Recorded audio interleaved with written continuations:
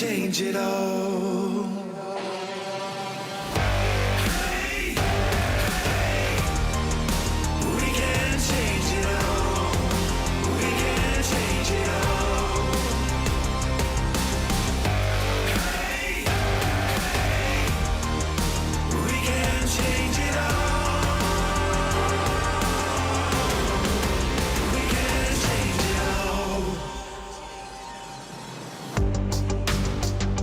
This is the moment.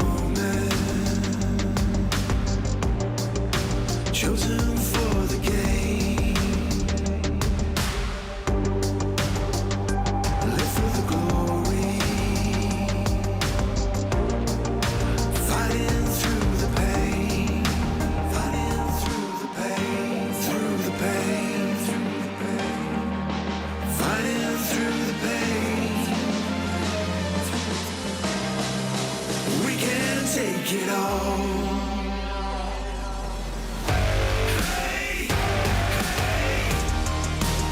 can take it all. We can take it all. Hey,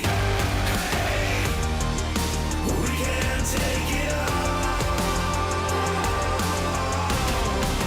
We can take it all.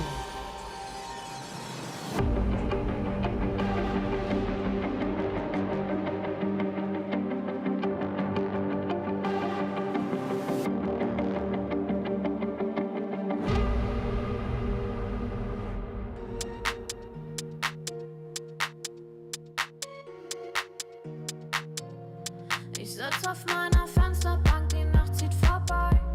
Ich blick über den Tellerrand, trinke Sekt auf Eis. Ein Teufel und ein Engel tanzen auf dem Parkett. Vielleicht sind wir unsterblich, müssen nie wieder weg. Ich sitz auf meiner Fensterbank, die Nacht zieht vorbei. Ich blick über den Tellerrand, trinke Sekt auf Eis. Ein Teufel und ein Engel tanzen auf dem Parkett. Vielleicht sind wir unsterblich, müssen nie wieder weg. Big Pie, Kippen und Drinks gegen Tristess. Großstadtbild, komm mir nicht weg. Kopf fragt, mach kein Pisstest. Nein, ich will nicht auf deine Party gehen. Nein, Engel und Teufel tanzen schwanzig. Von deinen Lippen tropft der Chardonnay. Ich küss ihn weg, bevor du schlafen gehst. Ich sitz auf meiner Fensterbank, die Nacht zieht vorbei. Ich blick über den Tellerrand, trinke Sekt auf Eis. Ein Teufel und ein Engel tanzen auf dem Parkett. Vielleicht sind wir unsterblich, müssen nie wieder weg. Ich sitz auf meiner Fensterbank, die Nacht zieht vorbei. Ich blick über den Tellerrand, trinke Sekt auf Eis. Ein Teufel und ein Engel tanzen auf dem Parkett. Vielleicht sind wir unsterblich, müssen nie wieder weg. Faded auf den Wohnzimmerdielen. Baby, sag, wieso sind wir hier? Kann sein, dass wir den Boden verlieren. Wir heben ab morgens um 4. Ich sitz auf meiner Fensterbank, die Nacht zieht vorbei. Ich blick über den Tellerrand, trinke Sekt auf Eis. Ein Teufel und ein Engel tanzen auf dem Parkett. Vielleicht sind wir unsterblich, müssen nie wieder weg. Ich sitz auf meiner Fensterbank, die Nacht zieht vorbei. Ich blick über den Tellerrand, trinke Sekt auf Eis. Ein Teufel und ein Engel tanzen auf dem Parkett. Vielleicht sind wir unsterblich, müssen nie wieder weg.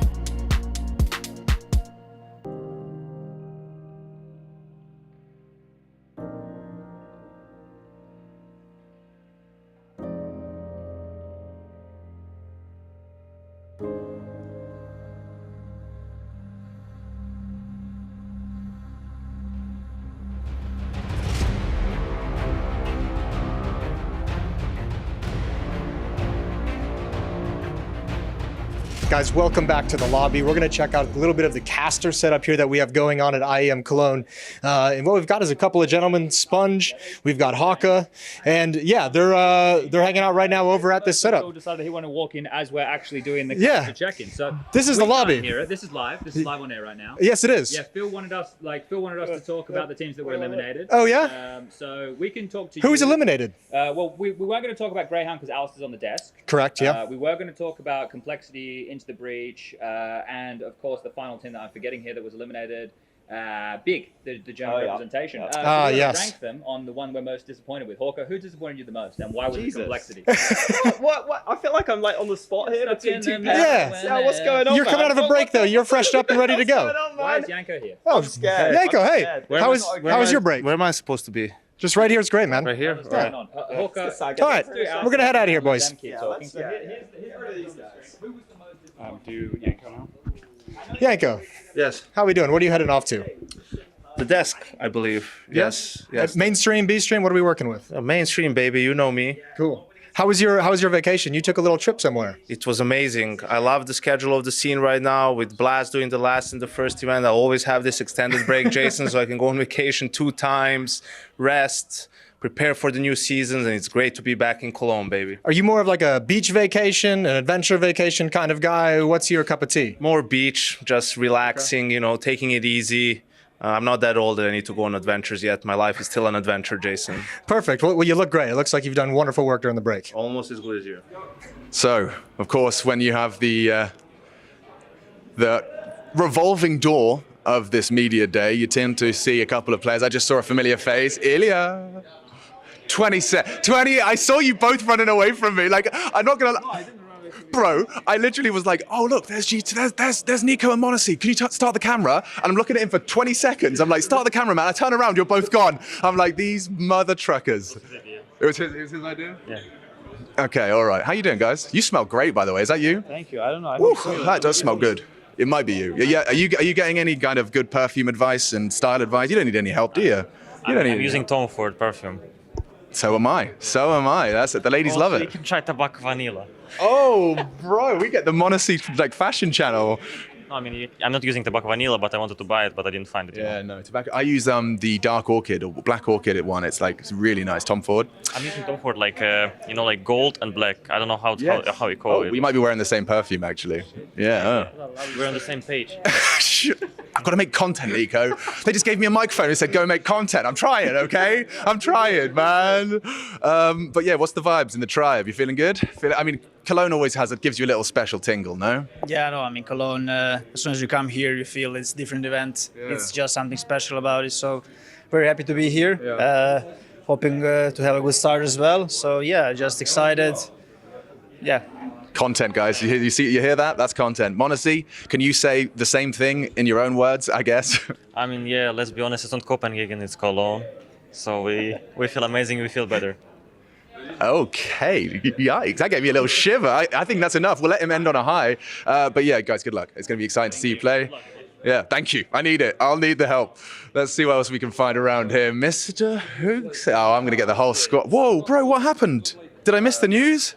No, I fucked my leg in Roy's bachelor party. So, A bachelor party? Yeah. Oh. Roy from Fnatic, when we had the player break, he was having his bachelor party and it was fun for 10 seconds.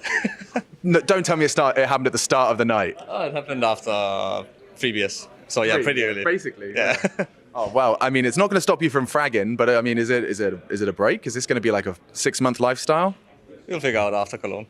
Bloody hell. Okay, you're a soldier, man. You're a soldier. But in terms of Cologne and in terms of that player break, let's start with the break. How was that for the soul? Was it nice to kind of maybe disconnect from the world for a minute? Or when I say world, I mean the esports Counter-Strike, go to hotels half of the year, you're traveling. Was it nice to kind of unplug for a minute, or did you even have the chance? Usually I don't like the breaks, but this time it was much needed. Yeah. So it felt good to finally have some time home and just not think about Counter-Strike 24/7. Right. Sure. Yeah. Good. And how long did you reckon you gave yourself? You have like 2 weeks, 3 weeks, 4 weeks? How did it go? Well, I had like 3 days until this happened with my leg, and then I was pretty much bound to the chair. So after that, I was like, might as well work then. Yeah, so the grind begins. I just started playing CS after 3 days, but it was nice those 3 days. Yeah. You really treated yourself right, man. You really treated yourself right. Well, I wish you a speedy recovery and a good time in Cologne. I want to touch on Cologne. How many times have you been to Cologne for an event like this? 0. See, that was my assumption, but I made the mistake before. I'm like, is this your first Cologne? And they went, no, last year. And I was like, well, anyway.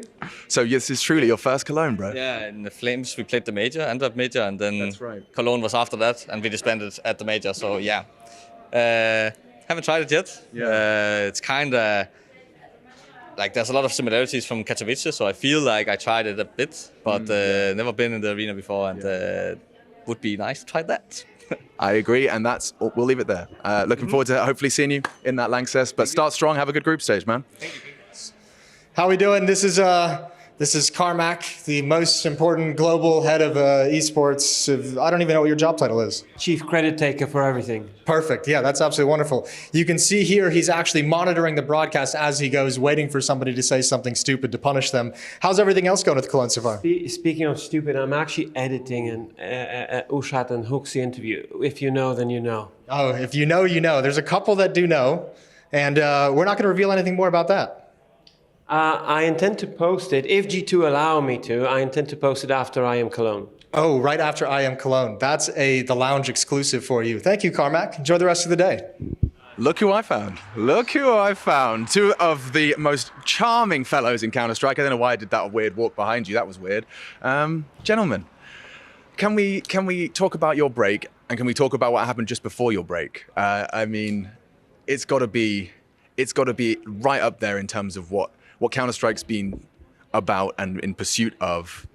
And then you had a horrible break, you know, like I say horrible, 2 months off right after lifting a trophy. Is that not going to be like, is that not the best? Is that the best case scenario or the worst case scenario? What do you think? I guess in a way you could say it's the worst case scenario, because you would want to keep playing and like using the momentum and the confidence you get from the Dallas trophy. But obviously now it kind of feels that the season was cut short in a way. But then on the other hand, the break was welcome as well, so we could enjoy that. Yeah, and did you treat yourself to an actual like a human holiday? I'm talking no Twitch, no Counter-Strike. Like, did you give yourself a little week or two? What about you, Dia? Did you give yourself a moment off, disconnected from the world of Counter-Strike? At least I didn't play CS. I watched a bit. I watched other games. Yeah. I had the some opening meetings, matches of the say, but I didn't play at all. I uninstalled CS for like 2 weeks or 3 weeks. Nice. Okay. And how was that for you? Do you think that helps you kind of regain your momentum, or no, not momentum? You had lots of momentum. Maybe regain your kind of perspective. Yeah. I think it was needed break, at least for my head. Good. Yeah. Good. And now coming into Cologne. It was the best 3 weeks without CS of my life. Amazing. And did you have a holiday? Did you treat yourself? Did you fully unplug? Yeah, I enjoyed the Finnish summer. PC was locked away. Summer. I didn't know you guys had summer. You got that. You got that. We do, and it's great. Yeah. Yeah. Okay. What's the culture? It's like sauna, ice swimming. I'm guessing. I have no idea. What do the Finnish people do? Yeah, it's not so much ice swimming. No, there's not ice swimming. Okay.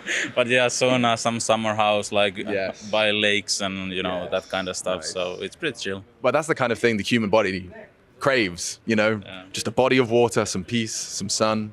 Nice. And coming into Cologne, I mean, I was talking to Madden in the lift. He said he wanted to put Dallas in a bottle. From a coaching perspective, with the break added in, that makes it harder. What is your approach in terms of keeping that form, keeping that mentality? Like, I listened to that FaZe Ancient game. Your comms and the way you guys are communicating, the way you don't give up, the way everyone's helping and chipping in, like it seemed like a full team ends, and I imagine it's not easy to hold on to that and bring that straight into Cologne after such a break. Yeah, it's of course hard, because at the same time you want to use that event as confidence and continue, but at the same time you want to forget that event in a way, because then you might get arrogant, cocky, whatever. Yeah, so we gotta focus on the basic stuff within our team. We do have great atmosphere no matter the event pretty much, but focus on that, focus on the basic, and keep doing our stuff, normal. Right. Yeah, step by step, going through your routines. And are there routines? I mean, Pavel, are you getting plugged into? I feel like every modern Counter-Strike team, they're starting to get more and more like kind of pushed into a routine. You get up at this time, we go and do that. We're going to be hitting the gym. We're having a team meeting at this time. Don't forget to be here at 10 o'clock for media and blah, blah, blah. Are you getting plugged back into that system? Yeah, I think so. We started doing it at least because I think it's working, and you could see at Dallas that it gives us like the best results, so we will continue doing that. Yeah, awesome. Okay, and is that something that comes from you? Is that like from higher management? Is that an Ursula thing? Where does that change start? Because I see all of these teams now. You see Heroic in between every map doing like keepy up. He's in the car park and going for walks. I see Vitality walking through the park in Paris. Like everyone's got their routines now. Is that coming from you, or is that coming from someone else? It is coming from, well, I would say from me, from Ula and everyone. Yeah, we are building it as a team also. Cool. And one important thing, it is important to have the routines, but then also not to be too like robot where you just keep repeating the same, and then it becomes boring, and you won't have maybe off time and time to like reset. So we gotta have a good balance, and I think we are somehow fighting towards that balance. Well, I'm excited to see you guys here in Cologne. I'll stop stealing your time. Thank you for chatting with me, and good luck at the tournament. Looking forward to seeing it. This is the set where we do the pre-show. As always, set the tone for the rest of the day. A little bit of a bar environment going on as well. Some cool decorations in the background. Hey guys, just wanted to say hey. Oh, you're still here? Yeah. Hey. I thought that was all scripted. Sorry. Hey, how was your break? How was my what? Your break. From the segments, or are you talking about at home? At home. The one at home. The break at home was good. It was a nice little reset to come into Cologne and then, kind of do our job, Jason. Yeah, nice. Your hand's really cold, by the way. I don't know why. It is a little chilly, Kassad, you're known for some absolutely moronic takes on Twitter. During the break, did you reconsider your approach to anything? No, I stand by my words. And also, I have to tell the people that me and Jason swapped watches. Now he has the Joe Rogan watch and I have this signature NASA watch, whatever it's called, right? Yeah, thanks for that information. That's lovely, Kassad. Maniac, how you doing? Good. I'm very happy to see you. I think this is a very nice addition to our broadcast, what we're doing right now. This kind of level that the entertainment has to reach, Yeah. I like that. I think you're perfect for this. You can tell he's taking a break because he's in a great mood. What's up, dude? Hey, man, how you doing? Good, how about you? Yeah, all right. You excited for IEM Sydney coming? Very excited. Very Yeah. pumped. It feels like they're interviewing each other. Yeah. Like, who's interviewing who? I don't know. That's a little IEM awkward, yeah. I'm very excited for IEM Sydney, yes. All right. Well, cool. That's the pre-show. We'll take off. Intel Extreme Masters Cologne is brought to you in part by Intel, Acer Predator, DHL, Monster Energy, the United States Air Force, and 1xBet.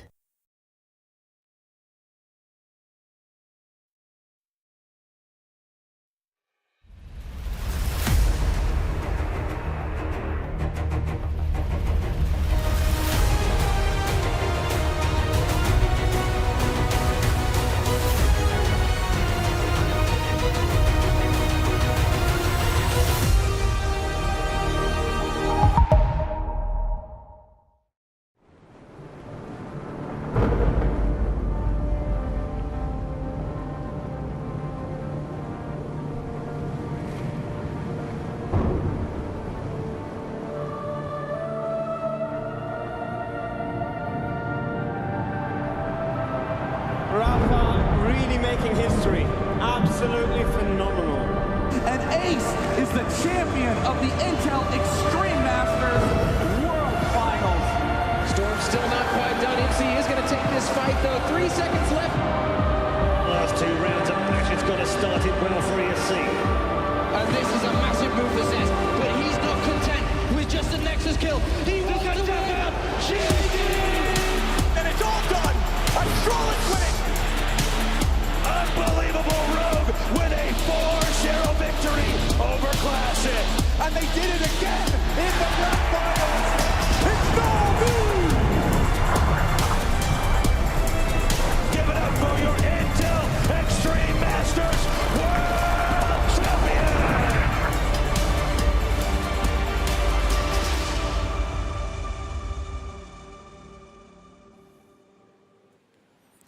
Yesterday, we kicked off the group stages of IEM Cologne 2023, and we saw some victories and elated players from start to finish. But others, games they were supposed to win, it was a little bit rough. It got a little bit close, and they found themselves not getting to the position they wanted to be. Now we continue moving forward to discover what is going to happen in one of Counter-Strike's most prestigious tournaments. And when we're talking about prestige and we're talking about everything that comes with our great game, this trophy is one of them, where this year it'll be lifted for the 10th time. It all started back in 2014 with the Ninjas in Pajamas.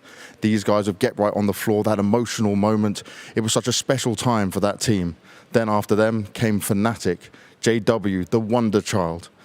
After that, we saw SK Gaming, back-to-back champions, 2016 and 17. Fallen and his men were able to do it again. Then over to 2018, Zeus, a legend who is now retired, but still with Electronic and Simple on Na'Vi at that time, were able to take it. It was a monstrous feat for that team at the time. But after them, we go to 2019, and glory was brought to North America. Team Liquid, they hoisted it high. Then, after that, Na'Vi, in a very interesting version of the event, back when we were going through a crazy time in Counter-Strike, they were able to find themselves their second one. And just last year, in one of the most epic finals we've seen, FaZe Clan were able to get the job done. But this year, it's still all to play for. We're only just getting things started, but another team will be listed on this trophy, another legendary moment to be happening. But it's time for us to go to some legends of our own at the top.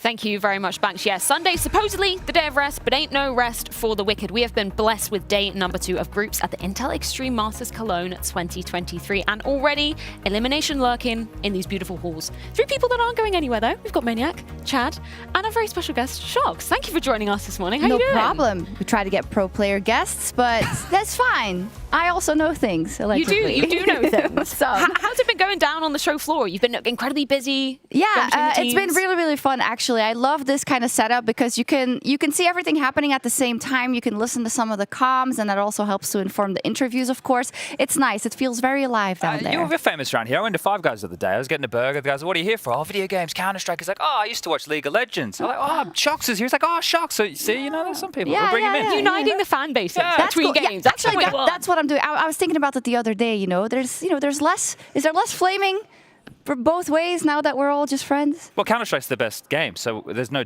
Back not to you, debate. So. Yeah, sorry about that. 3-1 here, Shox. I mean, it's the best to watch, okay? It's really fun. And you like it here. You joined us. So, you know, it's kind of fun over here. Obviously, it's the best, and it's been awesome, and can't wait to get into the Lanxess. Yeah, Matthew, how are you feeling? It's been an incredible few days, and we've got plenty more CS on the cards today. Yeah, I feel great. That little walk down history lane by James Banks down there really took me for a spin. It's been many years. It's been a long time, Chad, that we've been here, and feels like Counter-Strike took its wing or took its flight here in Cologne, you know, the Lanxess, 2015, all these moments, kind of reminiscing right now. Matthew, should we continue this history lesson? Because we've got a little blast from the past. I believe we've got some throwback images. We can bring up yours first, Matthew, because do you want to give us some context for the first time you were here in Cologne? Look at that. Would that be 2014 or 2015? That is a very good question. It's 2014. Yeah, first ever one. We've all changed, right? At the desk here as well in Cologne. It has been such a Where's the jersey meaningful moment. Bring back the jersey. Yeah, I want to see. I want to see the jersey. I want to see the young, you know what he looks like now. That's me now. I want to see the original again. That must be from Rio, right? Slide it back. I'm not exactly sure where this is from. I could maybe tell by the tie, like when I bought the tie. matching tie pockets. Oh, there we go, Chad. Look at this. Well, that Fox Eminor. That was. Okay, well, that's me at Pro League looking a little bit. That's a very flattering picture right there. Is that your knee? Yeah, that is my knee. Is that your casting position? Yeah, well, my casting position is whatever doesn't hurt my lower back. I saw you were on the floor yesterday as well. But this is the thing, this is why they wheel us out. It's the old people, right? So whatever makes the body not hurt.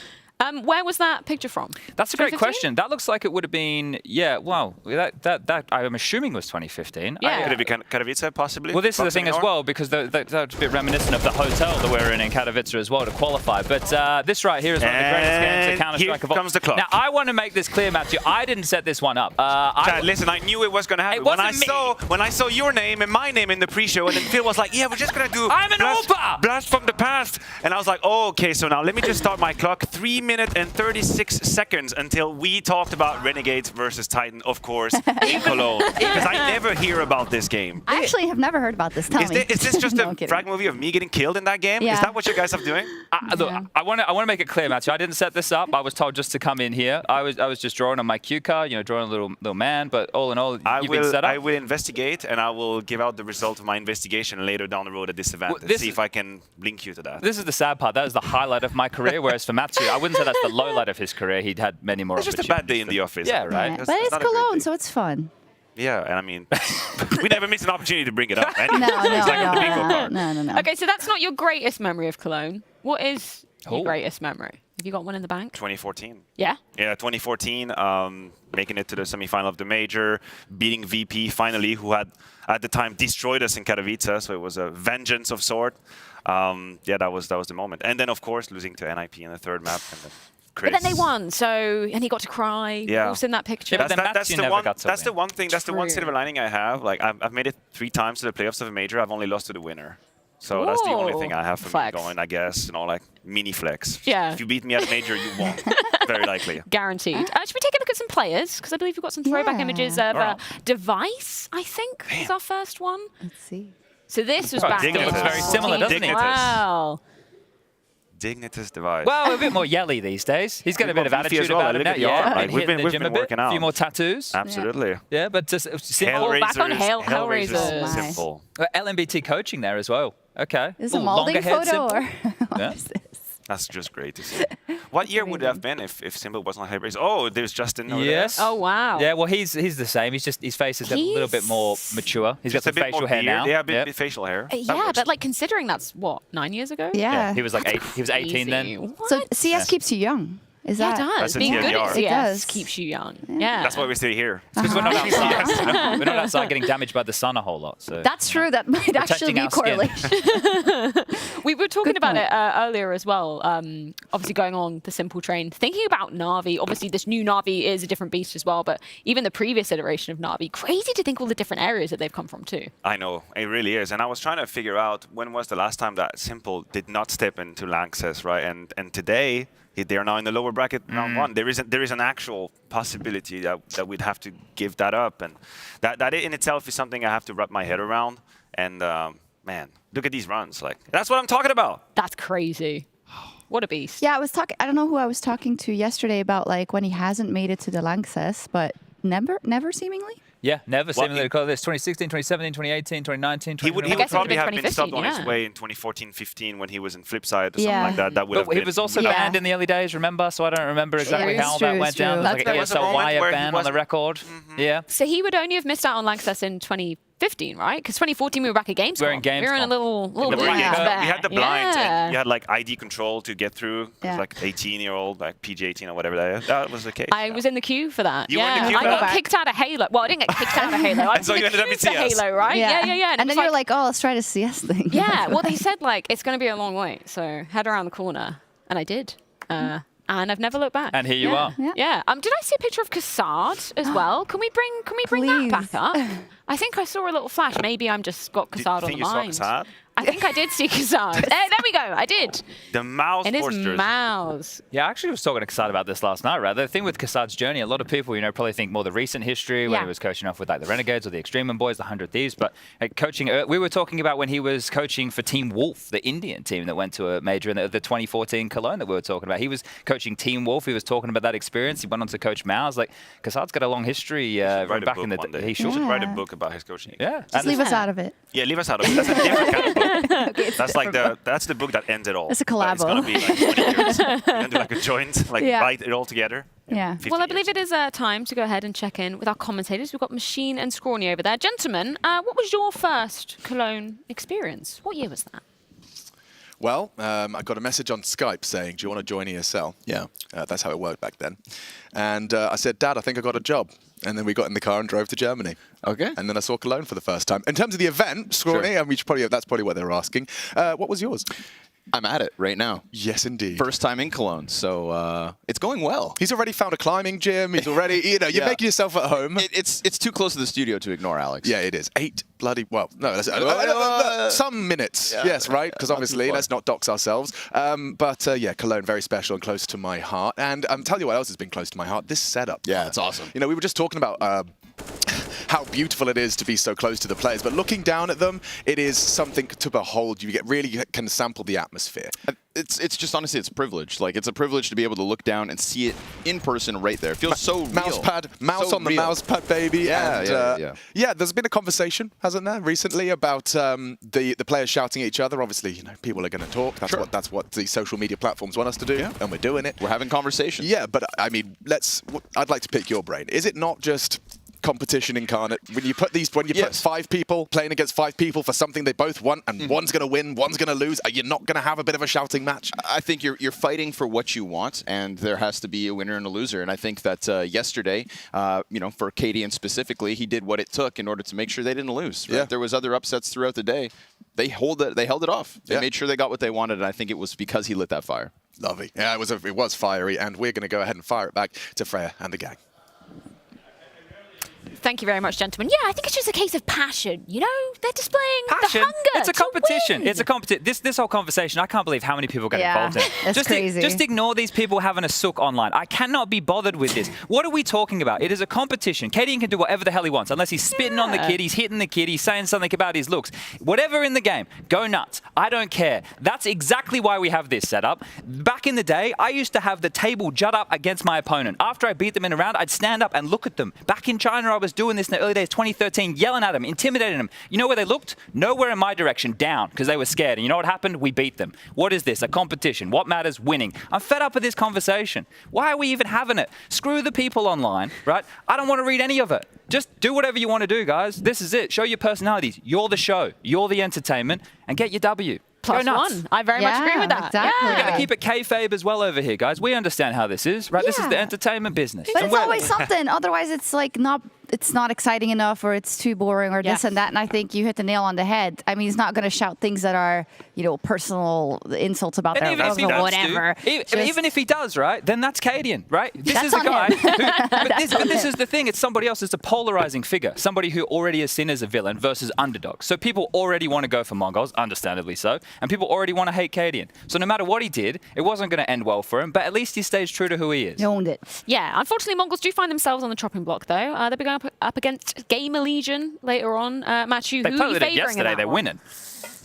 Yeah, that hurts a little bit for them, and I know how it is to be like the little challenger and you're on the brink of accomplishing something so incredible, aka beating the best team in the world in the best of 3, and you just miss the opportunity. So we'll have to see how they bounce back today, because like emotionally speaking, it's a whole kind of different game now. You have to survive against. How's Techno going to come back from that heaven round of overpass, right? I don't know if that's got anything to do with Cadian's yelling. That's got to do with being in a power position and the moment getting to you.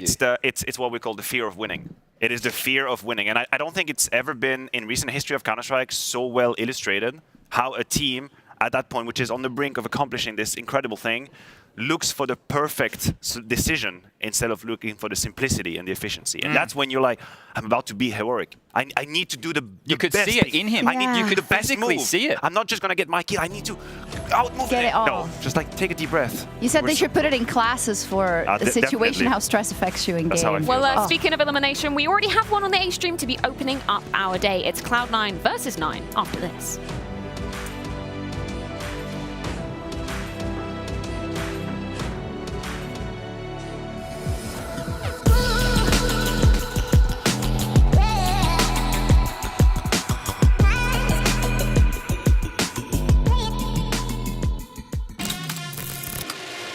What is that reaction? This would be an ace clutch from Poland. Oh my! Oh boy! FaZe Clan, the champions of ESL Pro League. Poland's here. Oh my god! Gare, are you gonna be kidding me? What a map! What a map!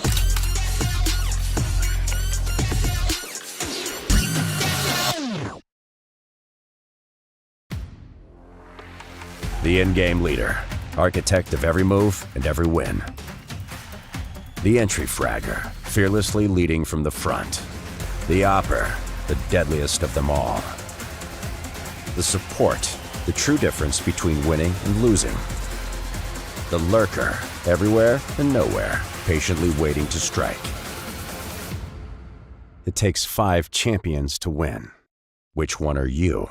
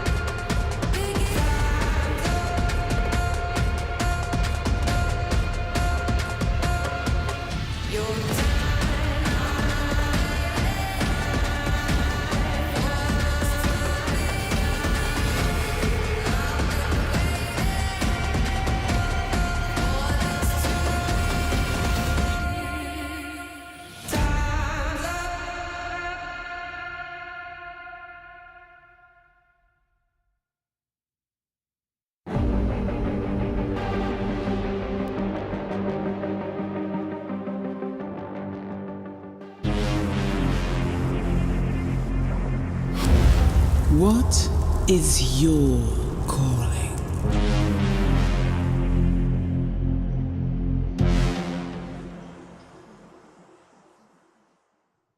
Welcome back to the Intel Extreme Masters Cologne, where we're into the second day of the groups, and it's debut time for some of the kings of Counter-Strike right now. I'm Darth Mike, joined on the desk by Blett and Maniac, and we're here to talk about Vitality versus OG. OGs. There's got to be a challenge. Hey, an absolute challenge. Hello, by the way, man. How's it going? Welcome down to the B stream. Since Washington? How you doing? Having a good time? I'm loving it here. I'm loving it here in Cologne for the first time. Happy to be here. Happy to be having a good time. We got the trophy behind us. That's what they're all vying for. That's what they're all competing for through this tournament, through these weeks. And now we see if they can take one step closer. Not elimination right now. It's the debut in the groups. And let's talk about OG, because I think we've all been pretty pleasantly surprised by their run so far. It's been looking pretty good for OG. Definitely. It was looking grim earlier on, like in Blast. Well, no, he was on Complexity. Big name was not that great. Okay, that's your first strike. Okay. We'll keep count on them. All right. Opening game against 9, like a little bit of a heartbreaking loss over there. They 2-1 Complexity very convincingly. Now, listen, I don't want to take anything away from OG, the win they had against Apex. Apex didn't show up. Apex didn't show up at all in the server. No, I feel you. I just think they've already exceeded expectations. That's the situation we have with OG. Listen, they were one of the most underwhelming roster shuffle of the entire summer. Like, who out of 100 people would have thought, oh yeah, they had the absolute best signing? It's incredible. Absolutely not. They were make do with what was available, right? And this idea that some players could do more than what they were doing in their previous roster. I feel like it's already come to fruition. You go up against Complexity, you're not a favorite, you beat them anyway. You go up against Apex, previously playoff of a major, with only one roster change, you beat them again very decidedly. I mean, I think they earn our respect and our attention at the very least. They certainly have. And I mean, when we look at the individuals as well, you were talking about, you know, their roster changes were basically finding pieces and thinking maybe they can do more than last. And turns out, you're absolutely right. I mean, Fasher and Keto both looking renewed. It's like a thrift shop, you know? It's like Macklemore. Like, he's just looking around. You find some bargains sometimes. Oh, this jacket looks pretty nice. Hey, Keto, just put it on. I mean, I guess a Macklemore in this team would be Nexa, I guess, right? So we're talking to him after the interview.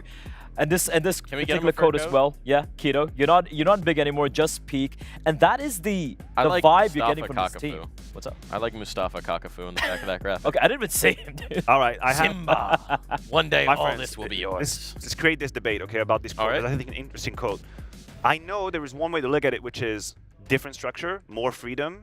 You can be better, and you utilize this opportunity. That's great. I respect that. A part of me says, screw this. You were struggling in your previous team. And I think we should not just use it as an excuse, right? Too many players do that. They don't take ownership of their performance. They just say, well, System A wasn't really working for me. which is why I wasn't delivering. But System B is much better, and I'm much better. Like, hey, come on, like reality must be somewhere in between, right?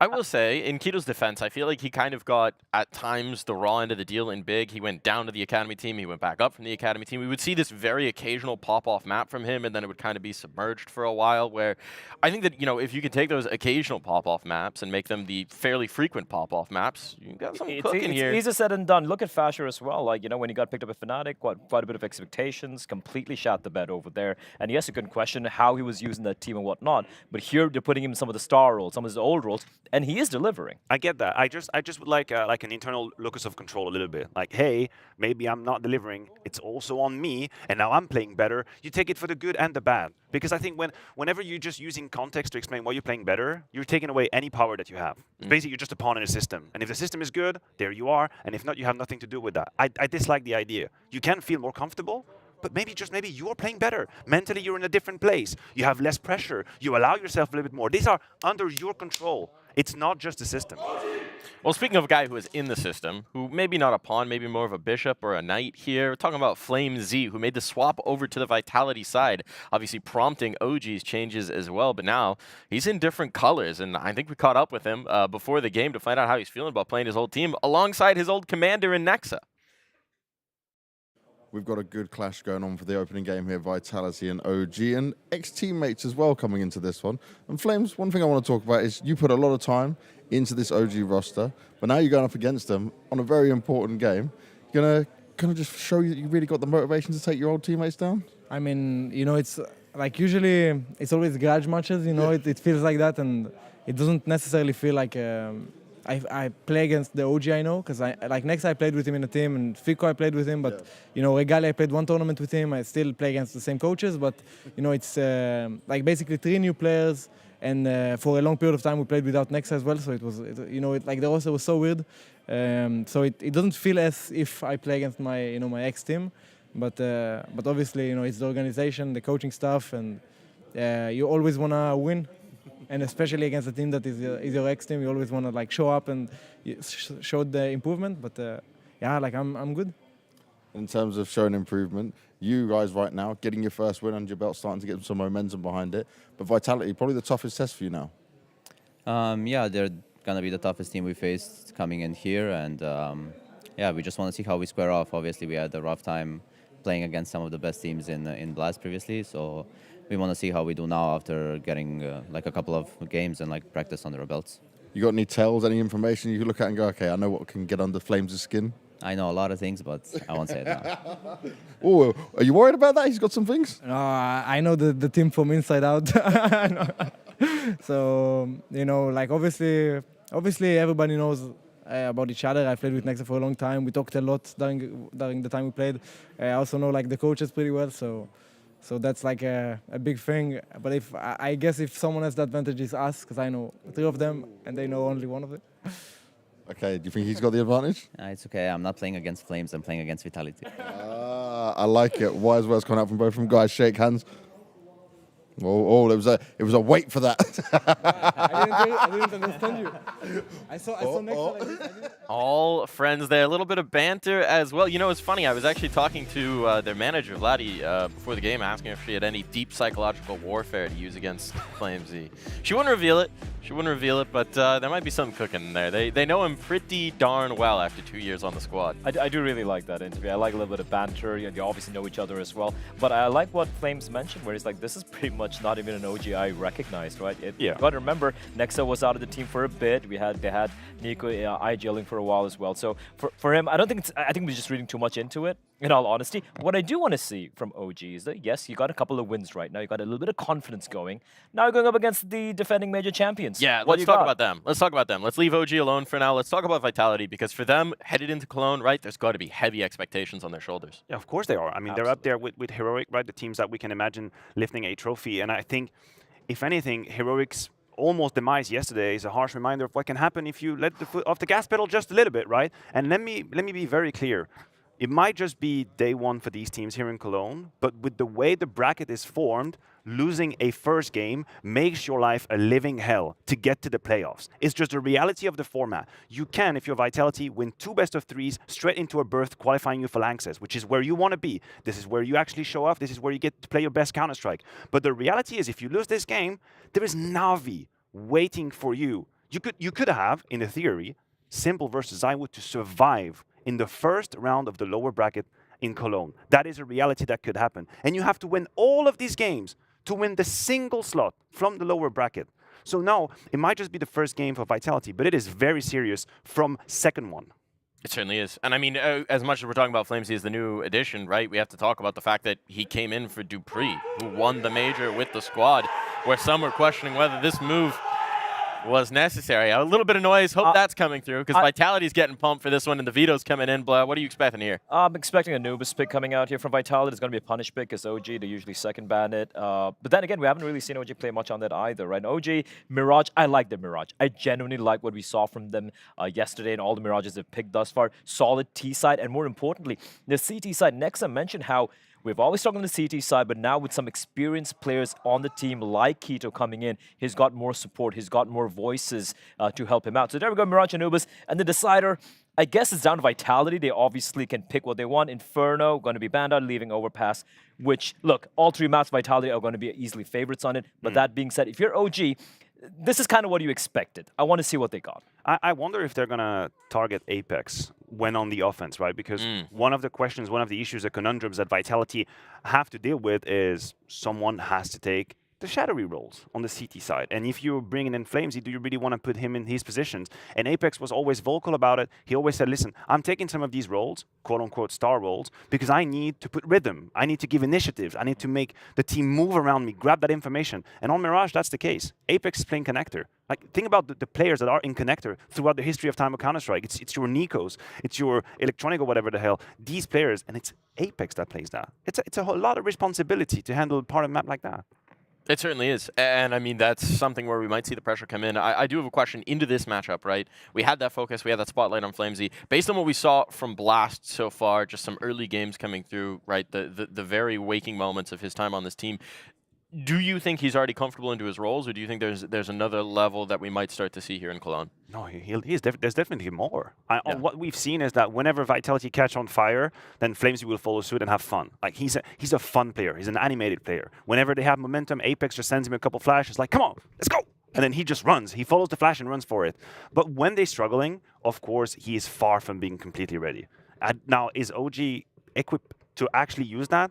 Don't think so. Interesting. I have to agree with you on that. Like, and I want to just go back to the initial thing we touched upon, the dupreeh removal, and a lot of hullabaloo from the audience, so to speak. Where they're like, how can you remove dupreeh? You just wonder, bloody major, you know, you played amazing. It's great. I liked it.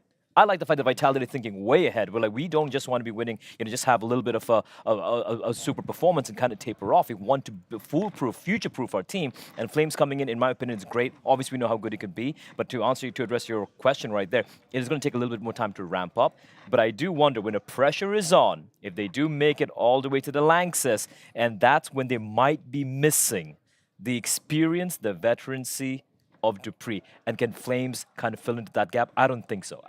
So there's that extra weight on the veterans on the side of Vitality to kind of carry the mental burden, so to speak. Of course, you got Apex. Of course, you got the coach standing behind them, multiple major winners as well. But dupreeh's presence, lack of presence rather, will be felt, I feel, when it comes to the high-intense situations, especially in the Lanxess, if they make it. If they make it. Well, his presence might be lacking, but I know 2 guys whose presence is always going to be felt in the arena, in the studio, on the microphone. I'm talking, of course, about Sponge and Machine. Take it away, boys. Thank you very much, fellas. Loving that. And Mike, of course, it's your presence. Your presence is a gift, and that's why we call it the He's got a lot of energy, doesn't he, Mike? Yeah. And well, I love Blair's colour combo here today. I think I might have to try that one on myself. I don't know what the official terminology for the colours are, but I love the way. As we're taking a look here, we'll let you know. We don't have all 5 members of Vitality in the server just yet, so they could have kept talking down there for a little bit longer, but maybe you wanted to hear our voice instead. That's all good in the hood. Yeah, look, we are going to be kicking off on Mirage here, OG's pick. I think everybody with eyes could have told that they were going to pick into this one here. Has been quite the comfort for this roster, regardless of who's on the team, right? It's just a map that, hey, if you're an upper echelon Counter-Strike player, you should have a pretty decent idea of how to play the most commonly played map in the pool. Mr. Miragi. Yeah, and Mr. Miragi, that's not bad. But one of the players I'd like to highlight is Keto. I think this chapter that's starting here on OG is one that I'm going to be very interested to see, you know, what kind of developments spawn.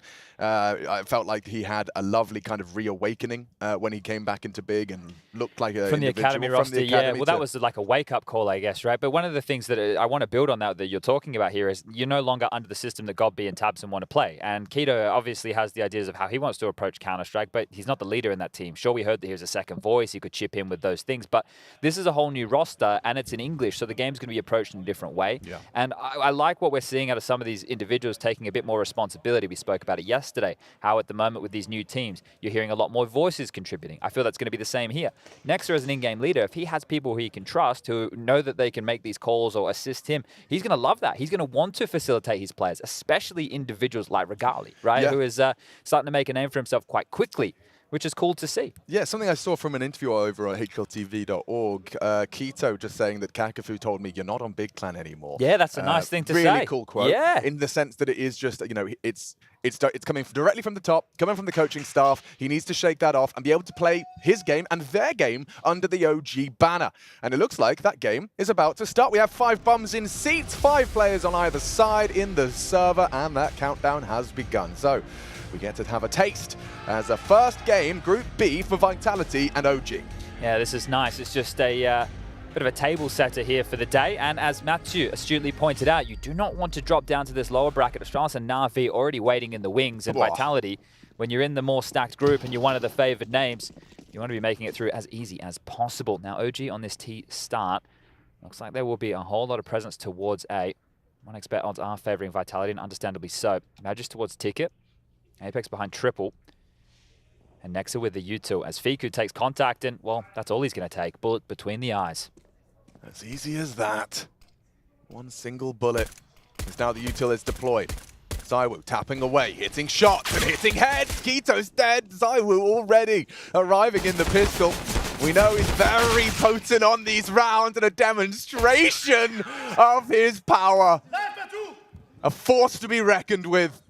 And with the sidearm, they call it a coin toss. They call it a 50-50, not in Zywoo's world, not in the server today. Yeah, nice way for Zywoo to start the tournament. There you go. 4 kills, clean, easy, no dramas. Pistol round picked up, and well, now we get to see how OG want to respond without getting this bomb down. But you can see here they've just gone for the down of the up-down variation of smokes there. So without the stairs smoke, Zywoo just spamming away, picking up a couple, and look at this. Just chilling on the bench, doesn't have to move. So confident. And hopefully we get an awful lot more of this out of Mr. Zywoo here. What a fantastic start. And this is the issue. Nexa acknowledged it, right? They didn't do so well against some of the bigger names over there at Blast. But, well, Vitality lost to NIP at Blast, right? So, true. You know, it wasn't the easiest of runs for them either. They did get what they were looking for, which was qualification to the fall finals. But this has a whole lot more stakes on the line here as we do just go into one of these Milkman rounds. OG waiting for Vitality to deliver all their lovely util. We have Anubis up next. This OG roster is yet to play that map. And that's going to be something we say a lot for these newer teams, especially ones that didn't get to play in Blast, right? We haven't got to see big sample sizes of their map pools just yet.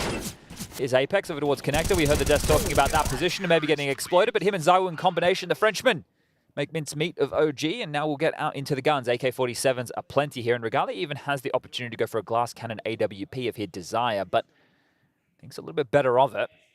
We'll be seeing them go with full rifles into the first gun round. Round number 3, OG with 4 AKs and a Galil. Plenty of util. And what is the tempo going to feel like here? Because for Vitality, right now, it doesn't even really feel like they've had to worry too much in the server.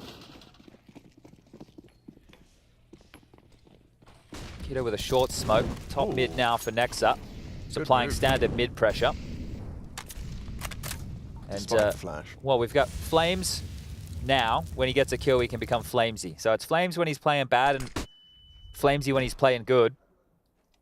And right now, on the jump spot here, ex-teammate Fiku on the prowl and looking for this. Has spotted him, mouth moving, info gathered. And Keto's just been redeploying smokes from T-spawn this entire time. So window now. Let's see the reaction to this util. Fiku Going through. And Flames profits first, delivered on a silver platter. Angle profits for Apex as well. Double spray on the FAMAS. First gun round for OG is over. Liggity split. Yeah, that couldn't have gone better, right? So you Fiku, you see Flames jumping, the smoke comes in, he re-aggresses, gets back up. You're not expecting that, right? You think you've done the job with your presence. It's an easy one there, and then the same for Apex. So it's the FAMI doing an awful lot of work here. As Quito and Regali would love to get something done, but Spinks really doesn't have to move a muscle here. Has the ability to jump back through that little vent hole and, well, worry about short, but 2 players towards B, 2 connector, and Spinks on this box should be good for the kill onto Regali here, about to be spotted. And there you have it. Easy as you like. Quito now up the ladder. But what's he going to do? He's pinned. Oh, they got him. They know exactly where you are. Nice shot. AK leads to the frag. Spinks did dink him. And it's going to be that Apex FAMAS to finish the job. Neat, tidy, and convincing so far from Vitality. Yeah, 3 kills in the first 3 rounds. So not a lot of damage just yet, but still very, very early stages. And something that I'm sure Zonic is going to thrive in here is the ability to stay loud. There's been a whole lot of conversation about this environment. And Zonic's one of our louder coaches. You get the same out of DJL. They know that, hey, they can't contribute every round as far as the strats and 30-second timeouts are concerned, but they can definitely do their best to make sure that the mood is being set. As we do see OG limp in with some lighter investments here, remember, no plan. Loss bonus 3,400 into the next, so they can buy. And fast towards connector here, it's just seeming way too easy. Up the Eagle. Whoa! Magic spray control. And yeah, way too easy, said Birchall. I think I echo the sentiment. Yeah, so they're not even shooting back at this moment here, so Vitality lining them up, knocking them down. And when we get into the next gun round, we can start to gauge things a little bit better, right? This is the thing. In Counter-Strike, the scoreline could be like 7-1, 6-1. If OG start to make a couple of close, then you talk about breaking them on top of the economy. They're back into the game. But right now, with how well it's going, it's represented in the kill column for OG being so low and the cash column for Vitality being so high. After the full buys have come through, everybody has 6K plus, which we all know is a residual buy and then some. Which makes this, through the OG lens, a very important round. Not only are you aware that you just aren't hitting shots, it'd be good to demonstrate to yourselves that you plan to do that today. Yeah. But also, you can start whittling away at that strong start Vitality you've had in the bank balance department. Let's have a look. Next up, and Apex will have an in-game leader clash in middle, as he's gone aggressive on this defense. And look at the profit! It is beautiful! Flashes him in, and both doing the dance. Fiku and Fasha helpless. And Spinks is there to trade his exit, so that is another beautiful round of Counter-Strike. Double thumbs up from Birchall. And it's these two, last alive, Quito and Regali again. Like, everybody's already dead. What are we meant to do? Oh Apparently just continue to get ripped apart. Magic's close save ramp, Quito goes down, but that is fantastic. Apex jumps out, Zywo's in the window, underarms are flashy, peeks off of it, 2 completely blind. You're licking your chops there if you're Apex. He is 10-2 right now. 202 ADR. Oh, make it 161 now. That's got to feel good, though, but, yeah. What a stunner of a start here. Just as we were Almost discussing. Flawless. Yeah, just as we're saying, like, okay, right, next gun round, we'll get a taste of it. You know, OG, suddenly both screens are white. You're playing a 2v5, and it's all over. And they've taken a timeout, right? Because, look, yeah, these first 5 rounds are 5 rounds that you want to forget. And it's just more than nature. They haven't even put themselves in positions to try and fight back. Right? When you're getting taken out completely blind in that scenario, you're pushing through a smoke, you're getting killed. You're dying to Apex one-waying in a connector smoke. These aren't kills that you can even respond to here. So maybe something a bit more direct to crack into a site, or maybe something much more late round. And there's that flash. We've got J-Raz and Chev bringing you all the action here today. 2 of my absolute faves. They're such babes, and those are some very expensive stickers. Very nice. So flexing in the server and with the weaponry, and weaponry a little light on for OG into R6. Going to keep it conservative. I would love to see them just go for something simple, like let's do a top mid smoke to at least keep mid vision, then an A execute, right, and just try and get out in that space and allow your players to duel with deagles. And it looks like they're going to do exactly that. Top mid smoke in play, everybody else over towards A. It might just be the up down and a CT smoke with. Oh, okay. Kiddo's coming through. Palace was one of the smokes. There won't be a CT smoke here. They're going to fight CT. Apex is in another prime position to profit from this. Look, spraying down on Sandwich. He should go down to Fascia, but that's 1 for the OG frag column. And 2, Magic, no bullets, and Zywu Here to sweep the rest under the rug. Bash up, down and out. Yet to die. What's he up to now? I just saw, yeah, 8-0. So no deaths for ZywOo. That would be a good place to start if you wanted to start winning rounds. But already a better round, right? 2 kills, the only other time they managed. That was the pistol round here, and now the guns are going to come back out once more. But some of the keys you need to look for. More kills in the round, obvious, and getting into sight and getting the bomb down so we can establish some post-plant situations to see if the OG individuals can even outplay Vitality, who at the moment are just running away with it. Different game plan here. AWP for Regali again. It's the same opener though, right? They start Keto over towards A, Nexa to get out with his top mid space. Regali can caretake, and Fiku and Fasha over towards these B apartments. They really want to allow Fiku to pick over towards B, which in some of their earlier Mirage games, he was pretty good at. But you're going up against Flamesy and Spinks. So good luck. It's not like you're trying to punish an in-game leader on this side of the map right now, and that's why Matthew pointed out the desk. Maybe connect to where Apex resides, but check this one out. Another flash combo. Another move. Waiting for it. Flash exchange. This time Flame shut down by Fiku. They're aware of another. Spinks through the flash, throws the nade. Confirmation of a second.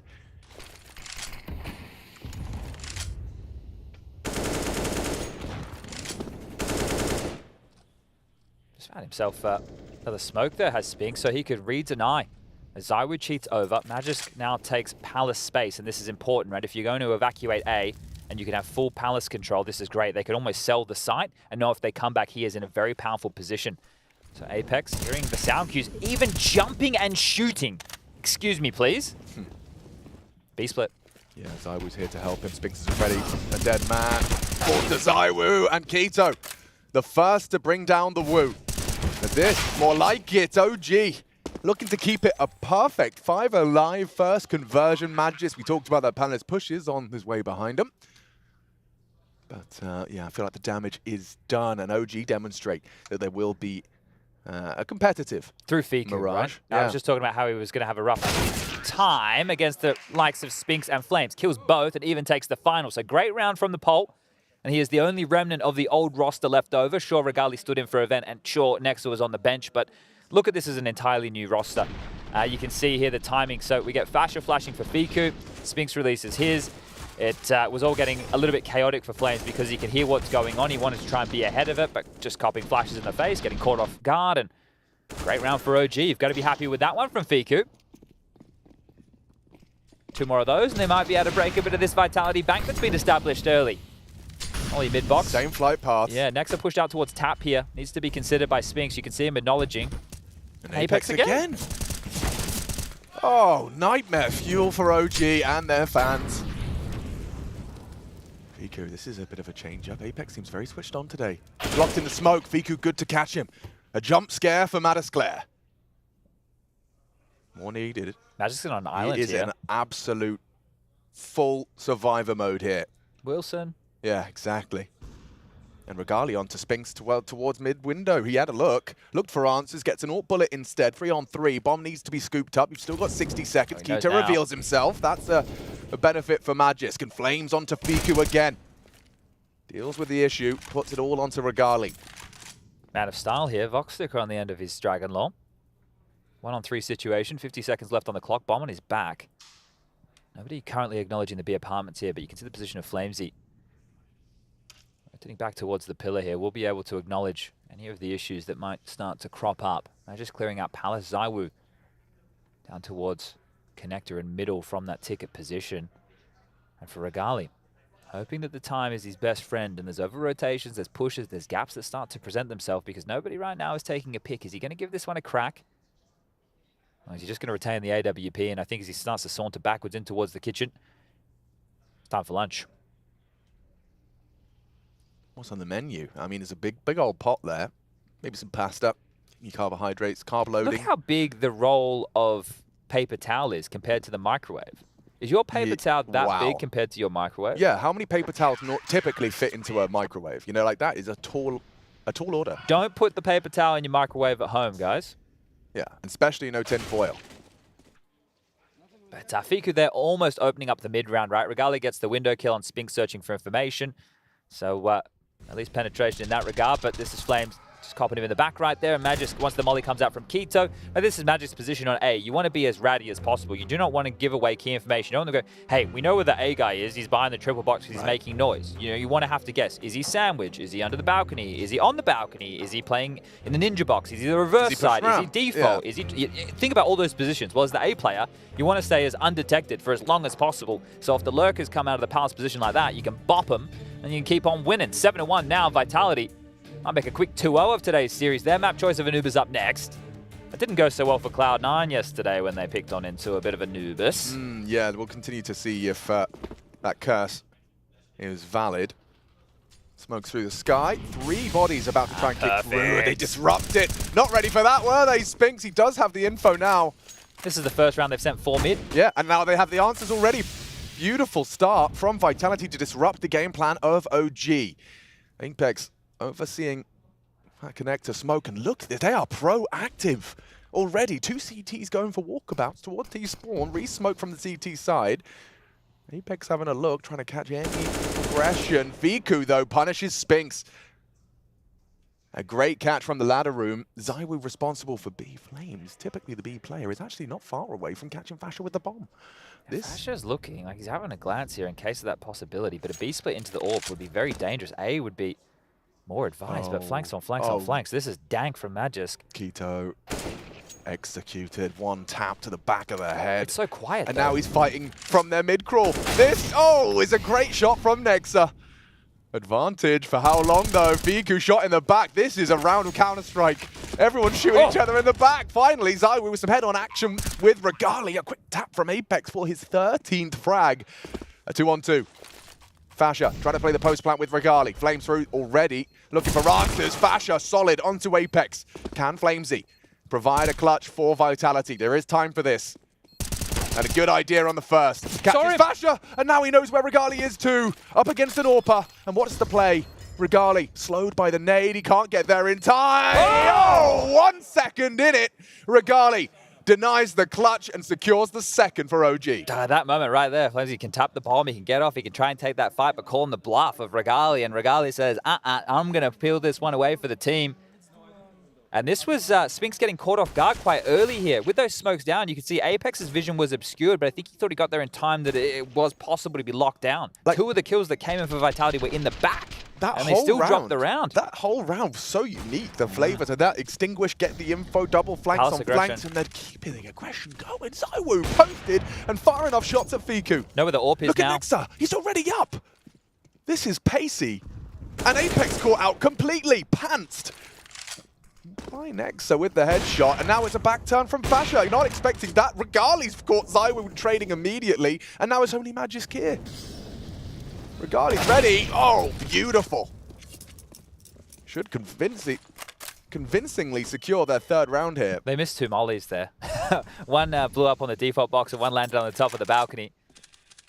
Or maybe it was meant to be top and under, and only one of the mollies missed, but regardless, it wasn't the end of the world. And right now, it feels like OG are getting into space that Vitality should be aware is open with the setups that they're running, but then still continue to get caught off guard by it. So good job from OG by manufacturing these gaps. And they've gone away from what was, I guess it was more of a 2-2-1. Quito towards A, 2 more towards top middle, and 2 towards B apartments. You saw here Fiku coming through with the apartments position, a bit more direct over towards A. But it's quite clear that Nexa wants to make sure that he can get this mid control. That's the Illuminati right there. Confirmed. It's one of Jay's favorite things that he highlights with his cams. Yeah, because this man spends most of his time flying around Counter-Strike maps. Yeah, he loves it. He finds all the... You got another one for us? Oh, I thought he'd found another triangle. Where are we going, Jay? There's something suspicious over here, I'm sure. But let's see this one. Apex caught out. We just had the Spinks get caught out. And yeah, beautiful work from Regali. Both of these shots are just a headshot box. An AWP's specialty, obviously, aiming for the head, as we all know. Well, and that's all you can see. That's all you can hit. Nice work from Regali. And it looks like Zonic has called a timeout, I understand, after, a run of what is essentially 3 rounds in the last 4 of going the way of your opponent. It was a great start. Yeah, and this is the break point, right? This is where they can take all that cash away from you. Take it out from under your legs here. You will have to go down to a bit more of a partial investment. You can see the residual cash remaining here for the likes of Spinks. He's only got $350. And so, as all these investments are coming through, Zywoo gets to make a choice at 4,800. Does he want to wield the AWP again, or is he feeling like a rifleman Well, it is going to be the latter. Diffuse kit on Flamesy. Enough util to make this work, but OG. And this is why it's their map choice. You can see they just stand gritty with it. You get your players into the mid-round, they can hit the shots. There's no doubt about that. Sure, Fasha and Keto, not stars in their previous, but we know that they've got the aim to back it up. Golly, opener here, he's going to stand in the molly and take this fight. Hope that somebody is a little bit lazy. Feeling himself. It's not a move that an unconfident player would be making. Now, here's Spinks with some confidence of his own. Fiku, bested by Spinks. Good adjustment from him, and now just gets the hell out of dodge. Mission accomplished. As Fiku falls and falls to watch as this OG squad look to overcome. Yeah, they're quite passive across the map here, right? Fasha to come through underpass on his lonesome. Keto's already extended towards the end of Palace, and Regalia next, and now that they're down a man. Oh, here we go. Keto very close to the screen. All he needs is a step out of place from Magisk here. These two have been having quite a duel. Magisk bests Keto again. You see the style, though. OG in this round, and in other rounds, have been setting Fiku up to try and isolate one-on-ones over towards B. Well, Vitality said, screw it. We'll fight, yeah? If we're going to go to those type of fights, why the hell not? And Magisk doing the same. So, 2 one-on-ones. Give Vitality a 2-man advantage here. And a round that earlier in the half, they were able to close with ease. Remember, this is how that first patch of 5 or 6 rounds started. Multiple kills. Regalia and Keto chasing their tail. Round done. Let's see if they can make good on the promise yet again, Vitality, and get 8 within the half.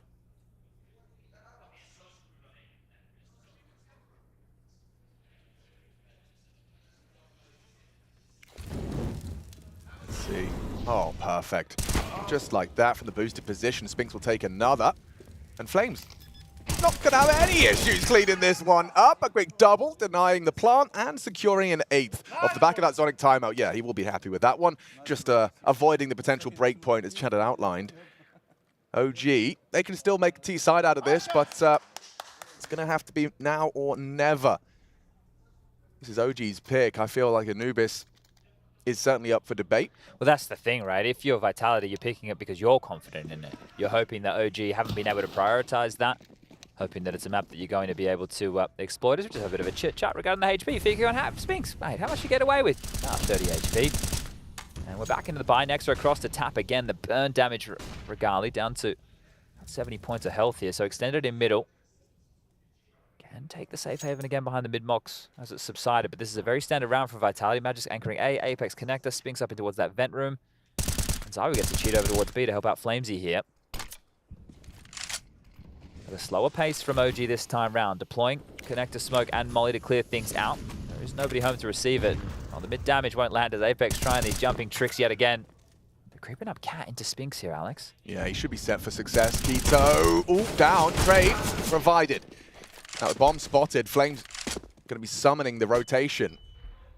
And already confirmation of his presence. Next up, down to the spray. Well tamed. Needs another Fasha, unable to do anything at Flamesy with a triple to defend the site, defend his honor. Regalia's next victim or not. A 1v3 takes shape, now 2. And he's got time.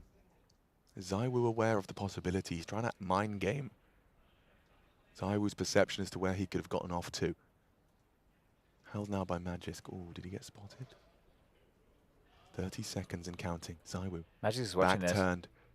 Baits the shot. Barrel baits the shot. It would have lined up for him, but that is a lovely conversion. Vitality patting Flamesy on the back, saying good job. A bit of a laugh there from Magisk as well. I think he shot Zywo for a little bit of damage there, so yeah. Picking his targets to make sure it's the right one, but this is great, right? And anyone who plays a bit of warm-up server deathmatch, very used to the bench position, and Flamesy doing exactly that, just dancing around the pillars, lining them up, knocking them down, no dramas. And happy with that one, 9-3. 6-round differential right now as OG humbled here, back down to just some pistolas. Deagle's the best to boast, Tech9. A Glock for poor Regali here, the AWPer, and next we're into a P2 Fiddy, but this is where you have to hope some of that aim we were talking about. Ooh, sandwich between the flames here, Fiku. A nade right on the toes, beautiful work.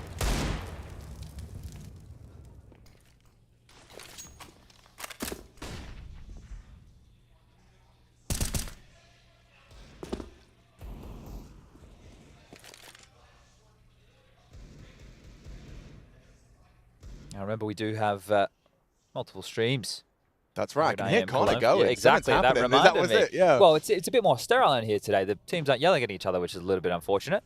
I guess if the scoreline's 9-3, there's probably not a whole lot to yell about right now. Also, I bet they're having fun having to cast Cloud9 versus 9. Yes. Cloud9 did not stutter. 9. Yes, and it's indeed. 9 to 9 versus Cloud9. As it is 9 p.m. here. Yeah, 9 p.m. and the score tied at 9-9 for 9 and Cloud9. And they lost 9 in a row yesterday. Yeah, and the German fans thinking 9-9.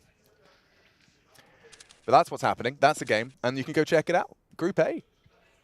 We're here for Group B, and we're here to see if Vitality can keep their head in that upper bracket. I think that is an interesting and important distinction in this group, considering the pedigree of the teams down there, or at least the name value of the teams in the lower bracket already. And I think the form that like Maus is showing, like Torji especially, right? Like he's looking like the version Like of a new Torji man. they remember from Katowice last year, right? So it's great to see him returning to that form. He said, hey, under Shui, I can get it done, and he's getting it done. So living up to the promise there is Torji. And Raga, the coach, I feel bad for Raga.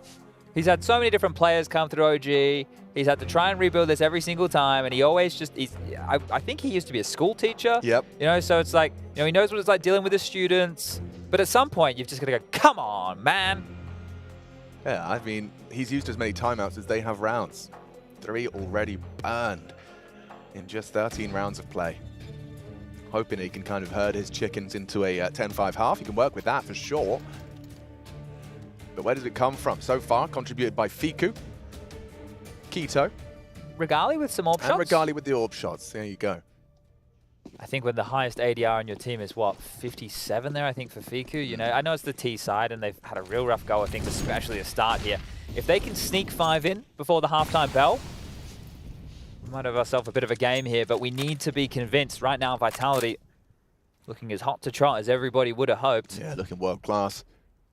The reigning major champions have a high level of expectation here. Redeploy of the connector smoke, and again, just a bit more of a pedestrian pace around this one. Not wanting to get flashed, not wanting to get naded, assaulted by that util damage across the map. OG have established their basic map control. Next and now with the deploy of the window smoke. Spinks and Flames here, coming to investigate middle with a boost here. But it is back towards A, so the gaps that they've weaseled through before, it's not the same case for OG this time round. It wants to be more direct towards A, but Magisk now even further entrenched in Palace. The timing on this probe from Magisk is so perfect in terms of the information might flowing. Even catch them in the Does back he really? Here. Well, they're going to be setting up, or maybe not. Are they just going to contact the orb out here? Well, as I was watching,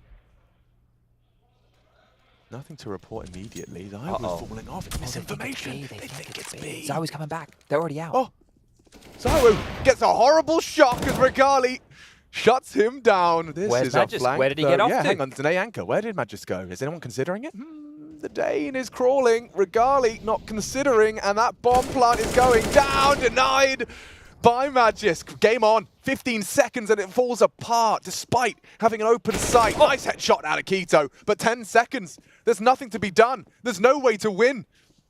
And so forced to just try and leave with your AK-47, but with absolutely nothing to boast. 11.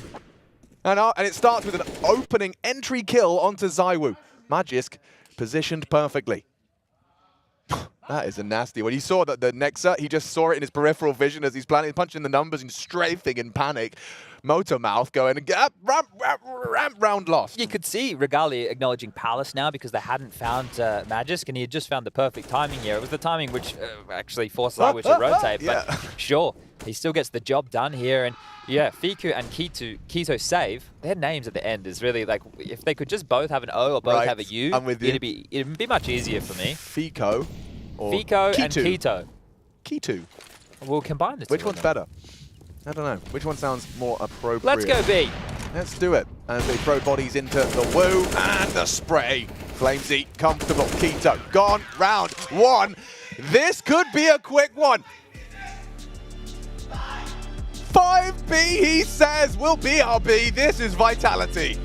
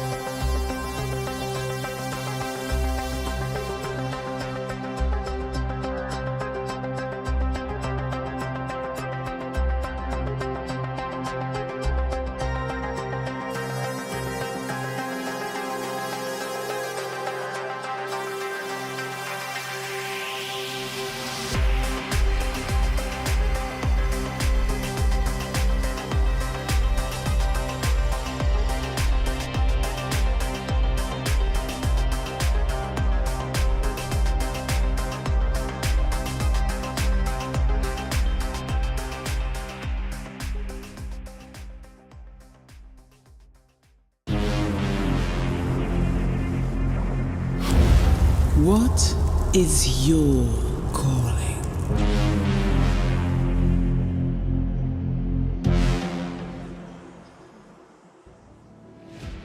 IEM Cologne 2023. The group stage underway. Group B, first day of play for Vitality.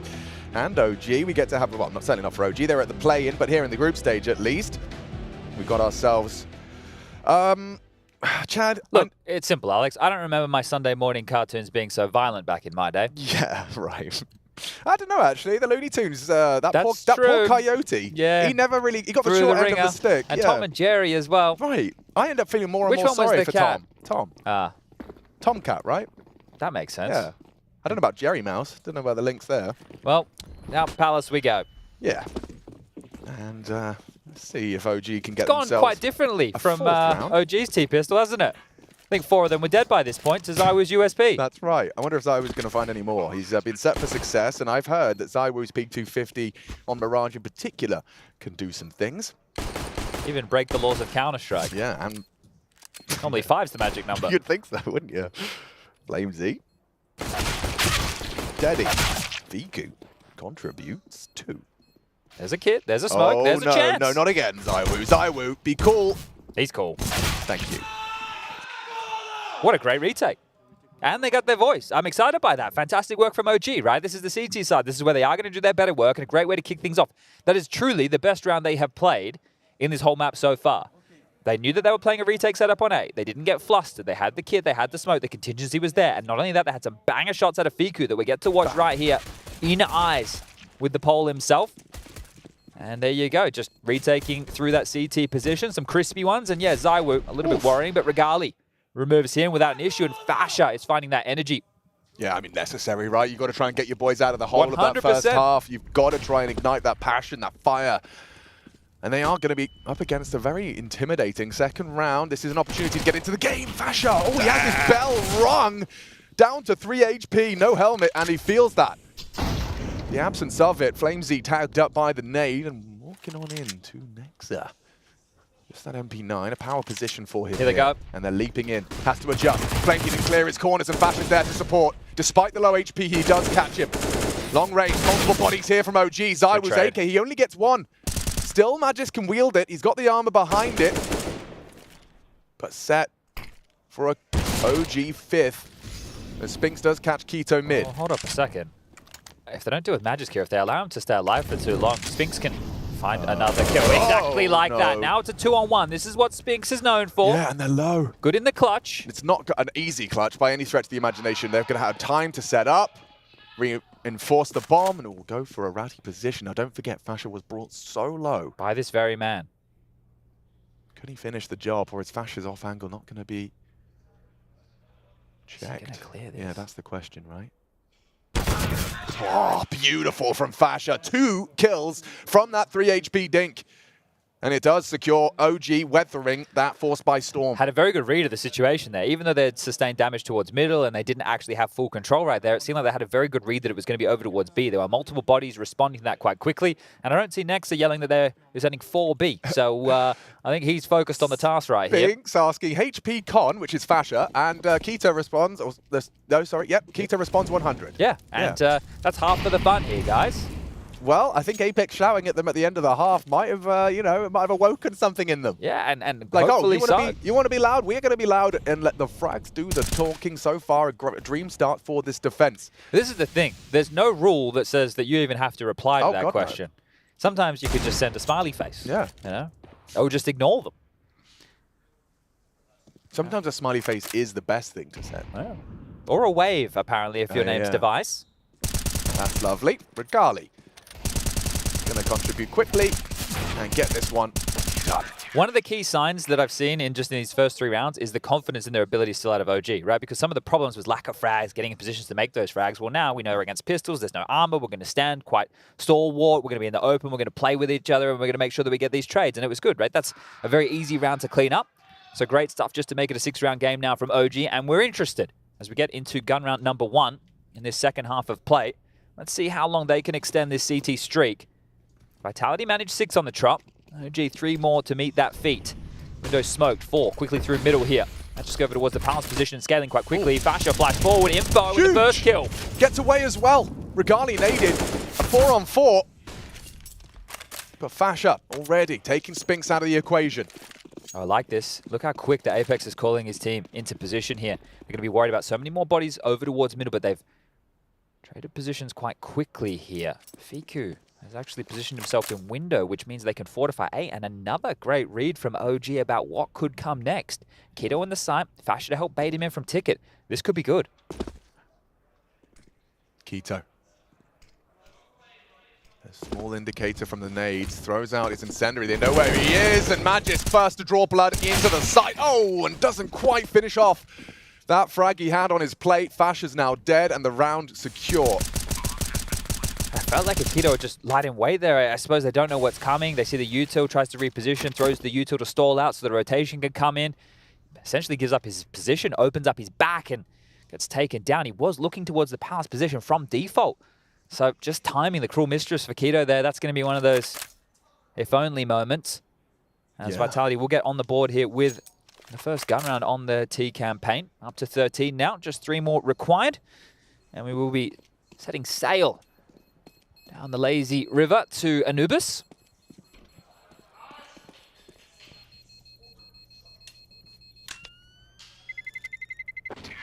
Kablamo.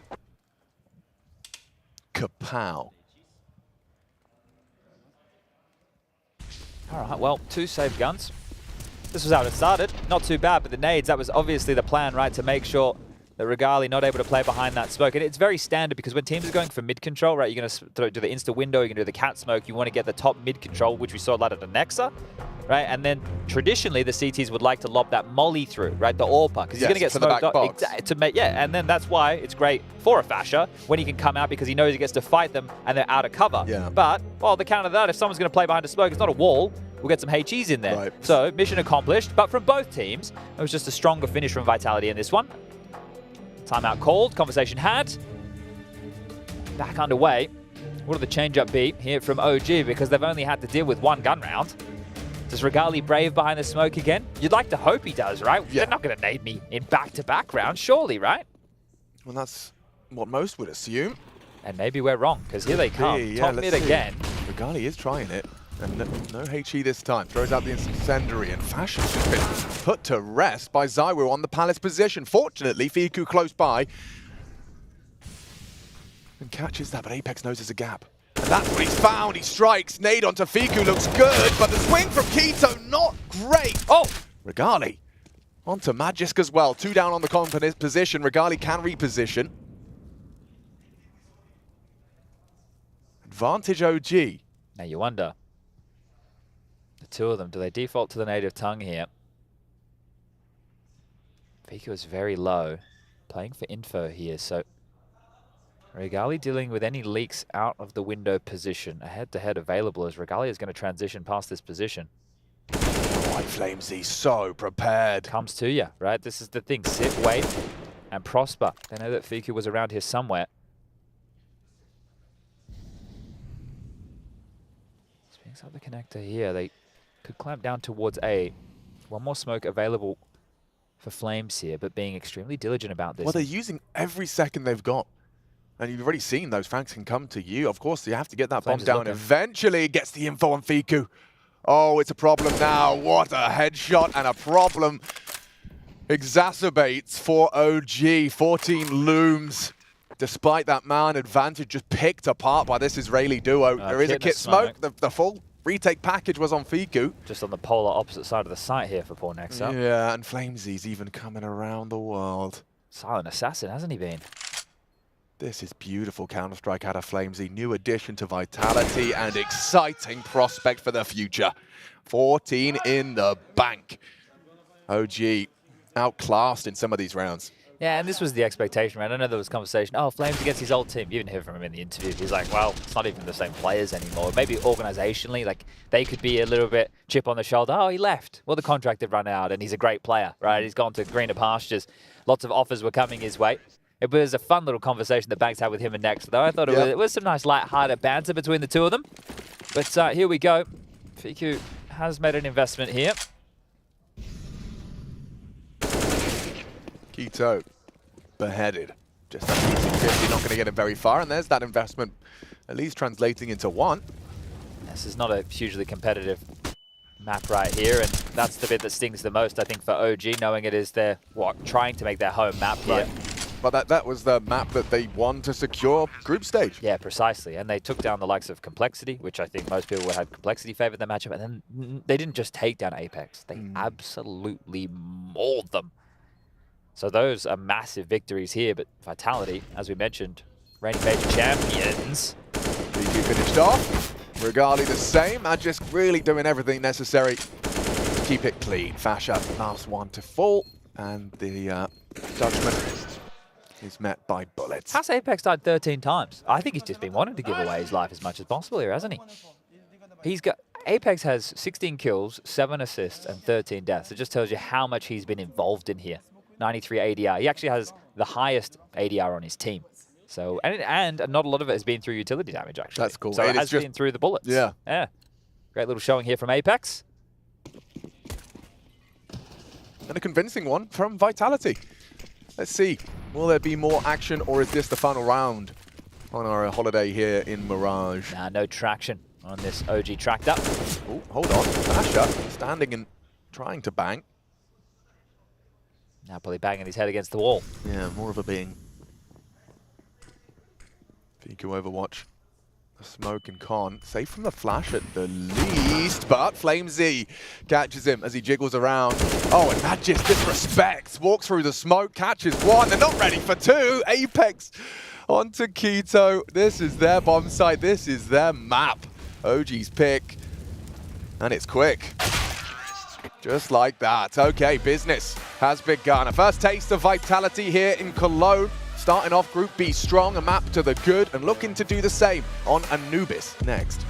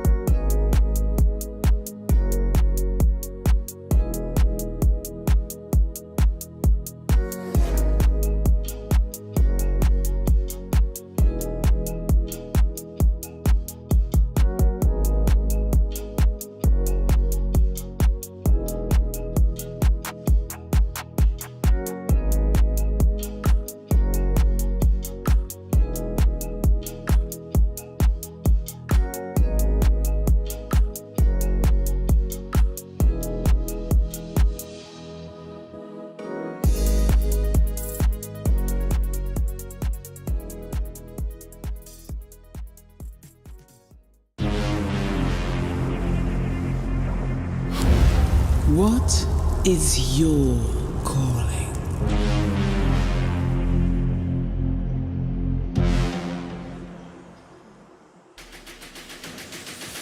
Fantastic debut for Vitality here at the Intel Extreme Masters Cologne. They make short work of OG on OG's map pick. That was a beatdown. That was a statement. That was a statement being made by Vitality. They saw what happened to a few teams, starting a little cold here in the group stage at Cologne, and Apex is like, listen, it's not happening here. We're just going to stomp them, just going to curb stomp them, and that is what I wanted to see from Vitality. And also, I got a bit of an answer to the question I had. OG, you're looking pretty decent right now. How are you going to be faring against the top dogs?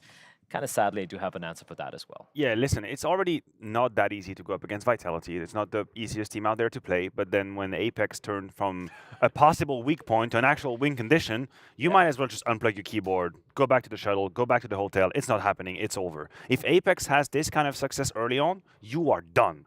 That's it. That's the end. It's a best of 3. There's 11 of the map. Right, the map. That's what I mean. But the map was over. Like, if Apex playing like that, we knew it after 6 rounds. After 6 rounds. Look, here, you guys at home. These numbers are very tempered down. We're talking 17-13. That's not too great.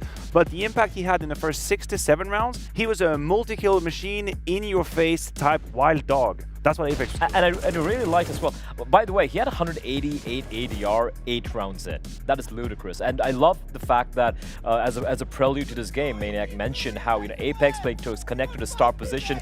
That is something that he could potentially be targeted against. No, the targeting being done was by Apex. He weaponized himself against OG in mid. I mean, I kind of love the opening duel stat there as well, right? 5-1. That's not normally what we expect to see from Apex. It's like the checklist of how you beat Vitality, and if the first step is Apex is killing you all, well, you don't even need to think about the rest. Yeah, it's where, if you really want to nitpick a little bit about Vitality, there is a little bit of a coin toss. With putting Apex in this position, specifically on Mirage, he is going to be the one involved in most of the activity at the beginning of the round. And especially when you play against OG, who likes a fast-paced Counter-Strike, very in-your-face skirmishy, that's where Apex is going to be put to the test. But the problem is he passed the test. Like, the first 4 or 5, that was it. Like, he won. My guy had the answers. I mean, you heard him at the end of the half as well, right? Shouting at them, you have 5B, we're still winning, or whatever exactly his words were.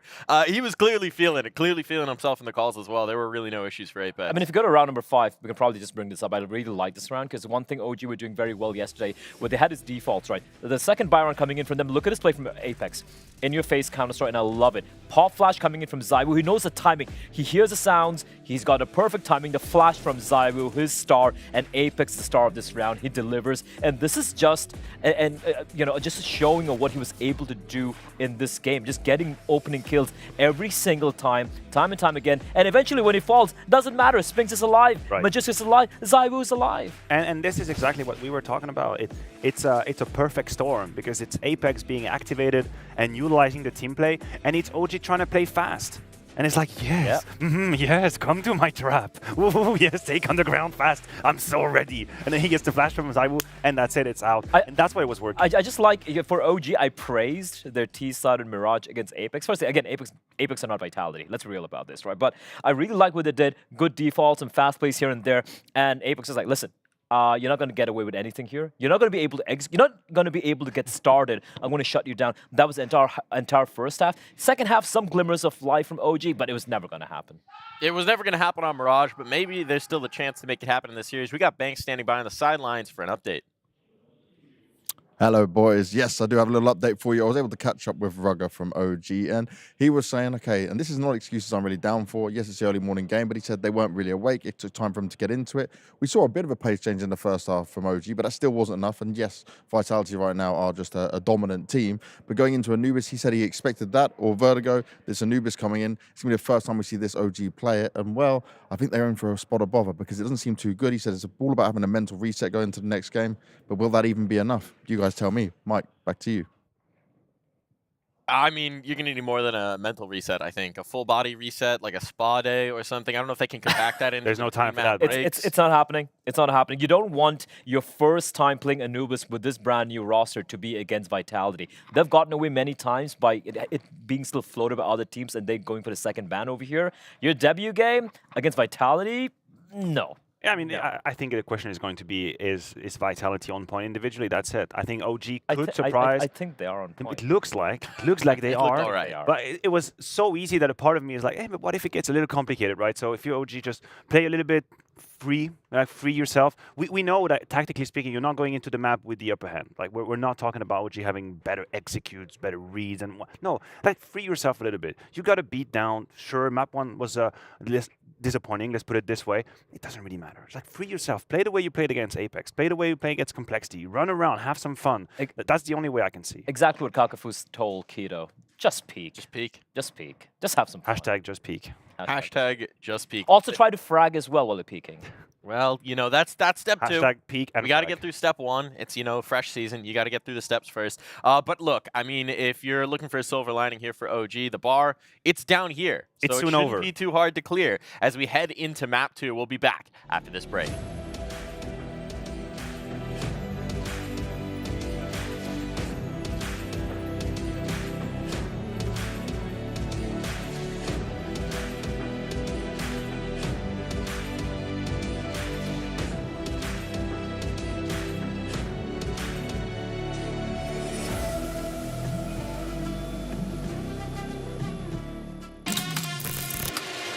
What is that reaction? This would be an ace clutch from Poland. Oh my! Oh boy! FaZe Clan, the champions of ESL Pro League. Poland's here. Oh my God! Garrett, are you gonna be kidding me? What a map. What a map.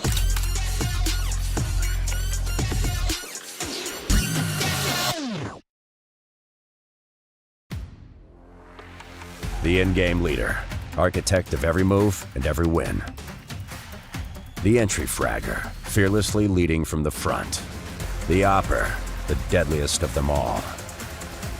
The support, the true difference between winning and losing.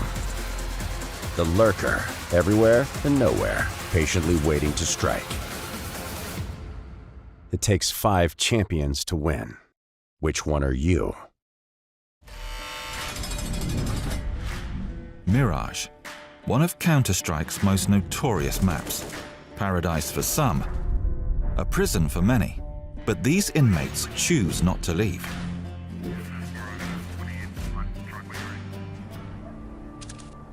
Yeehaw! You gotta know that one. Oh my God! Who left Mirage on the fucking map pool again? Why don't you try out some other maps? Because he's a sweaty little mess. The hell you mean there's another map? Protesters have seen the psychological impact on the subjects within Mirage and are trying to have the facility shut down. I mean, hell, where are we gonna go? I do have a friend over at Vertigo. I'd soon rather get the damn chair than go up there. The city has responded to the outcry by promising a refurbishment of the facility. City coming in here trying to change our map. But we don't want no upgrades. We like it just how it is. Have you seen the plans for Palace? Are you telling me I need to upgrade my fucking video card again? Tensions are high in the facility as 2 star players clash. Do you not own a fucking headset? I go first, you cover. What's so goddamn complicated, you fucking idiot? Dude, do you even have a mouse to move? How the fuck am I supposed to cover you if I ain't there first? Oh, okay. You want me to jump in front of the op? You just let me through. Well, well, well. What do we have here? Look at you two, complaining about who's gonna squeeze into each other's hole first. Just like a prison, there's extensive evidence of segregation within the facility. Let me explain it for you. It's just like a backyard barbecue. You got your wieners, you got your sloppy joes, and then there's just folks taking up space in the yard. And then you got leftovers, and in our case, Timmy. He's over in the psych ward. B, nothing B yet. B, nothing B yet. Nothing B yet. Nope, nothing B. It's clear. Timmy, why do you do this? I just keep jumping and looking and jumping and God, where are they? Timmy, do you mind if we come into your area? Oh my god, oh my god, oh my god, they're coming. You need to leave. I'll be. They're all here. Be.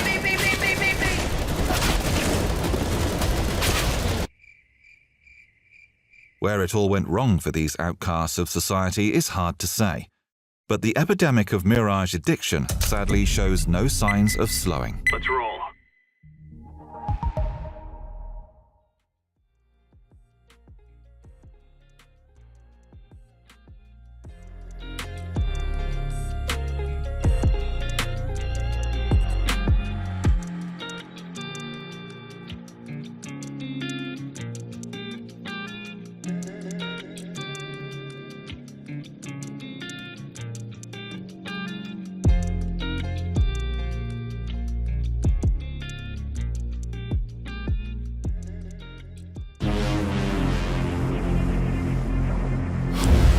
What is your calling?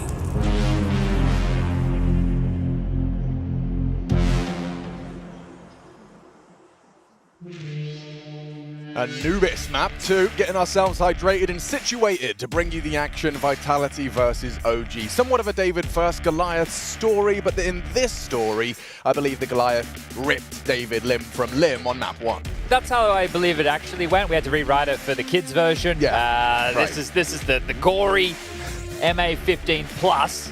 First thing on a Sunday midday. Maybe not morning, depends on where you are. Maybe it still is. Hello, Americans. But all in all, we're going to be getting underway with Anubis very shortly. Vitality's pick, OG opting to start on this T side. And it's a new look OG. And maybe you're not familiar with the roster changes in the break. Maybe you didn't watch Blast Fall groups. Fasha, Keto, Fiku, Nexa, and Regali. That's the new representation over there in the OG side of things. And well, kicked off their LAN campaigns back in Copenhagen with losses to FaZe, G2, and even Big. They're stepping into the play-ins here at IEM Cologne for 2023. A loss to 9, and that was the game where they had a big lead on Overpass. 9 came back. 9 are playing right now versus Cloud9 for elimination. A 2-0 against Complexity, a 2-0 against Apex, and now one map down against Team Vitality in the group stage. Loser of this will fall to face Na'Vi. Winner will advance to take on Mouse, who have been looking hot to trot since Shui has been back in that in-game leadership role. It looks like him and Frozen both get along quite well, both very fired up, both like their hair. And if you want to find that Cloud99 game, you can go and head over to esl.gg/twitcha. Oh, a different URL for all of you playing at home. I hope you're paying attention. I hope you're writing it down, because we're about to get this one underway. Map number 2, and will it be another thrashing? Strap yourself in, because the answer is more than likely. Not the answer OG would be hoping for, but it most definitely does seem grounded in reality, considering OG's shortcomings on their pick. Now we enter the unknown entity that is Anubis. Will OG be able to surprise on this T side? It is a map that can be a bit snowbally if the T side gets a rolling. Precisely, but the T side Mirage, it didn't start, That's right? fair. Remember, That's 6 fair. rounds out the gate, they barely got any kills, they weren't getting into sites. That has to change. So immediately out the gates, the 1xBet odds are heavily favoring Vitality, and you can understand why. But all 5 up towards the rugs, looking for a bit of a bargain sale, as it is just Zywoo on the site right now, playing behind the cake. Did you just say just Zywoo? It's Zywoo gonna be holding... He's just another player, Alex. Just another like player you and me. With the best pistol stats in the game. And his favorite pistols. And his favorite pistols. Not today. Clothesline by Regali. They're into the site now. And that's a bit of a meal out of that one. Matt just gets it done. Okay. Snaps the neck of Fasha with the silence USP. A site. Oh, careful, Keto. You've got a power position now. With that bomb down. Time ticking. Set for success here for OG. Now, they do have 2 prongs to this retake. Flames eat. Right through. Regali deleted. Might overlook the second. Nexa on the cake's been spotted out as well. He's struggling to use the dualies. Now it's up to Keto. Could go for a clutch. They are on the defuse, but he's got to be bodyguarded by Apex. Apex has done it, and Vitality retake it. That is a bit of a fumble from OG. Yeah, they enter the site for almost free there, and we know that how easy, well, not easy, right? How winnable scenarios in that site can be once you get the bomb down in number disadvantage situations. So it's the Magus double that is the difference maker there. One, you said he made a bit of a meal. The second, beautiful, crispy with that USP straight between the eyes. But another pistol round for Vitality. I'll make that, well, 2 out of the 3 available so far. So far, only CT pistols have been converted. There you go. Fun little stat line right there. Tidbit. But look at this, a plant. It facilitates Galils. Yeah, so the story goes they have comparable weaponry. The fights are meant to be somewhat even. Zyro kills 2, Spinks with the FAMAS. Not really set up in positions to take the fights appropriately. And the round's over. Well, the map's orange as well, so maybe it will play out exactly the same as Mirage. Yeah, no, I think that is the correlation. The color of the maps. It's the color of the maps. Yeah, 100%. If this map had been more like, lime green, then it could have been an OG. It could have been an OG map. Yeah, Season, for example. I remember when they made this a whole. Oh, hello! Look at that little slither gap that was being adopted by Apex there, and we can even hear his voice. So a lot of comments from Mr. Dan Nadesclair as Fiku gets one traded, and it is just Regali. They know where he was. He was definitely spotted, and you can tell by that flash in towards Temple. Regali's position is at least noted for now. The bomb on the back, it would be some clutch here from the young Romanian. Good find onto Spinks. It's going to make it a bit more costly for Vitality. Oh, yeah, okay. Gets the info on another. Flamesy fires off the shot. Great. It would be massive, right? So smoke dark and try. He'd get a pat on the back from me with a plan here. This is very nice. Extra cash. 800 bucks each in round loss with a bomb down. So very happy with that one. Okay, better than nothing. But it was a bit more... Consider how that started, right? Exactly, right? Yeah. So the fact that they get 2 kills out of it, they get the bomb down, great. Good job. M4s are retained here for Vitality. OG likely just to limp in here with something a little bit naughty, maybe some Tech 9s. But, yeah, that approach is taking that fight and no dark smoke. So the duel had there. Zawu just gets 2 clean, easy kills at range with the silenced M4, and it must be feeling an awful lot like Mirage here.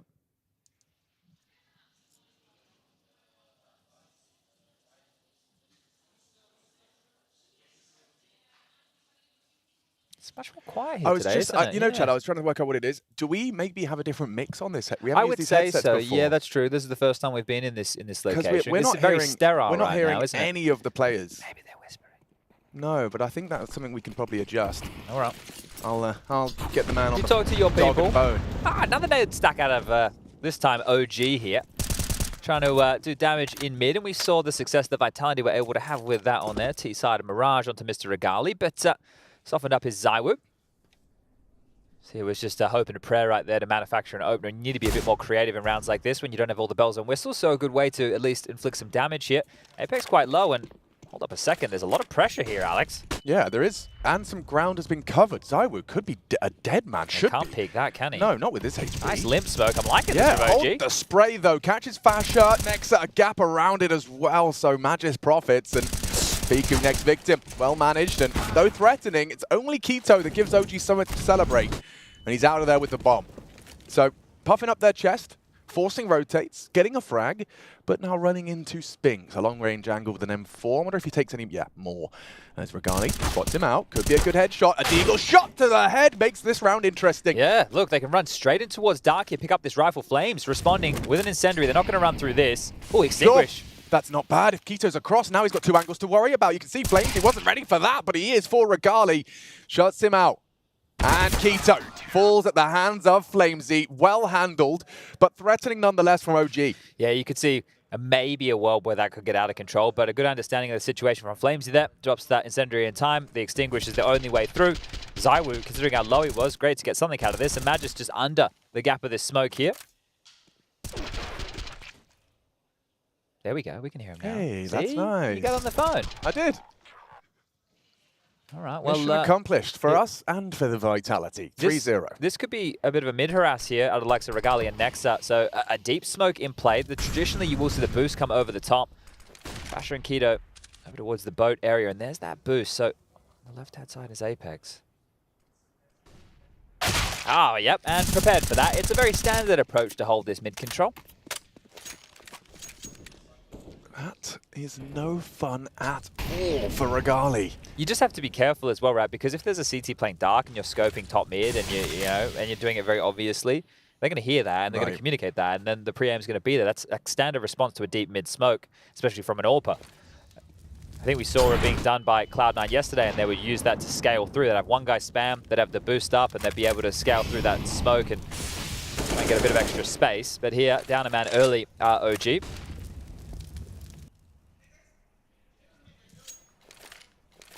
And, well, grouping up now across the bridge. 2 players down in the canal, 2 crossing the bridge towards mid. The bomb's still down over towards B. So, no real finish decided for OG just yet. It's going to be a peek here. Flame stepping out, head spotted. Fasha, great shot. That's the double up. They go looking for trouble, and trouble finds them. Fasha, magnificent double.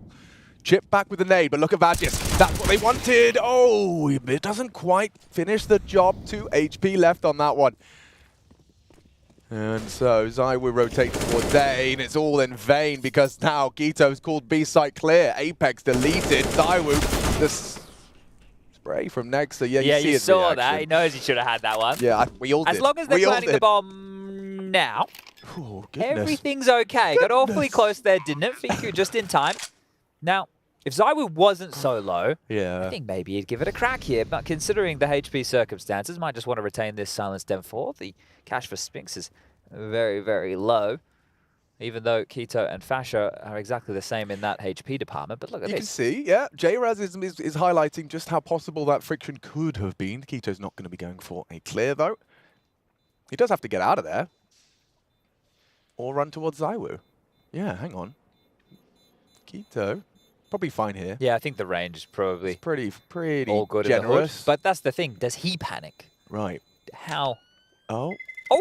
Can you believe it? AK-47 upgrade, sir? Is that what you were asking for? Thank you very much. One-shot headshot, was it? Yeah, there it is. There what a kind donation of you. I'll take that every day of the week. Okay, well, ZywOo fortunate there to be able to scoop that one up. There is enough money for Magisk, Flames, and Apex to get a buy going here. So we'll wait and see what the response is. But this is all Fasha. 2 great kills. They're down a man. They've just positioned. We're talking 2 mid-bridge. We're talking 2 canal. And the kills come their way. And they deliver the necessary shots. So good stuff for OG. Quito was really fun to watch on this map when playing with Big, doing these canal progressions into dark. He has a good kind of sixth sense for finding timings on those dark smokes, and at least that was what it used to look like. And this round looks very different, and from the rip, from that T side, a 2-man A setup. You can see Apex playing a reactionary defense on mid. Magisk has a smoke here. He's going to call for help now. He's in trouble. He has to smoke, but they're going to rush. Flash to be good. Ahead of it, Quito. Fasha, another impactful kill. It's a double as well from Fasha. That's all 4 of his frags so far. Have essentially secured rounds. The 2 rounds that OG now have. Fasha, magnificent work here. What else could you ask for? On the jiggle, they spot him. They surge. There's even a flash available, but too little, too late. As Vitality will stomach now consecutive rounds going against them. Very nice. Another 40 seconds to hold on to these rifles, and Spinx, he's only got an MP9, so see if he can find himself an upgrade here. He's not littering too far forward, but this is a much more competitive start out of OG here, and maybe the stakes of having to drop down and take on that of Na'Vi in the lower bracket. And they obviously want to win here today. It is just getting drawn against Vitality. You know it's going to be an uphill battle. We were talking about that energy. We saw it from Fasha after they won the CT pistol on Mirage, giving a bit of a yell. Hopefully they can find a bit more of that. And Fasha is the man bringing the frags right now, which, again, has... There you go. See, Raga finding a bit of hype here as well. Yeah, but I mean, if anything, that draws my attention to just how quiet it has been from OG. Obviously, after that first map, your shortcomings on the first map, it can be difficult to kind of get the juices flowing once again and to feel like this is something you can keep replicating. But, I mean, if Fasha walks into sight and gets 2 kills every round... It's beautiful. Yeah. Restoration. Brewing. And that setup, though, it's a very dicey setup to play. Like, if you were stalling with a molly, it's a bit different. A smoke, they're going to run through it if they're feeling... If they're in the smoke as you deploy it, they're coming through. Yeah, and that flash as well, just a little bit too little, too late.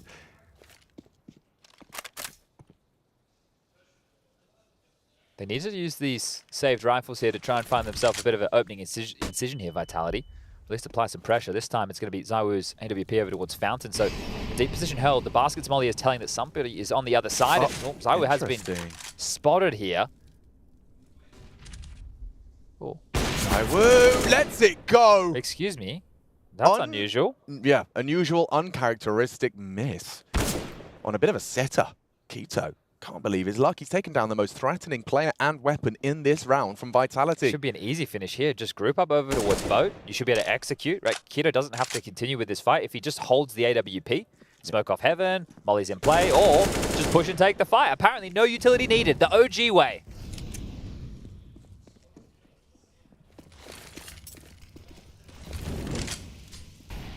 That might have been a double smoke connector there, but it's all good. They've definitely got this round in the bag here. Just Flamesy, Apex, and Spinks, and time things up here. 3-3 is Nexa. Locking down mid on the rotate. Making sure Apex can't find any room. And look, this doesn't have the most punch to it just yet, but I can imagine maybe changing shortly. We know that OG enjoy being direct, but once they put their players in positions to find these frags, they've done great. These little explosive spurts. And another one hits the deck. Great shot from Fiku onto Flames. Can't complain with this. All 5 looking to stay alive, and OG. Tidy bank being built up here. Spinks trying to hold on to something. Oh, one and done. 3-3. There, that's it. That's Fasher trying to keep the troops motivated. And this is exactly what OG need to continue with. 3 rounds on the trot. Vitality starting to feel a bit frustrated.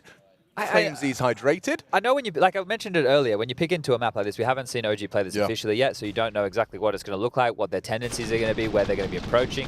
Whereas if you're Vitality, you're hoping just to be able to come in here and make your play style work. And right now, look, it is 3-3. It's still very early stages in this, but are probably identifying OG's approach, right? That's going to be a tactical timeout at some point to talk about, hey, this is what they've been doing, this is where the players have been.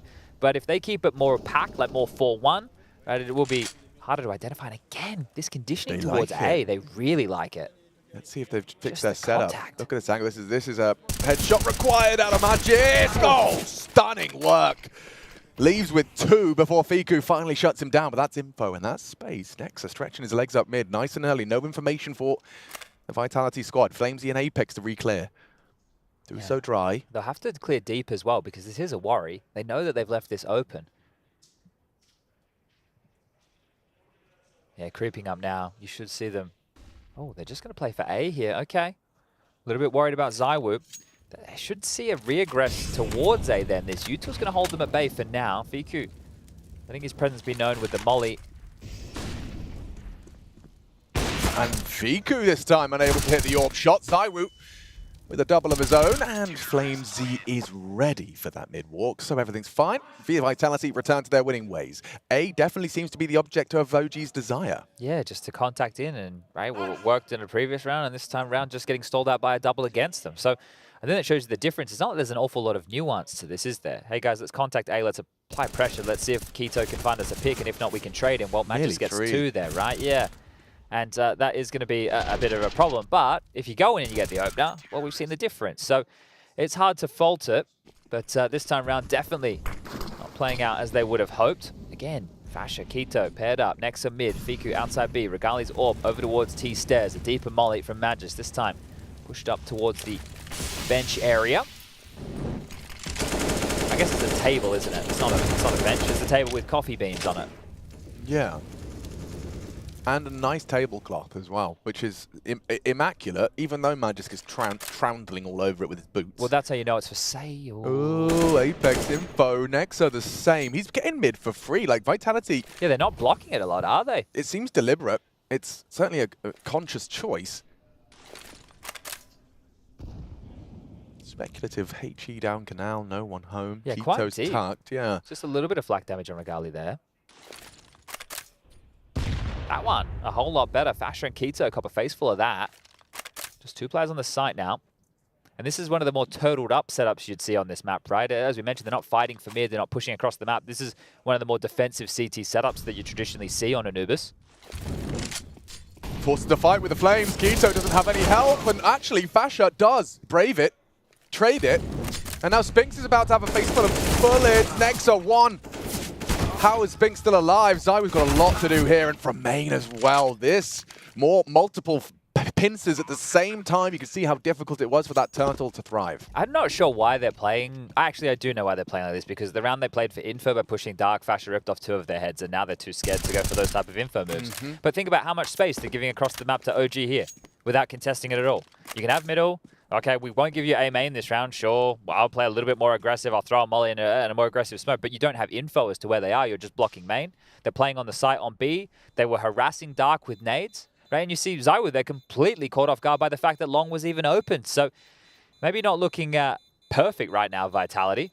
But OG, just by saying these silent assassins and being given this room, they're using it. They're just going to waltz in. They'll explode. That's where those spurts of explosiveness come out, and if they make the necessary trades like this, right, this is the protocols. Okay, they molly, but we have to go. Someone needs to extinguish. As long as the players can all understand this, and nobody, especially Nexa, needs to be calling and micromanaging all those details, well, you're going to be able to get in and tie things up 4-4 again. So we know that, well, actually, I don't know. I think that initially when this map came out, we were seeing the T-sides looking pretty good, but over time, I would like to think that it's evolved where people have a much better grasp of the CT side, the moves available, the info plays, the type of coordinated pushes. And I hope to see a bit more of that here out of Vitality, or maybe Zonic needs to take a timeout to remind them of the type of maneuvers like this that they need to be pulling off to get some space, to instill some fear into OG. But they're walking to the orb. Oh, no! Caught switching away as well upon the flash. Hard area to retake. Nade, brilliant. Flames for Nexa into Flamesy, and it's perfect. Just as you prophesized, Chad, Vitality do return to a more aggressive flare, and Matskler in mid this time. Yeah, it's not going to be free anywhere across the map, and now limping with a 2-man advantage for Vitality's defense. And if this is the way that OG want to play, it's fine, right? It's very individual heavy here. Look at how many nades they have left, right? They're not trying to condition parts of the map early with their util. They're happy to wait for Vitality to start and then try and close out like we've seen. But if you lose these opening exchanges again, then the round is over. And this is exactly reminiscent with Mirage. So right now it's still too early to say if it's going to work here on Anubis or not, because it's only a 1-round game at this juncture. But when it doesn't work, it just looks a little bit silly. Everything feels squandered and wasted, right? And now they limp in a number disadvantage situation to get peeled apart without much damage. But Fash has been sharp. Yeah, he does look like he's woken up on the right side of the bed. Another head spotted. Flamesy next victim. Fasha fragging up a storm. Go on, my son. Behind, unfortunate, considering Dark. But he is a threat. He is clearly a threat today. And OG need him. They're going to require him to continue that form. Yeah, Apex's expression right there as well, knowing that that is the way that they had to finish the round. You'd be a bit disappointed because now you know that the finance situation, you're going to have to drop some guns. That would have been a good bank building round, considering it started with 2 free frags. Well, weren't free. They were hard fought for, but 2 frags that came their way out the gates with that aggressive B long push. And then you end up giving up 3 casualties. So great job from Fasher to peel those back. You can see it's kept Vitality teetering here. So a really good impact, even though it wasn't the round. Will there be an aggressive flare again? It doesn't look like it. 3-1-1 here.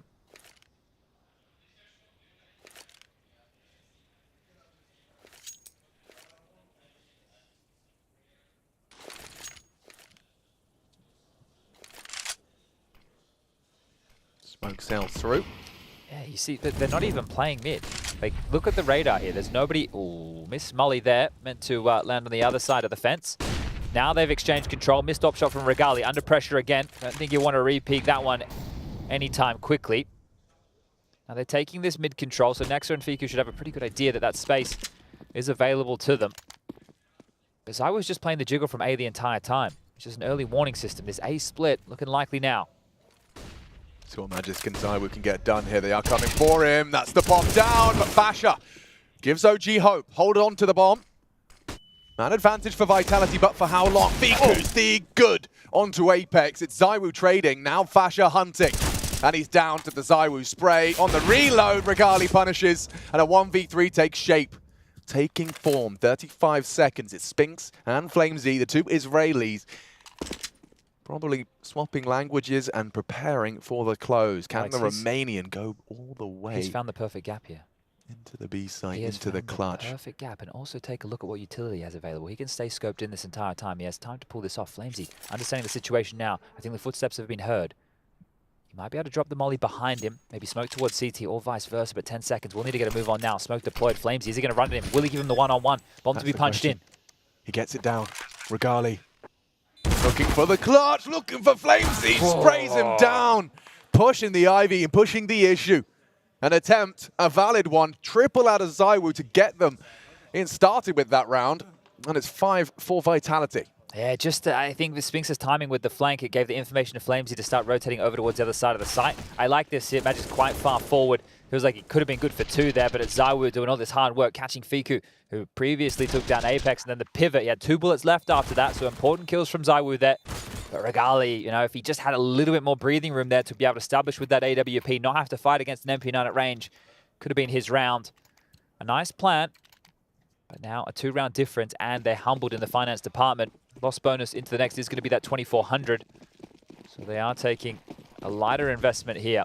A couple of flashes and very heavy A presence. ZywOo and Magisk are the 2 that will get to farm this one up, but ZywOo has the AWP. How deep into the site can they get? That is the question.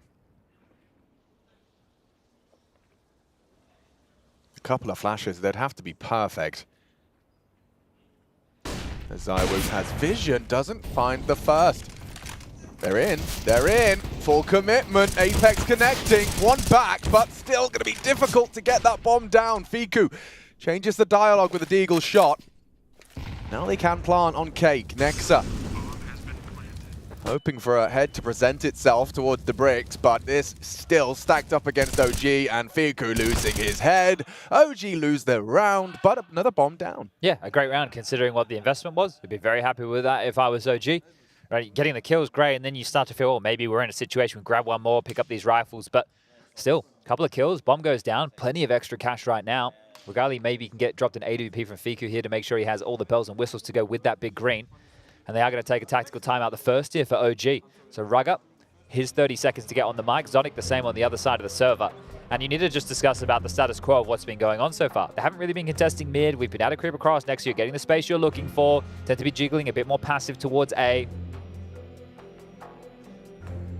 So what are we looking at for OG here? Do we see a pace change? Do we try and harass middle a little bit more? Are Vitality also going to identify the gap? This is with the mind games. What's going to be called next from either side of the server here? Starts to come into play. You could not smoke middle, and you could let ZywOo go there with the AWP. Regali opted not to go for the big green this time round, which might be telling of something more execute heavy here. Well, considering the space they've been finding on some of these more poppy and direct plays, with the rifles, perhaps they're going to be trying something similar, actually, anticipating those aggressive openings from Vitality towards the B side of the map. Regali has helped this time, and Apex has no head remaining. Nexa straight through the smoke and taking the chance to take the space. He knows it's unlikely there's a second. Yeah, he normally gets the space for free, so the fact that he got it for free and a kill, you'll take both of those things, and now they don't even need to pressure that side of the map because they know Vitality need to search elsewhere, and here it is. The walk down dark, but Fasha not visible right now. Would need to be mollied out of position or hard cleared from Spinks. Yeah, the support, though, coming down those stairs. Nexa spotted, eliminated. Fasha, a response. Yeah, good trade from Fasha. Spinks, however, using every weapon available Drop to on him. down, come on down. Anyone else? Anyone else? The water's warm, Regali. Spinks would love it. Keto would too. That was a real opportunity. Oh. Feels like he's let that one slip away. An opportunity to really dig your teeth into this round. Well, Regali, last man standing again. We've seen an awful lot of this. This time, another 1-on-3. We've been here before, but the bomb could not be in a worse position. Now, he has been able to find himself into the backlines here, but it's already being considered because Flames has to worry about B-Long as well. I quite like the setup from Spinks and Flames, considering when the bomb's been posted on the AWP. And yeah, look, Regali, you might get Spinks. You might not. Flamesy holding 8 secured for Vitality, and on their pick as well. This was a question mark. It was a conversation. I think yesterday seeing Cloud9 pick Anubis and lose it to Fnatic, that was a little demonstration that it's not always going to be hunky-dory. Admittedly, a team that has made a lot of roster changes is not quite the same for Vitality. What? Yeah, well, over there with Cloud9 as well, we know this unfortunate Axel situation, right? And then and just I feel bad for Buster because there's nothing unless he was top fragging every game, there's nothing he could have done when he's played the game to be like, oh yeah, that was fine, right? Because you're standing in for Axel, who everybody wanted to see playing with this team. Everybody wanted to see Cloud9 in the server. I guess it is what it is. This is how the adage goes. Yeah. Hard to deny that it is what it is. Yeah, and they're just going to have to stomach this, right? And hope that it isn't anything that is too worrisome for Cloud9 going forward. Hopefully they can sort out the visa issues and we can see Axel at the next event with the team. Because they are going up against 9, and 9 aren't great on Ancient, but I'm sure they put a lot of practice in it on the break, so maybe they can steal it away as OG look to do the same here with another one of these partial investments. This time, congregated heavily Outside B long. Looking to execute into Flamesy, Spinks, and Apex alongside for the ride this time round. Poppy and swinging. Flamesy, Apex need to start hitting some shots, otherwise they're going to lose the sight as Fiku fills the feed on that Tech-9. Keto follows suit, and now the sight is theirs. The round should follow. Absolutely wrecked. Wow. That is a mauling. This explosive nature of OG can get themselves on the precipice and they can get past the initial choke point. Look at how scary they are. Yep. Just ran all over them. That's round 5. And Thank you very much. Absolutely love the simplicity of that. You actually got to hear it this time. 1, 2, 3, bang. Everyone starts to flood into the site and the CT is completely rocked. Yeah, that setup got made to look very silly, didn't it? You have Apex looking over the wall to see any util coming over. Also has a flash at the ready to underrun when they do explode. He did that. He jumped towards platform. Still got run over. Flames, once he gets cold, he was on the jump, right? Drops a molly towards jail, but they just scaled close. It's like, yeah, we wanted to actually kill you. We didn't want the jail space, actually. You can have it. We all know what it's like, you know, throwing that nade and those Tech-9s are running at you. It feels like the longest second as you're trying to redeploy your rifle. Watch Flames' death hit. Oh, I didn't see that one. It's so much better than I thought. Gorgeous. The bunny hop as the molly blooms through the flames, off and in. That was stylish. That was real stylish. Okay. Yeah. We just thought they just got run over. That was beautiful. I love that. Great little replay there. They could be racking up 7. Yeah, not too shabby. Torping, double AWPing. Spinks like the way that felt. In the previous recovered AWP, smoke is deep. Really limits the playtime and options for Keto at this juncture. Gonna have to wait that one out. And actually a smoke towards A main as well. Apex is creeping mid here. Look how comfy he is. Not expected at all. Flubs his lines, but that was the bomb. So good information. You can see Nexus setting up towards B. Forced to fight, and he's dead. Fasha, good Just for Spinks it. here Too for dark, and yeah, Spinks that AWP was gonna get very, very difficult. Magisk has caught 1. Good response from Magisk. 2 AWPs to hold this B site. Spinks still responsible for that dark side. Magisk is crawling behind Keto as well. They are into the site, albeit still up for debate. Once these smokes fade, it's going to get very difficult in the post-plant timing. Magisk tries his luck. His back was turned on Keto. Level for a moment. Apex finishes off Fiku. And Keto and Regali got to go up clutch. You can't be missing shots like that. Regali does make good on the promise. And he frags up a Storm. 2 and a third imminent as Regali closes. An important round for OG. Again, successful, back-to-back onto B. And you mentioned 7. That right there may have secured it. The money for Vitality going into last round of this first half. It is looking rough around the edges here. Sure, they'll get a couple of M4s out, but this is great resilience from OG. After map 1 absolutely dropped, their map choice of Mirage made to look silly, but here on Anubis, not giving up just yet, and some great AWPing from the young Romanian here. Just dancing around the site, lining them up, knocking them down. And getting Fasha fired up here. Still trying to bring that energy. As Vitality, they're being made to work here. And then don't feel like they have the same bite as they had in the previous, right? All the kills came their way. They hit those shots. This time around, it feels like they're not as aggressive. As Magis far forward, gets the first and just gets away. Next, got another mid-opening. So last round, he went down to Apex. This time, he gets a little bit of revenge.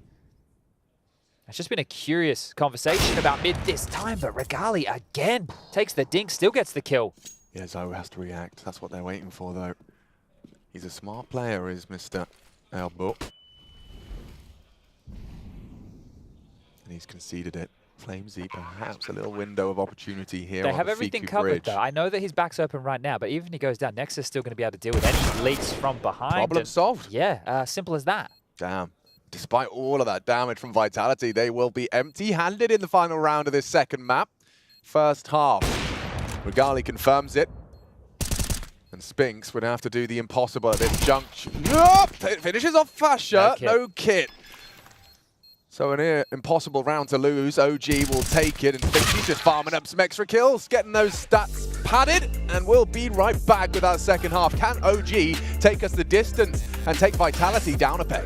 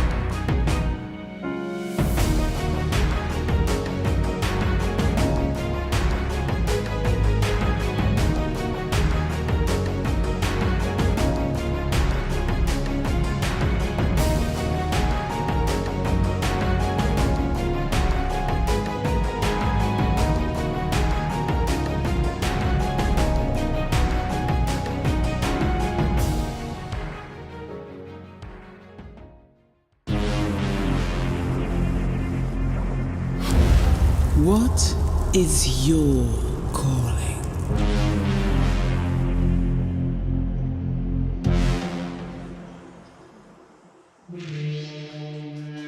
We've swapped sides and we're on that second map. Already a map under their belt. It's Vitality.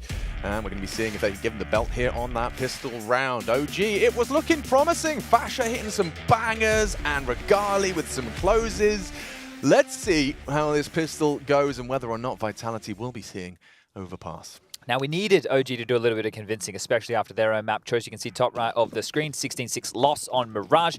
Got a hand of their asses. Vitality just mauled them here. It's been a much more competitive affair, but this second half is going to be telling. Right? Is it going to be competitive, or will Vitality now give us that 100% to get it across the line in a 2-0 fashion? Just be careful, Flamesy. If he goes down, Fasher and Keto don't push the issue. It's bad info here. They're going to assume it's going to be a sight hit, right? You creep mid, you don't see anything down towards Canal early, you don't see anything fighting mid-bridge, you start to make assumptions on where this sight finish could be.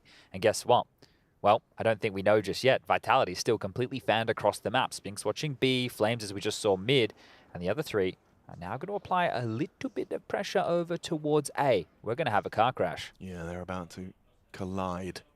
Keto has a lot to do and dealt with two. Zywoo Mad is gone. Jumping in, Nex is calling it. That's the bomb, trying to get the info. Flamesy spotted. Spinks connecting one, but this is falling perfectly into place for OG. A 1v4, yeah, you got the bomb down. Yeah, you got the first kill with a whole lot more. Oh, ouch. Rings the bell at Keto. Regali should finish with the dual Berettas. Gives it a good go.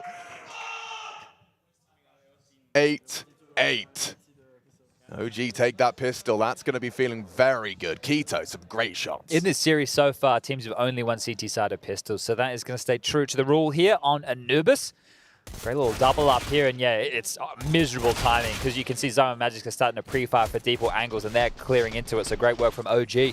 And great shooting from Keto. 3 in total. As now it's Vitality's turn to try the force buy. Fasher continuing to make some noise here. So it is going to be Galil's aplenty. Apex has actually opted to go with a Tech 9 to facilitate some U2. Otherwise, they would have been extremely light on in that department. Flames has even gone for AK Kevlar. And this one has a whole lot more pep in the step over towards A. It's Keto on the site. Now, they do have a good combo here for an A execute. You can smoke towards Connector, you can smoke Heaven, you get the molly towards Bricks, and the flashes in towards the side. They have more than enough to do that. And right now, take a look at the radar. Keto is on an island. Fiku is the closest to support him here. He chose this org for this very angle, and it gets him nowhere. Flamesy flattened Keto. A-site open. Oh, and Fiku flash banged and pants by Vitality. Didn't even need that util set I was talking about. Mollied out Cake. The Heaven Smoke came late. They're in, and if you're OG, you're thinking, how the hell do we get out of here? Well, Regali and Fasher have already managed to put themselves in a further enough distance. Nexa investigating. Blood splattered. You can see the crime scene. He knows exactly what's gone down. But that's going to be that. Vitality respond with a force buy.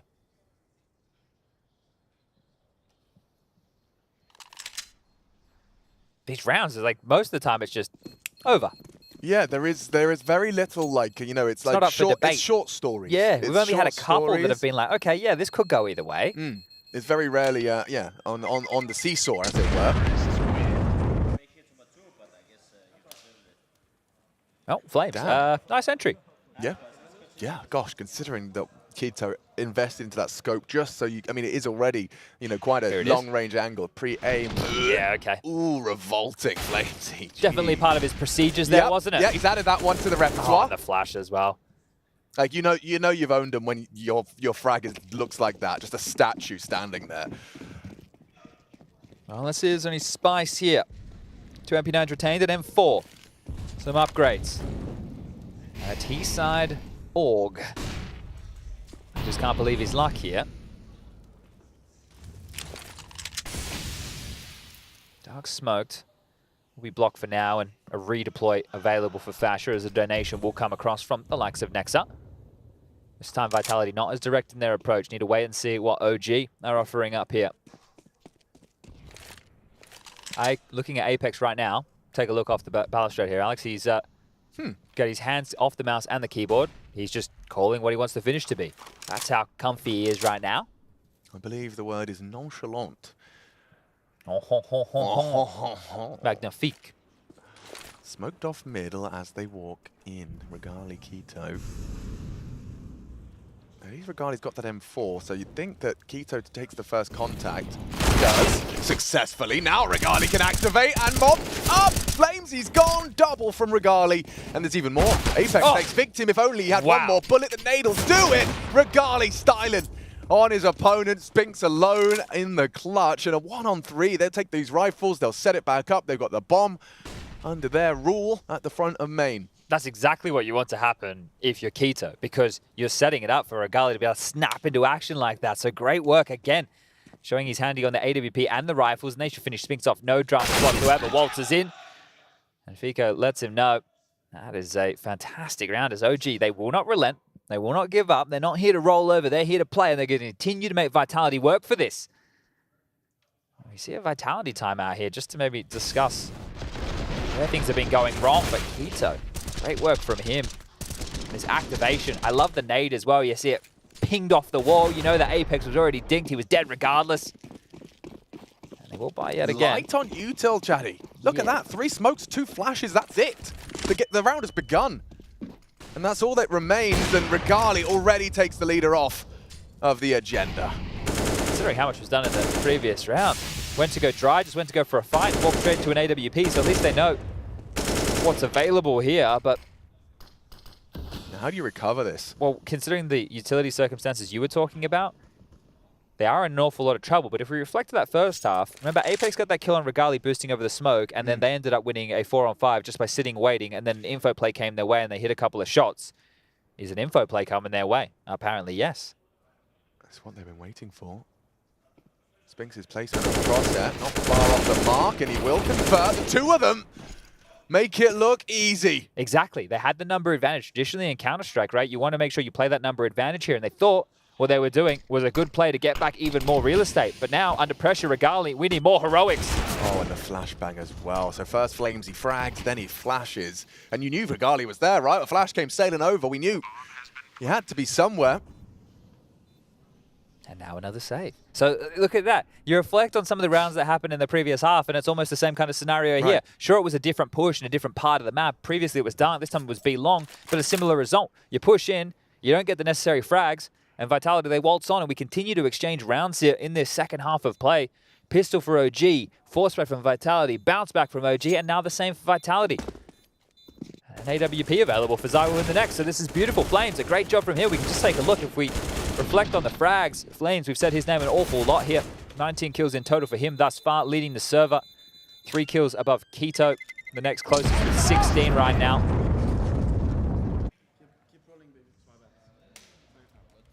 He said both rounds are Flames' rounds. Think about it. True. The previous, we were loving the pre-fire he had onto Keto, bang, and he also got the second kill on the rotating player. This time, both kills. So both rounds you can attribute to Flames' kills with the AK-47.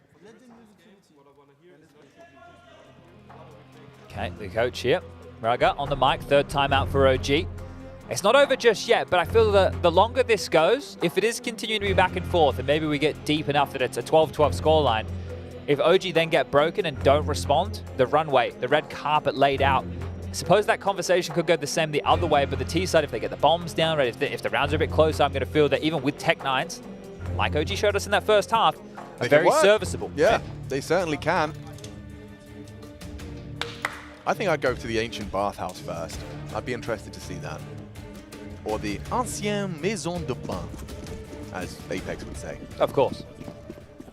Now, it's not functional, guys. It's just for tourist purposes only. Yeah, maybe you could take like a wet wipe and give yourself a bath there. I think that's got a different name. It does. My mum uses a very inappropriate version. I see. Shout out to Mumsy. Yeah. You know, the ladder room's got a different name. Well, this hasn't been the most rock'em sock'em game of Counter-Strike, right? We've discussed that a lot of these rounds, they fill over after the opening exchanges come in. There has been a couple of late round scenarios, but they have been the peaks of this one as a red smoke deployed here. Even though it will be blocked, and does Flames get his molly correct? He will. So this is one way to secure that mid control, and even diligent in case the player was in front of that. So mid doors almost secure as Apex stomachs a big nade, a deeper molly through the doors. That came from Rugs. You love to see it. The details here. Doors flushed out, Apex through, and mid-pressure applied. Yeah, it's forced Fiku back. He is still stubborn. I mean, it's so telegraphed that there is occupation here. Covered.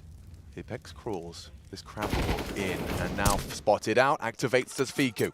Will take the AK and keep on charging. This is a problem for a Flamesy. Fiku, that's cheeky. Maybe Spinks gets overlooked here. Yeah, completely. Dizzy. Oh, I love it. I love it. He's communicating a lot. It was out. If Kito goes down, this is a free They're all flanking. They're all flanking. Zaiwu's waiting. Now gets confirmation they can smoke it. It is a 4-man flank. And they're staring at the smoke. They have to flash through. They have to flash through. Flash and go off the second. Magisk is here to cover this, but he's low. Very low. Great flash. They could be pushing Magisk on the orb. Just nothing done. It has to be the woo. Good spray. Can Spinks close out? He set them up. Finds his double. Can Spinks deliver the same? Saved from the spread. They don't have any Fishtail ideas. plan. It's not easy for them to hold this. Still holding. Fasher clutches up with the defuse. And that is going to leave a sour taste in Vitality's mouth. A weird way to lose out on your 11. Yeah, if you're Spinks, you thread the needle, you feel great about this. Hey, there's a player sneaking past me. It's all good. We've got the info. We're going to pinch down on this A site. It's going to be great. I have the rotations covered off. Don't worry about it. Hold up. No one's coming. No one heaven. No one through mid. Everybody coming through A main. And it was Magisk, the man tasked with that, right? I think they dropped the bomb across. Zaiwu went for the plant. Magisk covered behind with Bogdan's Law with the AWP. And then just sitting the defuse. You could see Spinks, he still didn't know that both players were in the site. He had no idea. Made to look foolish there. And OG, again, we continue these forced by wars. Woof. But everybody dying, that's got to feel miserable. And look what it's reflected in the buy. 3 MP9 to Famous. Who won the last round, right? Like, whoa. They're in trouble here, OG. They've got to hold on tight. They're in the right place to receive, though. Vitality, they're going for something quite direct. Yeah, this could be good for OG. Temple this would be the type of round you'd love to win. From Magisk, flashes over and Flamesy running in. MP9 activates next to one. Could be seeing Regali find the multi-kill. He does contribute heavily. It's a double from him before the reload strikes Fasher though. Close quarters. Beautiful. And finishes the job with style. Oh yeah, I knew it had triggered him. I knew that Mirage shouting match was going to be coming back to haunt him as Fasher tries to make that third map happen. You can see that with 11 under the belt and the way in which they've been losing these rounds, Vitality, they are getting rumbled. Yeah, and I'm really enjoying this now. I think the fact that OG have just been so gritty with these type of rounds have been able to respond. And this was the best because Vitality were like, okay, no more silly business. Let's try and get this done with a full set piece. And then it just gets stalled out like that. The trading just not there. Surely. There's nothing else to be said here. Consecutive rounds finally for one of these two teams. As there's still the possibility for some damage here. This hero AK at the top of the post is Fiku ready for it as well. That boost, everybody's ready for it, but not ready for that. Flames through and with two. This kid in the AK. Yeah, he's making this round something to be discussed. The conversation at the very least. Now, Fasher's great onto Zaiwu. Mission accomplished. Dark smoked. But there is that question mark about the A defense. Currently unoccupied. Kito close by. Talking about the players in A, Apex thinking they're going to play default or heaven. Well, nobody's in the site whatsoever. They have gambled. But starting to cheat back over now. Nexa supporting Kito in middle, glancing towards A. He's going to investigate further. So, I mean, Flamesy or Magisk spot him out. Nexa gets the info as well.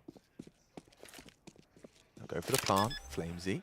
No armor on that AK, so it does have to be an incredible precise first bullet accuracy.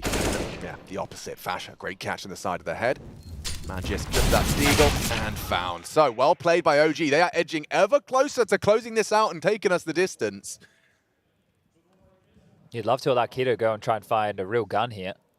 What is there to scoop up? There has to be something. Maybe hold off on that defuse. Just having a look at the finance here. You got to think forward in the rounds. And yeah, they're holding off Fasher's just constantly tapping that bomb. So just making sure that Kito can get a gun. They'll walk away with 3 AKs in this one. And that is fantastic work for OG. Sure, bomb down again. A bit of damage done. Another double kill from Flames on the AK as he now ascends to 21 kills in total. But this time not enough. This time not enough at all as OG establishing himself here in this second half. And it will be the first tactical timeout taken from Vitality. So Zonic feeling the need to take this 30 seconds, have a chat with the team. Boys, I've let you ride until this point.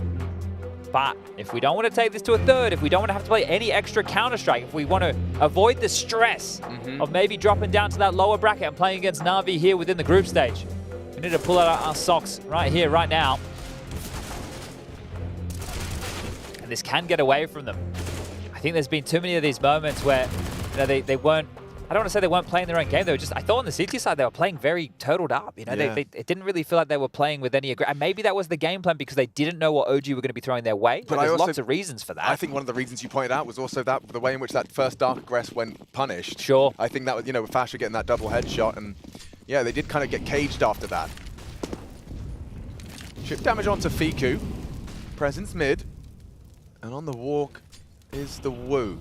Progressing dark, Flamesy still mid and just lurking out for that. It's all a delay game here, right? And you can see it mid as well. So they're happy to go with like flash and jiggles. If you can avoid... Oh, here we go, Fiku.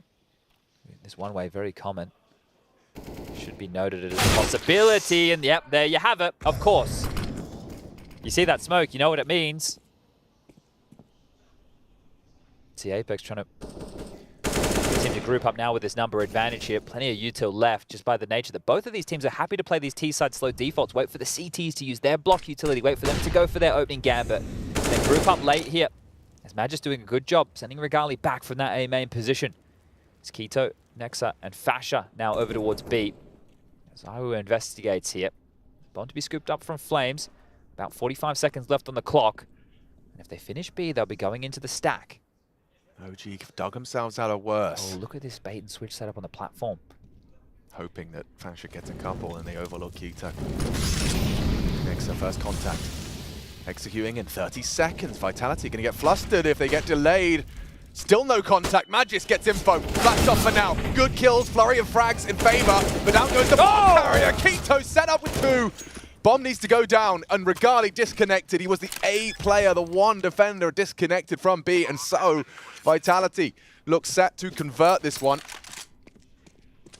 But a run of 3 CT rounds out of OG comes to an end. And finally a round where a T-round wasn't needed for Flames to get any kills, right? He goes down. It's Spinks this time to get the double up. So realistically in this T-half, they'd only profited because of Flames' impact there. This was great. They get that opening pick. They stalled out, and that came through Magisk over towards the canal position.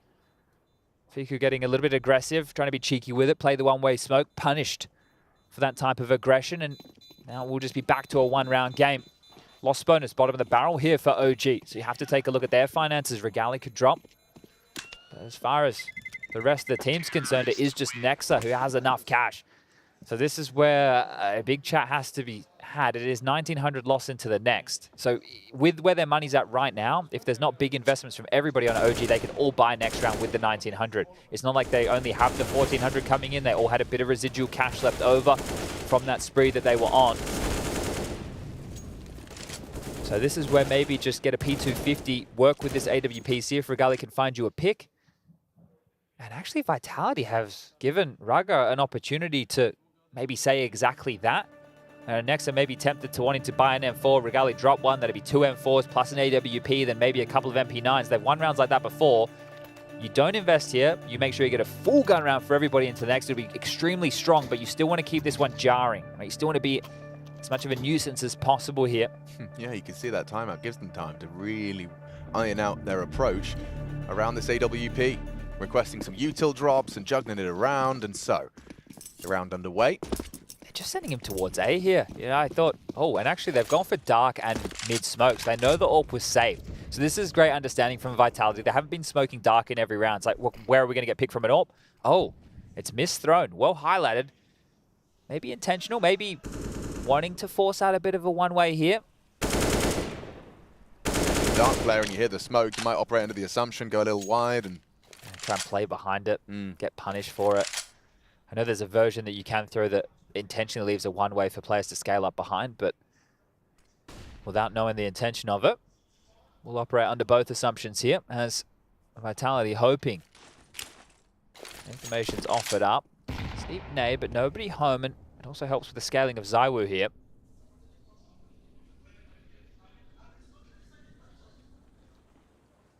Just bringing the bomb across, so final go signs. Taking shape. Spinks, first man on the scene. Diligent use of their util here. He's missed it. Molly. Could be punished now. There's a gap on that dig. Fasher readies his aim. Second molly, better. Apex finds the first into the site. Nexus still lingers. It would be a lot on a 5-7 and just the one. Viku's Deagle, the only exception to this Vitality one-way traffic into the B site to tie us up. Are they going to hunt here? That's the question. Maybe it'll just come to them. Zywoo's already on the chase here. Regali, the up and over, spotted, caught in the mantle, still hits the shot, but now his position's noted. And off to leash as Apex starting to hound this dog down. Baked him out with that. Returning to A after getting the first on the jump up to Ruggs. So yeah, they're looking for him in the wrong vicinity. The bridge cross right here for Flames could find him. Yeah. Still a small universe and a glimmer of hope to take the AWP away from Regali. He seems quite content with his position now. I'd be able to buy one in the next round regardless here, but should be good in the hood. Unless Flames lets go of the WQ right now. If he starts running right now, he might find him. Flames going to find him. Flames going to find him. And that one sucks for Regali. We're all tied up. Flames, he's a gamer, isn't he? He is a gamer. Hyper aware, clears it out, plays it well, and yeah, I mean, you've highlighted it already, but just to reiterate, 22 kills for Flamesy. He's been Sphinx is having a great map too, apparently. Yeah, new addition for him. Thriving. Whole lot more competitive than Mirage, though. Oh, That's definitely to be Captain Obvious, I know. I think OG have got doubled the rounds. Yeah, and there's still a lot more to be played. Here we go, round 25 underway. This home stretch for OG, if they don't win this round, it's going to look very grim. Next round, 2,400 loss bonus. If they lose a side again, probably some more saves. So just foreshadowing the decisions that the CTs are going to have to make as they're down this home stretch here looking for the magic number of 16. But best place they can start is by peeling this one back and with as many players staying alive as possible. But again, Vitality just never in any rush. Allowing their players to play, as it were. Right, the default spread, let them make the decision, let them look for the fights that they're comfortable with. And Apex gets to call the round based off of how these openings unfold. Now, heavy towards the A main presence on Taquito here in Magisk and Apex. Sphinx is quite forward towards B as well, so if they try and push, should be ready for this. And Zywoo to set them up on this A search. He's drawn the rotation back from Fiku here, and now starting to search. Sphinx has spotted Nexa on the jump. That'll keep his feet planted. And it'll keep OG moving because they're not quite sure. They've had pressure B long, they've had pressure A main, and segregated now in the 2-3 split of the defenses. Vitality, job done. But now it comes down to the execution. Basher. What? Deleted. Zywoo. Not able to find any more. It's Nexus' turn in the spotlight. Nearly 2.5. Oh. It's Regali's AWP at the back of the site that can close this round down. Tries to force away in the flames. And now a one-on-one. With 8 seconds left, Magisk, I don't know, where's the bomb? Got to plant now. Got to plant now. Does Fiku want to run him down? Magisk just wide into it. Fiku can't believe his luck, and that's a bit of an oopsie. He has all the time in the world with the bomb down. Thinks he's got time to get away. Fiku, by holding his nerve, profits with a big round for OG. Yeah, I think if you're Magisk there, you think that he's just walked up close sight. So as you try and move either side, he's already close. That's where they've gone wide to hope that if he is holding a tighter angle, that you swing past it. Sure, in my head, I see it as in Magisk is like, well, I haven't heard anything, and I've got this bomb down. He's either really close or he's still on his way. He's still rotating through. But this was It just seemed like that there was interesting. It was like, is Zoe really clearing the corner? It was hard to tell, right? Like it was kind of just as he wasn't jiggling, he was just waltzing around the corner and still pulled that one off. Good for it, yeah. Yeah, good delaying from Regali here. You can see under the pressure. I don't think the Flames would have spread all the way into that corner, but didn't want to take the risk under pressure late. Patience rewarded. And back into the lead for OG. We've got a game now. You certainly do. Still, it's so, I mean, they're doing it the hard way with these buys. They've finally some pep in the step. Oh, running him down Fiku. He has to be focused on his crosshair here. They're testing him, and Flamesy rewarded. Apex cut down. Regali provides it to keep us level. An even keel as we sail into round 26. Flamesy set up to take that mid space, and a Molly Smoke combo deal forces a rotation through the beach. Flamesy's very Keto's isolated. loud about this. Yeah, Keto knows he's got to have both of these extremities held, and Zywoo good. They're in. One back from Fasher if he can finish it off, and Nexus the one to do so. A gap in the smoke could be exploited. Flamesy's not ready for all of them, surely. Yeah, Fasher another big frag, and it looks good for OG to take 14, unless Magis can come up clutch. Oh, and he can! A snappy two-piece. He can't quite believe that himself. That was a wild last shot there.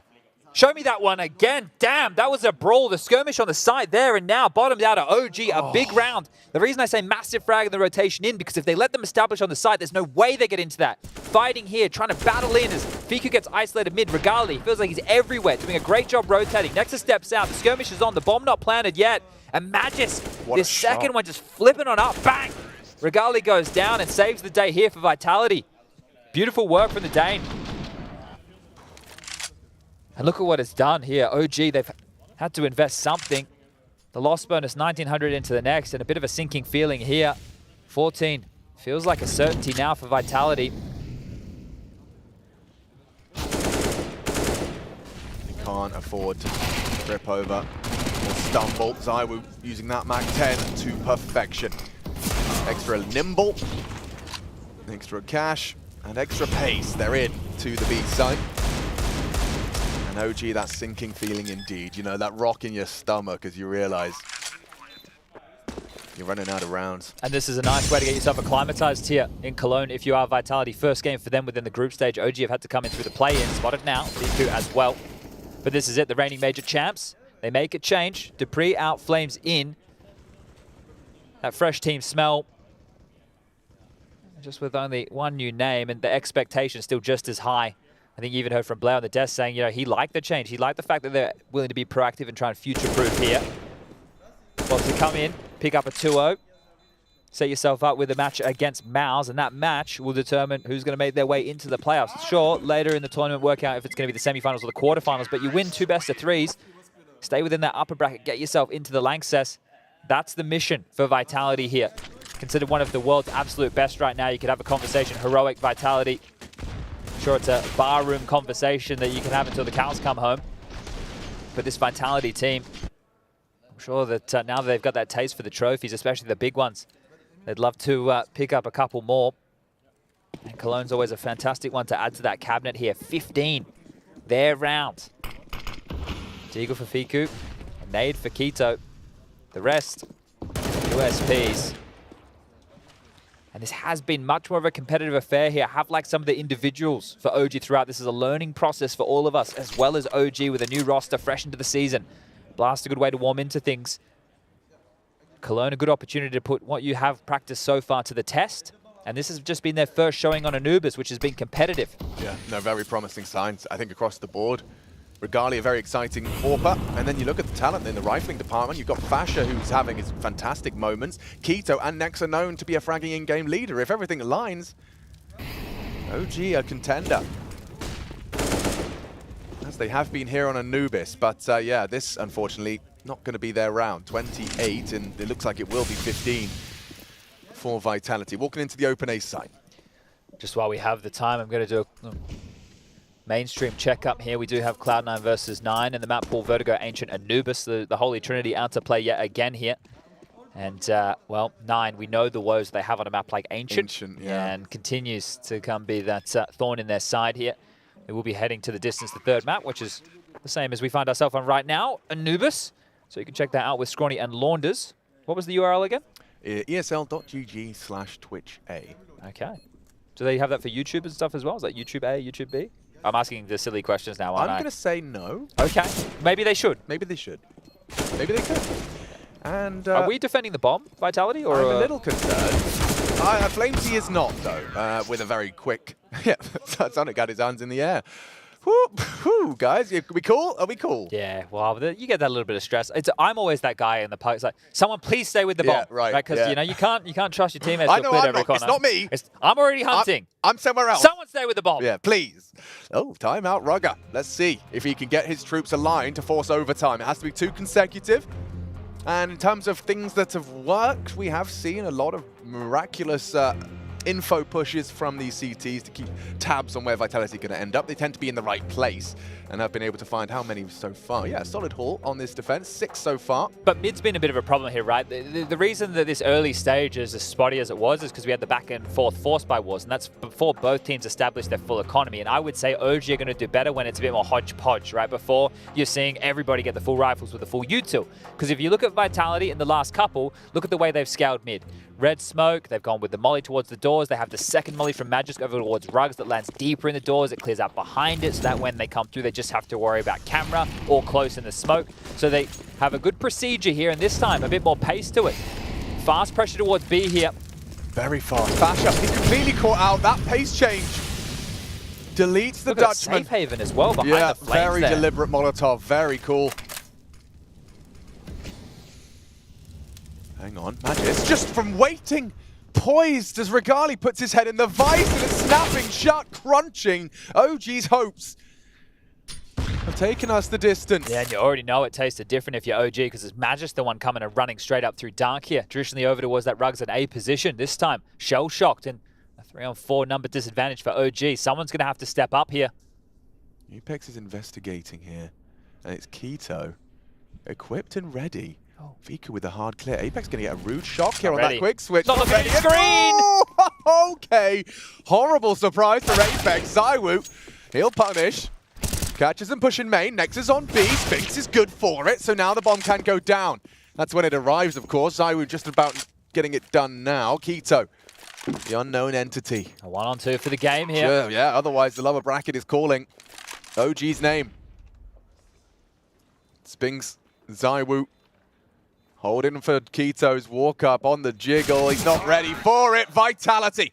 A good first look, a good first taste in Cologne as they keep their head above water in the upper bracket. Yeah, see this business as usual here for Vitality. Another day at the office. Map number 1, blew OG out of the server. Map number 2, made to work for it, but showing the classes, showing why they aren't one of the best teams in the world. The pressure on. They take the time as they take their time, they get it done. Not too much of a hard graph today, but the way they want to start the tournament here in the group stage. A victory in Group B sets them up for an upper semi-final match against Mouse. And, well, for OG, they drop on down. They will be facing Na'Vi in that lower bracket. So good victory here today. Good to see Flamesy getting it done. A big performance from him on map number 2 against his old home of OG. But this is what everybody expected.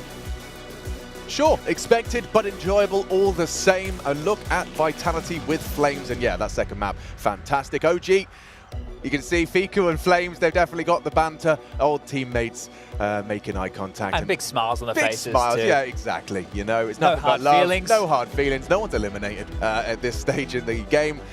But that is good game. Vitality keeping it good. And Mouse Sports should be an interesting, I would say a more visceral test for Vitality. Mouse have hit the ground running. I think for the 16-year-old Mr. Yimhat, I'm going to have to practice his name a couple times more before we cast one of their games. But to see him alongside the likes of Frozen, like Shui, that combination between the two of them, they seem like they're the heart, the fire of the team. Torji playing some good Counter-Strike, and I've always been a bit of an exertion fan. I think he's got a level head on his shoulders right there. So Mouse looking quite dangerous here, and it is going to be more of a test for Vitality within that upper bracket. I'm sure they were watching this game, seeing just how quick map number 1 went, but Banks is on the sideline ready to bring you the interview. That's right, I am, and a very happy Apex after that, but a close affair on Anubis. You were being tested quite a lot. What was going wrong, man?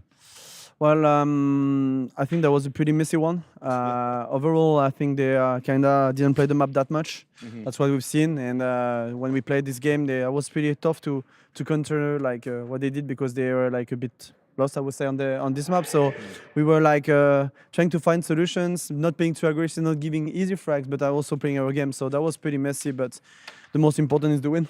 A lot of learning on the fly. You were also having some nice banter back and forth. I think I remember on Mirage it was all 5B. You're easy to read. Was it that easy on Mirage? I think, yeah, Mirage, we had a really decent play. Overall, we played really well. And yeah, the last one, we were almost 4B when they did the whip-up. So that's why I screamed to Nexa about that. But yeah, I mean, when you have the momentum, it's way easier to get the reads. That's how it goes in CS. So we can expect some more crazy moments as these games go on here across Cologne for you, right? You're going to enjoy this class. Yes, of course. Next one will be against Mouse tomorrow. So obviously I will enjoy that. It's really fun. But I try to focus as well. I mean, it's never easy to do both. But yeah, I think it's a good way to bend each other. I look forward to seeing some more of it. Mike, over to you. Well, we know Apex is always going to be delivering on the trash talk, as we saw here on Mirage, but we got a young buck with us who's delivering in this server. Flamesy, new addition, man. That was a hell of a series for you. Yeah, I mean, you know, I had to win the garage match against OG, so we did it. Does it feel good? You know, old org, you're in your new home. It's kind of like the ex-girlfriend. You got to show up with the new boys. You know, you got to look good. You don't want to look bad in front of your ex. Yeah, definitely. I mean, it feels good, obviously. I think we also played good. Dan had amazing calls on T-side on both maps. So, you know, it feels good when we kind of had a rough start on Anubis, like with them winning one round, we won one round as well on the T-side half. So it's good that we can, you know, bounce back off those rounds and show ourselves that we can win it and fight for like the momentum that we want to achieve. And obviously it feels good to win against OG, but you know, this roster, I don't feel like they're my ex-teammates so much because like I only played with Fico. Next I was on 6 months, I didn't play with him, so it's only the coaches and Fico, but I still, you know, it's the ex-organization that you want to beat. You've been together with these guys for a while now, for a little bit, quite a decent bit, right? And obviously you played in Blast, and now you're over here. How's it been for you? Like, it's obviously still a learning process, right? But what do you think is still remaining, or like, what's your next, like, what are you still looking forward to kind of fulfill in this team, if that makes sense? Say the last 3 words again. No, it's basically like, you know, coming into this team, you're obviously learning more, how it works and everything. What's still remaining for you to kind of learn and improve in, you know, as being a part of this team? Yeah, I think mainly with like the main thing is that I feel like I went out of my comfort zone, which was OG, and I feel a lot of improvement outside the game. That, you know, I'm with very experienced people outside the game, in the game. But there is one thing that is still in my head, and I would always like want to achieve it. Is that, you know, in the last 6 months, I've never played on stage like with OG, and always the stage games were rough for me, and I feel it mentally. And with this team, I have the option to really get better on stage games, which is gonna make me better, you know, a better individual anywhere, like in the studio matches or anywhere else. So that's the main thing that I'm hoping for. And obviously, there is still way more to work on because we just, you know, we're like 1 month playing together. There is much more to come. This tournament, I haven't feel like we've been, you know, like really tested with like the G2 phase, heroics, Nip, Big, and OG were the best probably we played against, and it still doesn't feel the correct way, you know. Like some games, they're very easy to read, and I mean, Nip gave us a slap in the face, which was good for us, but there is still way more to show and way more to prove to ourselves that we can do. I mean, you were definitely tested on this second map, but you personally were in the zone, if we'd say. T-side, slotting for Dupree, very aggressive. We have a few rounds we can show you as well.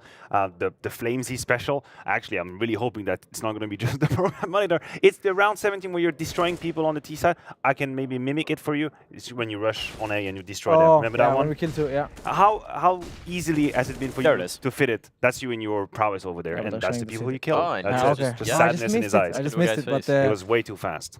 I mean, you know, it was actually funny. I did those double kill, like, you know, basically there is some positions that I will just clear it because it's like part of my muscle memory, and they were, one of them was in just in this position, and then the second guy was, he just got blind, so I picked him. And then after I did the double kill, the round was over, and I saw to the television that Casper, the old coach in OG, was like, was doing this to me. Yeah, I was doing this to me. I said, like, I was smiling back, but then we lost the next round, so I had to give him back something. But yeah, it felt good. You know, I don't feel like they suddenly played like very good in where I played at least. I didn't really challenge them, and where I came there was good support, there was good read, there was good call. Yeah, we were obviously, Alhem high, of course, very deservedly so. Hey, listen, you are new in this Project Vitality. This is obviously a very important moment in the calendar. Maybe too early for this roster, but how important is it for you to have some of these games early on? Some of these games where you just feel like you're in the zone? Yeah, I mean, they're so important because I get a lot of confidence in those games. You know, it makes interacting with each other way easier, I feel like. Okay. Because you know, people know what to expect from you, and they know what's your how you can perform, and they can push you to this level. And I mean, any game, you know, I didn't come to Vitality to be a stats player and get like 1.2 rated, 1.15. I came to win trophies, and like, you know, certainly if I have 1.20 or 1.10, I will be happy with my individual performance. But, you know, I talked with Danny Zonik a lot just about, you know, even if I don't perform, I can still do my role very, very good. Well, I really like that you mentioned this, because beyond the stats, what do you think is your mission in Vitality? Like when you go into the game, what is it that you think you have to do for the team? I mean, kill the first guy and let Zywo and Spinks have a Okay. mid-round or late round together. And that's it's not like the mission, but I want to be improving them on every aspect. And I think that considering that Dupree is the guy that was out, there is a huge gap in experience, so I need to fill it in with a huge gap in skill, with a lot of entries, good communication in mid-round. So what I can do, I need to improve in many aspects. And but basically, this side I need to entry frag, I need to go first, sacrifice myself. And then on City side. Yeah, fair enough. Everybody can shine. One last question, then I'll leave you in peace, of course. I'm hogging the mic here. Well. How much space do you feel like you have to be Flames, and how corner are you in the Dupree box? Do you know what I mean? You're stepping in for Dupree. Do you feel like you have a bit of space to be who you are and have that kind of a influence, or do you feel like there is a clear track for you and you have to follow that track, and that's the Dupree track? I mean, I don't think certainly I have to follow the Dupree track. I'm not Dupree, and when I joined the team, I was watching Dupree demos, which is I learned a lot from just watching him and hearing what the players have to say about him and what was good about him. But I am a different person. I bring different stuff to the table, and eventually when I watch him, I have full ADHD in game. I cannot sit and do nothing, and Dupree is the kind of guy that can sit and just hold an angle. And I just had to mix. I told my other coach, we have to mix the Dupree with some aggressiveness, be a little crazy, have some plays that fit me, and I think that's probably what I'll bring more. That's what I'll bring extra, but I don't feel like I'm stuck in a Dupree box. Awesome. That's good to know. I'm just gonna grind my way, and we'll see where it takes me. You mentioned Spinks as well, right? And coming into this team, obviously, guys, countrymen is and all of that. How much of an impact or a factor has he played in you gelling as quickly as you have with this team? I mean, it's he's very beneficial for me because I see him a lot more than the other teammates, and Spinks is not the kind of guy that we will go in the airport and we'll trash talk to the teammates behind our back. We're both very genuine with each other, and we know how to respect the boundaries that we're still teammates, but outside of the game we're still friends and we see each other a lot. But mainly it's telling me what to expect at the start. Eventually, after some time, I play a lot of sites with him on city sites. Then let's do some theory together. Let's have this and this and this. And he's very open-minded, so it's very easy to implement any ideas I had with OG or any ideas that I've made up myself or watched some game from other teams. It's very easy to implement it with him, and he's very down to speak it out. He's not he's not gonna have. He's very fast at understanding what I need as a person to get myself into the other group of people, and he did it very good, but there's still some process to do. Nice. All right, I'm going to get one more attempt at a soundbite from you. Great interview so far. Congratulations on the early win as well. You talked about expectations, right? You talked about this being about stage games, about this being about trophies. It's still very early on into your addition to this roster, but here in Cologne, one of the big events of the calendar, right? What are the expectations that you and the team as a whole are placing on themselves? I think it's very hard to say that. We've made some goals this season, at least when there is no major and there is going to be a CS2 transition. I think mainly, obviously we want to win as much, but we're very realistic that, there are some teams out there that are coming for you. They're playing against top 1 or top 2 team in the world. They're not going to take it easy. And I think obviously we want to win, but part of the expectation is to just go far in the tournament, see where we are, what we can fix, where we at, specifically right now, but also remember that other teams are not in the best shape in the world. You saw Heroic yesterday against the Mongols. The Mongols played well, right? But it's still, it makes you shake a little bit. It makes you wonder, doubt a little bit if you're Heroic, I think. So that's mainly the thing, that we know that other teams are not performing the highest right now. G2 with Blast, FaZe, I'm not sure. I think they've been performing really, really well.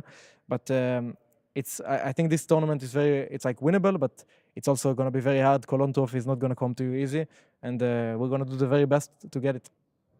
I like it. Congratulations on the early win. Great start to the campaign. Thank you. Thanks for joining us on the desk, man. GG, pleasure. Well, I think the mic that was a great Take the handshake. Yay. A true politician right there. He's ready for everything. It's a fist bump, and then it's a handshake. Ready and for then a hug. Or it could be both. Yeah, a little kiss on the cheek. Bisou, he's on a French team now. We could do la bise, of course. Yeah. Yeah, okay. Well, I mean, look, he was ready for everything in the Listen, that was a great everything interview. on the desk. That was a great interview. I loved gave us a every lot. answer he gave. He was very genuine about it. And he also answered a lot of questions which we didn't even ask him, right? Which is great to know. He's like, yeah, we saw the game against Heroic yesterday, and we didn't want that to happen to us as well. A great interview, and it seems like he's having a good time in the team. I mean, listen, the second map, if anything, is the proof that nothing is easy. It doesn't come easy at all. Cloud9 just lost the map to 9. Here you have Vitality almost falling on the second map to OG. The Mongols pushed Heroic to 3. It's not summer camp, right? We're not having fun here. Like, you have to fight through all of these matches. And yes, ultimately, it's about just surviving the stage of the event that you are in, right? It doesn't matter how you get there. Yep. Once you get your ass on that chair in Lanxess and the audience is here, it's a different ballgame. It's a different kind of Counter-Strike who starts, and then we get to poke into the depth of the teams, but you have to make it here. I don't care how you do it. Just get it over time. I don't care about it. Just get the win. Make it there.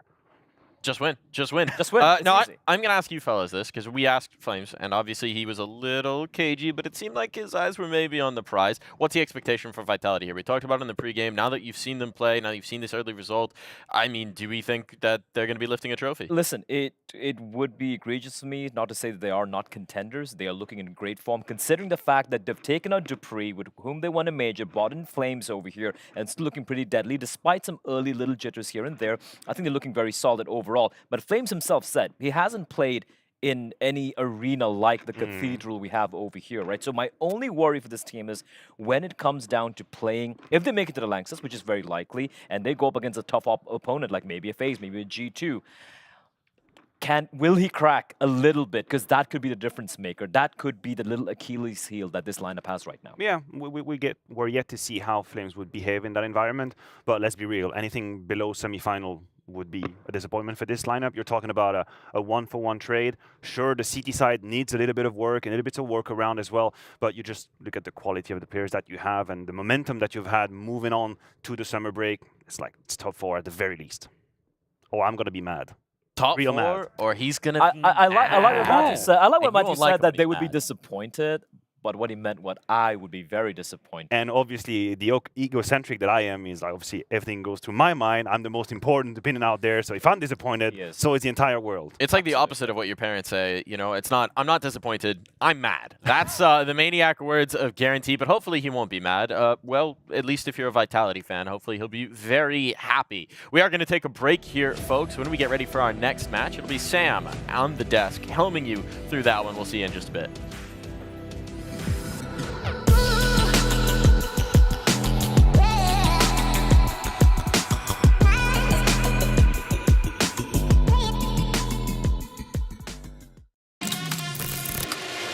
What is that reaction? Yeah, right. This would be an ace clutch from Poland.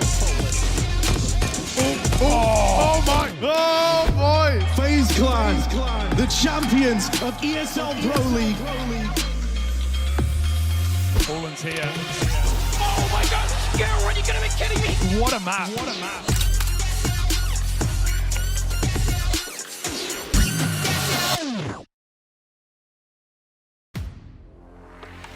The in-game leader, architect of every move and every win. The entry fragger, fearlessly leading from the front. The opper, the deadliest of them all. The support, the true difference between winning and losing. The lurker, everywhere and nowhere, patiently waiting to strike.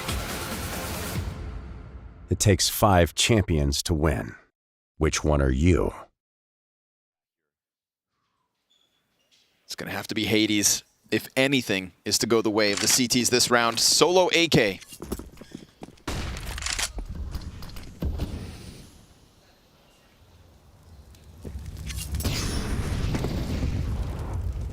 Minio forced back from middle.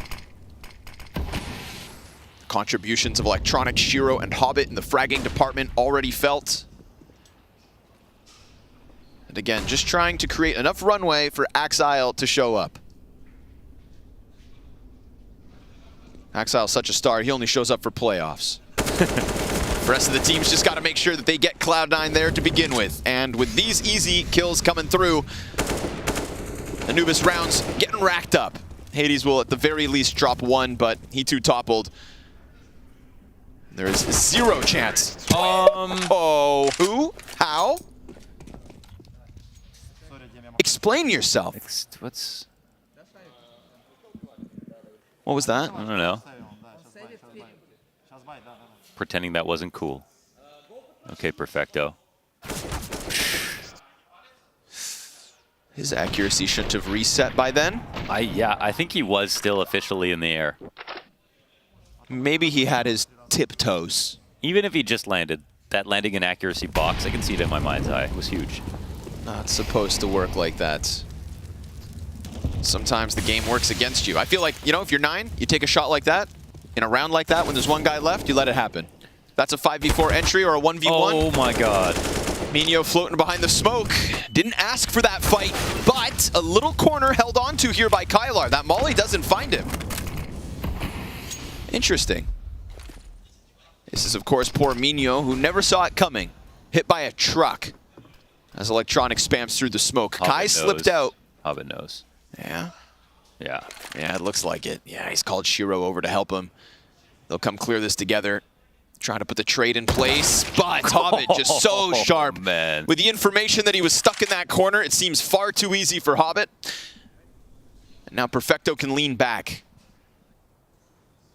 Do 9 take the chance and press out long? Kylar's been offering stellar kills.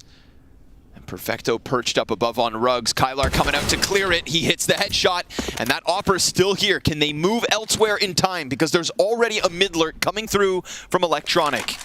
The bomb's cut off, but at least it has an assistance in Hobbit. And Hades is on this angle. We saw a missed shot on Ancient. Can't afford it here. Shadow advantage keeps him on high alert. And Electronic. He's found his timing and his kill. Puts Hades in a tough spot, but a second shot out of the Opper. And Shiro will take that as a chance to divert. Yes, yes he can. Surely 5 seconds to spare, but Goofy could just keep up the pressure, and if he can hold off the cross, then all good. Oh, he missed it. Shiro knows he's under pressure. Goofy guns him down, at least dying before time expires, but it is indeed Hades on A. To say's enough. Yes, yes. Don't. Yeah, you forget about it. Hades on Ancient. It's just, that's one of the great mysteries. It's the Bermuda Triangle of CSGO. Like, no one really knows where those kills go on Ancient with Hades. But he's fine on Anubis. This is very solid work from him. And it was a good-looking round up until the point that the re-aggression on A came through, of course. I was going to say Cloud9 really stabilized off this round. Look at this push coming through into middle. The trades could still be good. The CTs will get away. One will. But 2. Yes. The others got the smoke. So that's 2v3 on the trades. Nice nade as well. Says, you want to chase this? It comes with a cost, but Kylar caught. Oh, Shiro. Sorry, I was going to say 1v2 on the trades. Now 2. Oh, this will be gut-wrenching. Going aggressively out towards running a risk like that and thinking you got away with it, only to fall victim to Shiro slicing through the side of the smoke, and now you've got nobody inside the B site. Everybody here for C9. If that bomb goes down, you know 9 could just have to swallow their pride and save. And another chance again for Cloud9 to stabilize. Let's see though, you know? We saw 9 try a 2v3 retake on A side a couple rounds ago. If you want to win, you gotta fight. And there's fight left in this one, no doubt. But we see Hades still deep down through water. Buster versus Minio. Huge health advantage here for Buster. Snaps the shot up. One bullet makes the difference, and that's Goofy to leave. So with nothing going the way of 9 on long, it's C9 with an early T-side lead. Yeah, they have to be careful not to create an avalanche, you know, if they give up kills on retakes just for those attempts. I hate to tell people to save, you know, but versus Cloud9, who are pinching every penny. Sort of got to do the same thing. This is a crazy, great play from Shiro. Who said he can't be aggressive? Kylar doesn't looking to stick around, but yeah.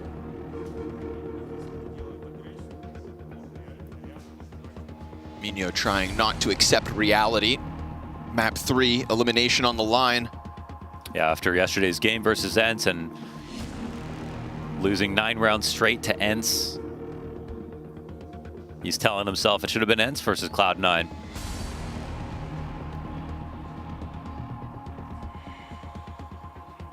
Got to get ahead of this. That's what it is at Cologne. Be a lot of tough matches that you aren't supposed to win, that you need to overcome if you want to get into the Lanxess.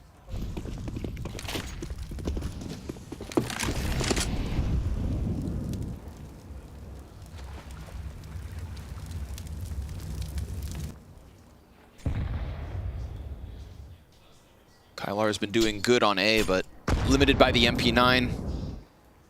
We'll see what comes his direction. He's got Minio on the Thomas to support it. Buster mollies first, separates the 2 CTs. MP9 does indeed fall. And then Perfecto holds off. Good peek out of Kai. He was playing counter flash in the corner, but he saw a chance to strike, a chance to answer. But as they push outwards, they run a risk. And Shiro's going to punish it. Kai's been already found out. You've got 40 health. You're done. And Cloud9 going back down through the aqueducts. And they're keeping some of their former Cloud9 personality, you know? Like, look how late that mid attack is from the default, as if the round just started. Hades is between them. Into 50 seconds, Hades. Oh, it's leg only to the shots. legs, and oh, his teammate dies too. Electronic comes through on the bomb site. Everybody gets swept away, and just when 9 thought they had bought enough, just when 9 thought that they could reclaim with the water push, C9 right there ready to answer. Cloud9 are looking very clutch all of a sudden. They could have taken that kill and walked away, but they really wanted to press their luck and push out, thinking this position would end up helping them, and maybe it could have saved Kai, but once he lost the support, once that second player is out from Dark, he's a sitting duck and he knows it. That is true. It's frustrating to think about that. If you don't double down on your setups, well, maybe you lose because you didn't commit enough, but if you lose that first kill, everything can go wrong. Buster holding off versus the push. This one, nothing for 9 to work with. USP collects 1 kill. It's swift and easy. Round 11 done in an instant. They touched 6 rounds yesterday versus Fnatic. That is Cloud9. And now look to, like, who knows how far they can get here on this T side.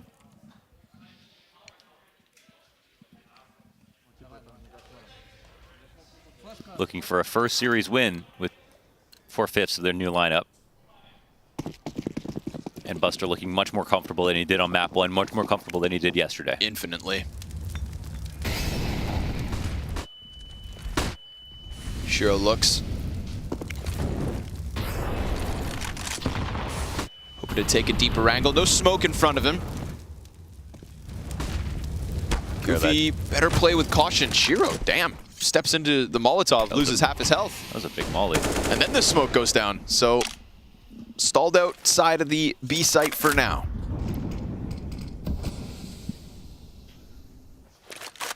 It's a lot of utility, though, used by the defense.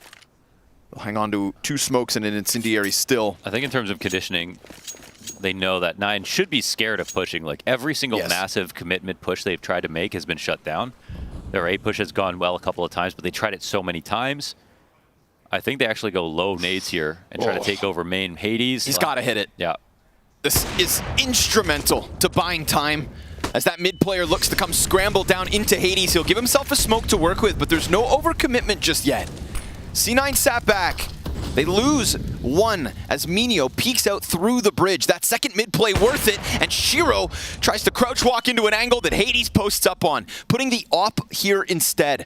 We'd seen Kylar contact, we'd seen Minio support, we hadn't seen the AWP from Hades, and that catches off C9. Gives the Poles a chance to at the very least take a 5th. Perfecto stuck in this corner, nowhere to run, nowhere to hide. He's going to try to fight his way out, but down he goes.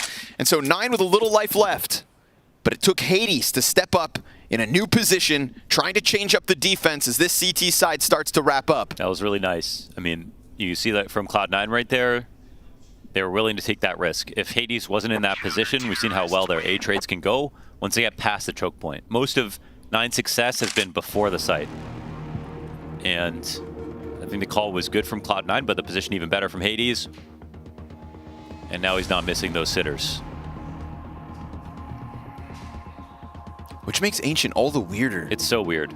He was hitting shots on Vertigo, missing. I think Moses brought up an interesting way to look at it, where it's like he's just uncomfortable with the timings. No, like imagine if you had X-ray on, right? The angles you could hold, and how much time your brain would have to prepare for an easy shot. But if you don't believe they're going to be turning the corner, even if you're holding the angle, right? Right. Then suddenly the shot's a whole lot more surprising, and that's the only kind of out I have for him. Sure. Where it's like maybe he's just so little confidence after all their losses that now even the obvious shots don't make sense. Self-doubt, dude. Yeah, essentially. And I want Hades to stop hitting himself in the head. Sure. And the chair. He did the chair a little bit too. Well, winning some rounds would help. That was something Snappy said about him, you know, just beating himself up too much, even like just... As a player. Yeah. Not physically. Proverbially, yeah. Oh, Minio lucky to be alive. Going for the boost over the smoke. There's been a fair amount of mid-action from 9 at the start of the rounds, trying to keep them away from that. If there's anywhere where 9 apply counter pressure, it's definitely top mid.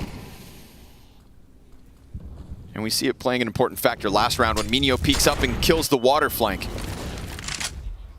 I actually think they're responding to something that Electronic used to call even on Na'Vi, which was him leading mid lurks late into the round. Okay. And I think they game planned really well versus it. Look, they're actually getting ready for the exact same thing. So this is something that they know he likes to do. But here they're not going to see him yet. Electronic waiting inside of middle, listening for everyone fanning out. But it's a false positive. Oh, but the kill. He doesn't get the kill. Dude, Kylar just out in the open. Now there's another lurk, however. Hobbit could actually they go B. Take the mantle. Because they threw a Molotov inside of Darkroom, all of Hades' support just went B. Hobbit's coming through the connector. It's being held by Shelf, but oh no, Hades, he's going to get pinched. They know he's in here. A quick glance from Hobbit back to mid. Hades feeling the pressure of all these angles. And sure enough, Hobbit instrumental to clearing out the site. One piece of utility into the dark room, took those mid players, put them on B, and left Hades on his own. But there is still a chance at this retake. Hobbit swaps out to the AWP. Shiro hits his shot. A second player to come out from this storage unit trying to get the retake going. And he finds the back turn of Hobbit. Minio trying his absolute damnedest from that op shot that tagged him down to 11 to now a real chance. He's going to tap the bomb. Scope in with the op. Oh, he's calling the bluff. Oh Perfecto my God, doesn't move a muscle.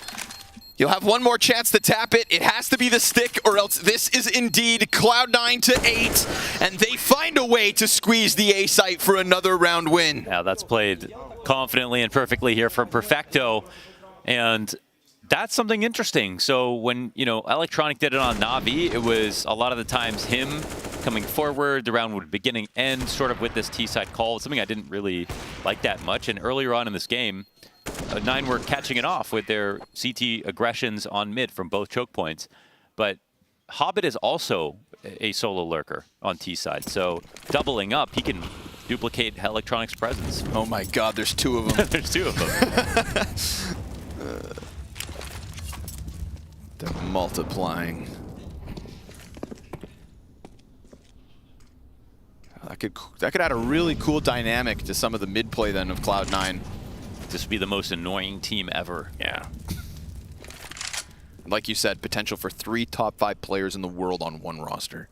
Crazy.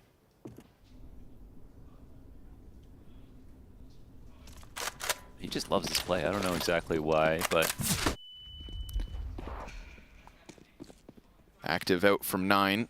They try to double back, but already mid has been taken. I can see why you like this play. When it nets you a setup like this, entire team just sat there waiting for Hades. And Kylar, your time is so limited, but as they cross over, it's a bit of damage offered. But not nearly enough. Opportunities, but no headshots. Tidbits of damage and a quick chase from Hobbit. He's looking to clear everybody off this round. Cloud9 looking to flex their strength, their newfound talent, and some clean calls from Electronic to boot. But, if Shiro hadn't seen him, Kai could have got things into a weird realm. Instead, He's been given a chance to exit. You could walk away. Cash out right here. AK with your name on it. Instead, he gets a third frag. Sticks around the bomb site. Doesn't have a kit, so don't panic. This one's done. And he will die in the end. Hobbit, too far deep. Has C9 on the brink of 10. Yeah, won't affect the money for Cloud9, but saving the gun is nice, at least, because it's going to be a mixed-up buy. Great half overall for Cloud9. Huge improvement from yesterday. And finally, they see success from that sort of mid-play that Electronic loves to call. And I guess that's the best version of it, where it's one person coming to check on mid instead of 4, like 9 have been doing in previous rounds. Shown a lot of variety in this T half in terms of where they've ended, although it's largely to do with A and mid.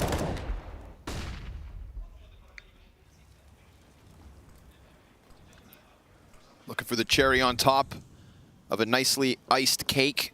Cloud9. 10 will do it. Shiro's not going to be afraid of this damage. Fire burning him. Still no opening. Oh. There goes Kylar and Goofy. AKs get the better of it in the end. And so Hades going to try to slide down. He could stop the bomb. Makes things a little weird with that double off the MP9. Fast flank added to the tally, but they get through. It is indeed Cloud9 with double digits, laughters, and smile on their faces. That is exactly what we need to see from them. However, 9 will try to take it back. Can their T-side keep them alive in the group stage of Cologne in the face of a C9 super performance?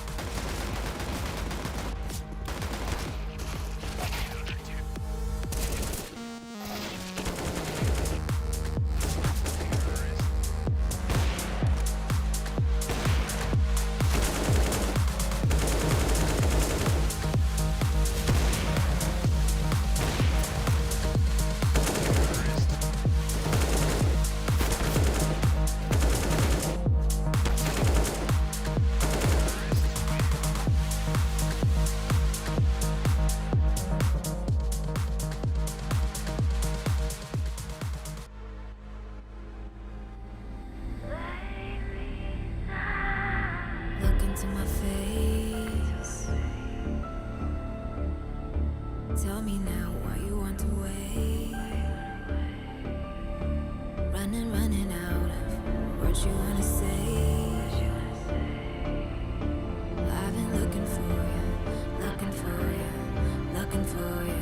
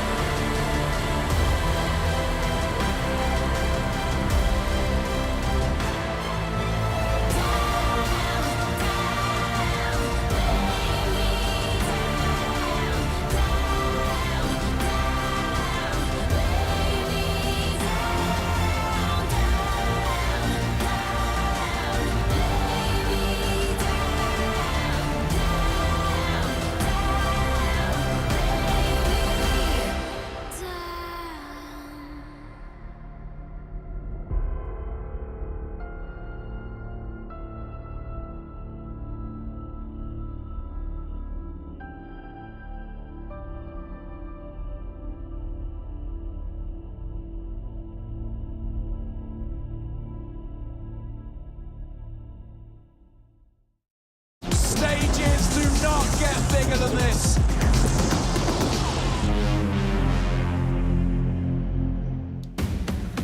Over 2,200 days since a Polish lineup graced the Cologne top 14. The legendary Virtus Pro joined by 9 in this run this year in 2023, but that run could come collapsing down around them in the face of a CIS super team. Cloud9 with an uptick in performance compared to what we had versus Fnatic yesterday, but 9 will have a T-side of an arguably T-sided map to try and extend their run here for the Lanxess. Yes, with a pistol, it's definitely entirely possible. Don't let that double-digit scoreline intimidate at you here for C9, and they're a brand new team. So let's see, Buster, he was looking a little bit more comfortable recently. He gets away from dodge here. This pair of dualies gets the first kill, Good but cover. Buster goes down. Good cover. Needed that one. Shiro slides out, gets popped by Goofy, and a pistol would also net them such a sigh of relief. Oh, yeah. You've been waiting for this. Third map T-side. You had to get through Ancient. You were hoping the beating would end right then and there. It didn't throughout your CT side, but this will certainly help change the tone, change the mood, change the narrative. Nice. This is, honestly, it would have just been, it might have just been a boring map if 9 didn't grab this pistol, so. But seriously, things change with it. Now, surviving the anti-eco, that's another thing that they have to do to earn themselves that free farm round.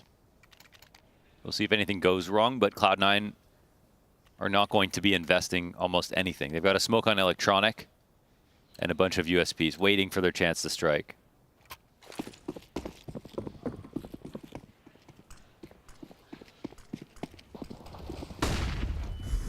The A play will counter this perfectly. Bomb stage back though. Things can only get weird towards the B site. And there's already majority 9 sniffing out A. Maybe poor Mino falls. He knows they're coming now. Mac-10's going. 2 kills before they swarm through him. But all that does is confirm A's the target. Gives 9 that 7th. So gun rounds around the corner.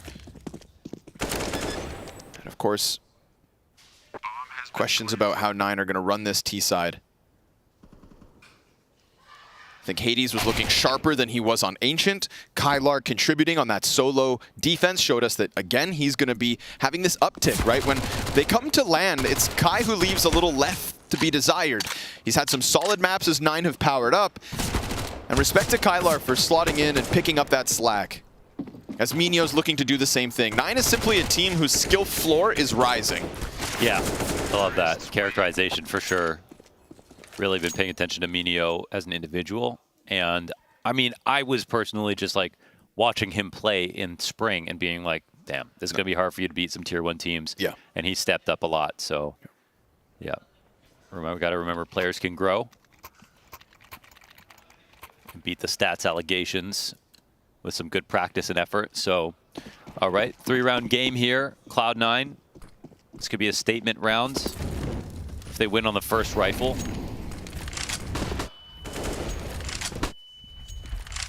But there's no guarantees.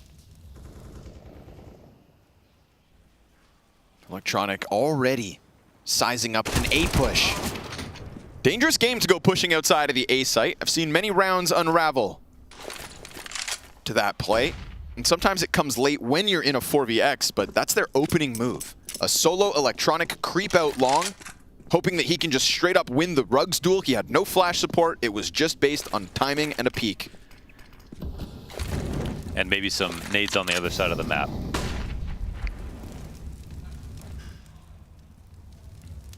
So now, first gun round, and they'll have to work off man disadvantage. B is looking free. Yeah, they're going to tune into this overreaction here from the CT side. They don't know the stack is coming up, so they're going to be careful about their nades. This is very nice for 9. They should move in easily here. No friction whatsoever. An instant save here for Cloud9 in a 4v5 as the bomb gets planted. That went 8th, and that's a statement for 9. Definitely not the most inspiring first gun round from C9. But but also at least not a heavy cost.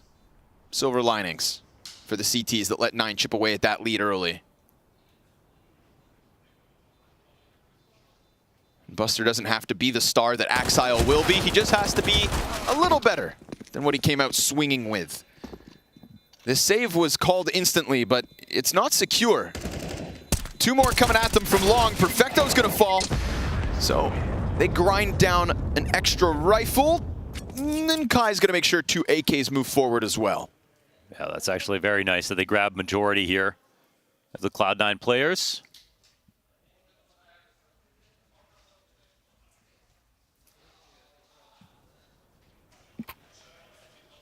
Electronic solo A peak.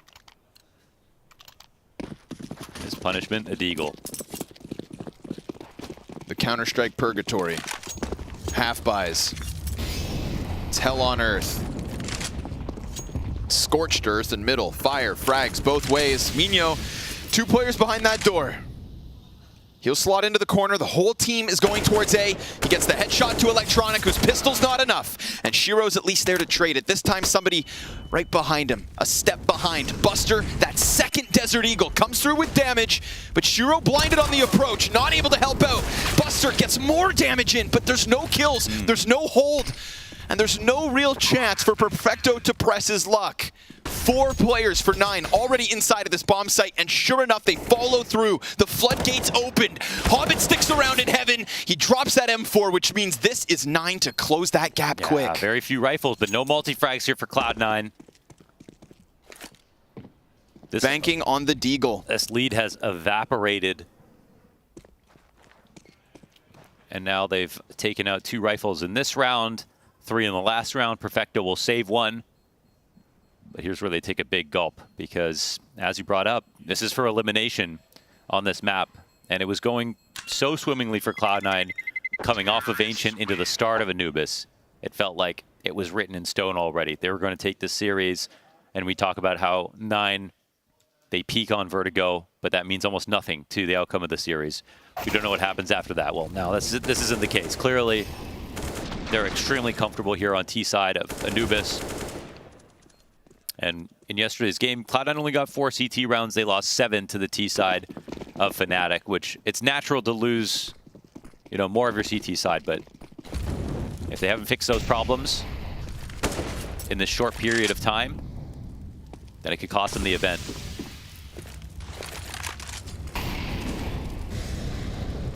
We may need to cancel Axile's plane ticket. Oh, that's a first death for Electronic one more time, but this is that smoke spam. Yeah, he Electronic gets revenge. did it to him in the first half. Yep. And that's Minio on 17 frags, man. Let's go. Honestly, last player I expected to have such an uptick in performance. It was one that was demanded of him and the team. So far, Cologne's been a solid event. From play-in to group stage, he's kept it consistent. We're talking about a Cloud9, a team that was announced and for some reason had so little doubt in terms of them hitting the ground running, because on paper, it's perfect. But those growing pains, exasperated by the fact that, of course, Buster instead of Axile, and now the trade out towards Long. Speaking of Buster, he's dead. Oh you can see God, Shiro frustrated, and as he turns. Wow. The pressure of the situation starting to sink in. Shiro upset that Cloud9 have to lean back with another save as 9 tie this game at 10. Wow. You know, maybe they don't even try the retake anyway if Shiro gets that kill. That's the kind of team they have. But 9 haven't been letting them get off scot-free in these exits. They've been pushing to try to punish as much as possible. So the situation remains tense. Here as 9 will take the 10. But they're still sort of far from these fights. 9 will be very happy with their progress. 5 straight as we enter the second half.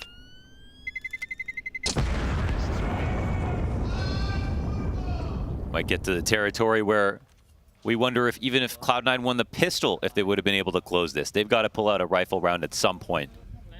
And it better be soon. It has to be soon. Pistol conversions, then 2 more rounds. Second tack timeout called for Cloud9.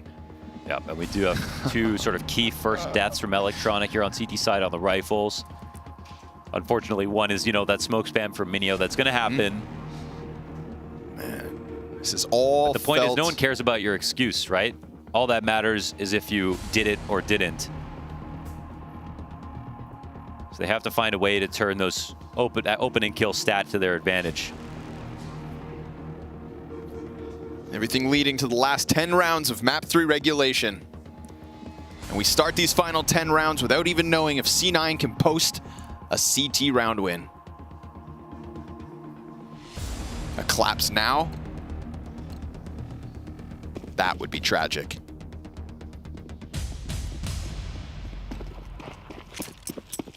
Nine well equipped,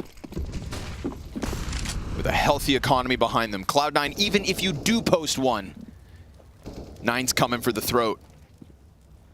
Round after round.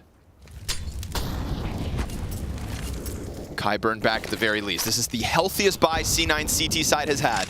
Can't forget, last time we had those Deagles inside of the A site. This is it. This could be the turning point. Shiro loses his angle.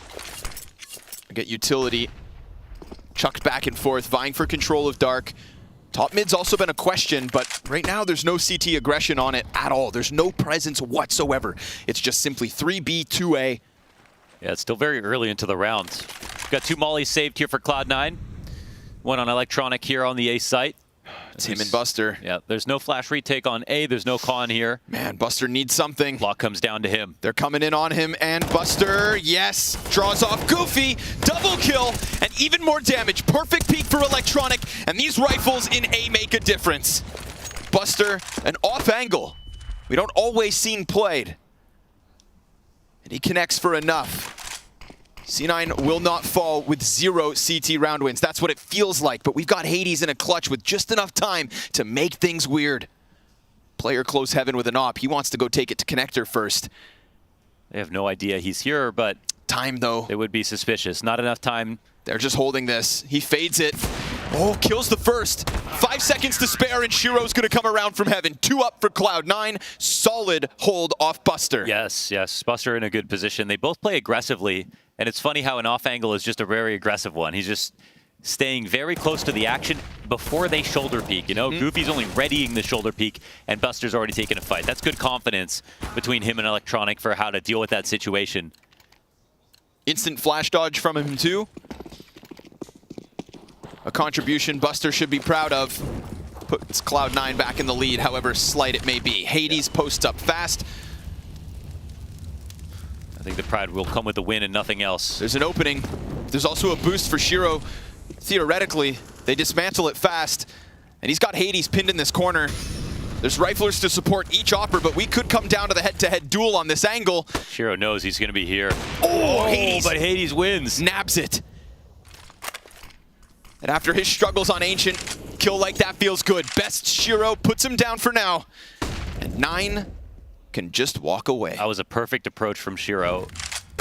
Responding, making sure to re-peek only with a flash first, and yet still Hades seeing his. Denies it. Okay, we've seen how risky this push can get. And Goofy doesn't shut it down this time around. Buster almost looked away, but reacted fast enough. But with that long play, it usually indicates lesser presence on connector, which is the case. He's going so far out, but now they know that the T's are in middle. We've got Perfecto rotating around to the back of it. One's still sitting outside B. How far does Buster want to get away from this? Mid to B plays alive, but they want eyes on connector. Electronic. Like, if Buster goes all this way, it's just going to come down to Electronic's hold, even though he has this. And he's half health now. He's stuck behind the pillar. Hobbit ops down Kylar. And all of a sudden, this A site's been cracked open. Even with Buster that far on a push, he's now doubling back around mid, but all he's doing is joining the B rotate. They've lost a portion of control. The jackknife that could have been long A control, Buster has given away. Hobbit creeping. He's got to clear these corners meticulously. It's going to take a snap down, and that shot won't land. 9 creeping through mid, off of the long push, and seizing a chance at a weakened A. Yeah, this was essentially doing too much here from Cloud9. They have the push with the refrag on the A play, and 9 with no other option but to go through mid, the last place that they're standing. Buster's flank is going to take forever, and if you look at the map, when you get spread that thing, you can have all the map control in the world that you want, but if you're not on the site to defend it, it doesn't matter. So all he had to do was run back, and we contrast that to last round. They have the double A setup, you know, right behind each other inside of the hallway. That's beautiful for defending that choke point, but think about how much easier. Who knows whose call it is? Electronics' life could have been had he not been stranded behind that pillar. One peek from Buster to get them off. Heaven's fully exposed to it. Well, the pillar's all there. The pillar's a good angle, though. You know, like he can only stand on that side of the pillar because Buster pushed. Yeah. But once Buster pushes, does Buster need to leave? No. For good? No. You know, that cover's working well for Electronic till the Heaven peek happens. How do you counter Heaven peek? With long A control. CTs would have still had a squeeze on that bomb site. But it's okay, because it feeds the drama. We're tied again. Yes. 11-all. And 11-all, full strength, both sides, and a game where we find out who can learn faster. A one-off CT round win. Took them 6 rounds to post their first. How many until they get any consecutive? Electronic softened up close though. Oh nice second headshot. Commits to the spray down, knowing that pack of players is coming in quick. And speaking of quick, Hobbit straight down to the water. Goofy holding off on this, but Electronic... Loves a bridge. Yeah, he may just tell Hobbit to hold. Shiro's advancing. So he was. And Goofy could have been just sat there on a platter. Are they going to have the same problem take place? Well, Buster's on his own. At least he's locking into A and not just going to get burned out from plat. But the same problem in that he is very much alone. There's a way out of this round for 9, but if they can find it is a different question. The rotate from mid to B is wide open. They haven't played it yet. Any mid control has filtered them through connector onto A.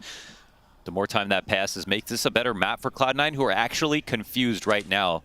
They have forfeited the entire half of the map. Still only have 1 inside of A at the moment. Holding down long. Hobbit is scared to do anything inside of middle. They're just stuck there. They're just stranded. But 9 can't find them. And at the very least, it's not Buster burned out of his position, but long A is still very much on their minds. Hobbit's flank found. Hades clears perfecto. Buster still with a chance to play. Shiro missing his shot up in Heaven, but that just pushes Hades back. And so now Buster may be known, but at least they've held on to a little bit of control. He is gonna get squeezed. The 2 Ts coming at him now, and Goofy able to clear it out. Shiro puts the smoke down, crosses onto the bomb, and he doesn't have the kit, so he needs the frags! Oh my God! And the frags give themselves to him. Cloud9 back with the lead. Oh, the height advantage right behind the site.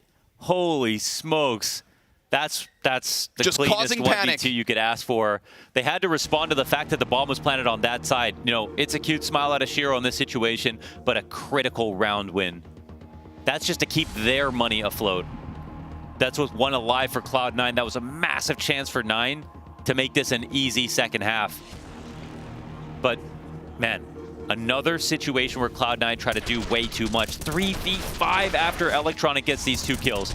Yes, they answer back right away, but when we look at the map, 9 are walking around blind, and they still are able to punish every single one of Cloud9's peaks. Why? Because they're all in rotator choke points. They're playing extremities. No one's committing to anything.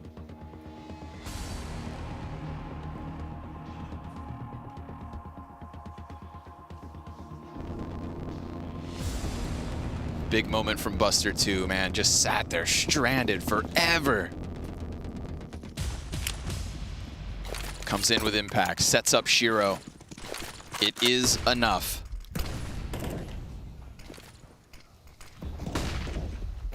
Off the pause, we come back with a purchase. Goofy's gonna be limited.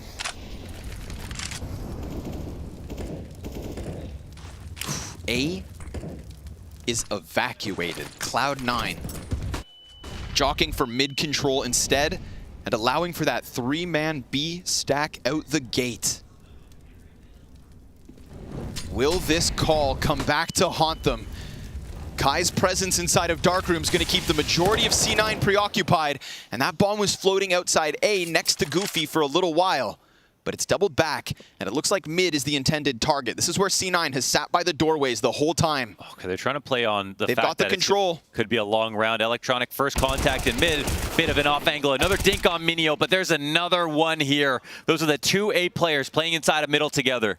Information that their presence is here and locked in, and Hades wants to try to take it back.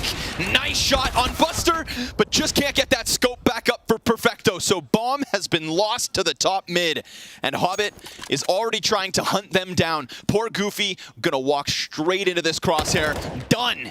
And so C9 pull ahead. At least the one pattern that they're trying to play on that makes sense. Or do they? He's gonna run at this bomb, and they are lined up. The fights are here to be had. Kai's gonna chase this. Or is he just gonna save? It must feel so desperate with this little amount of time. Cloud9 fall back. They scramble, and so they'll win it. The one pattern that they tried to play on that made sense for Cloud9 is the fact that the rounds have been long for 9 here on T side. So they left the site wide open. It's a risk, but it actually is the perfect risk. You see them walk into mid late. It's a strong call. They're probably horrified to find out it's the 2 players they could have just avoided by running into the site directly. And so it's a strong move. It's a risky play, and it could have cost them for sure a round, absolutely, but that wasn't the case. Electronic was right. And doubling up with Buster pays off. And now we're looking at 9 with a single AK. They're gonna put it in the front. They're gonna try their damnedest to just crank the dial, but it's a Hobbit instant kill, and 9 put on ice. C9 have a layup for their 14th.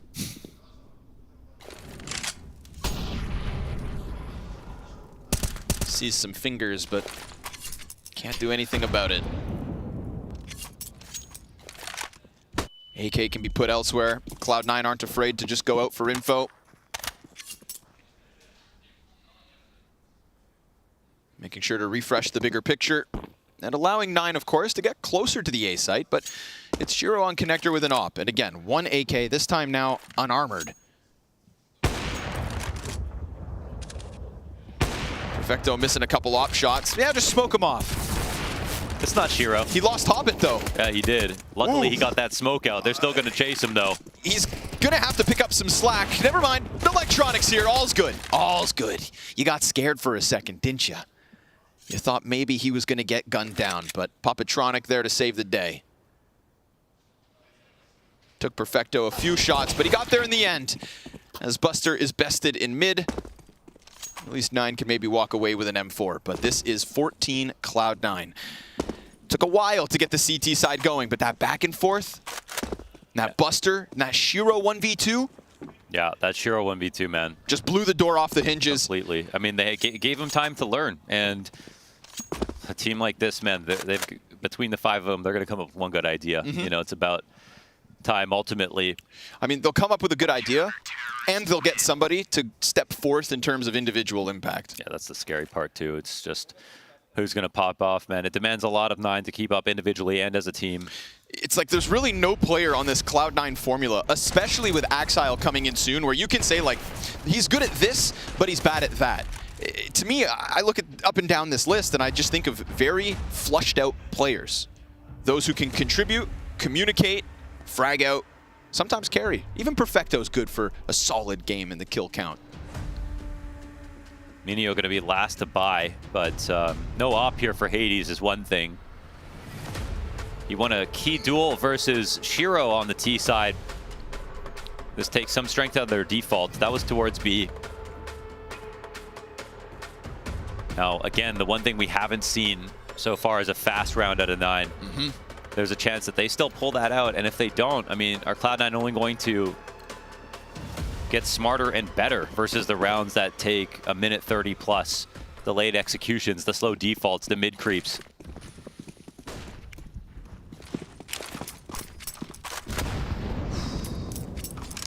Poor Kai. Getting banged up before he even gets a duel. Just trying to get down to water control. They want Dark fast. It's crazy how few B splits there are these days. Things have changed so much to favor towards the A site. Development in middle as well. Give a map time and it shall grow, as has Cloud9 CT half, but Buster gets back on half health. Hey, those are some key nades. I mean, they do that perfectly to get him out. Great pressure. They tried to face him head on. They said, okay, we'll try to go 1 for 1. Then last round there was 2, and they lost 3 players. And the round because of it. Goofy walking into this fight. Electronic wins it. Kai trades at least. Critical frag back from Kai. That's annoying though. Here comes the hit though. Hobbit, he's on his own for the time being. He presses out through the smoke and doesn't get caught on that move. Yeah, the smoke actually helped him escape. Incendiary in front, they could push beyond it. Nope, they have to hold. And that just gives a bit more time for Perfecto to get close. And if that smoke fades, then we've got 2 M4s looking to hold this off, but the Dark players come through well. And Perfecto, still unbeknownst to the T's, gets an instant headshot. But if he extends to stop plant, then there's cover. And that cover could be key.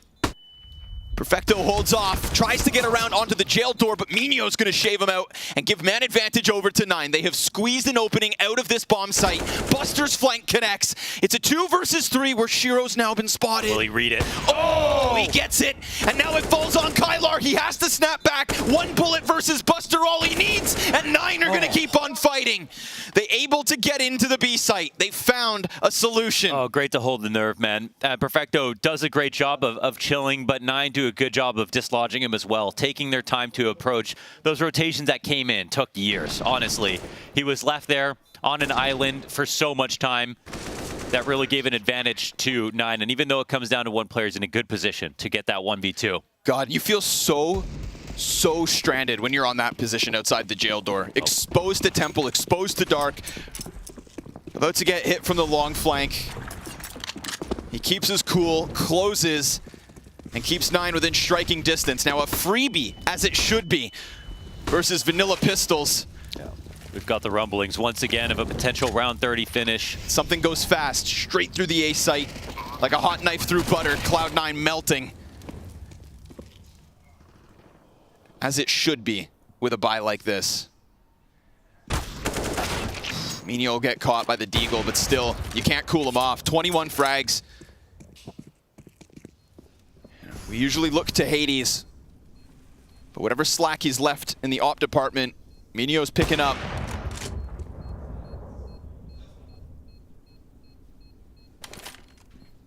It always felt like it was going to come down to Anubis. And man, oh man, has it delivered. Perfecto. Actually, the last man up. It's quite costly. Yeah, it's the CTs who are benefiting from this hunt. Okay. But at least 9 keep 3. They have an op now for Hades as well. They won without that. That's a nice upgrade. And now Cloud9 will try to take series point here. Is there going to be a buy-in? Surely. The money's actually awkward for a couple of people right now. And so there might, I don't know. I mean, they definitely could invest, but 3,800 for Electronic, 39 on Perfecto. With the thought that 14 would be next for 9, I mean, there's more pressure, but there's certainly a objectively better buy. Ooh. They have a hard decision to make, honestly, but I think, yeah, the investment's coming in. Electronic picks up the FAMAS. All right. We have an op for Shiro. What is your calling?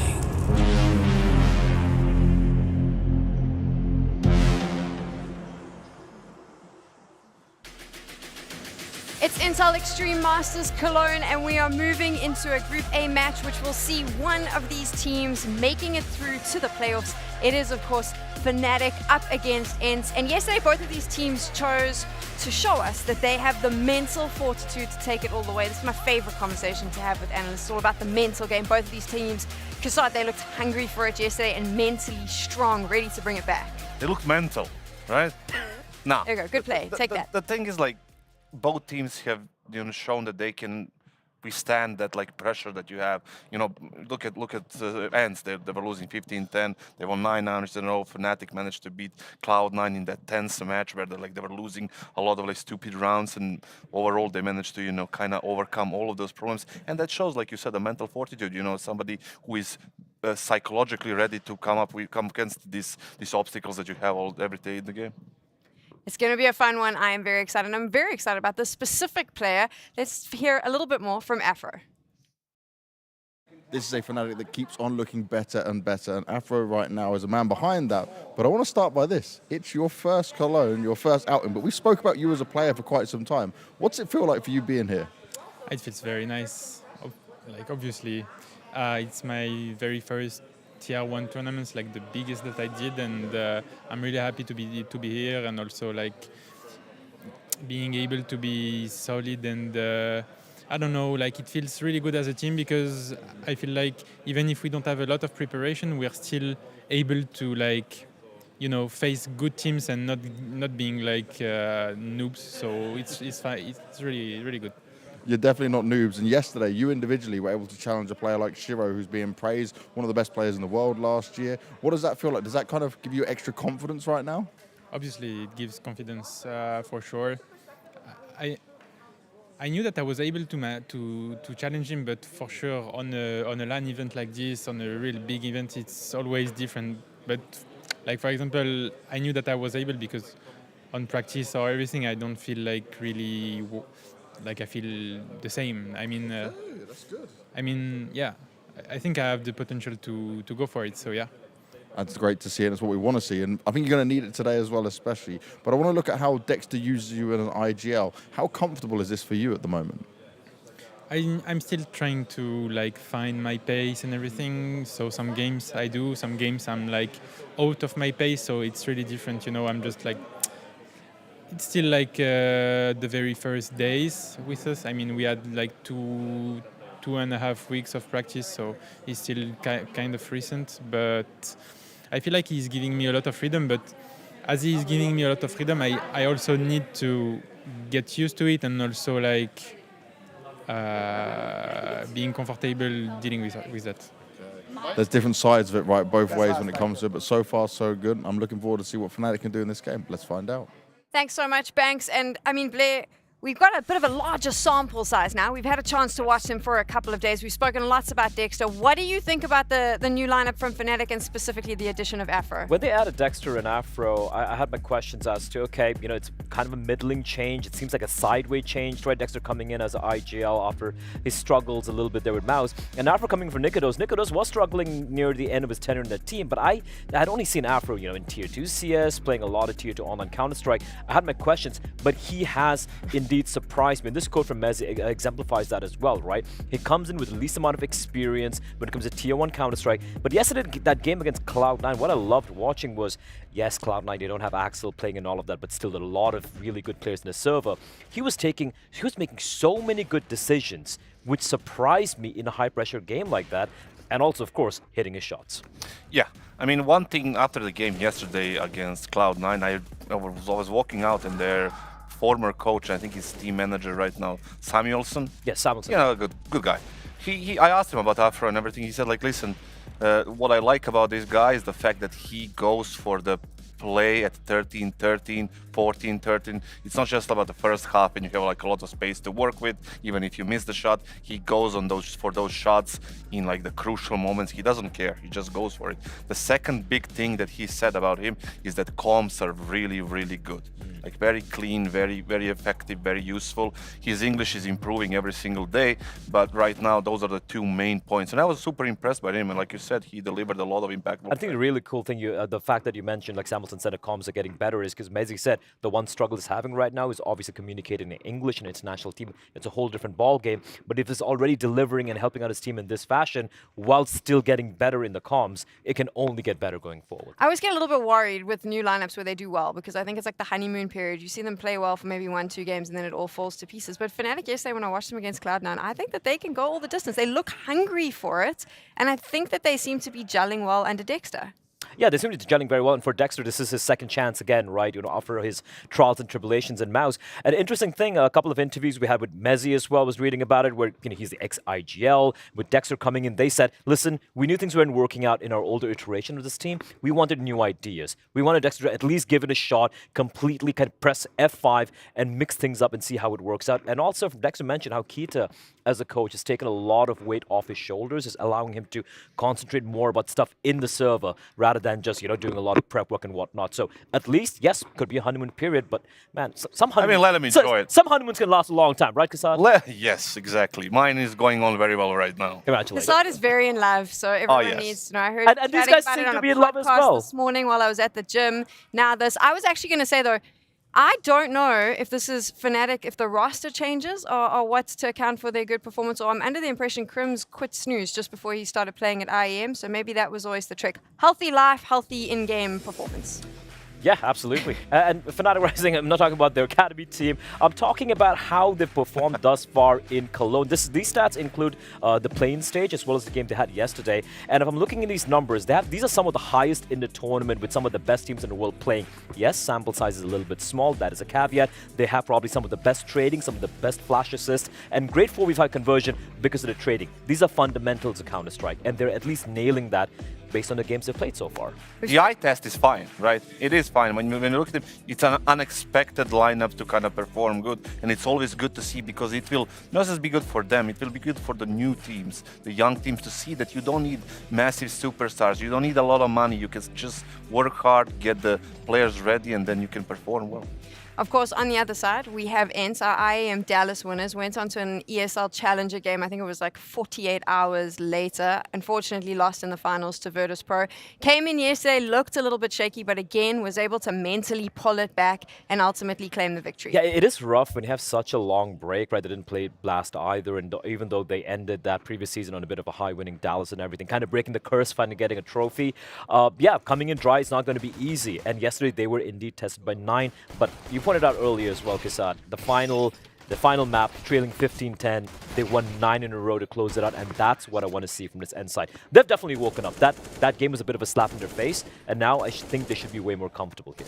Yeah, I mean, that first hurdle that you have, in a tournament is always... that many times is the hardest one. Depending, it doesn't matter if you're a favorite or the underdog. Sometimes it's super hard to deal with this first day problems, right? And if you win on those problems, it gets a lot easier for you psychologically coming into the rest of the event. I think they feel like favorites here, and I think they are slightly favorites simply because of the experience they have in the team. And overall, I spoke to Madden like a million times in the past week or so. He said he's feeling good about the team, that the atmosphere is always good, the organization is super healthy. One of the organizations that I respect the most in the community, and it's everything is clicking together with them. They won Dallas. Why not this one as well? I want to ask you from a coaching perspective, Kassad, because this conversation comes up all the time on the desk, and I'm just curious. There's this thing of, they didn't have a chance to warm up. Obviously, Fnatic was playing through the play-ins. They've had time to warm up. ENCE was struggling. Is that a thing that actually comes into play here? Yes, depending how your structure works and how your psychological processes in the teams are kind of being dealt with. But the bottom line is that teams do get to see the setup, do get to feel out the setup for a couple of games before the other teams arrive and play. Sometimes it can be just a little bit of an edge that gets you a couple of more rounds, right? It's not like they're going to play worse simply because it's a day one, but there is a little bit of a, perspective to it when you look at it they're already settled in. They know all the environment. It's just your first time here. So slightly, but nothing super significant. Are we going with ENCE as the favorites, though, after the Fnatic performance yesterday, or do we think it's going to be a little bit of a battle? We have to go with ENCE, right? Like you said, there's nothing, apart from, yes, a little bit of ring rust settling in, which hopefully has been cleared yesterday. They, I feel, are just overall the more well-rounded team. They've won a tournament in this lineup. Nerds has been pretty much fully inculcated in that team as well. Absolutely favorites. But that being said, I feel like this matchup could be a low-key banger, because what I'm seeing from Fnatic, it's good CS, and they don't seem to be scared of whoever they're going up against. So yes, ENCE are the favorites for me, but it will be a good series. I can't wait with the smart class. Obviously, last night we saw lots of chaos, and these two teams are quite vocal. I've seen them jump up before, so I think there'll be lots of shouting and screaming. It's really nice that they get to see each other and have little fights. I enjoy that. I wish that there was no smart glass, so they can actually, just really stare at each other, just straight up. I would do so many things if I had the chance once again. Okay, Katie. I thought Kassad was being super nice because he was all in love, but I see there's still a little bit of evil inside. No. There's nothing evil about this. Most of these guys had never played a LAN cafe back in the day. Yes, it was way worse. I've seen actual fist fights happen where people have been pulled over desks. Yeah, that's my favorite. We should have more entertainment. But let's chat now about Ence's players. What do we think about this guy and how he's been playing? Listen, talk about fist fights. This guy doesn't need his fist. He needs his gun to do the talking, and he was really instrumental yesterday. Because I feel like the individuals, as we touched upon for the side of Ence, some of them had a quiet start. Sunpass is a little bit quiet. Nerds was looking pretty rough, but then Diha, the underrated hero for this team. I love his pure individual mechanics. I think he might have potentially the highest peak actually in that team, and he really showed up yesterday. I mean, that's the thing with this lineup. Like, you can have so many pieces that can pop up when you need them, and sometimes when they kind of perform at a team level, they usually win, right? 9 out of 10 times, except when the other team is like super crazy good on that very day. But the thing is, like, Dihad here, he was their best player yesterday. He kind of propelled them into that comeback a little bit. But I would also don't want to take away from the team, because it was a team effort overall. We have the veto on the screen right now. Fnatic removing Mirage, and obviously Ence is going for their permaban, which is Inferno. I still don't understand to this day why don't they play Inferno, but if it works for them, it's kind of like that one map which almost everyone knows how to play. Exactly. Right? For Fnatic, I'm curious, right? Like, so you've done such a big shuffle with the IGL coming in AWPA. How, have they moved their map pool around? We don't really know much. I don't think they did. I just want to know, like, how they go for Overpass. That was usually a decent map for Fnatic. Once upon a time, but that was like in the previous iteration of the lineup, and I guess they still feel the same, and they went for it. Obviously, the Ence is gonna take CT side there. No Ence surprise goes there. for a nuke. No surprise there. Like, even yesterday with the Ring Rust, they completely dismantled 9 on that map. You It's don't one of think the best maps. okay, I see now, because I was wondering why they didn't go for Ancient, but I do believe they knew that Ancient is going to stay there as a decider, so they can get two of their favorite maps in a way, right? So decent veto for Ence. I think they have the advantage, but I think Fnatic expected something like this in the veto, so they should be ready. Overall, we have two aggressive teams. Yeah. We have teams that are like going up into your face, right? They like just charging at you, and that's going to make a recipe for a great Counter-Strike game. Do you not think Fnatic is super prepared for Ence's map pick, because Ence always picks it? I mean, is this going to be a game where maybe Fnatic has the upper hand on them? I don't think this particular series is going to be a complete storms coming in all honesty. I think it's going to be very competitive overall. But I have to agree with Kassad over here. Overpass, yes, I think Fnatic have put in the prep work. They played it as well. I think they're going to be very solid. And I think if there's going to go to a map number 3, I think that's the map they take. But if you look at map number 2 and map number 3, I think Ence are just too strong on those two maps in particular. Is it going to get loud? Is it going to get vocal? What are your predictions? Don't tell me about the score. We don't care. We want to know if everyone's going to be shouting. Here's the thing with Ence. Ence will be loud. Well, I'm going to be shouting from up top. You want Madden as well. Yes. Yeah, but the thing with Fnatic, though, they're a quiet team. They don't yell much. They're very quiet people overall, because they don't have... who was we used to shout in the previous lineup? I think it was... They lost him. Fasha. Fasha was the loud guy. Now he's no longer there. They're actually kind of quiet if you think about it. I mean, even Dexter is not super quiet. He's going to be shouting, right? Not that loud. He's a polite Australian. Sometimes he just releases his voice, the Viking voice. Once in a while. Yeah. So I would agree that Ence is going to win the shouting battle. Who's going to win the battle on the server? I think Ence still also wins the fighting battle and the game as well. Okay. All right, there we go. Right. TLDR on this desk, we condone violence. Machine Sponge, how about you? Hell yeah. Great question, Sam. Virtual violence, A-OK with me.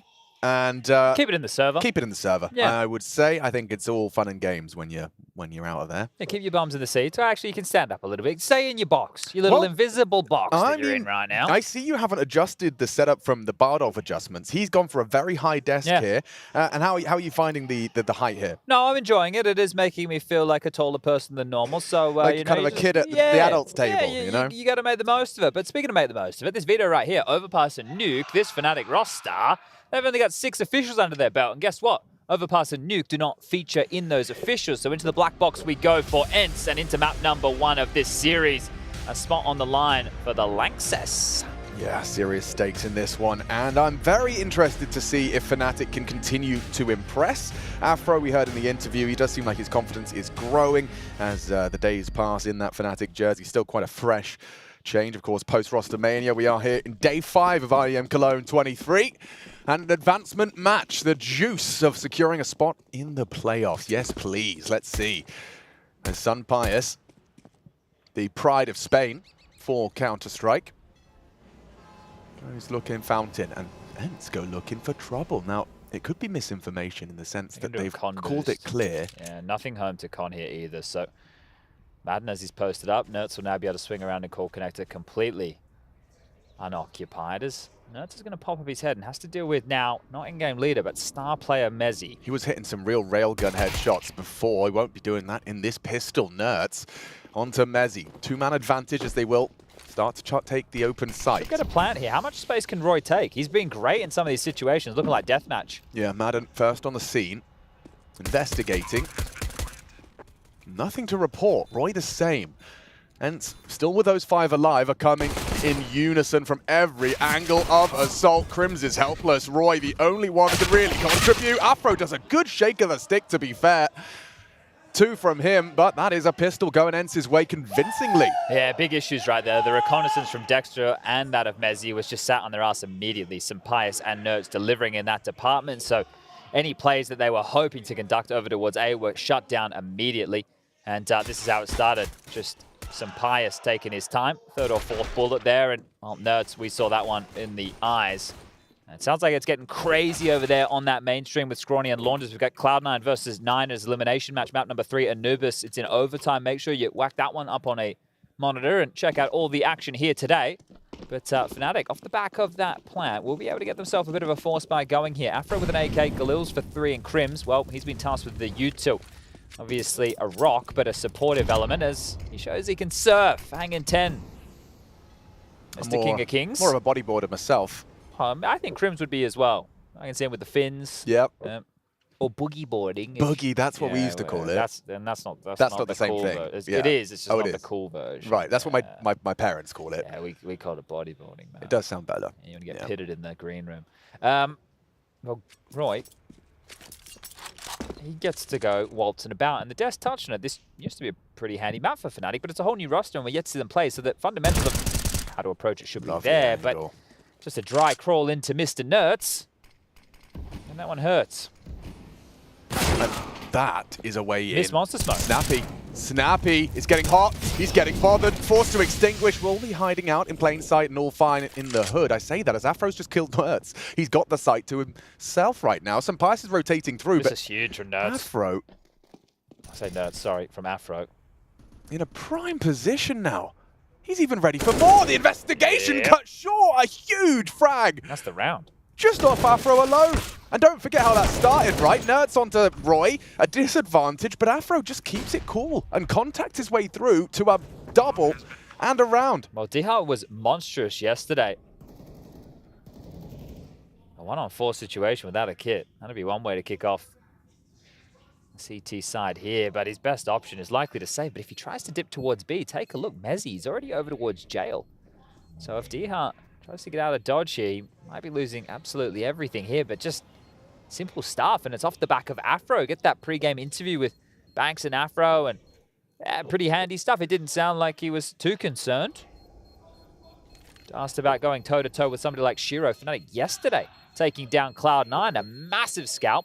Sure, Cloud9 have that stand-in situation with Buster, but I'll be honest with everybody here. Fnatic were probably one of the least interesting as far as roster changes over the course of the break went. You know, they would be ranked towards the bottom as far as positive changes would go. Dexter booted from Mouse, picked up by Fnatic. Mezzi gets to go back into the star roles. Afro picked up, and well, you heard from Kassad saying he spoke with Samuelson. It's about the comms. Pretty clean with the guy, and yeah, being able to go for picks late. We noted with Afro that these picks he was going with the AWP, he was really good at just like not swinging wide into angles, but when he knew a player was roughly in a position, it was always center of mass, bang on, crosshair steady. Yeah, I mean, he seems very, very comfortable with his mechanics. For those of you that perhaps aren't familiar with Afro, I just fill you in. He's been on our screens for about 3 years now. Yeah, but a double pony? I mean, basically, every French team you can name, he probably dipped his toe in. It goes LDLC. LDLC, double pony, Heat, LDLC, and now going into international waters with Fnatic. And look, you can definitely tell he's got a French accent, but we heard him speaking downstairs. It's not a conversation, I don't think. No issues at all. And this is the thing. Dexter, Australian, English, no dramas. Messi the same. The Danes with Roy. Yeah, come on. Hey, who knows if they speak another language? It sounds like it's just English. Yeah. Let's get this one started then with that preserved Diha M4. I suppose it's the same with the Swedes as the Crims as well, right? So basically, you know, it's not the language barrier, never a conversation for Fnatic, and it's often an observation. Hence, though, you can talk about it as well, all communicating in their second tongue. Yeah, very international here today, isn't it? Isn't it, actually? Yeah, how many nationalities? I want to do a quick tot up. Spain, Israel, Poland, 2 Danes, so that's the overlap. The only overlap is 2 Danes. You're right, so 9 nationalities. Oh, Dexter. That was meant to land barrels, guys, and it would have actually been a key Molotov, because you can see highlighted here by our lovely ops team that that's exactly where Madden resides. Fancies his chances, does Crims, takes a pot shot, keeps Diha on notice. 50 seconds now, haven't done an awful lot, have they? Yeah, let's see what Dexter's final port of call is. You can see his mouth moving an awful lot. The Aussie in-game leader. The only Australian to be an European import, as it were. And Madden fancies his chances upon the fade of this smoke. Now, just that Desert Eagle in his hands. It is the B finish, 30 seconds, plenty of util. Plenty of They util. are walking into but the Diha lion's has these den. flashes. Yes, 2 flashbangs. If they can get through Diha, shouldn't be yet too much of an issue on the pistol. Flashes through, Madden's connected, so is Diha. Need one back from Dexter, and it's not good enough. Madden's fragging, and so are Ents. Limited resources, but no problem in this battle for control of the economy. Ents respond in kind to Fnatic's second round conversion. In action, being the biggest opponent for Fnatic in that round. No real map control, the Boo-Boo with the molly. He wanted to try and pick in a little bit earlier, right? And you saw at what time that happened. If they had gone for this play a little bit earlier in the piece, maybe more pressure applied, Crims would have found out that it was a B stack. They could have actually set their sights on A, but after not being able to get away with that, they hit the site with 30 seconds left. They're executing into the darkness, and they just get peeled apart by Ents here. So great work for Madden there. Handy on the deagle from the barrel position. Crosshair was placed so perfectly. As soon as his vision was taken, he just took the shot. And speaking of vision, Sunpius goes and has a little look. Has nothing to report behind that smoke, but there is a whole lot emerging. Fnatic. It's the pack mentality, isn't it? It's still a very imposing, threatening buy. Afro's the one to kind of be the butt of the joke in the sense that he's facilitated his teammates, and now an unarmored deagle for the AWPer, spending all of his schmeckles. Sunpius with a missed scout shot. Info, though. And the reaction, you can see, Nerds just receding, and they're conceding a lot of this space. Instead, they'll rejig the setup. Well, that's the thing. When you have your A rifler play down connector, their overlap becomes... So he will get the rotation back, but Diha will also have to come on over and help out Mr. Sunpius on the site. So there's now 3 of them responding to this A pressure. Fnatic, 50 seconds now. This time, a little bit quicker to the punch. Yeah, good utility. It's giving them a lot of space to stretch their legs, close that gap. Dexter, the first man in with the bomb on his back. Not for long. Diha puts it to the floor. 1 from Mezzi. Diha gets more. And it's not done yet. It's all Diha, baby. 6 bullets, all he needs for another one. And the ace stolen away by Snappy. Madden finds his voice. And Fnatic sent to spawn with 2K each. That's brutal. Yeah, and you could see here, you mentioned Dexter being at the front of the pack with the bomb. That's very telling. When you're an in-game leader and you're doing those contact-type plays, and you want your team to kind of set a pace, that right there signals exactly that to me. You could see he was quite disconnected from the remainder of his team on the way in. And Nerds loving the yell, having a bit of a smile on his face in Madden. Lighten them up as far as the vocal cords are concerned. Yeah, but also very promising signs that Diha from yesterday is still present. Be impactful in their opening game. Yeah, just farming up a couple here. You see the MP7 in the hands of Nerds. You know, there's a couple of players who wield this bad boy, few and far between, but Nerds is one that has a passion for it. And has smashed 2 so far, farmed himself up 1,200 smackaroos, as it is just Mr. Afro. Right, like the equivalent would be, the MP9 is skateboarding, and the MP7 is like longboarding.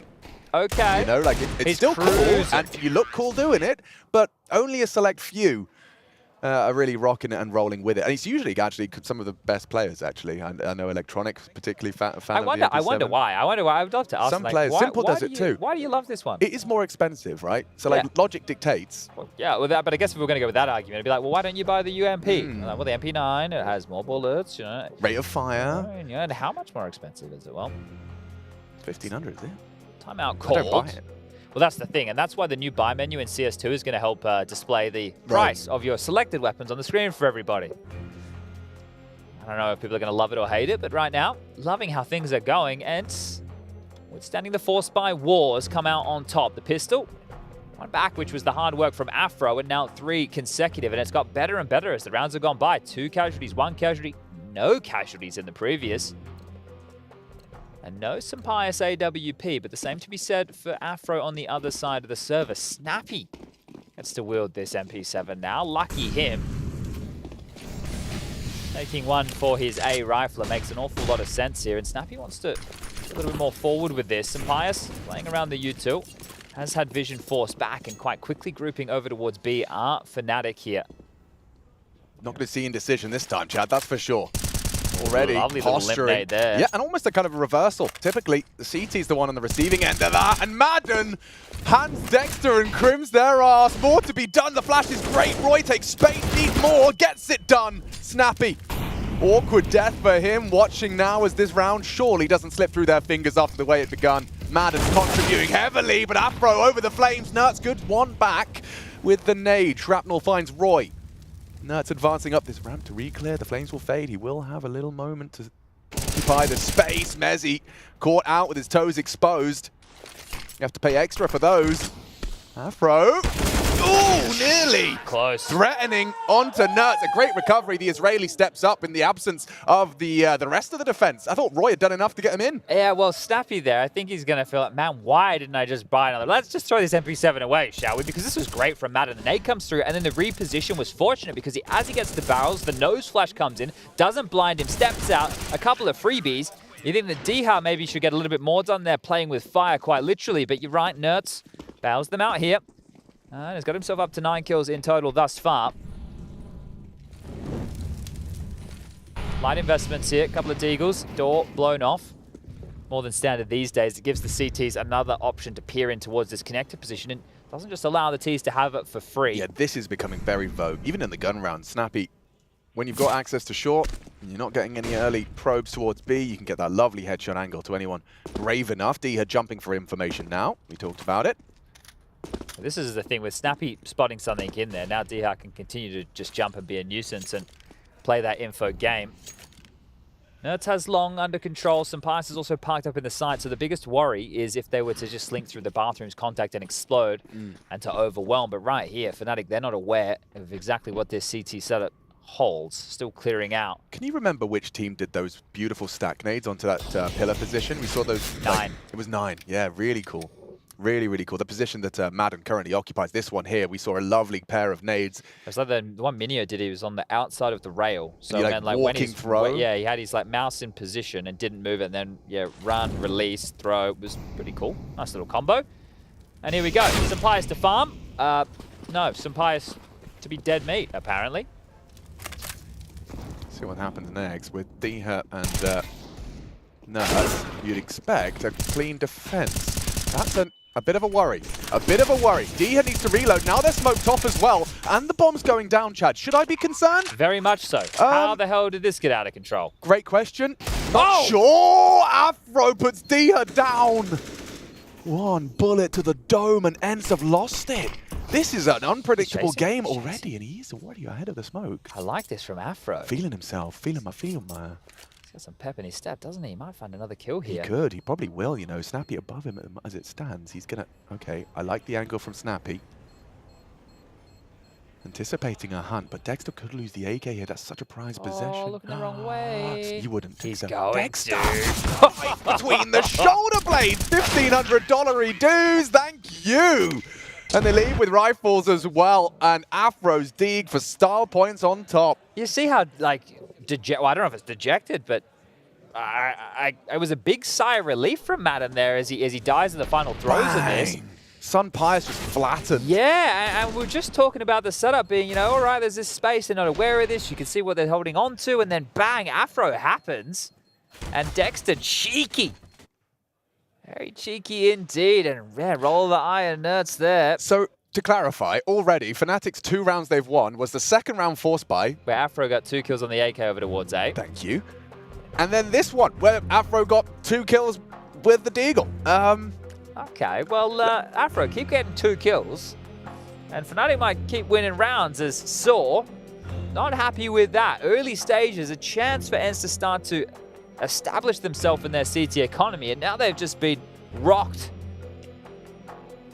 Shaking a little bit here, still enough to establish a buy, but both teams looking pretty trim in that department. Afro AWP, some Pius the same. Plenty of kits, plenty of nades. All the good stuff as we get underway with round number 8 here. Might be able to get into some regular programming. Molly arrives just in time, forces an extinguish out of Crims, but the boost is there. Is he ready for it? Just creeping out, and he hits his shot. Crims gets away with a sliver of health.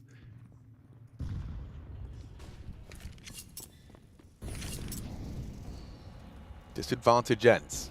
Yeah, it's big to find this opener early. And Fnatic, we know that they like to take their time. They're not in a rush, but Madden, he wants to draw one back and quickly.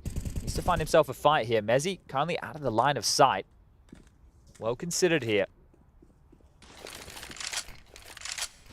Oh, he's really studied his trigonometry. A nice trajectory. Nerds need something here. But it's Afro. It's an AWP. He would have to be really... Oh, dear. Oh, he's in a sweet spot for a moment. But his head comes up, and Afro loses his. Nice response from Dexter. But taking down the AWP, it is a contribution from Nerds. The advantage is held by Fnatic, but for how long? Look at Madden. Oh, Mezzi is hyper aware of the possibility. Catches Madden going, looking. The Montenegrin now gone. And Sun Pius hitting us with a banger. On to Roy. Repositions, and still game on. 30 seconds. Time is ticking. Dexter has to make the final call, and he knows where Sun Pius is. Surely you avoid the AWP. That's what you think. But Dexter strafes in, assuming a reposition. Gotta get a move on now. Mezzi can grab the bomb and still go to B, but they need to be quick. 20. Yeah, this is taking way too long here. Oh, spotted him. They know what's up.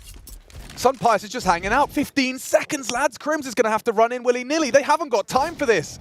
Sun Pius misses his chance. Can they disrupt the plant? Snappy charging. 7, 6. Just in time, they'll get the bomb down. Mezzi secures the round. Fnatic hold on. 3 from the Brit to bring home Fnatics. Oh, it's not everybody's cup of tea to play Counter-Strike that slow, and it gets very, very nervy. But if that's the way they want to approach the game, again, I said in action, it was a bit of an issue for them in the second round of this game. Actually, make it the third.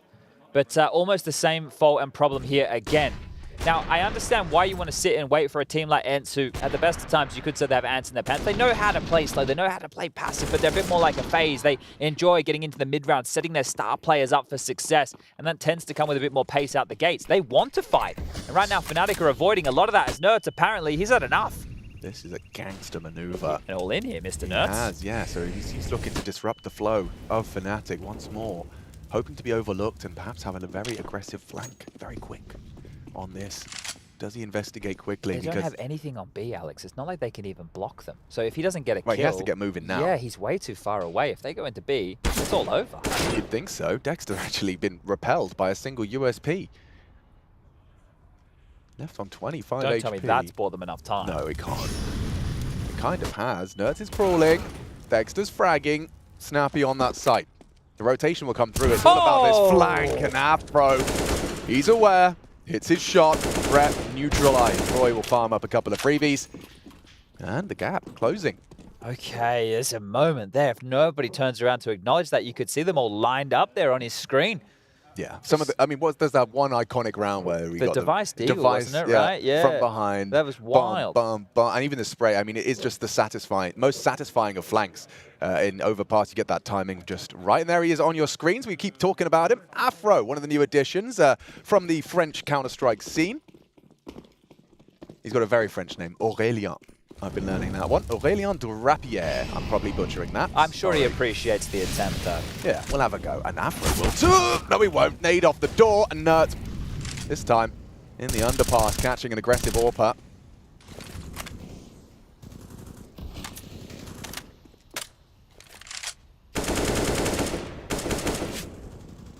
Dexter searching again here. Nobody really dealing with Monster right now. Madden's just pivoted passive over towards the pit here. Diha and Madden are aware this is a possibility. And with the molly, Dexter scales in a big one. Yeah, he's even got the short smoke in. Forces Snappy forward into him and controls the spray. That's massive What a performance out of Dexter. Now, the bomb wasn't with him. No one was with him, but he's managed to make it a 3v3. So let's strap in for a mid-round here. And Roy's got some serious ground covered. He's got toilets completely clear. You see how this is allowing these individuals to play. This is what I was talking about. The mid-round set up now. Roy just needs to hit the shot. He spotted him out. Sampaius down. The sight's open. Very rare to see Sampaius caught out like that. But this is it. Fnatic play this style where it's just one player kind of creeping up to their own devices here. And if they can find that timing, find that gap, it looks great. And we were just having a similar conversation with OG, right? They were contact heavy, walking around the map. They get the openers, they win the round. They lose those exchanges, well, it all falls apart. And remember the amount of number disadvantage situations. We saw Fnatic winning against Cloud9, 3v5s, 2v5s. Sure. Rounds that they should never win. So the individuals, they back themselves here. Zoda answers, it is Diha close, in earshot of this. Smoke lands. They'll deny his access through the drop down. They really want to contest this one here. Started well. Remember, started with that Nerds opener. And as Diha backs away, it signals the retreat. And Fnatic already in the first 10 rounds of play already have 5. This is a fantastic T-Hall on their map choice in the early stages. And Ants conceding 4 consecutive rounds now. Both teams with streaks of that length. It's going to be feeling pretty damn good. And this is the thing, like, the philosophy of which the core of this Fnatic team approached this map before was good. Right? It was pretty tidy, you know. It was one of the maps that they would lean to more often than not. And Crims, Mezzy, and Roy are the ones in that conversation. You add Afro, who's the name we've been talking about with Impact, and he's the AWPer. This is meant to be an AWPer's playground, a map like Overpass. You can peek on so many different angles on the CT side, but also on the T side, if you can find that pick, you know, you can get a lot more head-to-head AWP duels that present itself on a map like this. Comical. Ragdoll. And Dexter as well with 2 kills on a gun round. Coming through Monster. Sure, he had support, right? He had the molly, had people trying to help him set up, but essentially he's the one sent out to hit those shots. So a great job there from the in-game leader. Yeah, and just catching that gap, right? We saw it from the X-ray. The Snappy, Madden both averting their gaze as he crawled out, and the adjustment through the flames. Not always easy to spot your opponent and adjust quickly. He did.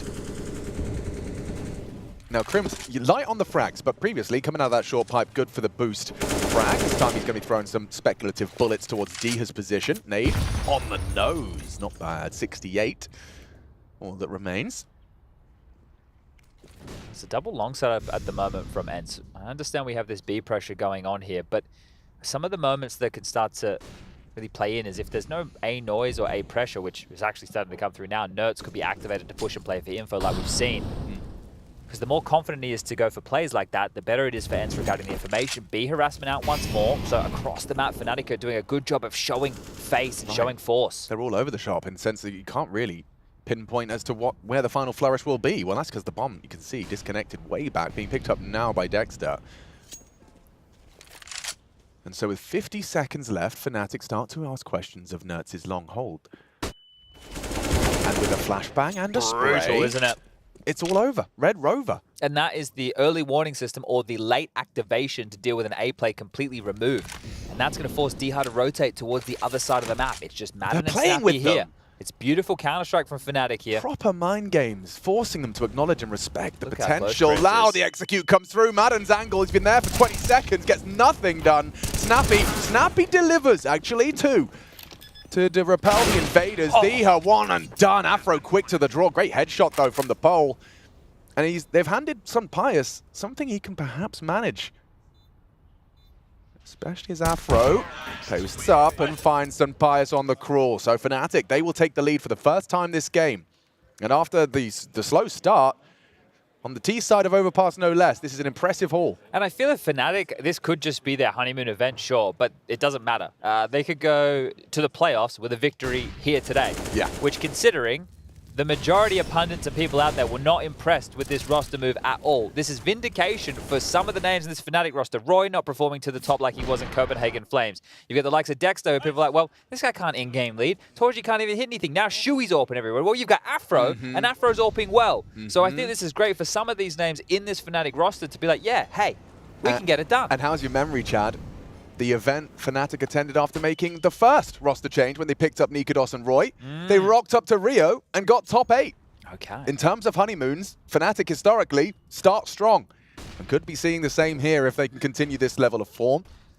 Oh, unless they trip over their own shoelaces here, I understand Ents have something to throw their way. Round 12. But this could be 7 rounds already. I understand it's a best of 3 series, and Ents yesterday, they dropped the map to 9. It had to go the distance. They were definitely tested. Yeah.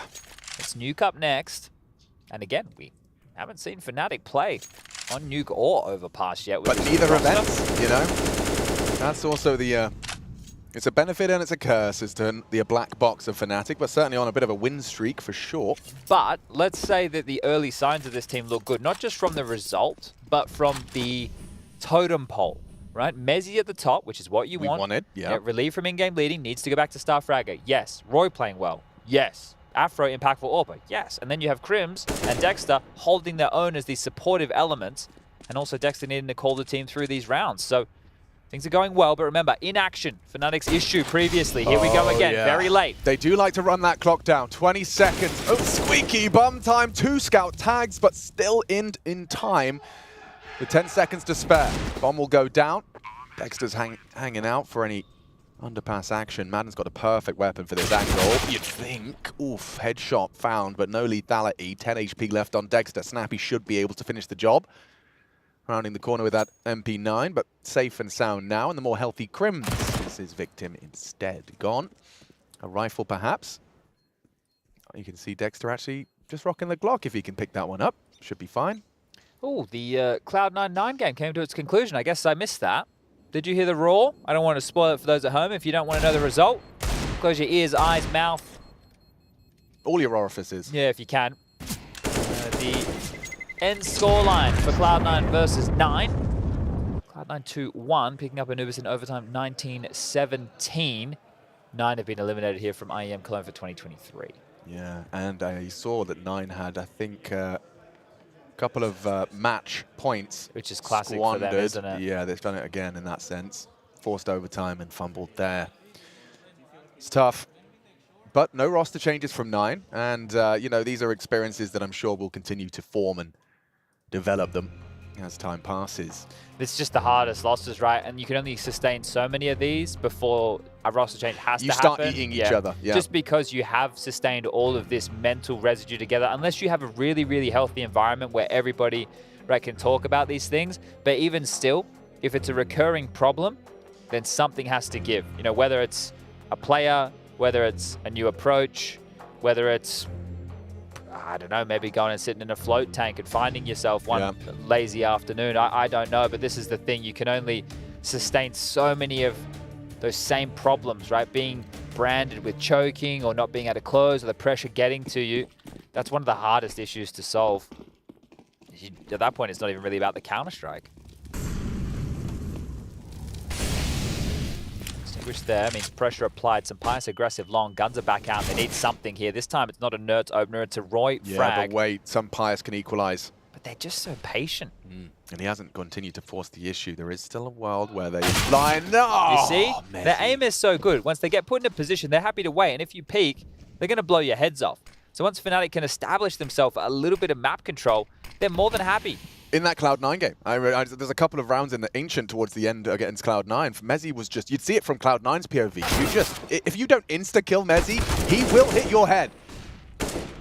Demonstration of his prowess against the Spanish AWPer. He's now gone, and, well, 3 left. There it is again. Mezzi from, yeah, every single one of these kills, you get to see it from his opponent's POV. You don't get long. You do not get long against Mr. Merriman. He might be one of the biggest Dexter fans in the world. Yes, I don't have to do it anymore. Right. I can focus on my crosshair.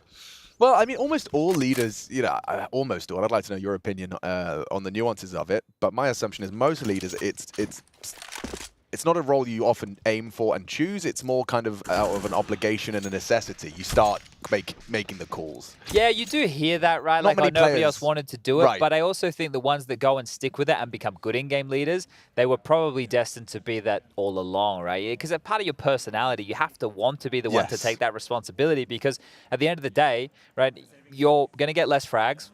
for most in-game leaders. We know that's how that's going to go. And also, if you make a bad call or a wrong call and you're underperforming, right, you're the one who's going to have the target on your back. Yeah, you got to have that strong mental. If you win, you're not the one who gets attributed with the great calling. It's your fraggers. So it's one of these positions. You have to be selfless to be a leader.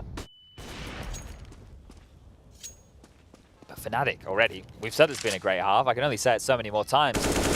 5 out of the first 6 for ENCE, and now nothing. Just round after round after round. We're talking 7 consecutive for Fnatic here, and they might get even more. ENCE, slow start again today, but not their map choice out the gates here. So, and those first 5 rounds, ENCE were raising the roof loud in trying to intimidate, and Fnatic very quietly just continue with their shift. You know, it just feels like they're just clocking in round after round. They're not rubbing it in ENCE's face. The mission far from over. Ooh, hard fight. Sliver gap. Nets in trouble. Spreading. Extinguished. Mezzi can't find him. Look at him not panicking either. How is he still remaining so cool? Very calm from Nerds here. Did Mezzi just walk away from it as well? Just wasn't interested. Roy was coming to try and flank in. That's resulted in his death as well, so ENCE being given a gift here with a 2-man advantage despite the lower weapons. And it's extended by Snappy onto Crims. Afrozorb, not going to clear. Oh, it is! Snaps into Madden! And now the round up for debate once more. As Afro and Mezzi, Britain and France working together, perhaps for the first time ever.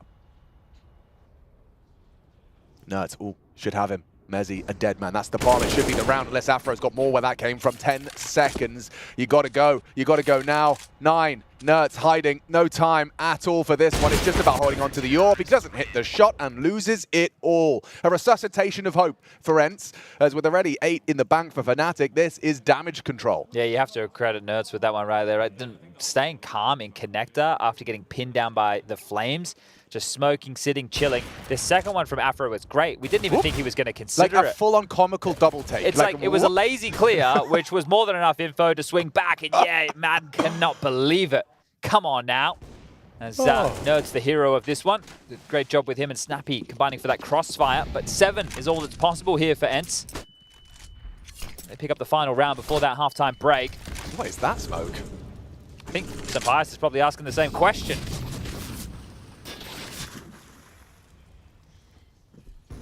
Well, it kind of does what it's supposed to. In fact, maybe it is by design. I mean, it's going to attract Nerds to this angle that Roy just Nerds saw him. Yes, he did.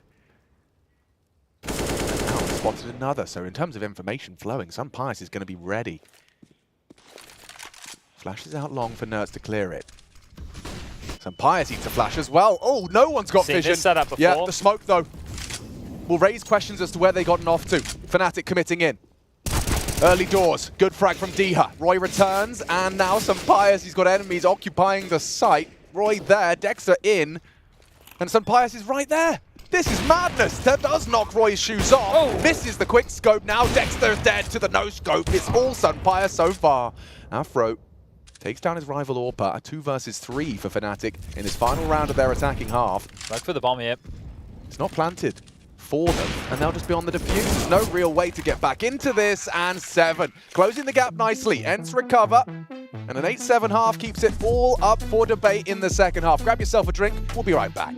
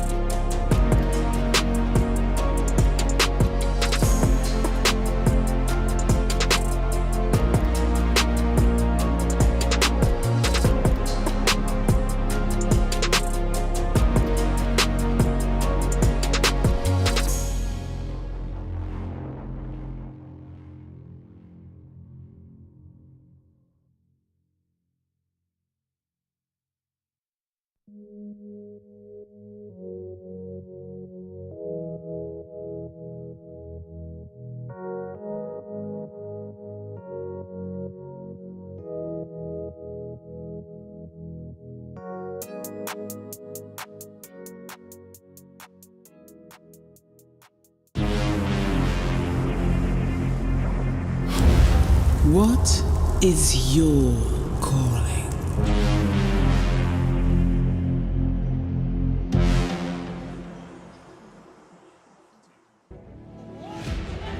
It's going to be Snappy making the calls for ENCE as we've swapped sides. ENCE takes the attack. Fnatic managed 8 on their attempt. And now swapping to the defense. This Fnatic, it's incredible. With 24 days, Afro and Dexter, it's all they've had in that Fnatic jersey. And they are one best of 3, one more victory away from the playoffs. Same could be said for ENCE. Of course, not going to be anyone locked in at the end of Overpass. Fnatic's pick, first of our best of 3. Nuke up next, ENCE's choice. I'm Machine, and I'm joined by Chad Sponge Birchill of Vox Eminor fame. Bloody hell. Just reminded everybody at home how old they are. All right, Yep. well... They see the stickers. They probably don't know all of the origin stories if you're a newer viewer. There's a time and a place, and it's certainly not now because they've started rather standard, wouldn't you say? 4 CTs leaning towards the second letter of the alphabet. As the quicker site to attack here on Overpass, so easier to fortify on that pistol, but taking their time are ENCE. Dexter now. Posted with Mezzi. In combination, they got 60 bullets to unleash with these dual Berettas. If the door swings open, ENCE might get munched up here. You can see Nerds. And some Pius. So just chilling and waiting for any inquisitions from the CTs. But Diha, he and Snappy have been probing towards A and have not seen anything. So what does this mean? There's a lot of near misses here, but not a single bullet fired yet. A dead silent start to this pistol. It's about to change as soon gonna flash, as Alex. that door swings open. Here comes, surely he has a flash, surely. He does, he's waiting for Diha. How good is this? Dexter. Eats it. So blind, and he's dead as well. The response from Mezzi is fumbled, and just like that, ENCE finds Afro's here. at least 2. You're right, Afro could disrupt this. 25 seconds. They should overlook him. Afro, a fantastic pair of frags. He's slowed him down completely. Diha could be his next victim. Can't quite stabilize the aim. Up for debate.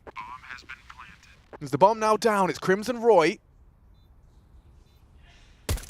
Spotted off for the jumper, Diha. This is the angle Nerds has opted for. It's a powerful one. You can see it's just as Roy's looking elsewhere. Misses his shots. Diha doesn't. And Roy doesn't really have much time for this. A 10-second defuse ahead of him. And Diha fakes the shot. He hit it.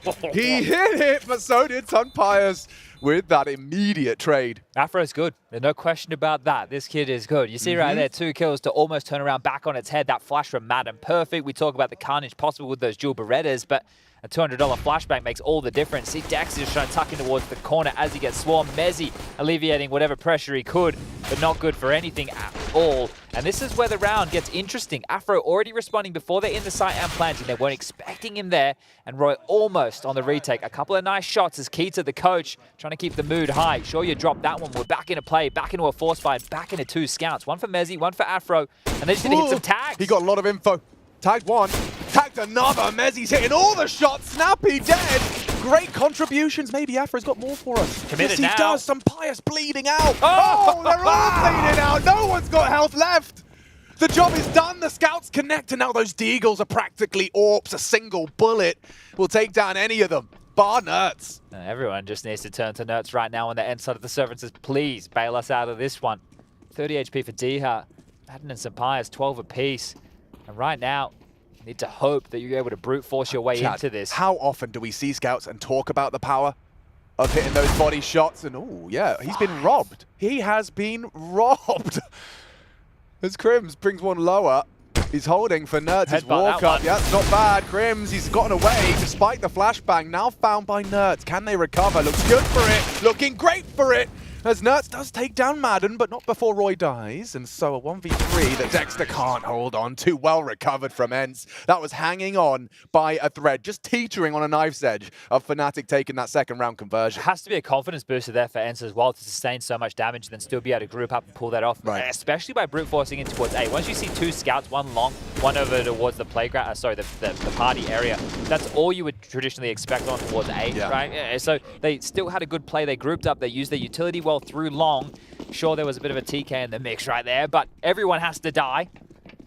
Need to make that round a possibility, and Nerds knew it. He was the man to make the magic happen, as Fnatic have been forced down to essentially a full eco here. Roy with a HE, Mezzi with a flash. Afro with a 5-7, but all in all, it will just be the B stack as Ents can take their time with this one. And we can take our time to talk through a little bit of Ents history here. Give me a second, Alex. There's 77 pages that Ben has got for us, so... Bloody hell. Yeah, he's good at his job. He's great at it. 77 pages, though, Ben. Come on now, man. Like... You're going to need a search function at this point. That's it. I'm going to have to do the Control F. Yep. Ents. There they are. There we go. This is going to... There's only 44 entries of Ents in this document. Of so, course. Right. Yeah. But while you're digging, I'll talk about Mezzi dying. He's burning to 28 points of health. Find the same pavement for a moment longer, and then the bullets arrive. Ents, the men behind it, 5 alive, converting nicely. Well, I found what I was looking for, and also Ents, I don't know if you realized, but it features in the word confidence. Of course it does. So that's maybe why we had a couple of extra. No, but the long story short, what I was going to get to here is Ents, as I guess more of the international team, they've not had a great history when it comes to the Master Championships event. Katowice 2022, 13th to 16th. Cologne 2022, 13th to 16th. Katowice this year, 17th to 20th. Woof. They win this game here, they're in the top 6. Yeah, and let's not forget they had that IEM Dallas Trophy moment, and then immediately had that 8-week break. Go have a holiday, boys. Enjoy the win. Yeah, saw voicing, and that was, you know, whether it's the most ideal or the opposite, up for debate, but if they can come in, take top 6, it's already a sign that that was not a flash in the pan. Well, Diho's harassment there in Connector was dealt with by the combination of Dexter and Roy right now, so aware that fortified to the underpass is a possibility here. Ents now with a 2-round advantage now, and down, and pressure applied to Long there. Madden with that molly telling that, hey, maybe there's a gap towards Long here.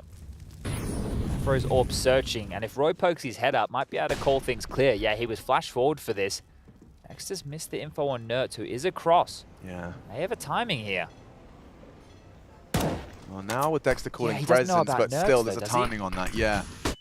Dexter's going for a look. Surprised to find Nert so far forward. He killed one! He took down some Pius behind him.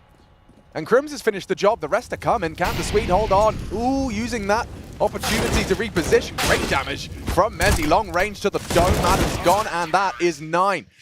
Keeping it clean for the CTs. Fnatic, they get their first taste of victory on the defense. Love that from Dexter there. You know, just putting his life on the line. I'm not sure if he was ready for a player close, but it didn't matter. Still picked up 2 kills in that round. So Impact felt now just a 1-round game here. Do you know what that plushie is next to Diha? Do we know if it's a... I mean, he's very big fan of the anime. Maybe it's a Pokemon. I didn't see it. Could we get the camera on it again? Yeah. I wasn't giving it the full attention that it required. Like a foxy, multiple taily thing. We'll get another look at it. Oh, it's probably Naruto. Yes. He is a Naruto fan. Yes, so he's got the tats. Probably the 9 tails thing. Yeah, there's that kill that he was able to scoop up. Almost a double there. All right, well, we are back into play. And Roy, undetected here. It is a 3-man opener out of Fnatic. Aggressive towards A. Yes, very aggressive. And it's your 3-star players here. Whoa, I like the angle from Mezzi. Facilitated by the setup. Afro sweeps through playground, calls it cleared. Crims and Dexter surely have to be expecting contact. Already a flank established. Roy's cooking that one up. Good time on the block utility. That allows this rotation to come back here. So 2 quiet towards A, and this search right now from Roy, it keeps coming. On the way in. No one's looking. No one's ready. Perfect opportunity. 2 down. Sights theirs. Enter in. Roy's flank's still coming here. There's no rush for Fnatic. They can allow him to play, and setting up some nades is Mezzi. This one's cheeky. Might be able to deny Diha. Not enough. 10 HP left on him. Cool lineups, but yeah. Maybe Roy's flank could be the difference maker. Yeah, he just said, let me try. 1. Snappy, here's him coming. And Snappy changes their opinion, but Snappy finishes it off, and the round is theirs. Afro with that AWP. I'm sure it would have been fun to see him go for it, but it's a long game of Counter-Strike ahead of us. Yeah, it's the right call here. I liked it from Roy, though, knowing that he was undetected, knowing that he was in a close enough position to make a difference, and he gets that kill, and traditionally that's the point where everybody snaps, turns around, and then you can kind of flood in, but that Heaven Smoke, they had to brute force through it, and that right there was less than ideal for Fnatic, trying to make that number disadvantage retake happen. Okay, yeah. It must be. Yeah, we'll get a close-up. I'm almost positive he's a Naruto fan. Most definitely.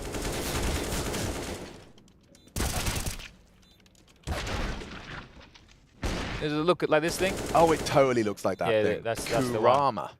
Yeah, we probably. I don't know the pronunciation. I only watched a little bit of this. Yeah, I said it like it was Future Arm. I probably. Shan Monashi is also a Naruto fan. Yeah? Yeah, that's Monasi for those of you who aren't in on the in-joke of us on TeamSpeak when we're losing our mind at 2 o'clock in the morning. Yeah, except we have got people listening. So, yeah.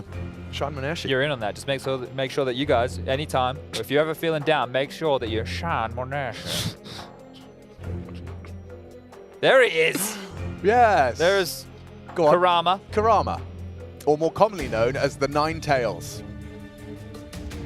Wow, there's a whole Wikipedia for this. Yeah, it was one of the nine-tailed beasts. Centuries of being regarded as a mindless monster and sought after as a tool for war caused Kurama to hate humans. So Diha hates humans confirmed. Well, I'm sure that there's some redemption arc and we have some redeeming it does qualities. sound quite exciting. It's making me want to watch it. And that's an angle. Isn't it just? What is going on here? All right, that's a heaven boost into a tiny gap into human Cirque du Soleil feats. I know they brought the French in for a reason. Very cool. Well, Nerds continues to farm 22-9. He's having quite the day today, Mr. Nerds. And Snappy, with the help of Nerds, have won the round. Look at the beeline straight to Crims. He's completely isolated. And yeah, sure, you can go do your gymnastics, but we'll take the 12. Feels like there's a shift in this game, doesn't there? Afro's been great with his impact. Mezzi's had his moments, but they need a third individual, and traditionally it should be Roy. It's going to be a tough game ahead of them here, but also Dexter and Crims, they can have their moments of madness too. Dexter and Crims have both had some impact in their victories thus far. Remember play-ins, group stage yesterday against Cloud9, and now his match against Ents, but I feel so yeah, that shift, it just... Ents are looking much more comfy. They've kind of warmed into things now. They found themselves on this T-half. They've managed to get, what are we looking at here? 5 out of the 6 rounds played so far. Tidbit to build on Afro's performance, which is, as you said, you've been discussing the absence of perhaps that third man, but Afro not only top of the scoreboard, 26 effective flashes. That is a big number. That is my analysis. Yeah, well, one of the things, right, if you're an AWPer on the T side, you won't be entering, right? You'll be set up to take angles, and once you're established, then you can hold the line and cover off your teammates as they push up. But when you're going into execute, an AWPer will tend to be that guy throwing the flashes so that these riflers can worm on in and take the space. So, makes a lot of sense. But a 3-round gap now, and Fnatic have to find some form here. Who's going to be the inspiring individual? I think Afro's AWP is going to be set up for something. Style, doesn't he? Yeah, he does, and they've naded off the door for this exact peak. Diha wise, at least for now, tucked in, but it's all going to come down to timing. Diha gets himself out of there just in the nick of time as Afro goes hunting. Diha, caught out, should be dead, isn't, and just about gets away with the But York. you should scout quick A here if you're Ents, right? Try and take this space away quickly. You know the AWP's not going to be long, it's not going to be side, push up. Bathrooms still could be pistols, but Afro's AWP's getting another chance here. There's no way that he finds Snappy. With one bullet in it, Snappy should have the element of surprise and hello, goodbye. Afro's gone, as is the hopes and dreams of a real round here for Fnatic, despite the frag. No gamble. Still a lot of time. Crims could drop the that's bomb. the bomb. Yeah, Sunfire's fortunate to connect the shot. Not caught out by the Crims walk. If they do go towards A, Mezzi is still here with the rifle. Even though they have a 2-man advantage, they don't have information here. Madden needs to find that, and soon. With 30 seconds left, Senpais might be committed to the A finish. You're right. 25. Dexter. Oh, baited by the barrel and executed by the Spaniard. Planning now. As he will linger around, see if there's anything that comes his way. They plan a dice so they can just drop a little bit further back. They don't have to play on the site here. You can play from bathrooms, jiggle for info, wait for him to come and tap that bomb. That's if he even considers giving this one a crack, which would not be advised considering the circumstances. No kit, no smoke, essentially no hope here as Ents now will extend this lead. And just quite the dominant T-half really, isn't it? It is. I guess it's too far away. I was wondering why Mezzi hadn't gone for an adventure to try and find that to connect to AWP. But you have no idea who's occupying it, and obviously they've had all the time in the world. to be established. They're looking for a quick conversion in this second half. Fnatic really one round to celebrate. Stark contrast, of course. We saw a highly competitive run of rounds from Fnatic with I think it was 7 on the drop on their T side, but so far just one round to boast. It could have even been better on their T side, right? Because they had the force buy win in the second round of the game, and if they had converted the follow-up, remember it was they took too long, they didn't get any info. Dexter had that miss molly, and they didn't search B, and then they went into the B stack. They could have had even more T rounds if they were able to get out the gates there, but still, it's a great T half, right? We need to remind us, it's CT in where you're meant to be able to close these things down, right? So this is having to change, and having to change soon, because it has just been a one-way conversation since we've come back from the break.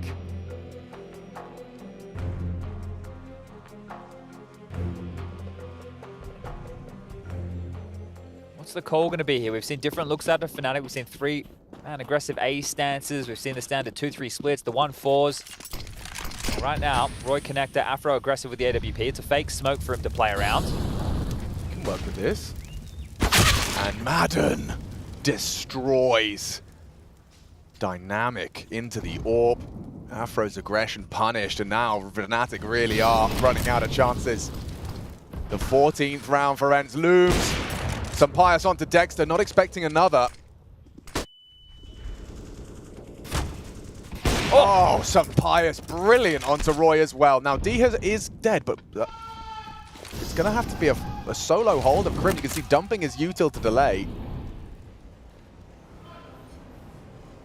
They're worried about a flank here, but Mezzi got the kill with the spam, and Crim's is traditionally a B holder, so they should have a good idea that both were over towards this side of the map. Now, just by hitting the brakes, hitting the pause, they can contact in. Position of Mezzi and Crim's now completely removed from where this finish will be going down. Set for success. Yeah, hit the roulette table. Put it all on red. Turns out to be black, and now it'll just have to be a save.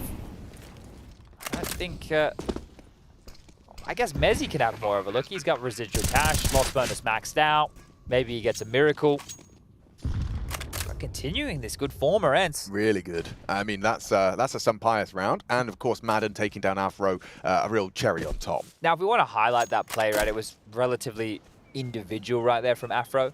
And this is some of the things that you will see within the early days, and maybe something that we could expand on the conversation with AWPers when they first come into teams, because in the beginning, there's no hard feelings, especially when you're a new team and maybe you lose a couple of picks, and when you go out and then you get it in the next round, or you've had more success with it in other times, people are going to be sitting there going, oh yeah, okay, you know, it's only one bad death or whatever. But AWPers over a period of time, unless you help facilitate them, you need to have setup. You need to throw a molly here so he knows they're going to be on this angle. We want to do a boost. You want to try and set them up. It's great if they have the intuition and the space and the spawn and the ability to get those type of picks, but it's very difficult to do that time and time again.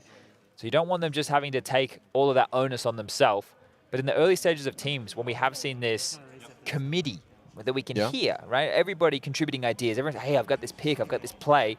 And that's where the in-game leaders get to trust their teammates, their new teammates. And this is why we say the honeymoon period is normally when it's at the best. You don't have that that baggage built just yet. Well, Afro has a friend this time. Roy brings the forward fountain angle. Snappy was unprepared for that. There's more friction to be had. Roy, double kill. D her dead. Afro really needed to hit that one as the advantage is squandered. Oh no.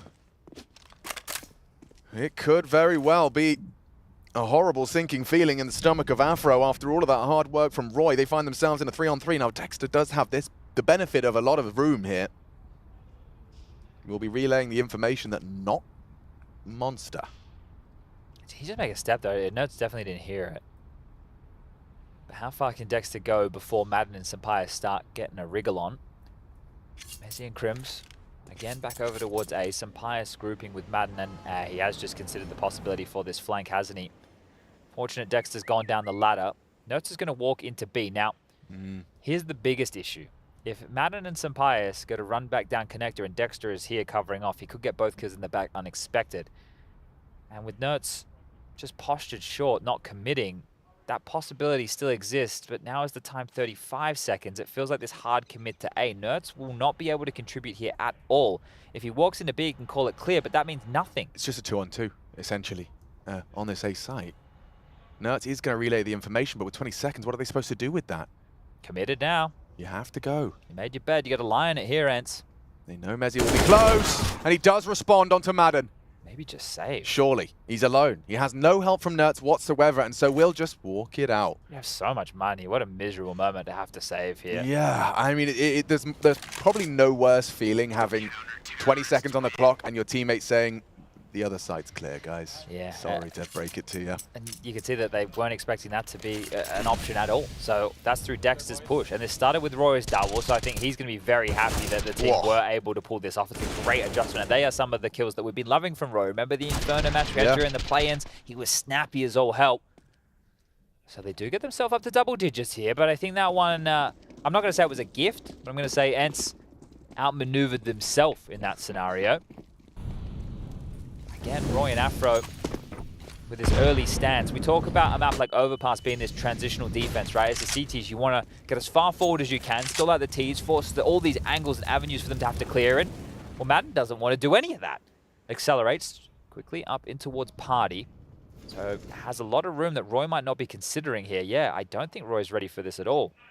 Yeah, it feels like a matter of time before Madden, next time he releases his crouch key. Oh, actually, no, the molly will force Roy to back. All forward. Make a choice. Extinguish. A third option. As he finds him. What? The flash from Mezzi, that helped a lot. Okay, perfect from Mezzi to facilitate. Gets Roy out of trouble. Team play out of Fnatic. Does it lead to an 11th? Stay tuned to find out. Bomb on the back of some Pious. Nertz and Snappy. Good read here. Afro just evacuated long. He's rotated all the way over towards the heavens to a support B now. Even setting them up for a monster play.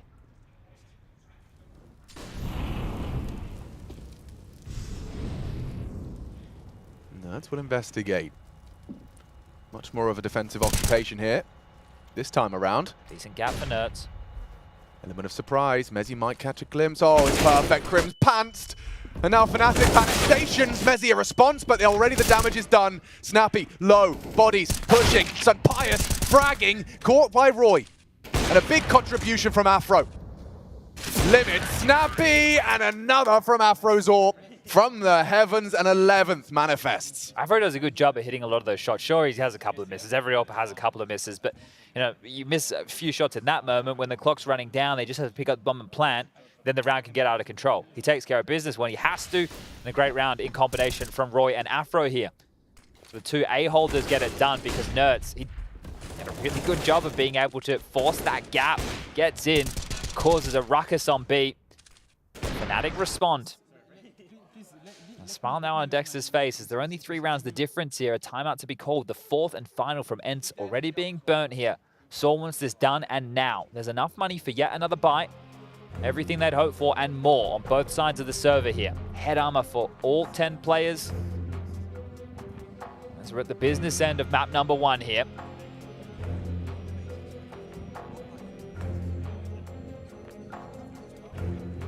Now here's the thing with Ents, even though they're getting this done with rifles, if they bottom out with the cash, I expect a snappy pocket Tech 9 rush variation with God flashes and... Not necessary yet, but we know how potent they can be, and so can... nades like that. Afro goes looking for trouble, and instead a nade finds him, chunks him down to 50. And that will force him into a more passive approach.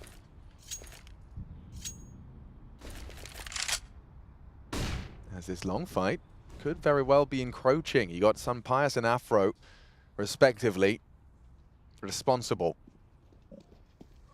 Maybe a run boost is possible here? It seems like that's what Madden's at. Oh, it's just a flash and go. No, flash. Fired off the shot. Confirmation of the AWP. He has Roy with him. He's jumping for the answers, but that could be Sun Pious for the punish. Roy. With a smoke of his own design. Ships in the night. Brilliant from Roy. And Madden. No way they're expecting this one now. He called it clear. They can't believe it! Roy! An incredible find around the smoke! And humiliates the Ents long occupation. Afro needs this one and delivers it swiftly onto Nertz. Ents couldn't find him. The elusive Dane, Roy, a double, and more from Afro's AWP. Plays the sliver gap onto Diha. And Madden whipping out the AWAP. Let's see what he can get it done.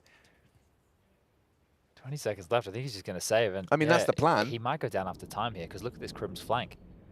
I reckon it takes exactly 13 seconds to get to long toilets while walking. All right, well, he's not going to show us. He's going party. Oh. Or maybe we won't have the visitation rights for Mr. Madden here. He might even get the good graces of saving this ult for Sampaius, who wouldn't have it otherwise.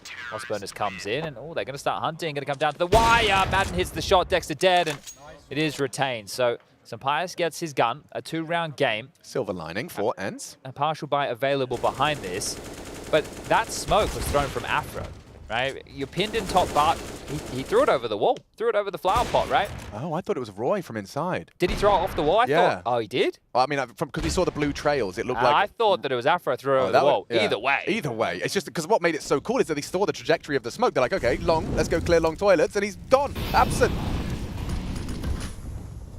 Nate, no, that's a heaven smoke Diho's getting at the ready here. So this is one of those rounds I'm talking about. Should be... Oh no, not enough residual cash. I thought they were going to buy down to a point where they could get the buy into the next tier, but this is just going to be a big explode. Here we go. Yep, see what they can do. Crim's been quiet. They're testing his sight this time. He has the help of Afro and Snappy down. Crim should be down as well, but no. Oh, the support is there for a response in kind and perhaps a plant. Afro not going to contest it, nor will Mezzi. Sampaius and Nerds, they are potent. ENCE's strongest individuals, and now just an individual. Sampaius up against 3. No team help. But it's tiny little gap is all Afro needs to contribute again as Fnatic are closing this gap. It's becoming a 1-round game. It's actually quite similar to that first half in terms of ENCE just really starting strong in both of these halves, and then Fnatic having these late resurgences into a very competitive scoreline. Yeah, cooling off a bit, isn't it? And this is Nerds just getting caught up by the flames. I don't think he expected it to spread where you saw it bounce on the other side of the sandbag position. But this is the thing, we see this from Sampaius' POV. It still looked like a great shot, so Afro continuing to rack him up here. 25 in total, going toe-to-toe with Nerds. He's tied up the scoreline as far as the frag department is concerned here.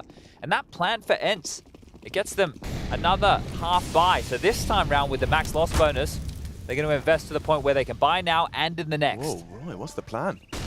He just wants to biff and, yeah, punished for it. Great one, drive-by by Madden. Despite the braving the flames, perhaps that screwed up the idea in Roy's mind, caught him a bit by surprise as Madden, nails it. And you can see he's a team player, getting himself a Tech 9. Everyone's chopping and changing.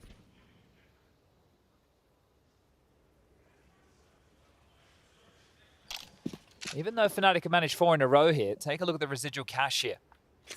Not an awful lot of money available. Loss bonus, 1,400. Important here for them to hold on in a round like this.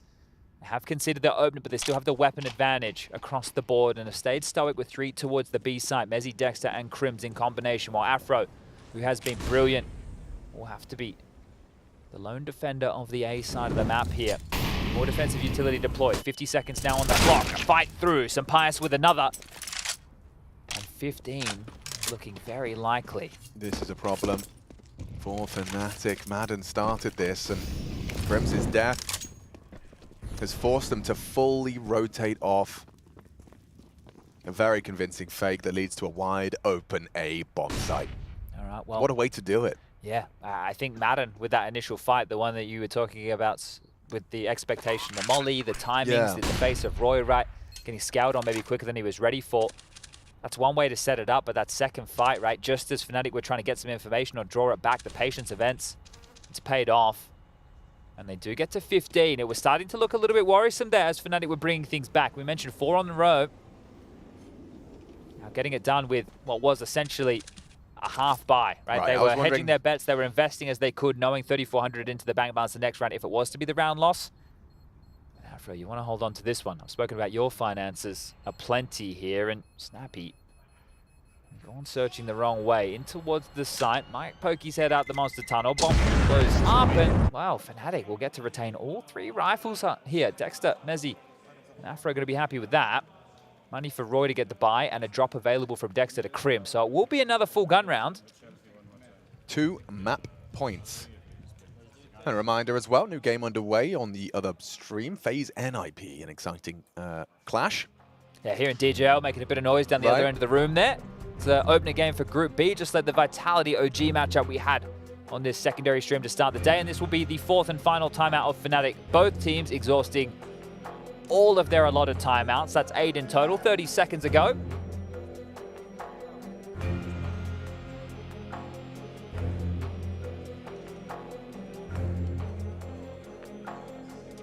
And what has been a decent showing, a competitive matchup here. Ents are starting to eke them out.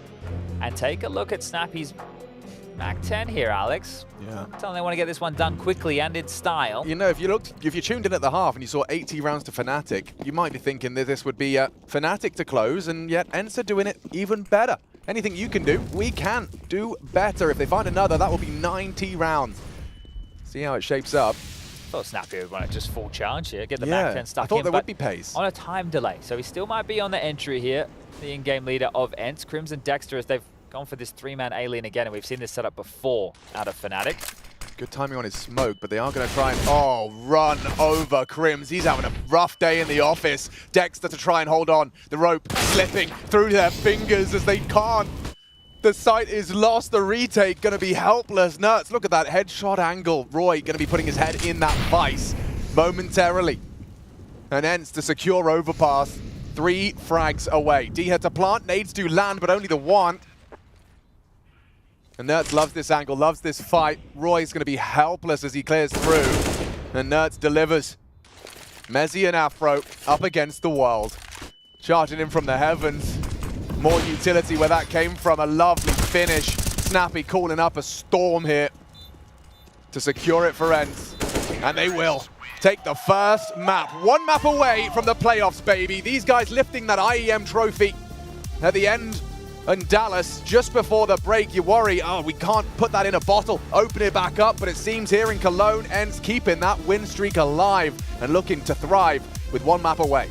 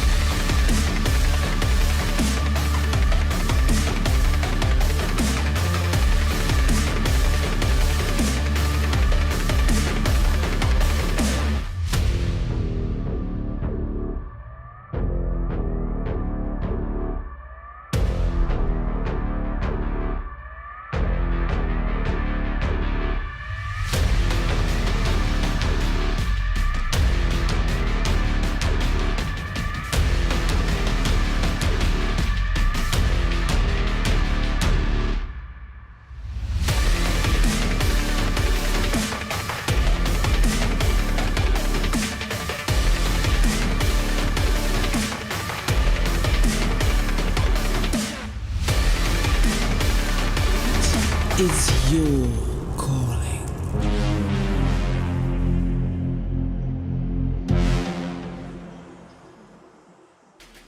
Ents claims Fnatic's map pick, and they are 1 map away, like Machine said, from potentially making the playoffs for IEM Cologne. That is a big deal for Ents. Fnatic is not going to be happy with this. A good map of Counter-Strike for us. That was a great map of Counter-Strike coming out from Ents, because honestly, I felt you get 8 rounds on the T side of Overpass. The first half, Fnatic, you've done your job, right? You've done your job, now it's about just finishing off the business. But that game was a tale of 2 T sides, Assad, and Ents' T side was better. Yes, as I'm struggling to fix my equipment, I am listening to you saying all the true things that happen in this map. Thank you. Very yes, kind. the T sides decided this outcome, and I do believe that the better T side kind of got the winner for this map. I do believe that Ense had more controlling T side rather than Fnatic, and disturbed the flow of the CT side completely. You can see there was no a lot of teamwork, except in a couple of situations with flashes for Fnatic. It was like Ense was controlling everything that was happening since that 8-7 scoreline. This is one round I really wanted to highlight. Look at the score, it's 10-9. Just the flashes. Look at how blind Crims and Dexter are, right? And it's like a lot of conditioning that comes in from Ense where they know Fnatic are going for a little bit of heavy mid presence, a little bit A aggro plays, and then Snappy calls the perfect B hits every single time. Yeah, I mean the B hit. You can see that they were pressuring Water quite a lot, right? In the round when the next round that we saw before this one is the one the similar setup. They took short, they tried to get a kill, they exploded through monster and put a lot of pressure. Now you can do that, and if the CTs don't react immediately to it in the very next round, there is a problem with there is a big gap in your defense, and you need to over rotate in the early rounds. So it's just a good call on the inside. They put the pressure on the right place, and Fnatic cracked. And I feel like for the side of Fnatic, even though yes they lost their map, it was a close affair after all. I really did like the T side. They were really punishing Nerds and Sunpire towards the A bomb side. I think not A bomb side, like towards the Bathroom's position. They won 7 rounds in a row in which I think Ense had like 12 kills in total. They really had the number initially, but the CT side again, new team, still some issues to be figured out there, and Ense, yeah, they took advantage of that. This was the thing. It wasn't a one-sided game at all. You saw Fnatic come back every so often. Really well-matched team, putting up a bit of a fight, and of course, unfortunately, they lost their map pick, but they could potentially come back for the next map. Before we do that, though, I do want to talk about this particular player who popped off. Nerf, he was having a very good day in the office on that first map. Yeah, he wasn't nerfed, yeah. Some people might say. It's good to see this, because yesterday he was looking like he had a bit of ring rust, right? It was DL really popping off. He had moments for almost everyone, and Nerds, if you look at this guy being picked up, you expected more from him, but he was just monstrous on this particular map.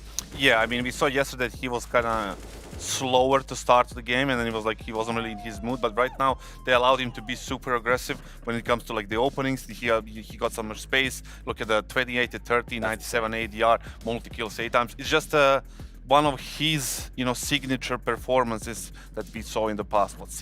Just his awareness when it comes to like his mechanical ability, I think goes without saying how good it is, but the way he's fit into the system is great. The round we just highlighted where they enter into the B bomb site, so we had Madden tossing in flashes from outside Monster, we had Sunpie, so it's B short, and Nerds just running in like a soldier, right? He was semi-blinded by the first flash. He didn't panic, he didn't like falter, just stop. He's like, I know exactly what I'm going to do. He gets both the kills to the CTs as well. So not just about being individually gifted, but working so well in synergy with the pack. The flash is what, 50% of the frag, right? I mean, he knew exactly what the flashes were doing. Yep. It was a set execute. He knew exactly the timing. That's what you do in practice. The guy was there. He was blind. The second guy was blind. He was retreating. He got the kill. He opened up the site. Round over. Nerds win. We spoke a lot about Afro at the start of this map, and obviously might not have got the victory, but what do we think of his performance overall? Overall? Solid. Solid. I mean, it's just something that, you have to commend. No matter what the result is, he is solid, and we saw that before. We saw it today, and I'm looking forward to see it more, as not just in this event, but like further on. Yeah, like he's just such a smart player, and also like we prefaced this game, right? Messi was saying, yeah, he's probably one of the most inexperienced operators I've played with, but when you're looking at how he performs in a server, he is putting in the numbers. He's getting 9 multi-kills as well as the primary operator, which is very commendable despite a losing effort. But just the way he positions himself, right? It's so rare where you see him like go for a re-peek. Rarely ever does that. He knows how to hold the angles, how to play it safe. And when he has to be in a bit of combat opping in the T side, he has that almost, okay, I'm not going to compare it to Brokey yet, but he has a Brokey-esque style of opping at times when he needs to go for the clutch. It's really fast, I don't want to compare any oppers with Brokey at all. Why? You don't like him? I don't like his opening. I like it. No, but let's talk about effort. Listen, he has calculated risks, right? He's disciplined enough for a guy with his experience. Obviously, he also makes mistakes, as everyone does, right? But it seems to me that they're like decreasing as time goes by. So it's a nice thing to see. And you have to get better. Yes, absolutely, absolutely. Or else you get kicked. Yeah. We're moving to Nuke now, and obviously, Ents, you might not know this, but it's actually their coach's birthday today. So I'm pretty sure that what they desperately want to do is wrap this up nice and fast so that they can all go back to the bar and have a little bit of a birthday party. And, of course, celebrate the fact that they've made it through to the playoffs. Is it going to be a 2-0 for them? It is feeling like a 2-0. I do wonder, that as a coach, right, your teammates are like, hey, man, it's a birthday, we're going to go to the bar. And coach is like, no.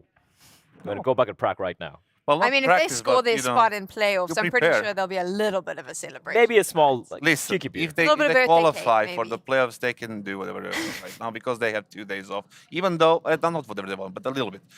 Anyway, there is no time for parties. There is no time for anything when the tournament is on. Once you play, you play. Once you're done, you're done. That's all.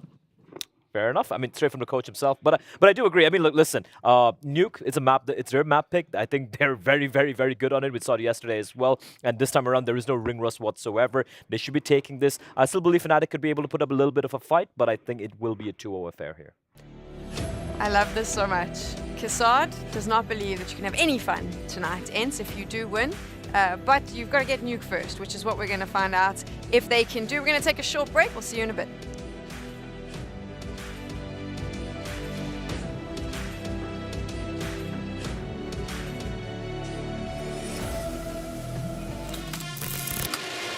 What is that reaction? Yeah, right. This would be an ace clutch from Poland. Oh my! Oh boy! FaZe Clan, the champions of ESL Pro League. Poland's here. Oh my God! Garen, are you gonna be kidding me? What a map! What a map!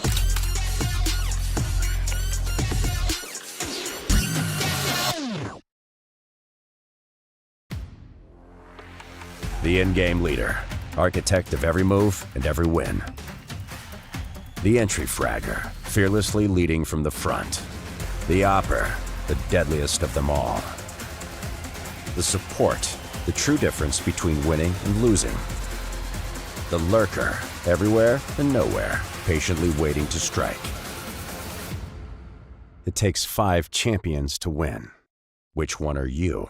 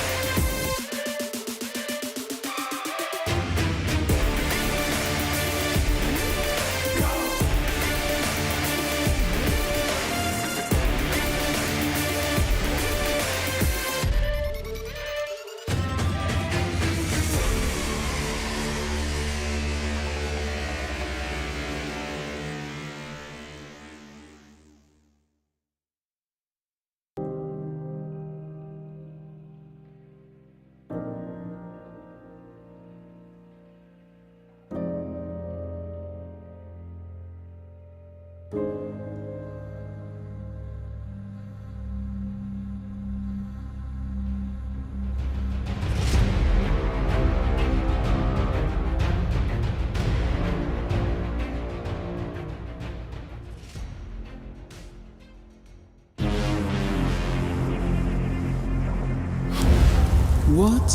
is your calling?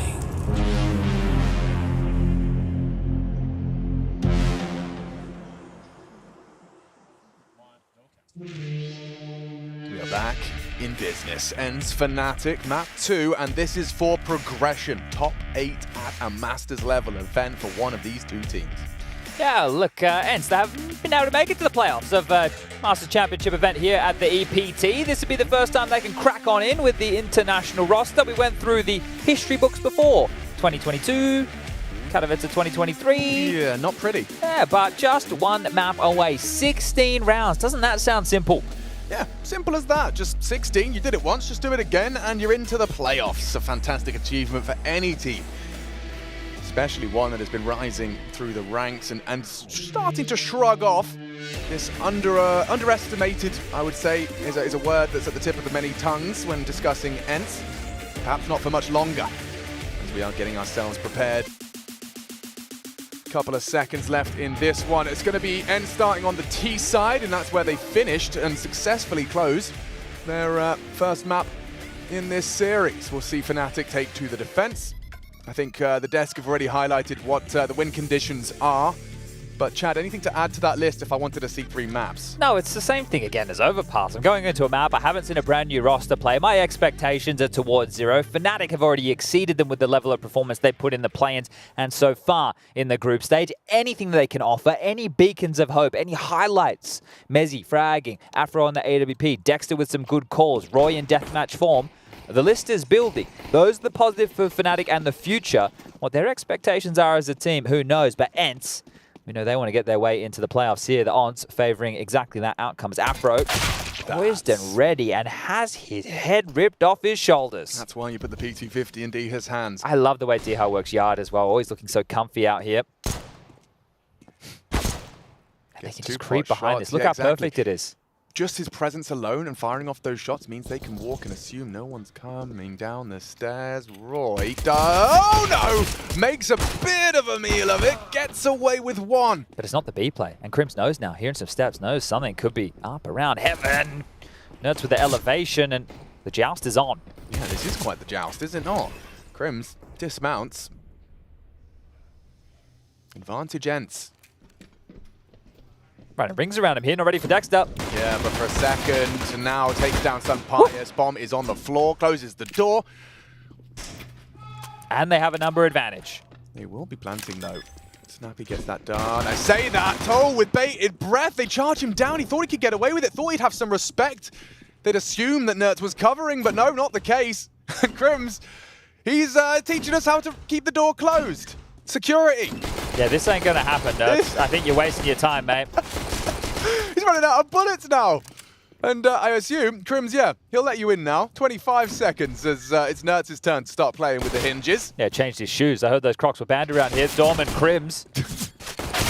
Making things a whole mess for Nerds. That's going to be the pistol round salvage. It all started with that D-Hub blinder onto Afro. They get the space undetected. They win the duel. Well, trade to Roy towards the lower.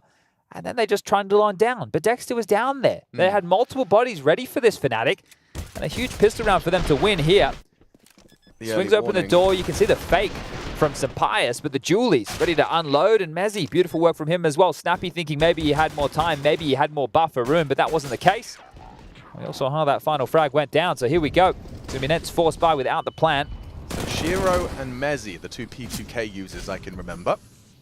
We've seen so far. Hipsters, I suppose. That's it. Well, smoke wall deployed on this force, and it is just to get this space. Now, you need to keep in mind what residual util they have, but before we can get there, you need to get past Roy. Just averts his gaze. That's important. Really important. This smoke molly, if they get window side, Alex, you can use that to obscure the ramp rotation. If Diha went down, they would have only got one of those pieces. Oh, he's gone anyway. Yeah, Diha does lose it, but Sampaius is quick on the trade, so advantage ends in this second round force. It's up to Fnatic to respond. And Snappy with that Tech 9. Vent to top, that's the play. It could be, should be, no one else to defend it. Already the rotation through subverts the expectation, and again, we see these incredible Ents recoveries in these second rounds. They really have no issues when it comes to sidearms and team play. Yeah, I love a bit of force fight, don't they? But that was simple business across the secret. First kill onto Roy, going to be feeling a bit hard done by that one. Now Madden might even be able to rip away this scout here. Afro, can he get out of dodge? Very diligent on these clears, backing off, and should have a safe haven available, actually. Maybe not, I spoke too soon. Hanging around. Madden can peek him from the, maybe not blind spot, pretty flicky with it. Lovely work from the scout. Afro getting run down, takes another head. Keep coming, Snappy, get him, pull another trigger. Madden finds his voice as they convert the second round. Yeah, I guess you'd be celebrating the force by win there, but those shots from Afro were the coolest thing about that round. So he was pretty tidy with those. I'm sure he'd be happy with those. And yeah, he's got a smile on his face. He's using the scout that close range and ripping skulls. Yeah, that's not too bad, Afro. Not too bad at all.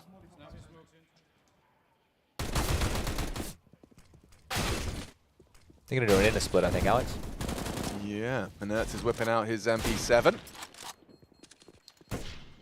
Lovely second shot. Look at this one. Oh. Yep, that felt good, you can see. And even expecting the third, but still. Afro, he enjoyed it so much, he's going to be whipping one out into our third. The question is, how big do they bite on these yard smokes, right? So we've seen them get this and across, and it worked in the last round for them to get an opening kill onto Roy. So right here you wonder, okay, do they rotate more bodies down because they expect it? No, they fly in through main. Top split, Dexter's going to burn, and the opening kill, ooh, comes to Dexter before the flames. Yeah, still that top side. Oh, the backward turn, he came up the ladder. Eagle, not the perfect weapon for the job. And yeah, Afro going to struggle to find anything with that scout, would rather just have another go in the next round of play. Otherwise, yeah, just be the USP. So you see how they make it look like the previous with the yard smoke. Sure, they have a bit of extra util, and then they quickly drop off into main, top split, before Fnatic can rotate or really get wind of what's happening there. Good call from Snappy. Nice direct play. Snappy, I love watching it when he really just gets the fire on him on Nuke, because if he knows he can exploit a team's top hold, he will. He will just run all over you with different variations, right? And they have so many pacey plays. The thing is with Ents, they get painted with this brush that they're just a fast team, right? Because of that quote, you know, if rushing doesn't work, rush faster, right? But this is a team that understands the balance of Counter-Strike that is necessary, but the balance to put some of their star players in position tends to be a bit more in your face. Yeah, so I do like the style if you can establish map control. It's something similar as to what FaZe do. It's what Karrigan likes to do. Rain, alongside of Karrigan, they'll brute force in, they'll put their body on the line. Maybe they go 1-for-1, get a trade, but they just create space for their stars to then play. And that's where you get more clutchy, more explosive Counter-Strike. And that's where you get a match like we had at Dallas in the semifinals of Ancient that goes, I think it was 31-28, 31-29, something like that. So you get the more barn burner affairs in matchups like that. But timeout called here. Quite early. Kita, the coach of Fnatic, on the mic here, and we know that the Scout and the FAMAS were retained. I would not expect too much more to be brought around it. It's more a conversation about how can we get the most out of this. Problem is, if it's a smoke wall out, Afro can't really do anything. If it's a fast A play, Afro can't really do anything. Actually, I take that back. I saw what he did with the Scout previously. Yeah. Maybe he can. Yeah, let's see. Not going to be smoke wall, not at all. This looks live and direct. Charging. Charging. Exactly. So this is Snappy making the call, and just like that, Afro eats from utility. Flames find him. Oh, hold up. Yeah, now that is exciting. Crim's, the only rifle, is in the right place. Can't stop the plant. Oh, maybe they can. He's actually tagged him down. 1 HP. What the hell? 1 HP. Diha leaving, running into Roy now. Where's the help for Diha, guys? Madden's busy. He's killing Mezzi. But yeah, that's the volley carrier on 1 HP. Okay, Roy cleared out. Some but Crims are still unknown. Yeah, that is the only kind of concern. Now he gets Dexter with his knife out. And yeah, it's frustrating round for Crims, considering the way this has gone down from his POV. Yeah, it felt like he did everything right. Yeah, and all of his teammates have fallen around him, and he had this advantage. Yes, indeed. Yeah, you saw Crims kind of just jump back in his chair there. It was like, man, yeah, should have had the bomb on the floor. I should have definitely had at least a kill, and especially after some of his fragging woes in the previous map, I'm sure he would have loved a freebie. So a rough one here. But that was easy as you like. They manufactured the quickest way to get to B, down the fireman pole, down the vent. Quick little vent drop. It's crazy how the vents are so, I guess it was like that in Source as well, but in 1.6 the vents you used to have to crouch through them. God, you can imagine the slow rotation points because of that. I think I prefer it this way. Fro puts a whole magazine into the smokes, and D has still, undeterred, continues to walk on through, will eat the flash. Not exposed, not poking out, no grey screen hijinks here. Instead, Afro will tuck in, and Snappy and D-Hurt across unannounced. And they get to fight Roy towards lower again. Crim's about to take some pressure towards Rampier, some Pius, Madden, and Nerds on the other side of that smoke. 2 players down towards B. It's Dexter and Roy in combination. Timing on this fight from Dexter is everything. He wants Roy to take contact first, and he can strike as they look away. Perfect execution of the team play. 2 to the good. Fnatic start as they mean to go on. But right now, you're Ents. You know that there were 2 players B. Definitely. Because Roy would have been called in Dexter too, and you just forced Crims towards the lower side, so you should have a good idea where at least 3 players reside. Oh, that's if they haven't moved, and Dexter's done exactly that. Blocks Squeaky up the vent, making sure to plug another gap, and Afro making sure they can't get too far away. This outside push inspired here. Pius is actually going right into him. And Afro can't believe his luck. What a great push, especially after a smoke wall. Dexter relocated successfully into Nerds as well, so Madden, not too much longer for him. He gets caught by Mezzi on the way back, and Fnatic post their second. After that pistol, second round conversion from Ents, they did go on that run. Interesting to note here, there was an ability for Madden to drop across an AWP for some Pius, but Ents have decided to operate here on this T side with 5 rifles. Great round for Dexter, playing off of his teammates, understanding the situation. And an easy one for Mezzi there on the finish. Madden, look at the break. He's found a whole new bunch of emotes. Yeah, he's hitting some different ones. Wow, wow, so blind. He charges nearly into the site, but at least it's traded. Afro, he had a chance, and he does not squander it. Despite the flash, catches Nerds, and this is awkward for Crim. So many bodies on the site, he gets all 3. Nice work from Freddy to make it 3-3, and it's his triple that secures it. Okay, well, trying their luck towards that A side again. This time not down the vent, but popping in. And yeah, you were right. Madden was so blind there. You could see how far into the site he'd scoured. There wasn't anybody even close to him because the util was raining in. And Crim's established up on that top rope. They can buy again here, Ents. Okay.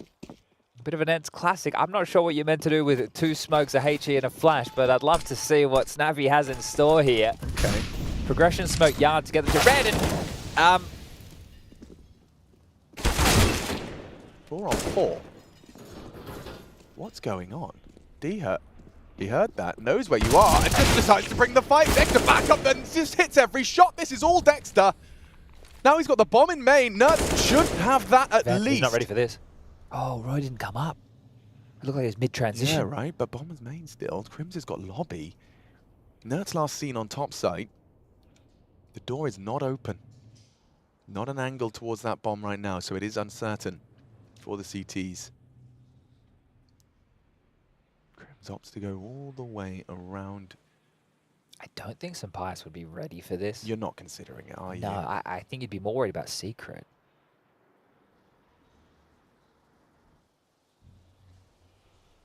He's going to overlook this. Oh! Disgusting. Sun Pius adjusts just off the cursory glance. Crim's frustrated. And Ents motivated to get that bomb down. Nuts even checking it on the elevation, and that's perfect. Ents recover. Dexter doing all of the heavy lifting, and a big smile on Pius' face. Yeah, you can understand We need to see that from his POV if we can, because that was so quick. He was worried about it somewhat. Sure. You could see him investigating everywhere, but in transition, he must have just caught a glimpse here. So essentially they used Maddener's utility, right. Squeaky door, which helped open a bit of a gap. Dexter plugged it and... Whoop. Yeah, so you... What? Ooh, first bullet. First bullet, okay.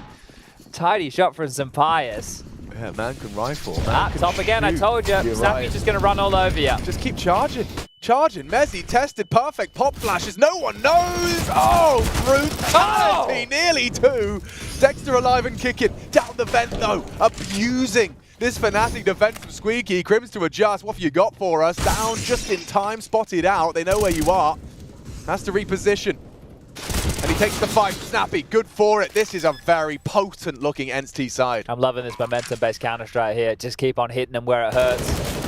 Oh, yeah, and you feel helpless, don't you? As a topside defender and as someone rotating in from Crimson's POV, what's he supposed to do? They're already windows and single, and I'm alone. It's so funny, though. We've seen it from multiple perspectives. What it looks like to CT is how blind they are, and even in some rounds, how blind somebody like Madden is trying to scale it with their own utility. Like the way, like that, the Mezzi death. I'm sure if we watched it from his POV, it's just a white screen and then suddenly an SMG staring at you. Yeah, that is very frustrating. Diha and Afro having a bit of a chat here. Nice duel, Afro. We deserve a trophy. Afro, highlight of Cologne so far. So, must have been a really good fight. One that they remember. Didn't go too well for Afro. I think that's sarcasm in use right there. I think they might be. Crazy. I think Cadian made a tweet using that same principle last night. Yeah, I personally chat like my players completely emotionless. That's what we need from an entertainment product. Yes. I used the terminology. There we go. This is what I was talking about. I used some wrestling terminology this morning when I was talking. When I said we got to keep it kayfabe, which is a pro wrestling term. Yeah. What's that mean? Well, it's like even if we know that maybe there is a definition for this, but we're in the biz. Yeah. Like even if Cadian has nothing wrong with those guys and he's geeing them up, we can pretend Cadian's a villain. Yeah, Cadian's a really nice guy to me. Yeah. But we can't just keep. We as the as the people who are meant to deliver some of the voices, we got to pretend that outside noise isn't there, and then we can just talk about it, not worry about the riffraff. Yeah, exactly. If we worry too much about the riffraff, what are we doing? Well, then the riffraff feels justified. Yeah, that's true, right? And maybe their opinions are, but it's our job to keep juggling. Let's see what happens with a singular excitement of the M4. Poor Roy. He's going to try and hold as... you never guess what they're doing, Chad. Yeah, well, You'll think never maybe guess. Someone prefaced this a little bit earlier in the game. My color commentator is smart and helps us understand what's happening. No, I just talked to Snappy before the game. Oh, you did? Yeah, I said, Snappy, what are you going to do? And he said, we're just going to rush top. Chad, of course we're just going to rush top. What else do we do? This is a real... adjustment. Lesson? Yeah, it's a lesson for Fnatic for sure, but it's also there is something to be admired in Snappy's ability to identify teams that he can pull this off again and still have enough in the pocket for those he can't. But this is the thing, all right? This is where it makes perfect sense. This is Enter's map choice, and this Fnatic roster are yet to play it. I know the graphic earlier said one Newcon record. That was with the old roster. Right. Nikodos was still on the team, right? He had Fasher still on the roster. So the new look of a new in-game leader, it is definitely going to change some of the structure and the way that you approach the map. Damage done. So many players going down there with the bomb. But this means that Snappy doesn't have to sit there and go, oh, so where does Roy play? Okay, how are we going to counter him? Where is Afro's tendencies with the orb? How can we make sure that he can't get into the game? Are we good at hitting top? Yeah. Do we know what these guys are going to throw? Yeah, they're probably going to molly Squeaky. They're probably going to molly Hart. Well, that's what every team does. So let's just beat them by going A. Just going A and A. And they've used it multiple different ways. Not only have they dropped down the vent, they've pop flashed through the Squeaky smoke. They've just come out dry. Madden literally opened the door in the face of Dexter.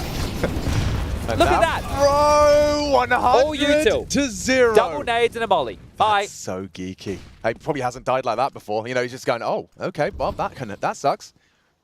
But that was him searching for an opening pick, right? Knowing that they've been coming top so much that maybe they line up. Maybe he gets a multi. Well prepared, Ents a step ahead and man up. Oh my goodness. They can't catch a break. They can't get away. Dexter tries his hand at some aggressive AWPing and makes it work. Afro's AWP utilized beautifully by Dexter and a high-flying performance as well from him in the absence of everyone else. He's delivering individually. 13 frags so far in just 10 rounds of play and our 10th. Not done yet. Mezzi. Where's he meant to go? Yeah, I mean, he's just hoping and praying he can take one with him. Now, they are actually silently mantling up. Oh, Madden's Maybe not clear. Madden's not clearing. And that's a free frag for Mezzy. Can't believe his luck. Traded nicely. Snappy. Proactive. He won't expect Crims. He won't expect Crims. He doesn't. And that, whoa, catapults the bomb. And Sumpires could have caught it. A little closer. Oh, Sliver. Hunting. Angle. Beautifully handled. Crims looking silly. And now the bomb can go B. Adjustment from Dexter required. Now can he come up clutch as well? He's heard the window now.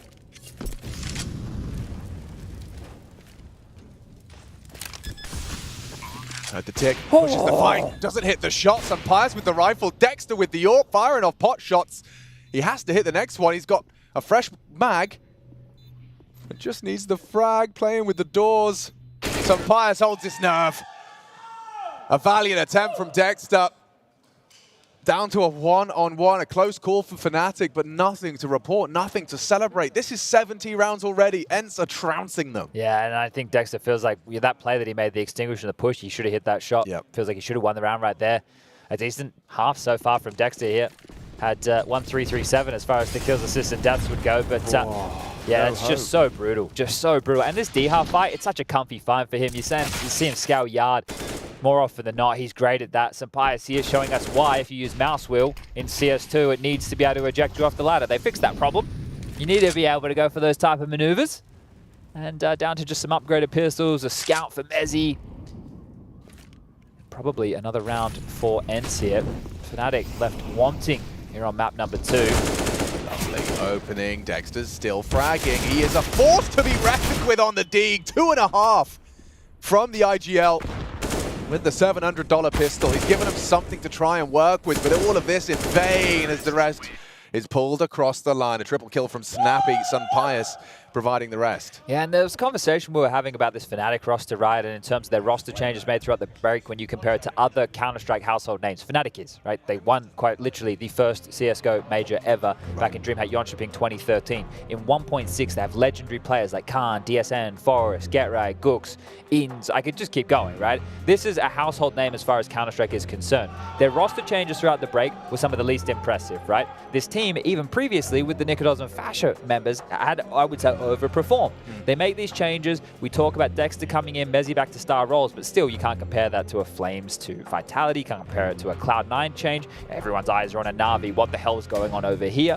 Fnatic, they didn't rank very highly in this regard, so slept on in some regard. And you think about Ents, well, the same thing, but in terms of them being an elite level team. Right now, it's Heroic and Vitality, the two top dogs, but Ents, they can't be too far off the trail, really. You consider this team, they've got players who, they don't get the same credence as star players. They don't get given the same value, but they are a good team, and they play good Counter-Strike, and they're showing that here today.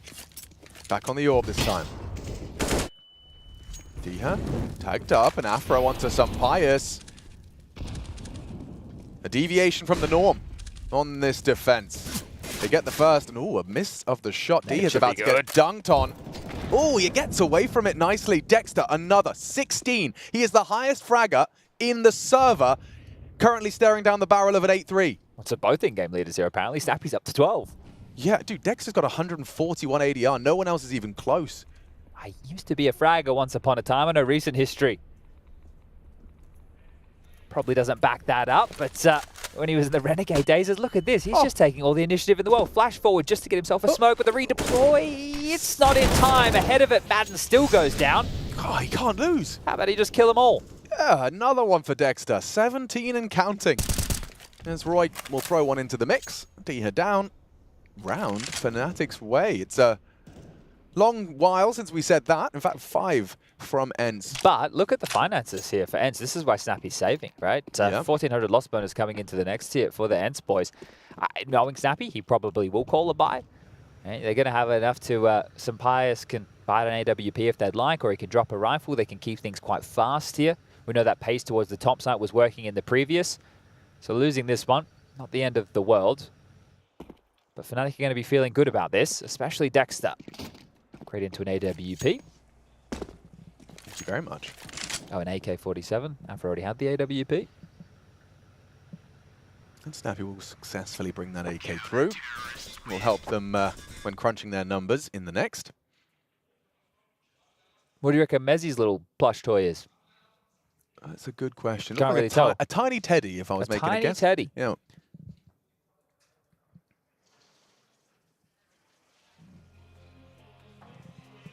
So when you're buying like this, it's going to be based off of what Snappy wants to call here. You're going to need key pieces of utility. Now, it might be a spawn-based strat, or it could be something which is a bit more regimented, where everybody knows their role. In some of these maps, if you have the first spawn, you're usually the guy nading up and squeaky and trying to get down that vent drop, right? So there's a lot of details that play in that regard. But other maps have set strats where everybody just kind of has their roles, right? And it doesn't matter about the spawns. But Nuke is one where you would hope that is a bit more spawn-based here. First timeout used by Saw, the birthday boy. Yeah, another coach with a birthday today. Zonic earlier. Back-to-back matches, back-to-back birthdays. Yeah, well, I know that he probably has one thing he wants for today. A W. Halfway there. The magic number of 16 ends already. A great haul on this attack, and they are turning up the pace. They did invest, and they are throwing bodies into Mezzi. Down the vents, though, they have to adjust. Rotations have been forced. Crims is poised, ready to spray down. 1 and 2, both fall. Bomb lost. Crims delivers around. After his shortcomings and feeling a bit hard done by upon the last vent commit, Crims loses his head. Some pious, a single bullet into the Swede of the Swede. Well, I might be able to get the bomb down here still. You can see it. Just posted next to the door. Dihar will transition into the site, punch the digits in.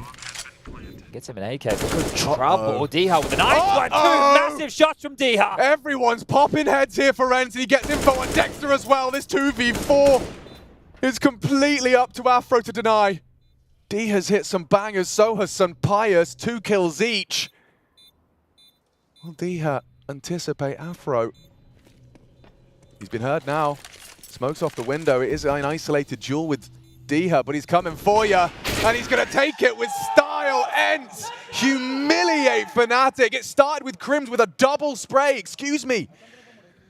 And it comes down to that. Just 2 versus the world. And that is going to suck the oxygen out of the team's atmosphere. Yeah, this was massive. Crims was 1 step ahead, right? Dexter also got the opening call onto Nerds. Sampaias gets that little pixel shot there. And you think, okay, well, they can get the bomb down. But Dihar happens. Just bang, bang. Mezzi and Roy with the overextension.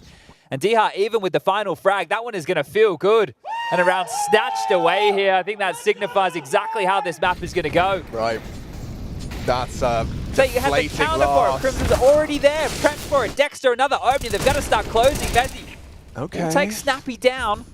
That doesn't stop Madden going in. Oh no, Fnatic! They are getting rocked. It doesn't matter what you do. Opening kills, and then it just falls apart, collapses like a sandcastle, and ends the tide. Doesn't matter how beautiful it starts. It ends up getting washed away. They're going to be left with nothing here, aren't they? Afro hanging around, sure. Bomb halfway gone. 10 rounds secure. Going to boost up to heaven here. Surprised got rid of his AWP. All right, Afro, you're tucked in the back of warehouse here. I think you're safe. I think you're sound. Really, look at Sampaias really wanted to try and take it. He leaped, took full damage, charging to clear the spawn corner, and no one's home. Okay. Fist bumps exchange ends. This is a 10-round haul, and Fnatic do not even have the opportunity to defend their honor in the last. Dexter is 5-0 in opening duels. Yeah, bro. It just tells you like how much work he's doing here. It's so bizarre. He's got 19 kills. The next closest on his team has 8. Yeah, he's got like a considerable... More than double. Yeah, he's got more than anyone on ends by like a large margin. It's just one of those games that it must be so, I don't know, like unidyllic. There's nothing worse than having a fantastic game while your team can't get anything going. Oh, look at him. He's just so switched on to the potential setup of ends. He's calling lobby clear. Seriously calling it clear. But never mind clear, he could be behind them. This is ridiculous. Sampaias gets a jump scare. Dexter gets his 20th frag. Finally, someone brings him down. The Aussie sent down under by Madden. Oh, Mezzi can't believe his luck. Turns around. Awkward exchange, and Dihar bests him. Crimson Roy, an attempt at a recovery, but a nice angle from Nert. Spotted the tip of Crims's chrome dome. And, well, there's one. But I'm afraid that's all he'll be left with. Nertz takes it away. What a half of Counter-Strike from ENCE. Nothing but impressive, and 5 rounds away from the playoffs.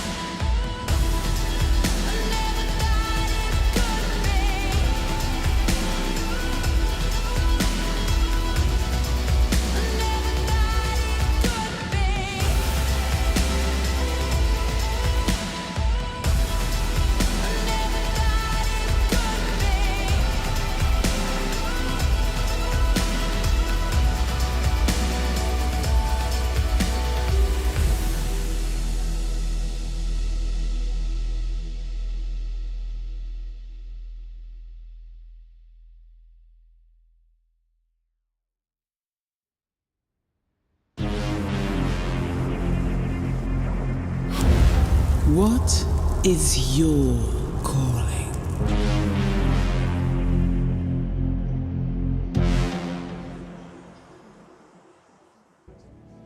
Quite the juxtaposition.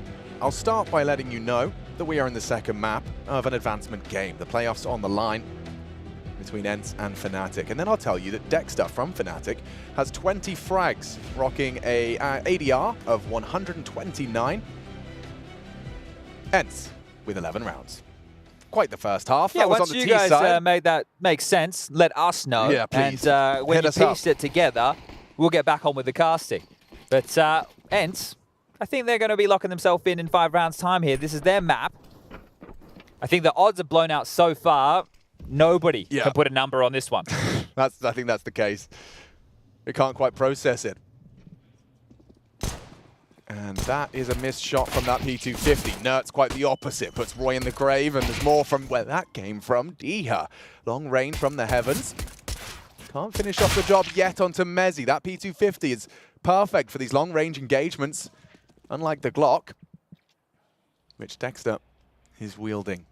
Bomb spotted on the cross, so this is the round hinging on Dexter hitting another fantastic shot. Not to be. 12 seemingly signaling ENCE's arrival in the playoffs imminently. Yeah, it looked a little bit shaky yesterday against Nine, who are a strong team, right? You consider the way the map pool worked out for Nine as well, the fact that ENCE banned Inferno, Right. Vertigo's, get to be played, and it meant that they got to ban Ancient. So it was a good map pool for Nine, and that meant that it was likely to be a good affair, a good match, and it actually needed ENCE to be resilient to close that series out and get it done, just to put themselves in this matchup here against Fnatic today.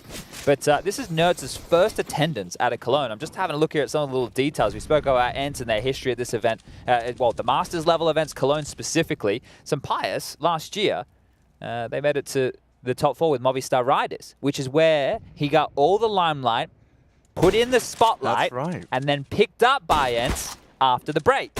Good points, good shooting from some Pius. He's got the scout out. Most of those bullets have connected. Can't quite finish his job onto that. Dexter finished off by Madden, so it's all on the Mezzy Deeg.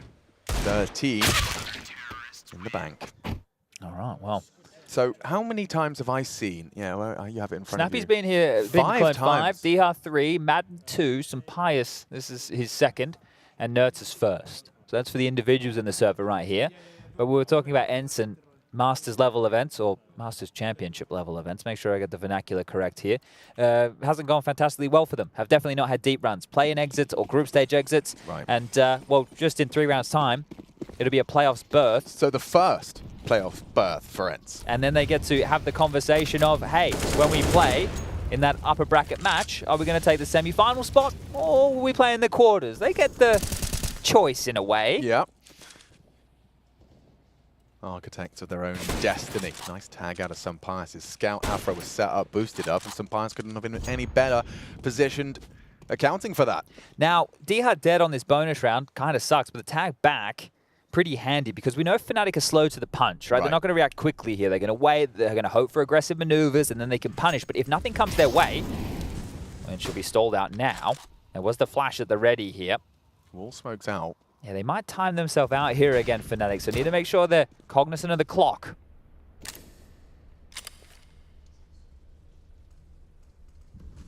This bonus round of sorts. Everything's faded through. Madden, with the biggest gun, finds himself as the secret player. He's going to be disconnected from the finish. Oh, Mezzy's going to hate that. Dies to Nerds with the AK. Gives the man an upgrade as well. Snappy calling lobby clear. Clear now. And it's collapsing for Fnatic. Oh, dear. Such a heavy weapon advantage, but it means nothing if you can't hit the heads. And ENCE most definitely can. Nerds especially. 14 looms. Afro already tagged by that scout. That was the first shot connecting in this round. And yeah, some Pius' handiwork lingering. It's unfortunate, but you could see the writing on the wall even with that opening pick. There's just so many things to worry about. And bonus guns on a map like Nuke and MP9, very powerful in so many different positions. So there it is. Going to be able to pick themselves up the 14th. And has gotten a bit quiet in here. The FaZe NIP first map has come to its conclusion. I won't spoil the result for anybody. Go check it out, but close as you like, all 30 rounds. And they'll be back for map number 2, and I believe that is with James Barnolf and Hawker over on that main stream. So you can go tune into all that good action, esl.gg/TwitchA. Let's see if there's any fight left in Fnatic. Seems the writing is on the wall. I wonder if we get a roar out of ENCE when they win, or if they just give us a happy nod, because this is just taking care of business, same as Vitality in their opening game today. Yeah, probably have them in the same category. Maybe we'll have them in the same stage of the tournament. Oh, Mezzy, just like that.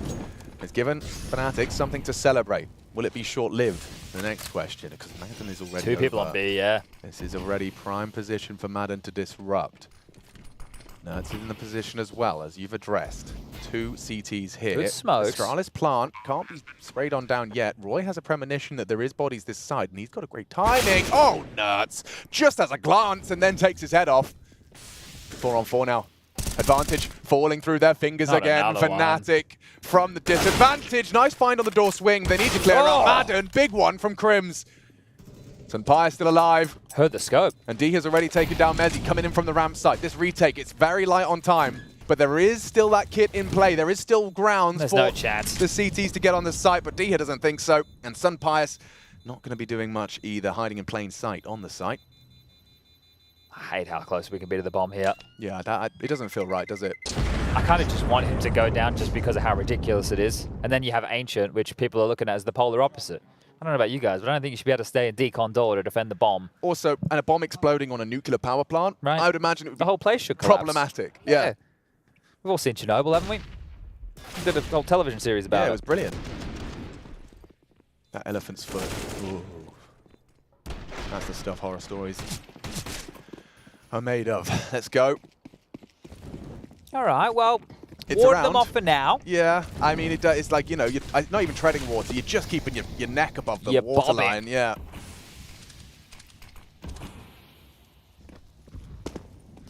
This would be one way to reignite the confidence that you were talking about not being able to bottle, though, right? You have this win, you want to run with that momentum. We know Counter-Strike, as long as the players are feeling it, it can be such a confidence-driven game, and even momentum in the modern game. And enter a momentum-based team. Dexter wants to continue his onslaught here, 20 to the name. Let's see if he can make it 21. Peering in from main. Madden this time bests him. Good on the clear. And repositioning as well. Doesn't want to get pinned towards that CT vent. Roy noted mid, or excuse me, yard. Some Pius going for a look at lobby. Yeah, catches a whiff of one. Mezzi, he returns fire. Roy's lost a lot of health to Snappy and yard side as well. Cancels his progression entirely. 50 seconds, there's still, ooh, I was gonna say, healthy members. Afro, the only one now as the spray from Madden connects. Crim's half health. Gonna walk out Squeaky here. Could vent drop, could fight top. They have assistance from main with Roy. But they're so low. Yeah, no, it's in that power position, so Madden really is comfortable holding this angle. On the jiggle. Oh, catches a glimpse. Crims to Molotov Madden in, but it should be safe. And now the angle from D here is rewarded with the double. 15 rounds, goes for the jump shot style points, but this is all set. Just a matter of time. Look at that nuke result. If they can finish it here, this is a thrashing. This is a stomping. And take a look at the money to defend their honor. Yeah, it's bleak out here for Fnatic, but it's felt that way this entire map. The only person putting up resistance that we have discussed has been the newly appointed in-game leader of Dexter. Been having a great go at things. Sure, the frags are there, but nothing else really to get excited about. You'd love to be able to call your team into it here on the T side, but it feels way too little, way too late, because Ant's got their best work done in the T half. Now it's just about finishing things off. Round 21, likely to be the final round of play here. Playoffs. 5 kills away for Ant. Make it 4. Diha puts Roy down. Deflating Fnatic after a competitive first.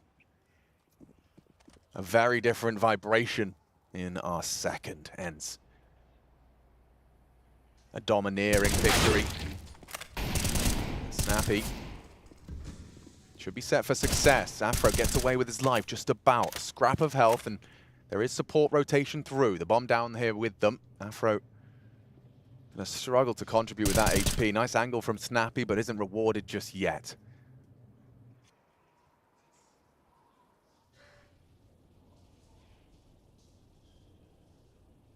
There's he lurking Squeak. Door open, smoke out. They can probably get out of that door if they do so.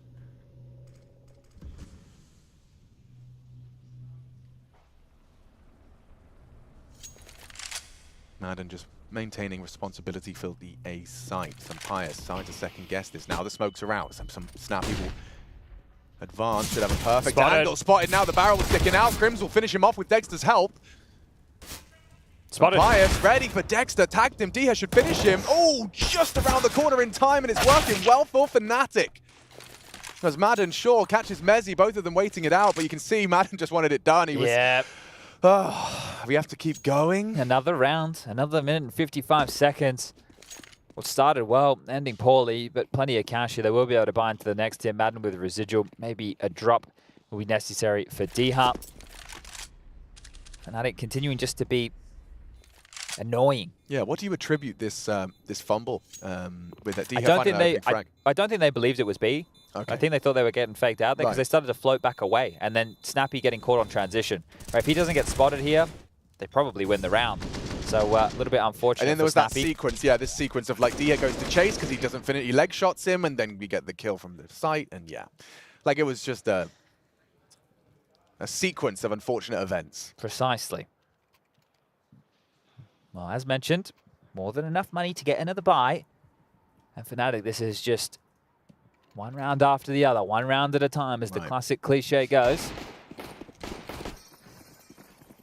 Cliches are tropes because tropes are true. Hang on, said Birchall. I don't know where I stole that one from, but taxi in Copenhagen. Snappy. Ooh, gets away with it. 4 HP in it. There's another round that starts with what should be spelling the beginning of the end. Yep. Well, we've seen Ents get openings with 15 on the board already. See if Fnatic can rustle another one out of the hat. At least it's the correct win condition. Yep.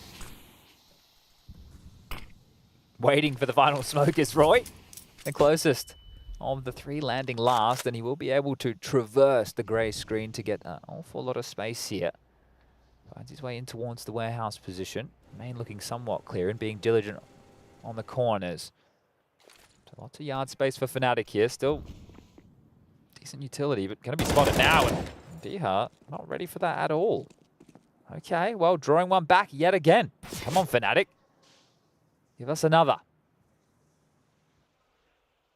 You've got a nice position on Roy. Nerds may not be too long for this world. I think Roy cautious and concerned. He actually just opts to throw the Molotov in reaction. It is going to force a fight. Oh, Snappy. Yeah, this They know he's low. Ridiculous. But you won't clear the You're back not box. gonna, you're not. There's no way. But I wonder when he uses it. Will they give him a sound cue? They might have to soon. No way. Okay, hyper aware. Ramp is theirs. Now down into Sun Pius. Clipping on the door. Hits another shot into the fingertips of Dexter. Bomb on his back. 14 seconds. When does that bomb go down? Safe plan. Can't be stopped. They don't know where the Fnatic players are. At all. So worried about a flank here. Everybody's come from the ramp room. Are they recovering another? It's starting to look that way. Doors are open. Nerds and Madden will be able to have these aim duels they're waiting for. Dexter, Afro, fighting, swinging. Nerds delivers them both, and it all hinges on Roy to extend play. Bombs down and ticking in his favor, but with Sunpius present, Nerds just has to get on the bomb. Sunpius surely on the line up for him. Roy somehow not dead, staring at the floorboards as he rocks the clock further, and he has extended the game. A clutch from Roy. The Dane, 9 frags, but that one is enough to extend to a 7. And another side, Nerds there, knowing it should have been another round where Ents could have got things done and dusted. They could have locked himself in for the playoffs right there, but Roy just holds on by the fingertips. Yeah, truly. I mean, just by the pixels of him adjusting his mouse to look at the floor, this was an incredible clear. Tilted if I'm Snappy. And I thought after Nerds getting both, Roy was screwed, but look at him just dodging away. Gets away with the AWP kill. What does Nerds even see? Because he peppered him a little bit. And Brad's like, oh man, come on. Well, they would have liked to see the 16-5, 16-6, but it's they need to go into A right now. They know where the M4 is. Need to get in before they're established. Yeah, Roy does deliver. They're in. Nerds, that M4. Can he find any more? Already good onto Mezzi. Afro identifies Snappy knocking on that trophy door. Now locked out now with the bomb down. Might just be retaining this M4. You could send someone around towards T roof to find Mezzi's gun. Oh! Okay, Afro. Okay, mate. Madden's going to start getting madder and madder, I think. Revenge. Imminent and provided. Well, they need to jump up on Silo, right? You're having a look. Gotta get there before the bomb goes off. That gun could get flung anywhere. Trying to find it is Snappy.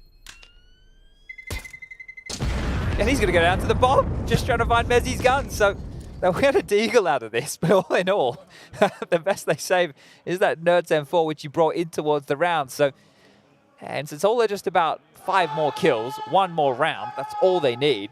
Doesn't matter if the scoreline 16-14. They just want to get towards that playoff, and I'll let you know, it sounds like FaZe versus NIP has gotten underway with map number 2. And let's see if this is the last round of play. They got all the bells and whistles they could desire. Or will this bubbling rage continue to be fueled? I think if it continues to be some frustrating rounds, like come 15-11, you know, maybe the tilt factor we can quantify, but at the moment, I think everyone could just take a deep breath, center themselves. It's only going to take one individual from ENCE to have a multi-kill to get things done here. Yeah, it could be over in any second. Dexter doesn't seem to think so, not ready to give this up.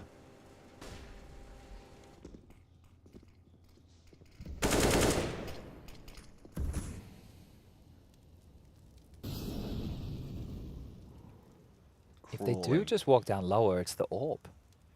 Yeah, and some pious, no slouch. Oh, he's just backed off. Green as he relocates just as they descend the staircase. I wonder what the cue was. Yeah. He flew up the ladder. He's been sent back. Smoke squeaky door. Oh, barrel. Perfect for some pious as he collects one onto Roy. He's got to help. He certainly might need it. Swings open the decon door to keep Afro guessing, and that's the end of the Yorp of Afro's element of surprise. Rewarded, and from behind, Madden descends the ladder and finds Crims in the back of the head. Bomb is on the floor, and Dexter takes Madden out of it. There is fights all over the shop. He was heaven.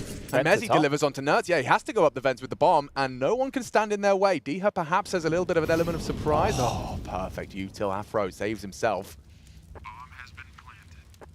This looks like another for Fnatic, unless Diha can start hitting and racking up a couple more. There has to be another save here.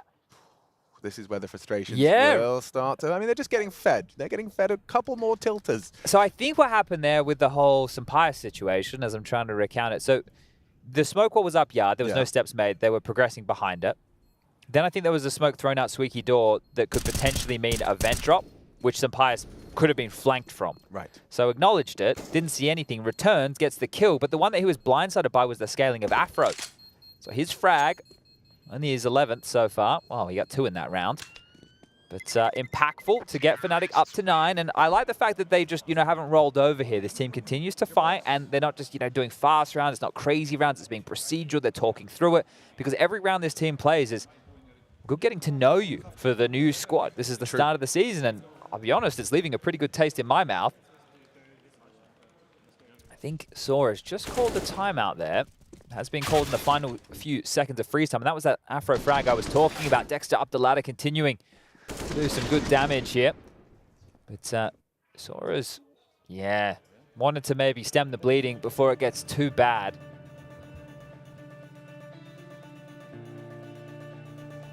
It doesn't feel like they've been overcomplicating things. There's just been some timings that have gone against them here, or some moments of impact where Fnatic have stepped up and been accounted for. Everybody on Fnatic now reaching the double digits to try and assist their in-game leader Dexter. And you only need, dare I say it, 6 more of those to take us to overtime. That would be quite the haul. That would be a 10-round bag. I'm not quite ready to subscribe to that newsletter. I think ENCE, if they were following their typical style, they'd probably close this one right here, right now, with limited resources. As Fnatic will take the pace out of it.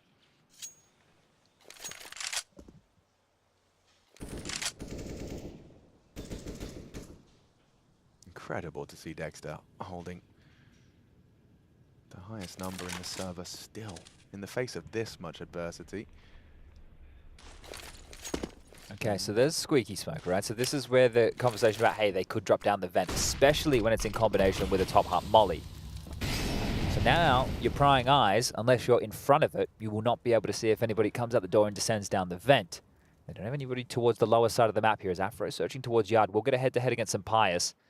Yeah, I think some Pious gives him a warning on the jiggle. Afro takes the AWPer down. And that really limits the potency of the rest of this round for ENCE, at least one would think so. Snappy was the ramp player, he had the other rifle, and Dexter, he's investigating the top site. Cool, that's a lot of info. He just saw an overcommitment. That was the AWPer, yeah. Diha dropped in. It's all on Snappy here, and he's gone. Fnatic double digits looms. Mezzy could take everything away from what remains. Madden's armored pistols, the AWP, he's hearing it all as one goes up the ladder with the prize possession. He's heard it all. He knows exactly what's up. Mental picture of this one. There's the AWP, caught out with his knife out. He has to do some more work, and not expecting another towards spawn as Nertz is tapped out, and Madden! He gets the kill. Can he get away with a rifle? Picks up the AWP, spotted by Dexter, hits his first, spectacular to preserve as he does tuck in. I think he might have done enough now. He's so far away. Gonna be impossible. They're gonna hunt him here. Posted. Afro has help. Madden being hunted. They want to take everything away. Another frag with the AWP. Grim goes gap and takes his head clean off. Lovely work from Fnatic to really twist the knife. Oh, and it looks like Mr. Afro's got a wooting right there. So in the keyboard school of ZywOo, likes to be precise. That seems to be the case with Afro. We have enjoyed what we've seen from him so far throughout IEM Cologne. French AWP getting an opportunity on an international squad and doing some tidy work. They can still get an AWP out there on the end side of the server. No defuse kit. Okay. Well, another tilter, and Ents may find themselves in hot water. I'm sure they're feeling that this game should be done, and Dustin and Diha wants it to be that way. Oh, he goes so aggressive. He goes for a bit of an all-in there, and he loses his head, loses his life. A dink on Roy, sure. Sampaio responsible for Yard, currently just staring at smoke screen. Nertz has to acknowledge the potential. Here in steps now. Nertz could do it all with this. Not in any hurry. No surprises there. Fnatic, they like to take their time. Who's going to be the first around this corner, though? I mean, Roy's 10 HP could be the dream. Well, that's the problem. If Roy goes first, you feel like Nertz is destined to get the second. Exactly. But they're not going to activate until this investigation up top. Look at the pressure on Madden here. Mezzy spotted out by Madden. He needs to be careful of the swing from Afro. Now, ooh, nice work, swapping the weapons in. Afro takes down Nertz. Fnatic shaping up around here. Dexter, sure you tag. Snappy though. Oh, he spotted out. Afro didn't quite finish it in time for Snappy to at least find one. Dexter activates top sight. And another save. Oof. This is really starting to get a little bit worrisome for Ents, isn't it? Because there, you could just see they don't have a good understanding of exactly what's going down. When we flick towards top, that's when Bogdan's Law comes into play, because we were just talking about who's going to go first. Well, Afro, apparently no issues rifling as well as orbing. Happy to trade that out. Gets the opening kill on the player that we thought was going to be a nuisance, and that's after they took contact out of door, and Madden is screaming because he's left alone. He's like, there's two Squeaky, there's two door, I'm in trouble. Right. And everyone's starting to get a bit worried, thinks they have to do something. And now, it's 15-11, and they're hunting again. Does Sampaio leave with his AWP. I like what you're doing there, Sampaio. That is smart. Oh, and he takes it with the molly. That's a cool way to say. Very smart player is Mr. Pius. And you're right. I think at this juncture, you kind of said it yourself, 11. Like after the run now from Fnatic, that's 6 on the trot. But this is what I would be opting for if I was Ents, because they haven't done anything like it yet. Something a bit more aggressive and out of the box. It doesn't have to be a rush. Right? It doesn't have to be straight out the gate. You don't just have to push lobby and ramp and everything like that. Yeah. But you can do something with a bit more intent, because right now they're allowing Fnatic to set the tone and tempo in this game. They're getting across secret. They're getting the space that they're looking for. Well, Dia tried to disrupt that time. That is true. He did go aggressive initially and it didn't work, but he was on his lonesome. He needs to be saying a bit more all-in as a unit. You need to constrict that part of the map here, because Yard has been the field day for Roy with the walls that they've been throwing. And they have gone for an investment here behind these saved guns, which is understandable. But what I've just mentioned is probably what Fnatic are thinking as well. Hey, they are going to try and have a change up here. There will be sort of different looks, so let's be prepared for that. Be on your toes. Now, you can say that as many times as you want. You still have to avoid getting caught off guard by it. Orb starting ramp. Yeah, starting deep. It's nothing aggressive at all. It's just more of the same here. A player entrenched back of the warehouse over towards Red Pole is Diha. His job is to cover off players walking around outside towards heaven. If smoked off, then problems start to arise. They can creep into main depending on the variation of the wall.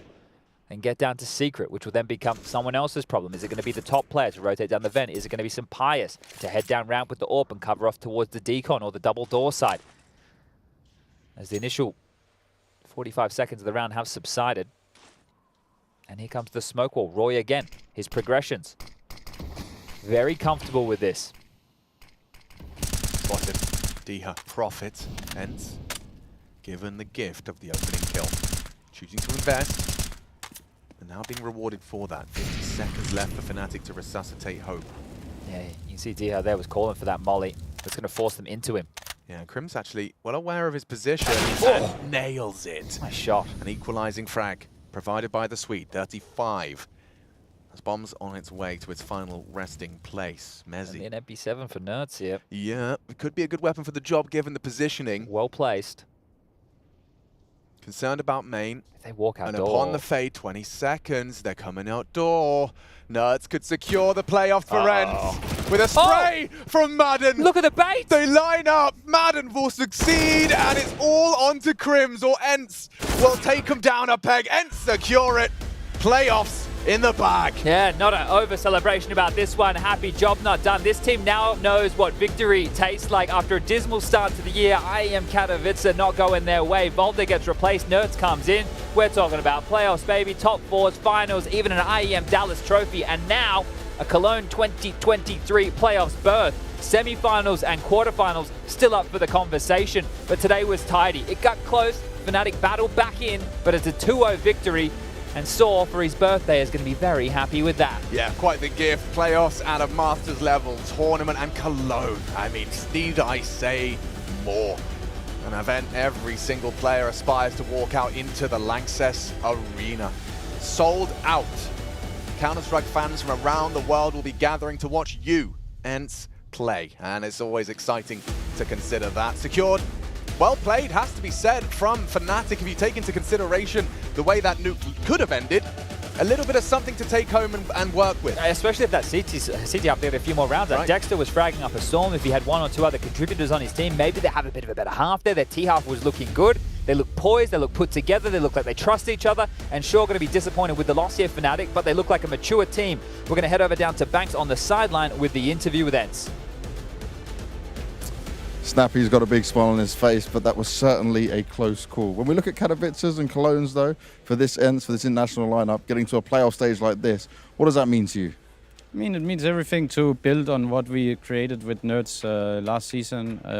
I think the fact that we are in the playoffs now, that was the first goal, obviously. So now we have some time to look at our game, what mistakes we did, and potentially look into our CT sides, because they have not exactly been flawless this event. I'm glad you mentioned CT sides, because that's what I was going to touch on when it came to this overpass, right? It did seem like you had a good start to the game, and then it really started to slow down. You were broken by Fnatic. Was this just you guys making mistakes, or was it down to them as well playing good? They played good, but I also think that we lacked some balls in a way, in the sense that we let them have too much space on the map, I would say. And I think that kind of hurt us a few times. And that's it, but we have good T-sides this event, so it's fine. And the T-sides on overpass rolled into Nuke here, where you dominated again this great first half. Then I saw a couple of timeouts from Saw. You guys were kind of really trying everything here to close out at the end. Were you starting to get worried at all? Nah, like I've had so much headache the last 2 days that that's why I'm not like hyping so much. Like I'm just trying to. Quiet, yeah. I have super headache, so I was just chilling. Okay, well, he needs some rest then, so we'll go back to the desk with Sam. Thank you so much, Banks. We are joined now by Madden from Ents, our team that is making it through to the playoffs. Where you sit in those playoffs, we'll find out soon, but you've done it. You are going to the Cathedral. And Madden, I was very lucky that I was standing by the desk with you guys playing when Fnatic obviously went on that 6-round win streak. And then just before that final round, that clinch victory, I heard Saw, he said a few things, and then he said, let's just go back to basics. So, while you're standing here for the birthday boy, can we confirm that your coach gets the victory for this one? Are we going to give it to him? Yeah, of course. Like he said, the best gift for me today you can give is to win against Fnatic and make it to playoffs. So I think we did it, and we wish him a happy birthday. There we go. We've done the nice stuff. Now let's get into breaking down the game. What do you think? Obviously, you're not stressed at all, as you said before we went live. 15-5, a lot of match points right there. But what do you think they were doing right? Just breaking the defense. I think they won like 7 in a row right there.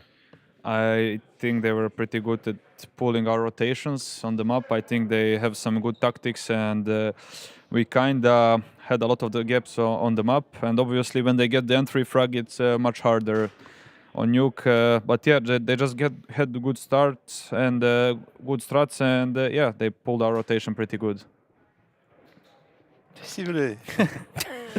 No, listen. Obviously, I'm not going to talk about your CT sides. You guys seem very confident about your T sides. On Overpass, you seemed all right.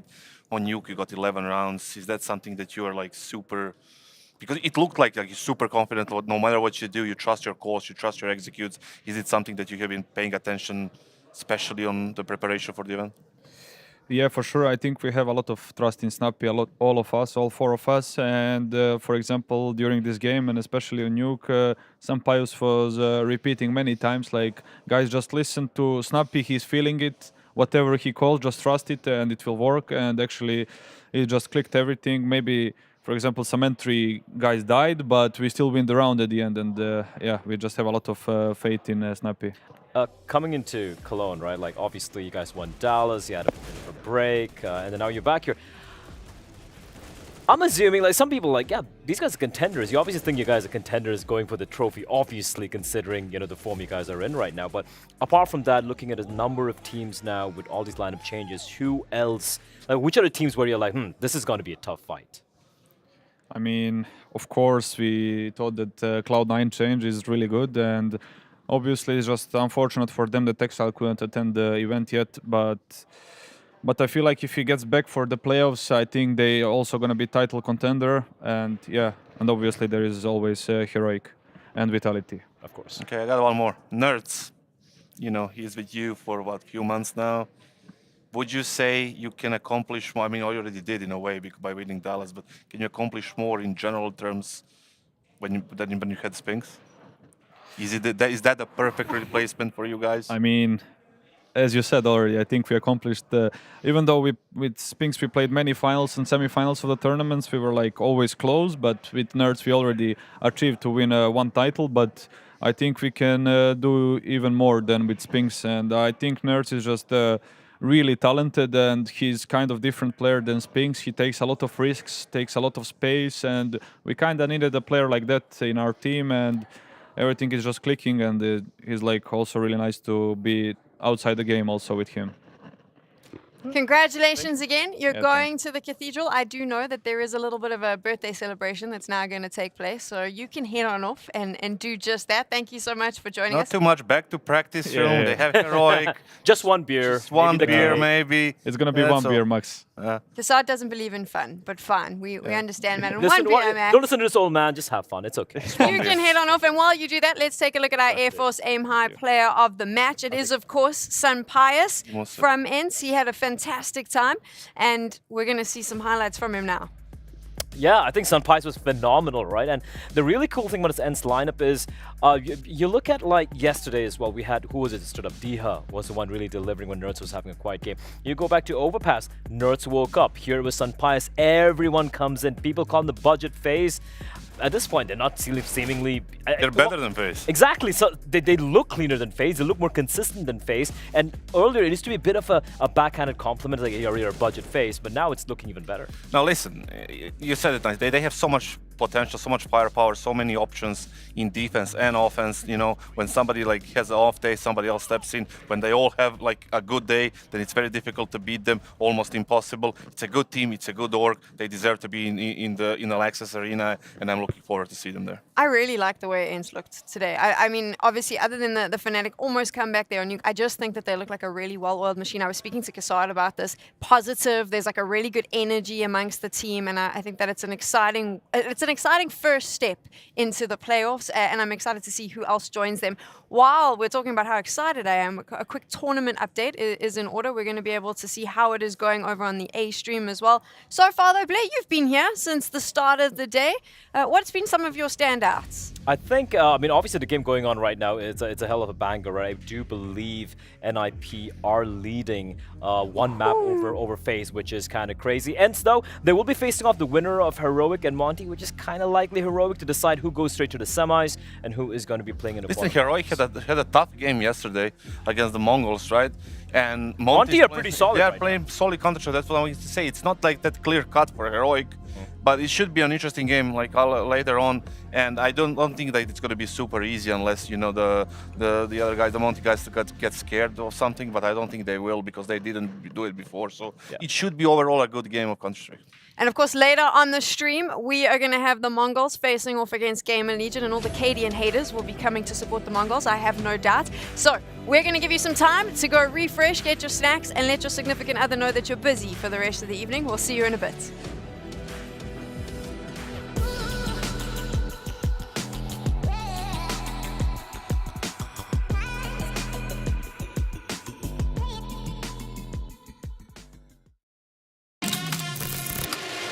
What is that reaction? Yeah, right. This would be an ace clutch from Poland. Oh my! Oh boy! FaZe Clan, the champions of ESL Pro League. Poland's here. Oh my God! Garo, are you gonna be kidding me? What a map! What a map!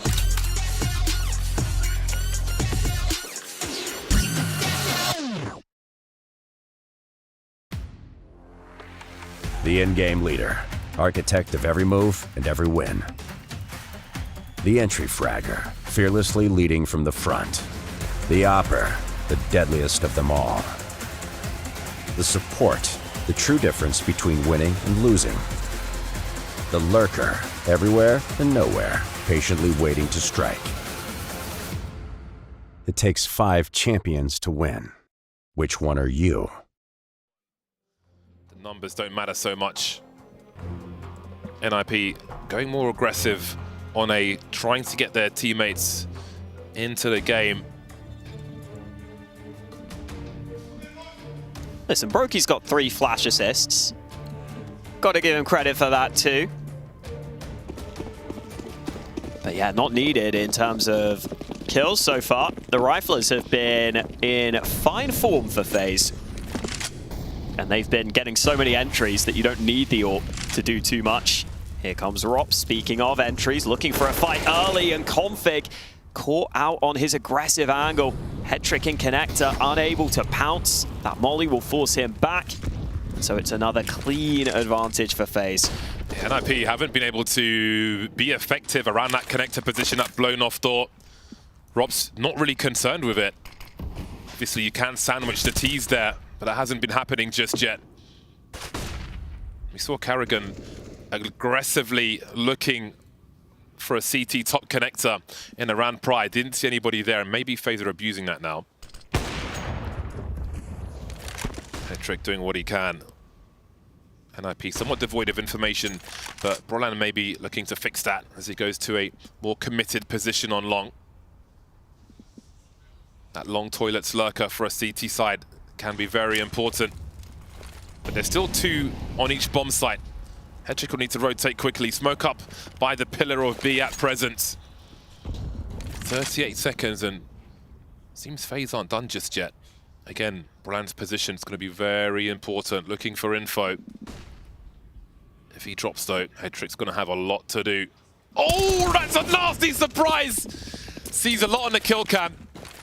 Headtrick's ready, but there will be flashes. A flash coming his way. Brokey's got one at the very least. Smoke on the site. He'll press forward. He's got a great angle, and there's 14 seconds to plant this bomb. Karrigan moving forward now, but where's that bomb planter? Rez coming through. There's a trade from Headtrick, and there might just be a second round for NIP. Robs has got 4 seconds, 2 to find. Don't see it happening, and they're finally back on the board. There we go, second round for NIP after losing 7 in a row. They won the pistol, they lost 7, finally bouncing back in this one. And really nice to see a bit of impact from that AWP of Headtrick. He was struggling to find ways to get involved in those earlier rounds, but he got an early pick towards A in this one. Really, Rez lining those two up helped tremendously, allowed Headtrick to survive towards the site and end with 3 frags on the round. Better from NIP, and now they look for this B short control. Flash is good, Config falls back. Pops is concerned that Config might have run all the way through, but that nade looks solid. Bit of damage done to Rops. They won't fight him for the map control, though.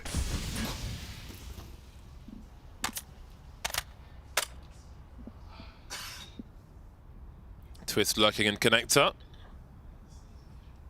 Making his way to short B with his teammate now. Door not blown off on this occasion. Problems towards B imminent from FaZe. Rain with the entry. Rops looking to trade. Very blind though.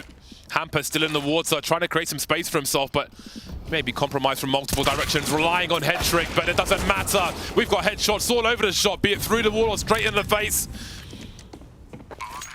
Dominating half so far from FaZe Clan, all over this B bomb site. Minimal response from NIP.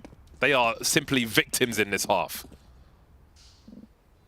Yeah, that is just really quick from FaZe, getting all those entries onto B. And we were saying earlier that that B site has had some changes for NIP. They've been trying to work on it. They've been trying to work on that B site hold here on Overpass, but did not put up much resistance in that round. Not much for Neo to do right now. Just walk around and look good.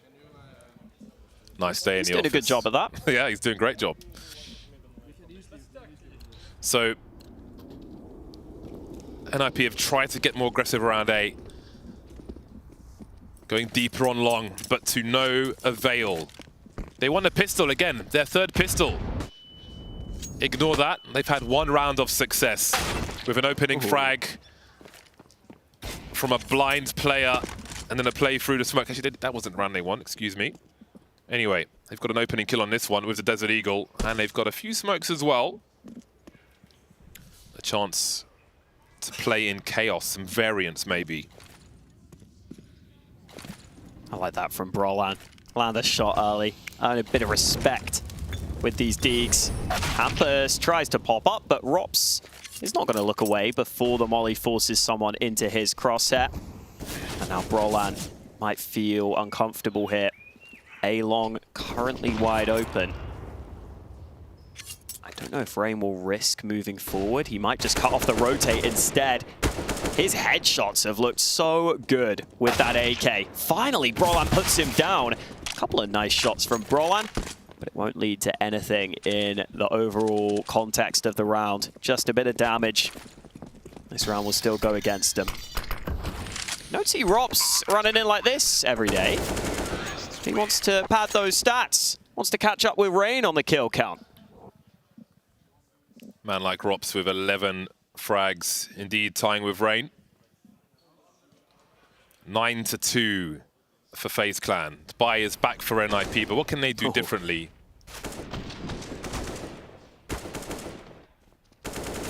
Where is the weakness for FaZe Clan? What can NIP do differently? Already having to dig deep in this CT side.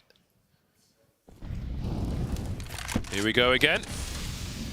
Brokey will stay scoped in a little longer this time. But now we've got 3 players for NIP in very forward positions, including Hampus in connector. Door's been blown off again. These are the kind of plays that were maybe missing for NIP previously. FaZe will have nobody in connector on this occasion. Karrigan is lurking. It's a great angle for Brolan. Free information. NIP committing to short B. There are 4 players that might be coming their way. No fast response from FaZe Clan though. Starting to creep in. Flashes being lined up. Hampus on the way towards B. Rez could be in trouble. Again, the chain flashes will continue. The mollies as well, stuck in the water. CT flashes as well. But what about the frags? Rain spots one in the water. And Conflicts here on short B. Maybe problems for FaZe Clan then, as they're still standing. Hampus finally dropped. Brokey's here with the orb though. And now it's Brokey alone. 1 versus 3. A fast shot onto Rez. He's got 38 seconds. There is time to do this, but he doesn't have position. Brolan certainly does. A much-needed third round for NIP. Yeah, a little awkward for Brokey trying to switch out guns there. Felt he had to back up. And as soon as he does, he goes down. I think that's a second round where it looks like FaZe are missing that Heaven smoke. I mean, there's a smoke landing in water. I have to assume that's not where they are planning for that one to land. Good little bit of initiative from NIP, though. I think that's really helping them here towards A. It's helping getting that info. It's helping make sure that you get off to a good start in these rounds. They're trying this 4-man boost consistently, FaZe. Back-to-back rounds. Won't work this time. I suppose NIP aren't seeing it, so you can continue to try it.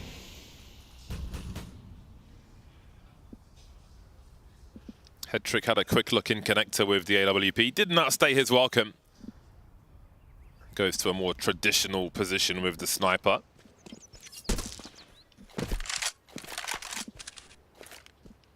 Passive on B for NIP.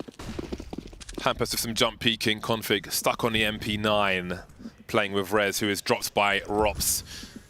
Headtrick still standing his ground, though. Needed more than that. The pistol will be enough for Carrigan. And Rain's still there with 16 HP. Avoids the pop flash. How much do they commit to this frag? Lovely from Headtrick. A quick scope onto Brokey as well. Might be some more rounds for NIP in this half after all. Twist and Rops remain, though. Round is still dangerous. Oh, Rops somehow wins the duel. Brolan should have had that. But Rops able to come out on top, and he's still not been caught. How is Rops getting away with this? He's going to get back towards the B bomb site. Twist will lead the charge, but Config hits the headshot, so Rops needs an ace. Creating some space for himself. He's got to commit to this bomb plant. But the grenades, Hampus, will he deploy it? It might go too far. Rops, 24 HP, still alive. Oh. Instant trade for Config. Holding on, NIP, giving themselves a fighting chance, keeping their heads just above water in the dying rounds of the first half. God, that was so close. For Rops to hit that first headshot even was impressive with how low he was. I was maybe expecting Rops to be ready for another player in this long bathrooms position. Like, normally you're not going to have an AWP solo there, but still got the kill onto Brolan. Not enough though, Rops, the quad kill, and yet still loses the round. A little frustration for FaZe, but they have a 9-4 lead. And we'll see if they decide to switch things up. The fast B plays could potentially be on the cards here. Great timing there, Rops running in backwards with the pop flashes. Well drilled, well oiled FaZe clan looking to make double figures in this first half.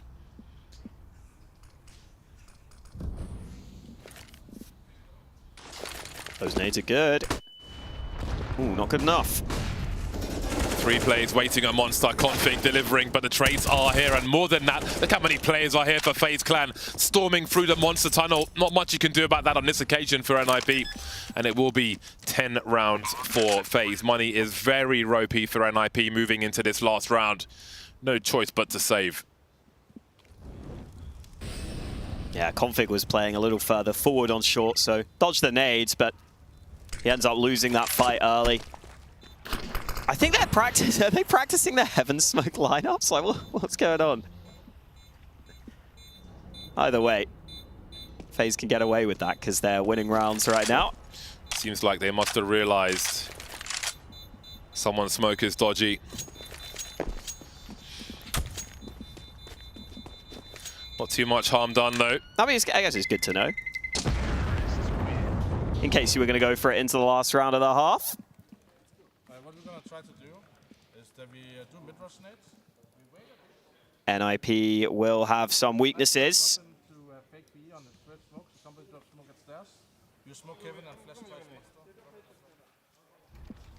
Maybe that was a contest to see who gets to smoke Heaven then.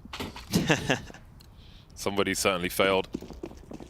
Shortest draw for that smoker. Not the best, not the strongest buy from NIP, the MP9 FAMAS. Grenade sailing in towards the toilets as Headtrick will go aggressive. No scoped weapon for him though. Silenced M4 on this occasion.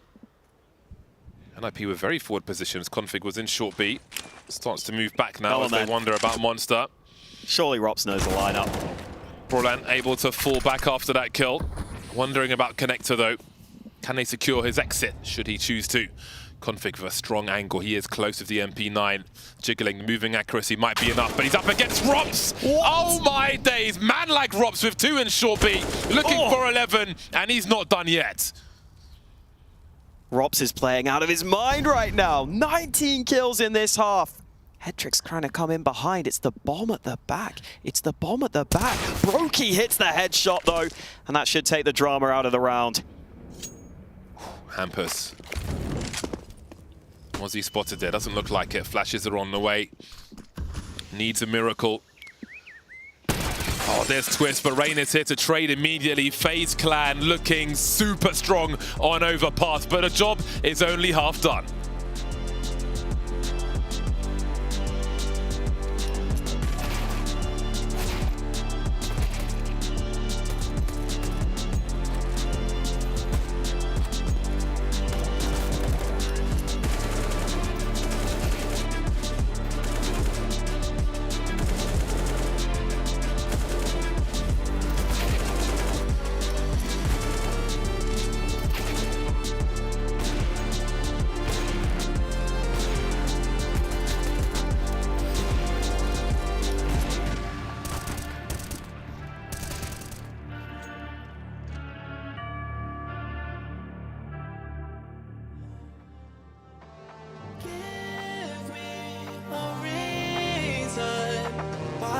So hard to let go.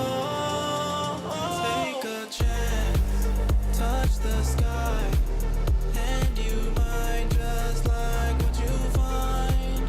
Let's risk it all, put it on the line. Go and spread your wings. Let's find out if you fly.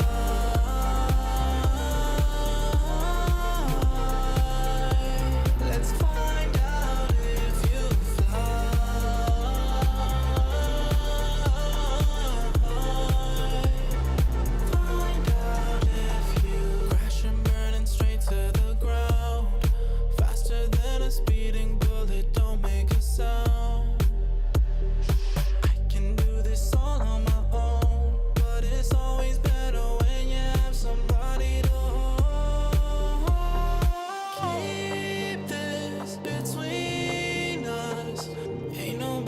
have to know. Give me a reason. Why is it so hard to let go? Take a chance, touch the sky, and you might just like what you find. Let's risk it all, put it on the line. Go and spread your wings. Let's find out if you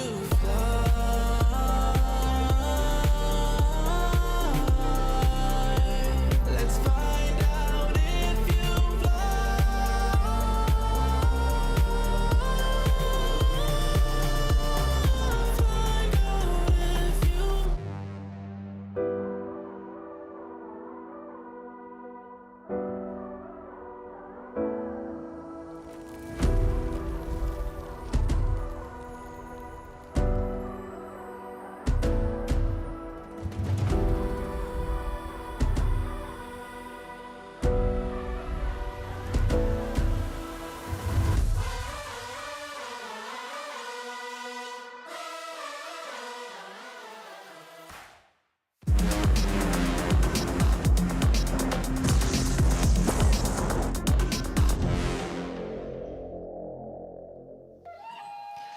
We are back with the final opening game of the groups here at Cologne 2023. Rez looking at Config like, are you sure you want to make that noise? You're going up against FaZe, because they're 11-4 up right now over on the FaZe side. Wow, what a journey we've just seen Config go on throughout this half. It has not been ideal for NIP. They may be one map up, but it's not looking good for them here on Overpass. Catalogue of emotions on the cameras. Well then, can the pistol round run continue for NIP? It's been very promising so far. FaZe Clan able to reset them in the first half. Twist creeping through, Config's just waiting for him. Only sees one on a def cam, Twist. And that's Config again sending it. Bouncing through the tunnel, the mollies here, and the CTs have got nowhere to go but down. Rob's trying to defend, Config swinging around, running out of bullets, but Hampus is here. Rain getting dropped, leaving Robs in the clutch then, 1 versus 3. Rob's got to be real careful, but Headtrick gives him no quarter. All the pistols for NIP so far, but can they make them count on Overpass? 4 from 4 on pistols, but that's really been their only solace so far on Overpass. Great round from Config, though. Good to see him back and playing so explosive. We know what he's capable of. A couple of good headshots in the mix, and FaZe not able to deny. Got to make sure they don't overlook this round, though. Because in the previous, they won the pistol, and they instantly got reset in the first half. Oh, the jumping MP9 is so good. It's so accurate mid-air. And that's why Rops sets up exactly for that play. Disgusting behavior from Rops, and I fully support it. Indeed, the MP9 has unusually good air accuracy. That's a great example that we see from him. 6-round lead for the time being for FaZe Clan. Early problems again for NIP. The pistol's just not enough on Overpass versus the likes of FaZe. Got to beat their force buy as well. No response to the shenanigans from Rops. This already looks awkward. No one's in short B though. But if they are to try and have presence there, that flash will telegraph their position. Quick flash from FaZe. There's the response from NIP then. Door is open. They still have 3 people, despite having no one spotted on short B. They are well positioned. 35 seconds on the clock, and they seem to have a read of this. This is going to be a war of attrition. Reign of the Desert Eagle, though, has got a lot to do. Config spotting him, but that could be a bait. Twist is ready with the MAC-10. The moving accuracy will be enough at that range. Twist, a thorn in the side then, running out of bullets, but will there be a follow-up? NIP might have a chance. Brokey's got the scout though, and Rops is here with the MP9. What a nuisance Rops has been in this round. Hampus 1v2, 10 seconds. Basically getting trolled at this point. Brokey from the back with the scout, and it's a robbery again from FaZe. Both pistols won on this map for NIP, and both times instantly reset. This is the jumping. This is what Rez sees. Wow, I don't think he saw anything. Turned around briefly, and he's done for. So annoying when you go down like that, but fair play to FaZe. They deserve it after getting the man advantage. They work their magic. And Carrigan just letting NIP know that FaZe are looking very good now.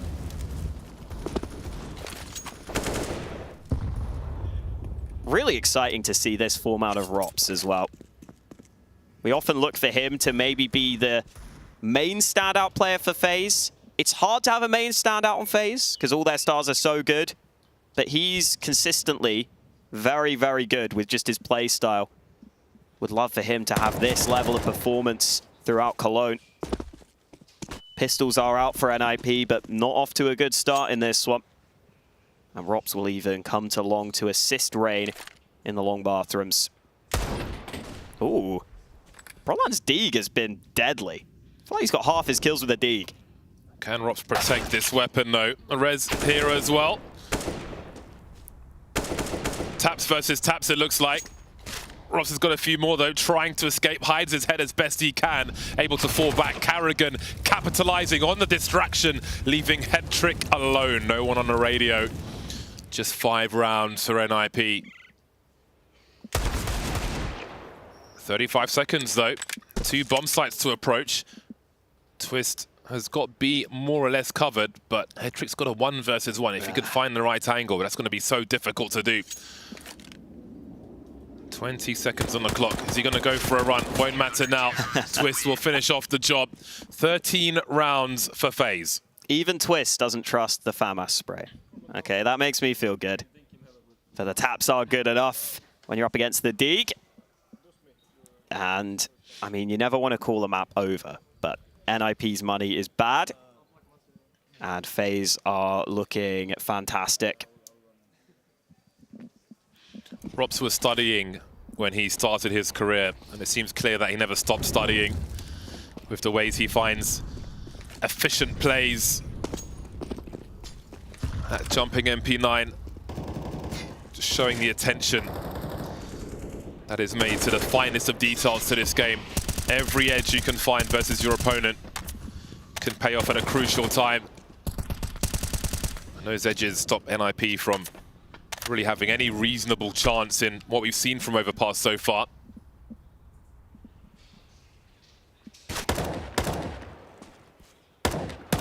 Glocks is all NIP have here. Some of Rops' stats on this map are incredible. 5 opening kills out of the 6 he's attempted. 100% of rounds he's had some impact in, either in a kill, assist, survival, or traded. Really loved seeing Rops play this well. Get to see how his brain works and how he's able to outmaneuver opponents. Who from FaZe is getting the eco kills then? Twist and Brokey farming a couple. And Rops will get one of his own, well deserved. 14-5 for FaZe. A third map coming closer and closer here in this series.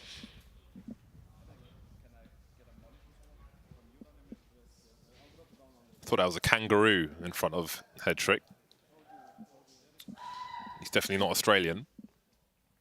Well, still high spirits then for NIP. They're still leading by 1. Again, Nuke looking more likely to be a deciding factor in this series. But the AKs are out for NIP. Last chance saloon for them on Overpass. As game point is around the corner for FaZe.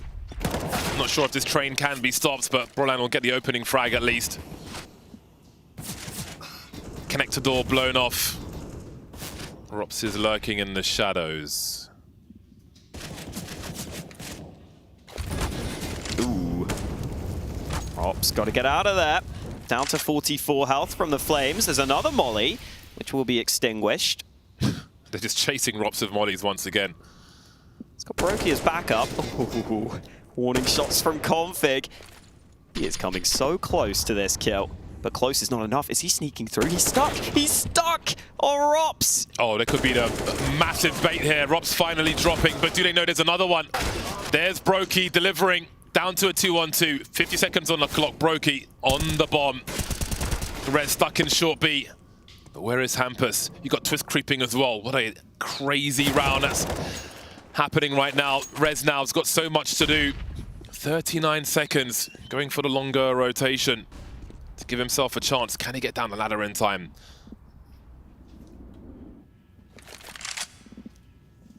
He's got to go. He's got to win by elimination. He's going around the world. This could be genius if they're in the right positions for him. They start to wonder now, start to look at their backs. 16 seconds.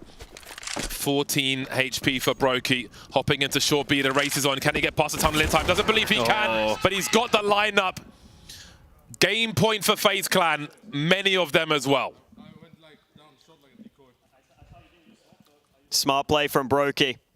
Just realizing that Raz is going to try and run him down, and oh, there's Config. Oh, that's a shame. Didn't realize he was getting blocked. Didn't turn around in time. And yeah, I love that Brokey just hangs around there. Realizes he's going to run me down. I'll just stay out on this annoying angle. He's never going to pre-aim this. And you can see what it means to Carrigan. 15-5 up. Yeah, in the trenches immediately. Feeling very, very good the way this game is going. Brokey spots one through the flames. Not taking any shots just yet, though. Oy. Oh, stuck in no man's land. Saved. The Twist is here. Brokey still standing. As I say that, he'll fall. Twist having a look in the tunnel. It's a traffic jam to try and get some spray through, and Rain's aggressive in short B as well. Bomb spotted and dropped in a horrible position, and this might be where it all ends for NIP. Trying to isolate the fights, but it's too little too late. FaZe Clan in a lopsided affair.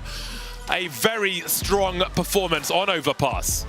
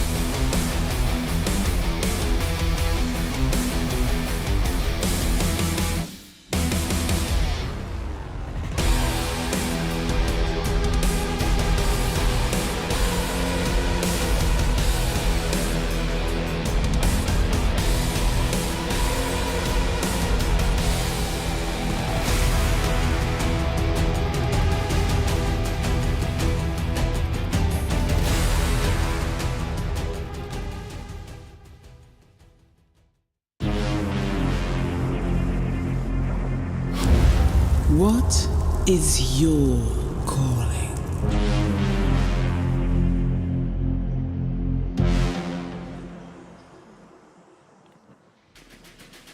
The games have been heating up and things have been getting very holy, not just at the light we're standing in. I've got Shox alongside me to tell me what has been going on over on the A stream so far. A lot. First off, C9 still in the tournament. Yes! They were able to beat 9. It was really sad for 9 though because it was an OT again that they didn't make. But anyways, Electronic did a great job. I just want to see Exile, give them time to get the Exile, playoffs. yeah, Come we'd all on. love to see that full lineup. But anyway, Cloud9 did make it, but 9, we had to say goodbye to them. But right now, FaZe is playing NIP, and they're on the 3rd map now. In fact, NIP won the first one. But to be fair, the T-sides from both teams were a mess. Oh. But NIP made it. They won both the pistols, and it was 16-14 in the end. But then we went on to Overpass, and it was a clinic from FaZe. It was their map pick, and Robs was feeling extremely, extremely comfortable. And now they're going to Nuke. So what do you think? Oh, Nuke. That does sound like a good FaZe special. It does sound like it should be nice. But I'm worried what you said about the T sides there. You would think that'd be a bit better from both sides. It's been better for FaZe, of course, back on Overpass. And it should also be good here because they have a lot of options when they play T-side on Nuke, right? Rob's in that lobby. They're also willing to change up the pace. But I know that NIP is also sometimes flexible. But I got to say, it's just scary when FaZe, when they lost the first map, they just get really, really scary. So I think it's going to be hard for NIP personally. Well, we'll have to keep finding out how it's going to go. Shox, I'll be checking in with you later on, I'm sure. But Sam, we've got another game to look at now. What's going on?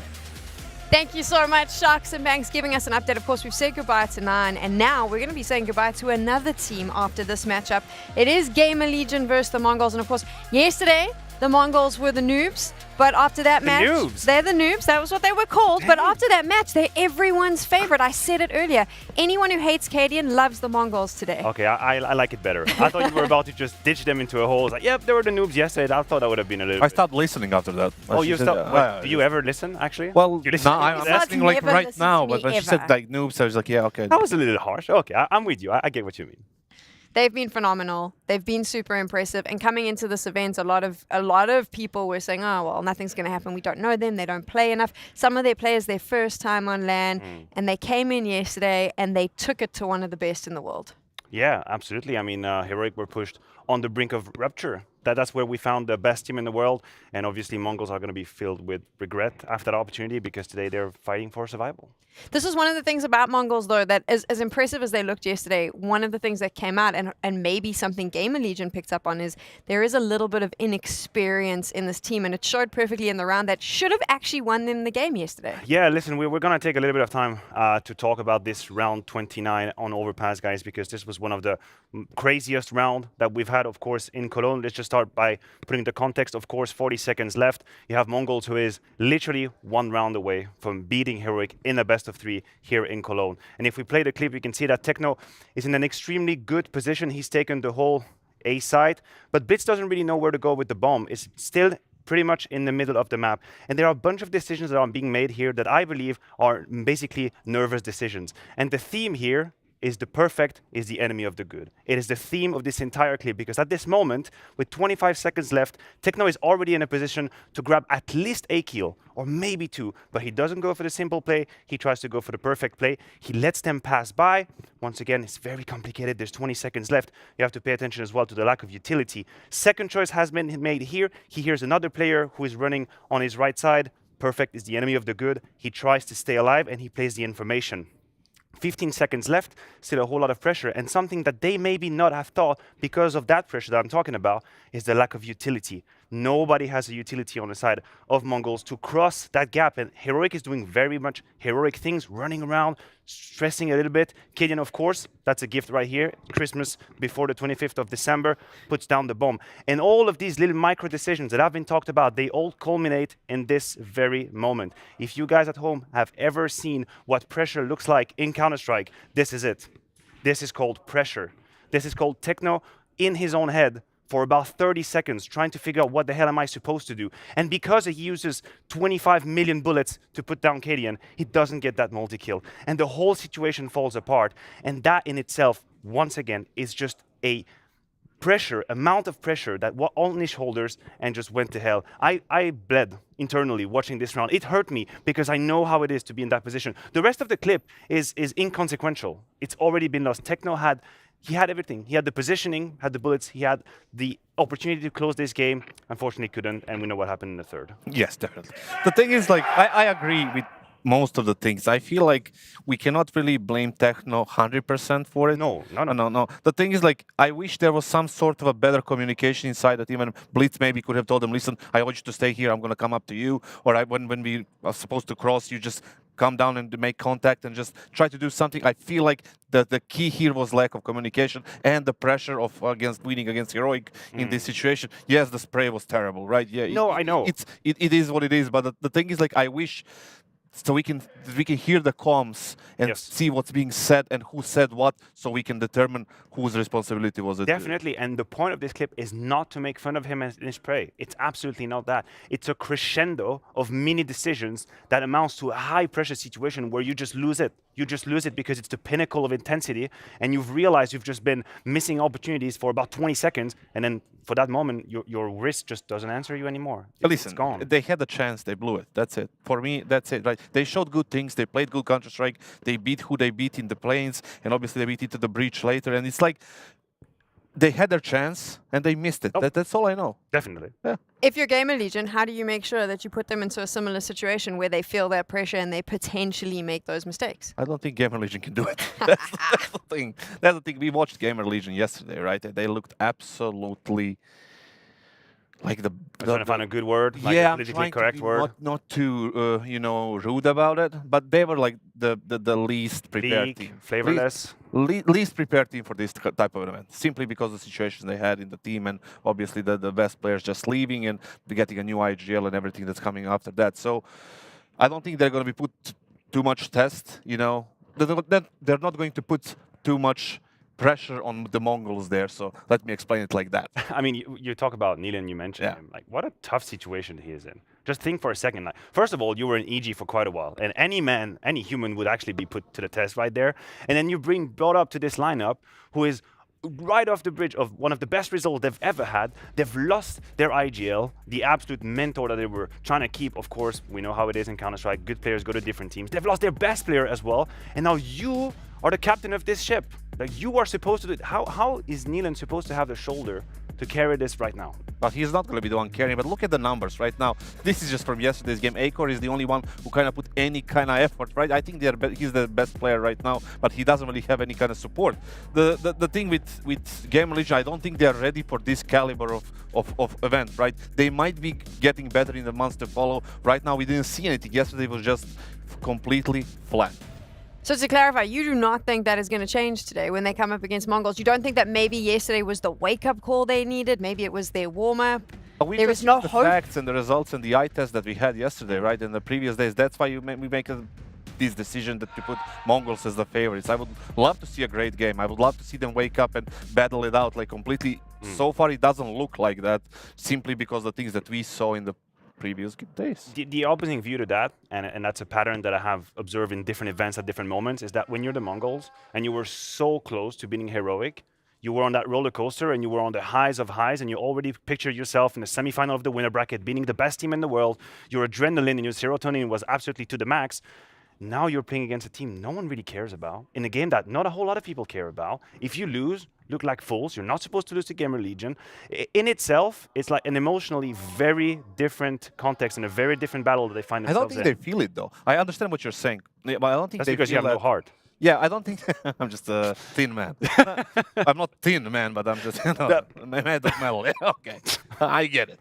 The thing is, I don't think they feel that way simply because the mentality of the Asian nations, right, is a little bit different than the European and the Western ones. I think they're just going to be happy to be here no matter what happens. I think they're going to give it best. I don't know if they're going to be winning, but I don't think they're going to feel like, okay, we missed that chance. Nobody, No. I just want to say, I'm not saying that they're going to come unmotivated and not care about this game. Absolutely not. What I'm thinking is the danger is to believe that you're entitled to win this game when you think about how close you were yesterday, right? It's logical if you think about it. It makes sense. You were so close to beat Heroic. Today's supposed to be a day in the office.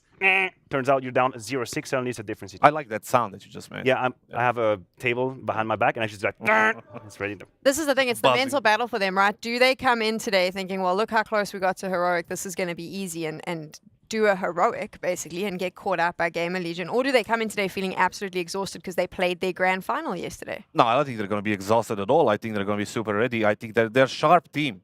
They have good basics. They have good trading. Like everything like about the basics is on point with these guys. And we don't even know who they are. Who the hell is 9-10, right? We didn't know that till yesterday. You know, it's just they have this 16-year-old kid as well, and they're just shooting super sharp, trading, sticking together, walking together. It's like super good. It's like watching a team that's together for a year or something, right? A European team. But no, they came from Mongolia. We don't know anything about them, and they just nearly beat Heroic. That's why I'm putting them as favorites. I want to find out what's going through the heads of Gamer Legion, though. So we sent Banks to catch up with the boys. A lot of change has been going around for Game Legion, but today it's elimination time, and they'll be facing the Mongols. And Kiels, the first thing I want to look at here, losing your star player and your IGL, bringing in new players. How much has that changed the Game Legion of old compared to what we see now on you today? I mean, it would not change a lot of things. By that, I mean that we will just start working from zero again, because a new leader, obviously, it's a different, like, it depends on the way he leads, and it's pretty different than Kamil Shuri was, so we need to adapt on that as well and get alongside and get on the same page altogether. And you have some experience with Neelam before from past teams, but how is the rest of the team dealing with it? Do you feel like you guys have a good understanding of what the new play style is looking like?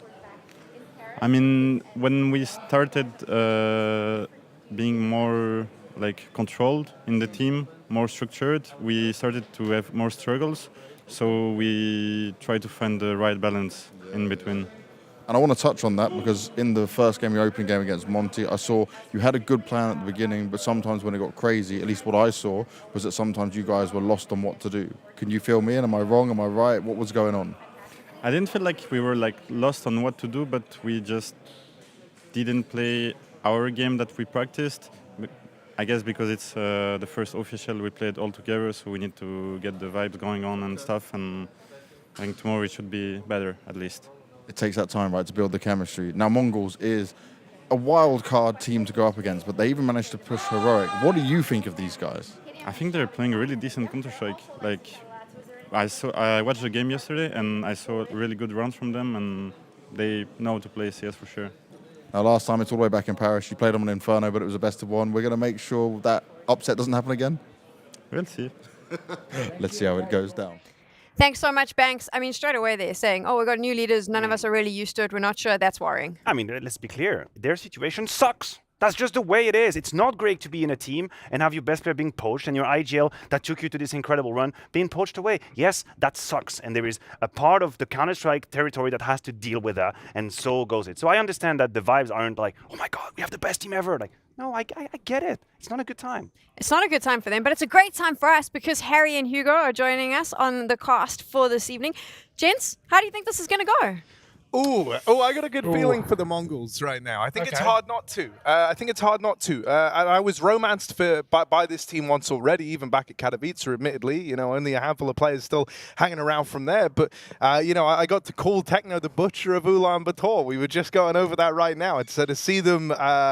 you know, replicating this performance with the new look squad, taking Heroic to the very limit, and even being in that position where they could have beat them. You know, it's very, very hard, even just for the romance of the story, to not back the Mongols. Yeah, to try and picture from the other side, there are at least still exciting pieces over on this Gamer Legion team. I think Acor was the big surprise of the Paris Major and the RMR, at least for Gamer Legion. Obviously, IEM was in superstar form, and that's why he got picked up. But Acor was such a dependable piece, such a clutch player. And so, the odds may favor the Mongols today, but I wouldn't be surprised if they came in a little bit sleepy and Gamer Legion stole it away. We'll have to see what happens in a few minutes, Sam.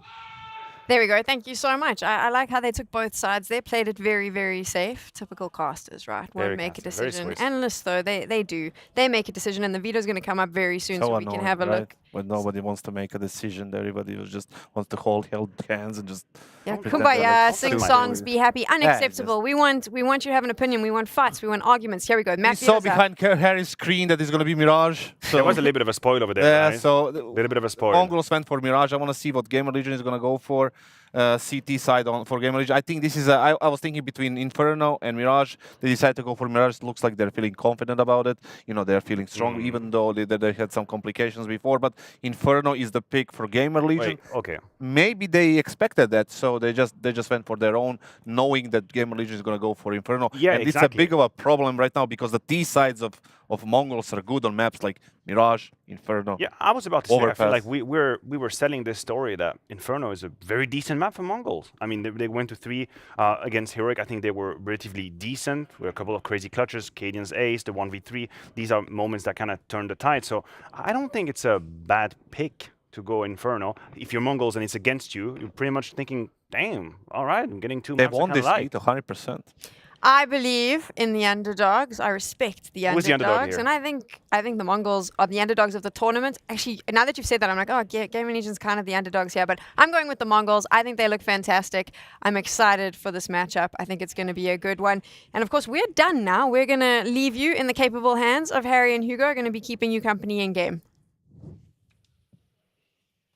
That's right, new look Gamer Legion with a couple extra pieces up against the Asian sensation that surprised us all year long, and even at the latter stage of 2022 as well. We first saw the Mongols come through under IHC, making a run at Rio. They surprised at Katowice, getting through the play into the group stage, and now they are in a rocky road, facing elimination up against Gamer Legion, who, as you can see, have Neelan now on the squad leading this team. Obviously the core of a roster that went all the way to the final of the Paris Major, but this is a very different Gamer Legion now. Yeah, they've had to make do with a lot of changes, right? As said in the interview earlier on, having to just rebuild from phase 1, essentially, right? From level 0, building up again around the new IGL. When I spoke with Hobbit, he was actually repping Neelan a lot. He says he thinks he's good and that he's got what it takes to make something of this team, but he acknowledged the challenge that they were going to have. In this round, Gamer Legion teed up for a bit of an A-side retake. Neelan has made swift work of Hasteka as he tried to take jungle away. And Kios still not known about. This is a very interesting bait and switch. The fact that Kios is never even to be discovered over here in jungle, but it doesn't look like he's going to get much from it because the bulk of this retake is over at CT, and it's clean for the Mongols to open. Even though that flash comes in from Isaac, it doesn't matter. Everyone dies, and Kios will get discovered eventually. That's a very good look in the pistol from the Mongols. Considering the CT flash for Gamer Legion, the numbers there, they have dual Berettas. You'd think they'd get the better of the Mongols there, but we have, a lot of people call this team, and at least the previous team of the Mongols, EU-centric in a sense, and we definitely are seeing some great moves made by the Mazino with a late peek after the flash. He knew it was coming. Some nice ideas for the Mongols have been shown in these recent few tournaments, so coming through with a pistol round now. I also like how they were shouting even then after the pistol. After these guys have had more LAN experience in Europe, they're certainly showing more confidence in not just themselves, but their gameplay as well. And that's been a lot of fun to watch, the growth of this core.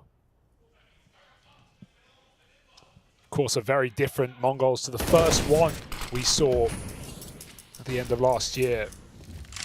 And that's, I think, the most surprising part, because when you lose players like Cabal, you lose Score, you lose Bartek, you think, are they really going to make another run? Yeah, they've got a shot. Yeah, they've got some new players who've got 20 or so HLTV games, but can they really take on the best in the world? Well, yes, is the answer to that question.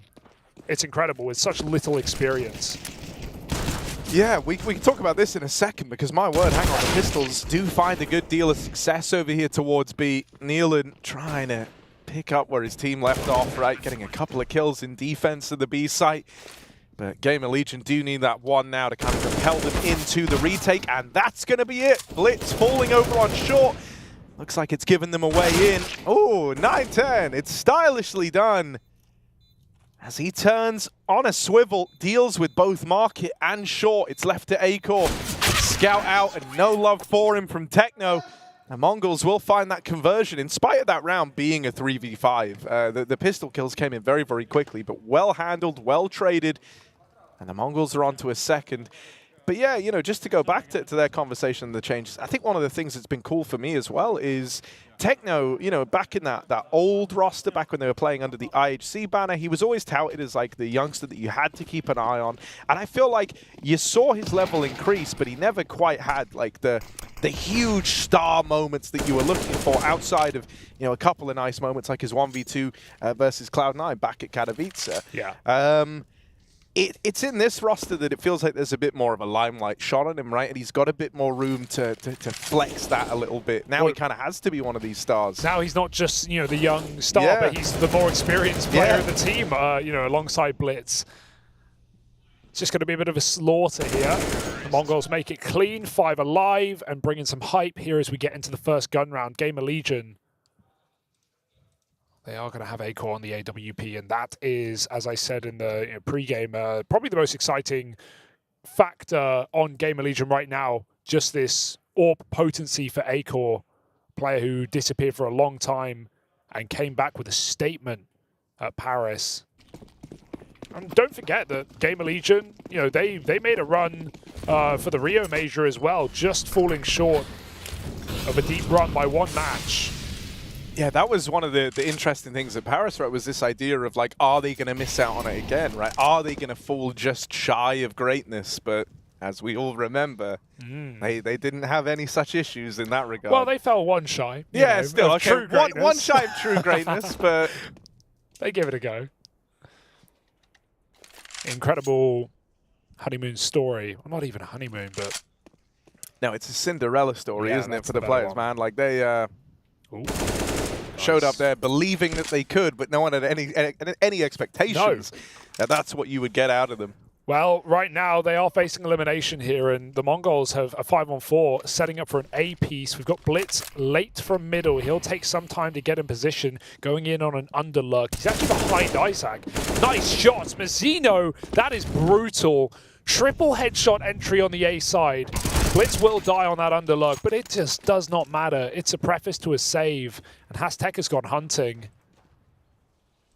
That's an unbelievable triple entry for Mazzino. It's the only player they actually knew about in Palace, and they still get caught out on bench in the open. Yeah, I think it's going to be pretty important for Gamer Legion that they course correct this one early. I don't think you want the Mongols picking up steam because, well, actually, I'd love to get your thoughts on this, Hugo. The veto, I think, is pretty sick for the Mongols, if I'm honest. Yeah, Gamer Legion picking Inferno right as a death set. I think that's so ballsy from Gamer Legion. That was the map, you know, the Mongols, when they were IHC, showed to be really, at one point, the only map that they could even compete against. Yeah, it was like Inferno, and then Nuke was probably up there, right? Like as one that they could contest on, but it wasn't as comfortable. Yeah, I'm, you know, at a certain point, Gamer Legion have been doing a couple of weeks of prac coming into this one, and I think they're worrying less about their opponents and more just, you know, doing as every team is saying at the start of a new season with a new team, with a new in-game leader. Yeah, we're playing our style, we're focusing what we're good at. You're not going to anti-strat too hard, too heavy.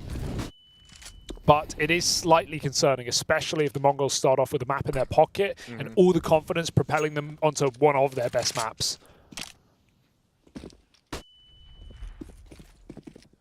Well, in this round, we've just got the hero weapons. Good luck. Well, yeah, Kiosk was always in a bit of a bad way there. I do like how the Mongols didn't risk, you know, they could have just tried to dry fight that. They knew they had him boxed in, but they're smart with it. They used the util. Did he? No, he tried the wallbang. Acor was trying it. I don't think he hit anyone, but I saw health go down, and then we cut to him shooting at the ground. So, all right, Blitz. Backstab through the con smoke, and he's just dry walking it. This is a lovely ballsy call to have made. But yeah, this is what Cadian was calling disrespectful. You know, a word I feel like some of the community misunderstood the context of, but this is evidence of it, right? It just means I don't care who you are. I don't care what I'm playing against. I am going to push smokes. I'm going to make the last kind of play that you expect, and man, does it work. It caught Heroic off guard. It's certainly done the same here for Gamer Legion. Blitz is in his opponent's spawn, just chilling out. Mongols have already won this round. It's already locked in. And so Gamer Legion are just saving, going down 0-5.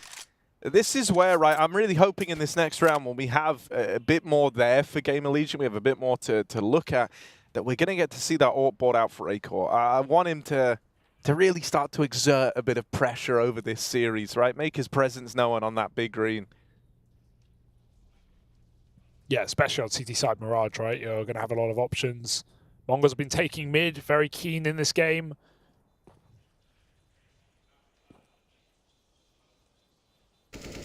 It was nice to hear the credit from Cadian in the post show last night after Heroic took down the Mongols on a 3-map affair, a hardcore battle, a series that the Mongols could have won in 29 rounds on 2, but just fell a little bit shy on.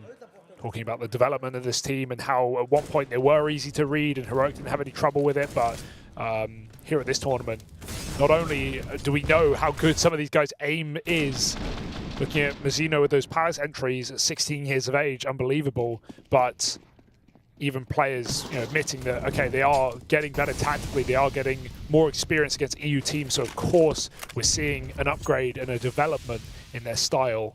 We've seen a lot of different rounds out of this T side already. Mid takes, A pops, this one's more of a set piece, and execute coming in. Yeah, Nealand's going to be someone who's in a pretty important position here for Game Allegiant. He wants to go unchecked. The more he can get from the sandwich, the easier his teammates are going to have it in the site. And so he nails the first man in, but now they know about him. Right now the challenge kind of begins for Nealand in this position. The molly's going to force him wide. And the support from Volt was coming in over the top of the stairs, but it's cancelled out quickly by 9-10.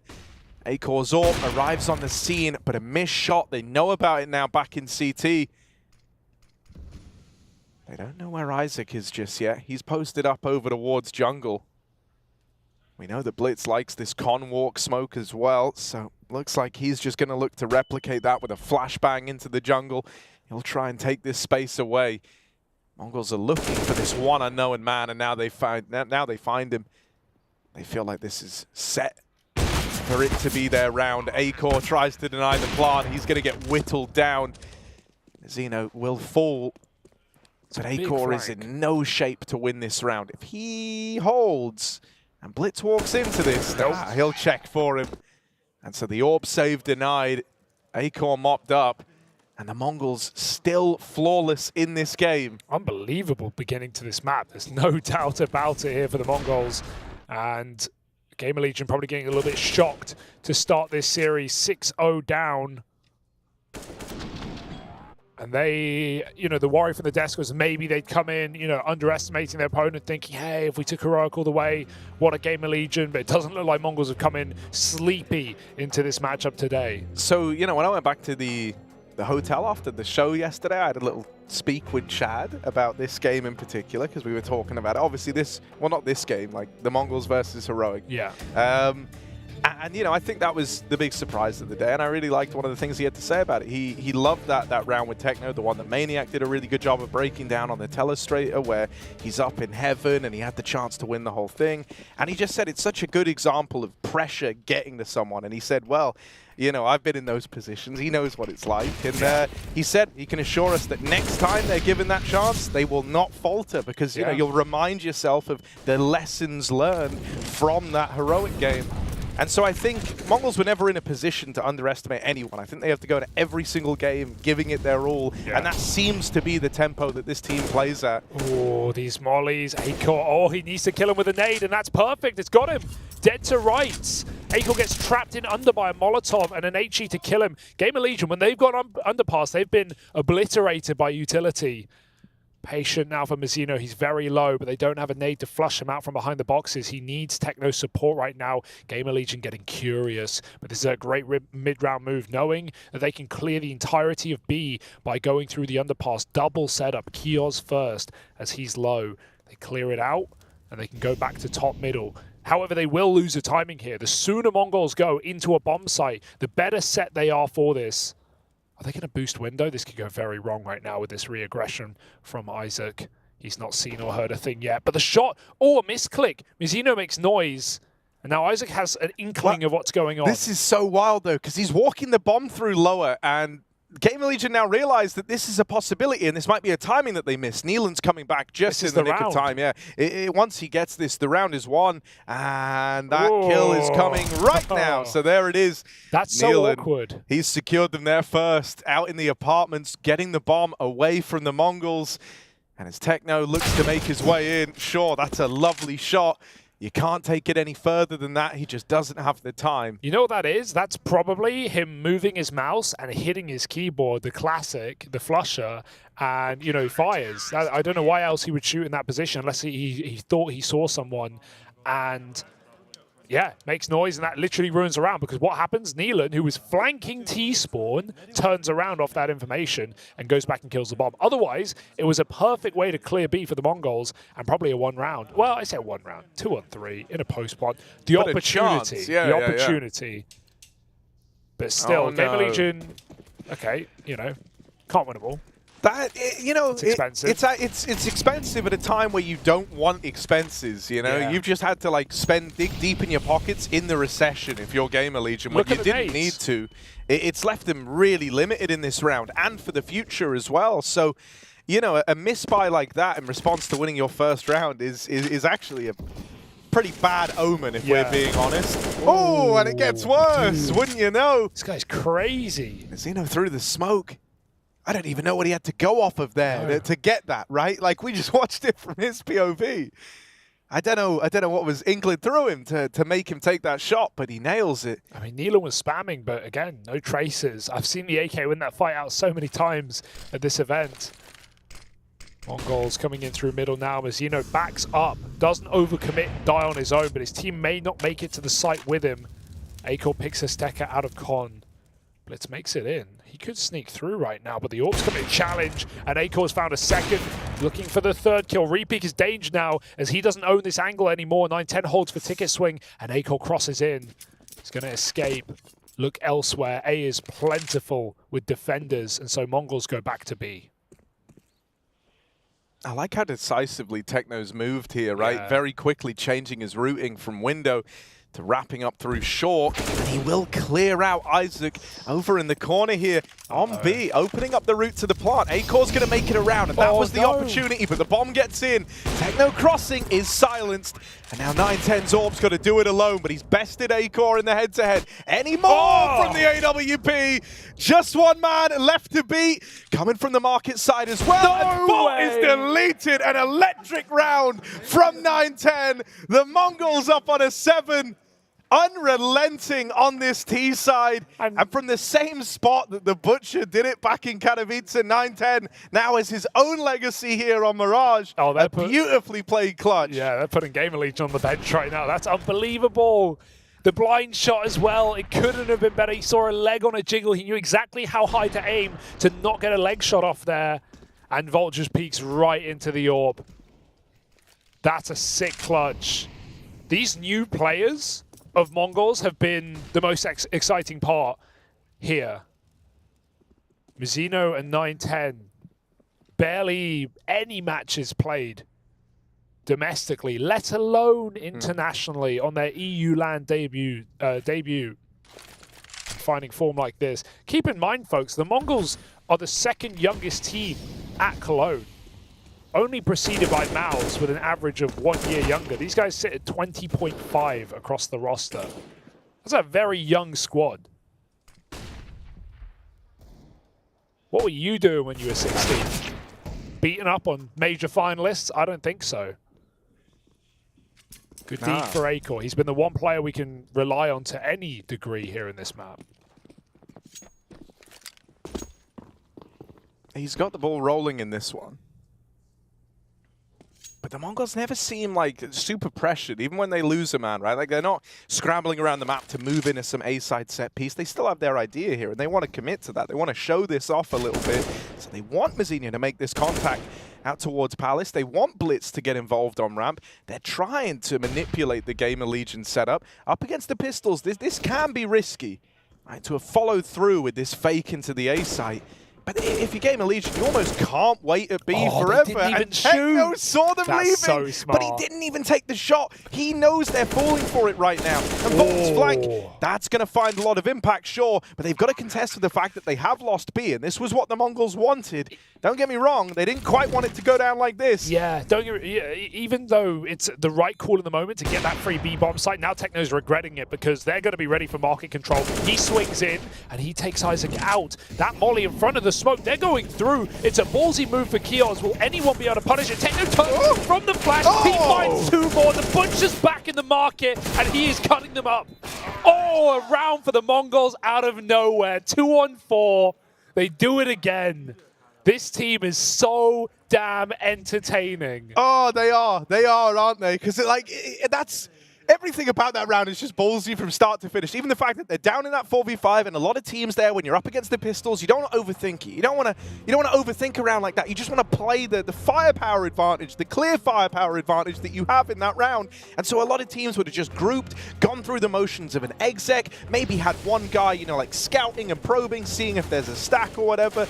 The Mongols, they play in an A, they draw the rotate away, and they've got full faith in Techno and 9-10 to clutch out the round 2v4. What a mad move even to not take that kill on the rotator, because it's just a free kill. It's not like you're setting yourself, you're letting him walk by so you can trigger discipline and take 2. You are letting him escape only to sell your fake better on A. Sure, he didn't know his team were about to get massacred by Volt on that ramp play, but even so, that's such a heads-up move for the Mongols.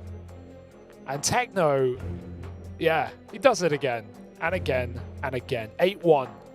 Gamer Legion have used 3 tactical timeouts in 9 rounds of play. If that doesn't scream desperation, nothing will. This is their tournament life on the line.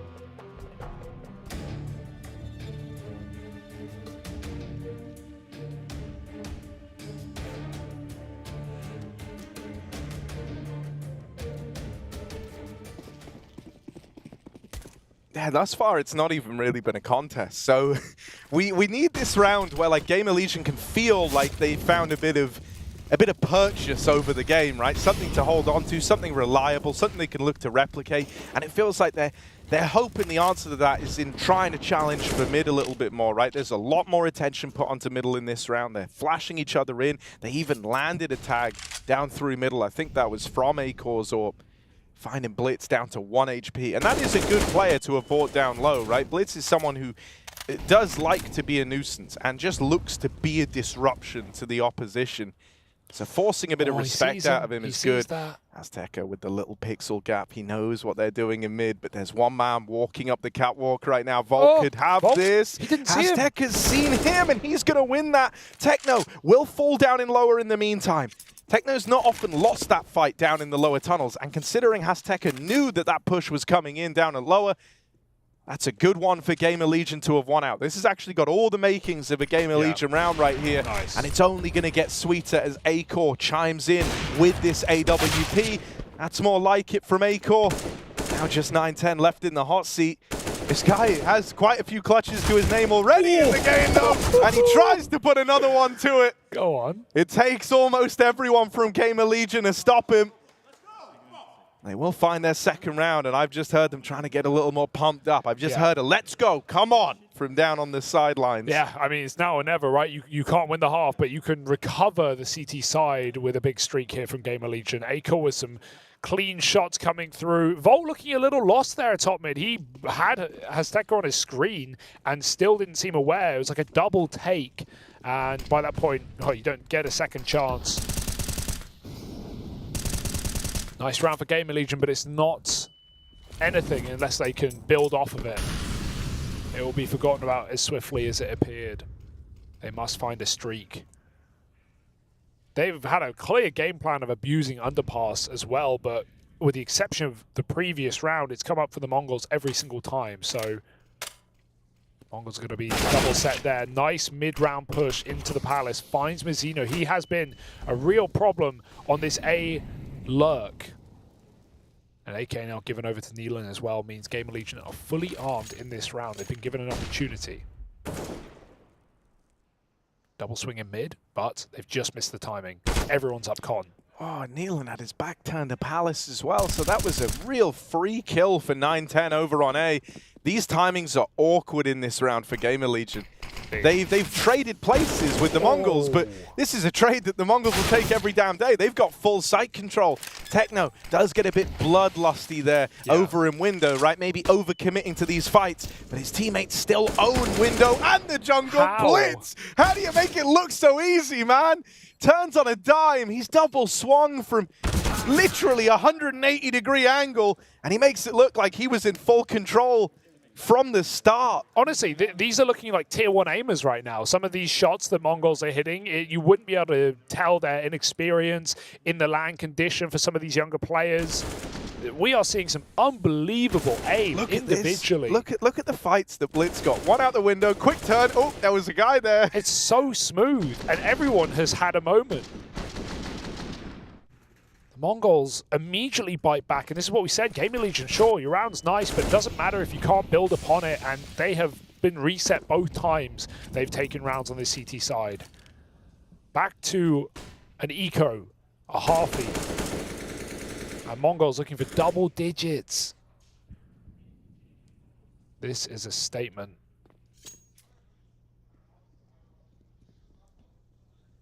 Fnatic might need to be fearful if the Mongols can keep this up.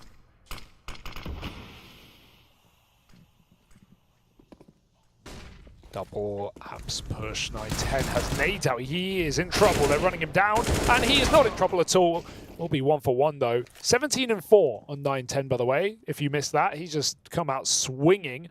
Typically on the AWP. Acor, oh, he can barely see a thing. He just has to run away, but the Molotov lands, and they can jump in and chase him down. It's down to 2, both on B. Yeah, they're in the right place at least. Chance to drop the bomb in the apartments now for Kiosk, but he's run down. The Deagle won't deliver.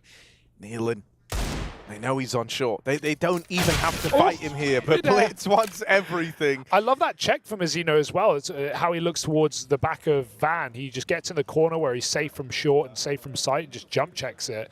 It's, yeah, a little dangerous. You can get picked out of the sky, but I've never seen anyone do that, and he guarantees the info. Yep, he's a Van, and you get to repeat that together with 2 players. So fantastic round for Mongols again. I think, you know, with 9-10, you can see that he's like having one of these games where it just feels like everything's going right. Even when he won that clutch over towards the B side, when we cut back to him on the player cams, and he's just smiling away. He almost like can't believe that he's managed to pull this off.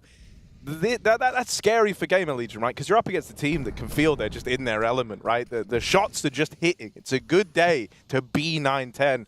So they want to try and slow his roll. Volt in this corner will go unchecked once more, but it's 9-10 to trade him out and take it one step further. Go on, son. He's in with 2.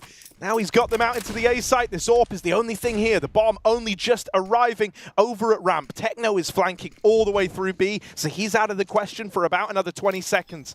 9-10, as a result, has to hold the line. The pressure's not alleviated yet on the AWP. The fact that he's even attempting shots like that is wild. And that molly, combined with this slowdown from Gamer Legion, works brilliantly for Techno's flank. This guy loves trigger discipline. Even though in that game yesterday, you could argue it let him down. He loves trying to play the smarter game where not taking the shot is almost more impactful. And so he walks this in as late as he can. We'll get domed after 1. Might actually be a bit of a repeat round here for Techno unless Blitz can deliver. He gets them off the bomb. And in doing so, now fighting through the molly. He walks that one through for the Mongols. Full faith in the man at the helm of this ship. Who pulls 2 flanks in a post plant in a 3-on-2, Harry? Who does that? They're like, yeah, no, Techno coming in through B apartments late isn't enough. I need to wrap T-spawn and go middle as well. It's so excessive, but it's the last thing Gamer Legion expect. Why would you be ready for that? And yeah, the bloodlust is the right term. Techno, he's sick. He's made 2 massive overswings in this map, but they haven't cost Mongols rounds. They keep getting away with it. They can't keep getting away with it. That's a sick flank from Blitz. And you have to be enjoying watching this because it's just, while it is sad for Gamer Legion, to some degree it's what we expected. Not them to get destroyed by the Mongols, but this new team to have some teething issues, losing your star player, losing your in-game leader. and coming back in straight to the group stage of Cologne. They didn't have to grind through the play-in, so they're not even really as warmed up as some of these other teams. I think that's a place that really helps the Mongols, having to play these earlier matches, get these guys comfortable to the stage they're set on. 9-10, 4.0 KD as he picks the other AWPer. Nealon hits one through the smoke. They're up con, and they are low. Yeah, Azteca might be screwed here. Oh, I love that. Nealon, nice making move. a play to get ahead of it and punish this one man that's stuck out in a forward position. That's the bomb in the window. 9-10. Don't win this. Yeah, he's had some great clutches. This one is asking a hell of a lot. AWP left up in it as he makes his way up the connector. Nealon will lock him out. And it's a big round from the captain of Gamer Legion. 3 kills from him. Nealon showing his worth there. Yeah, he's an in-game leader that can frag, right? Obviously, a lot of people know him from EG, but prior to that, he was playing in a lot of CIS teams, mixes, and some decent teams have made runs. He's played alongside a lot of players that we have seen at Tier 1 from the CIS region, and he's helped a lot of rosters rise through the ranks. K23 is probably the big name of the team he's in for the longest time. So he's definitely an in-game leader with a good amount of experience in the Tier 2 online region of CS, which is hyper competitive right now. Mongols broken here in round 15. Gamer Legion looking for 4 at the end of the half on this B rush. Volt's got a lot to do. These smokes are causing problems, and Azteca even bigger ones. Isaac's getting run down. He's low on ammo. 3 shots. Got to use them wisely. And right now, Mongols are making this 3-on-5 work. Yeah, back at the bench for Techno 4K. He's the man with the Galil. 9-10 repositions over towards short, and Techno is spotted first. Fed to Kios on his apps flank. Zeno will add one more to the tally. And there's 9-10 with another blinder on the rifle. Wow. The close found from Mazzino, and the Mongols make that B play work with a resounding first half, up 12-3. They're looking set to run away with this first map.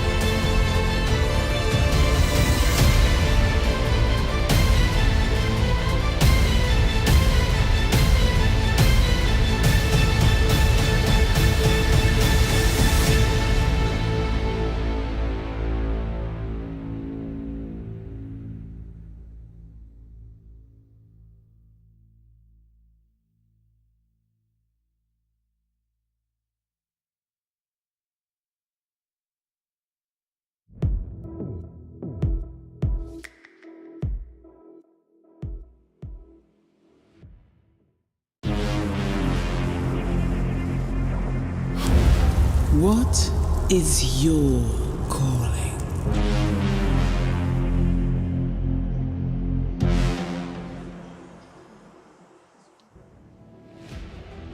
Yesterday's near miracle run from the Mongols has clearly lit a bit of a fire beneath them heading into this series today. They've got a point to prove, and they didn't care who they were going to be up against. They wanted to show that they've got what it takes, and they've done that in this first half. They're set up 12-3 right now. Gamer Legion lagging behind. It's spearheaded by 9-10, having a game of life right now. I think that's fair to say. He's been instrumental in clutches. He's been opening rounds with or without the AWP. A lot of it's been with rifles as well. Just a crazy level being hit by this guy, and then a great supporting cast around him. For Gamer Legion, really, we've kind of been looking at A-Core to be the difference maker. Neelan's had a couple of nice rounds in there as well. But we don't have that hero figure to latch onto yet. Not in the same way.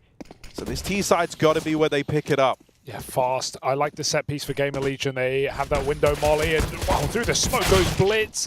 Isaac will punish that. It's a risky move, but Mongols had to go for something here as they've conceded the entirety of the A bomb site. Now they're going to retake. 4-on-5 with one flash on either side. A-Core will use his.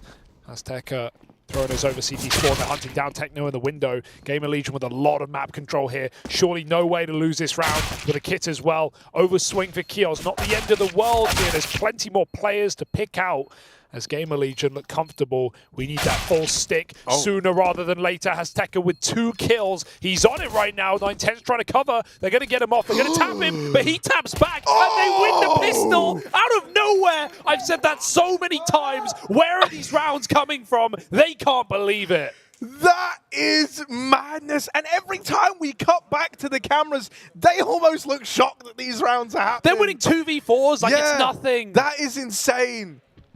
Like, just the fact that it happened so decisively, and they win. Like, yeah, Gamer Legion have got all the map control in the world. They own jungle, they own ramp, they have palace. They actually have every available post plant to play the bomb from, and they lose the round 4v2. Yeah, there's some over faces there, especially the first one. Like, but that's a 3-on-5 and a 2-on-4, and they can't sync the peaks. The synergy is looking lackluster here for Gamer Legion. Without a doubt. There's almost that part of it for Gamer Legion where, you know, you're just not expecting to get punished to this degree, right? Especially by such a fresh Mongols team. It's not like, you know, they've had years of synergy themselves to build this up. Yeah, you know, the desk wondered if the Mongols would underestimate their opponent. I think it might be the other way around for this one. Gamer Legion don't know what they've run into.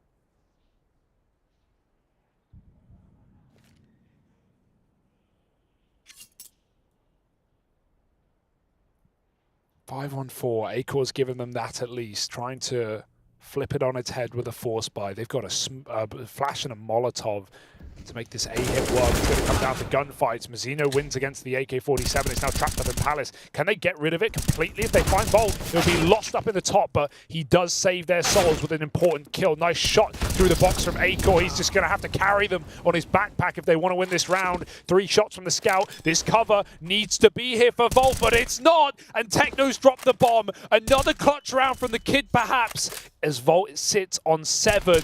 1 bullet will do it, and Techno's got it. Let's go to Inferno at this point. 14-3. This is dominant. It's so dominant, and the fact that, you know, you can almost feel it in how the rounds are playing. Like, Gamer Legion, no round feels sacred, no round feels safe, and they, you know, if we're noticing the amount of crazy clutches coming out of the other side, Gamer Legion are feeling that pressure too, and I think in that pressure, you're more likely to fumble, right? You're more likely to get lost, especially with a fresh squad like this. But man, you know, it's not making for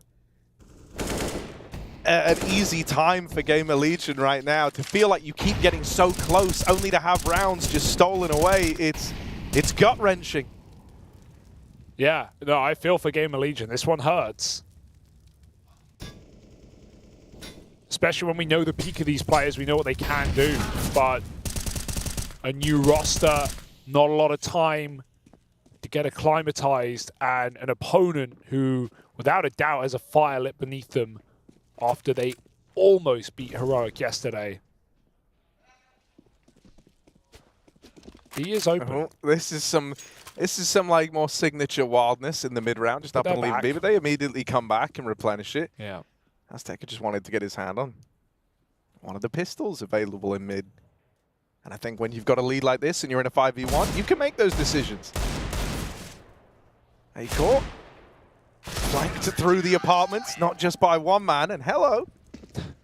That's a good death pose right there. One of the better ones we've ever had.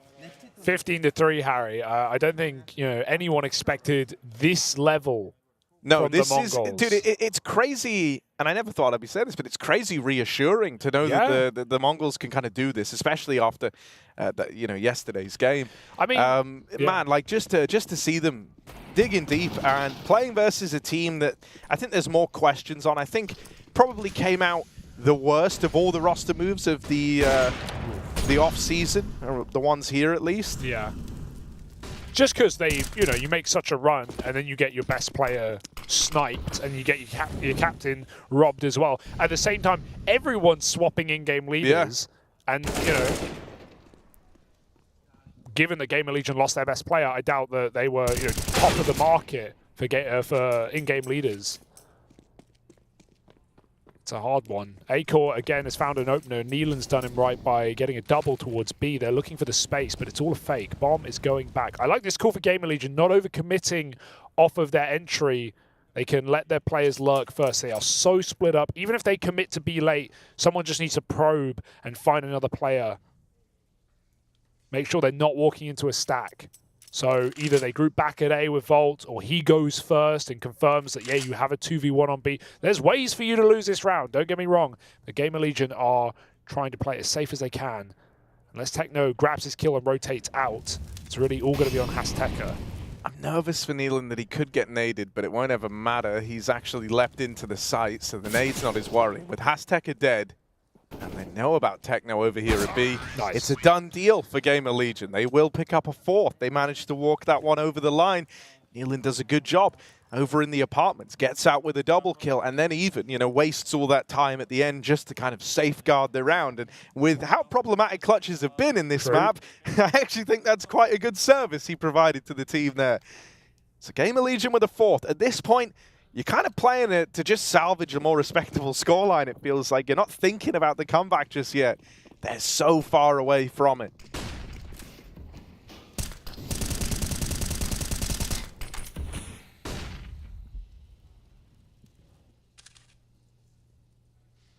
But every time Gamer Legion have found a round, Mongols have managed to immediately respond.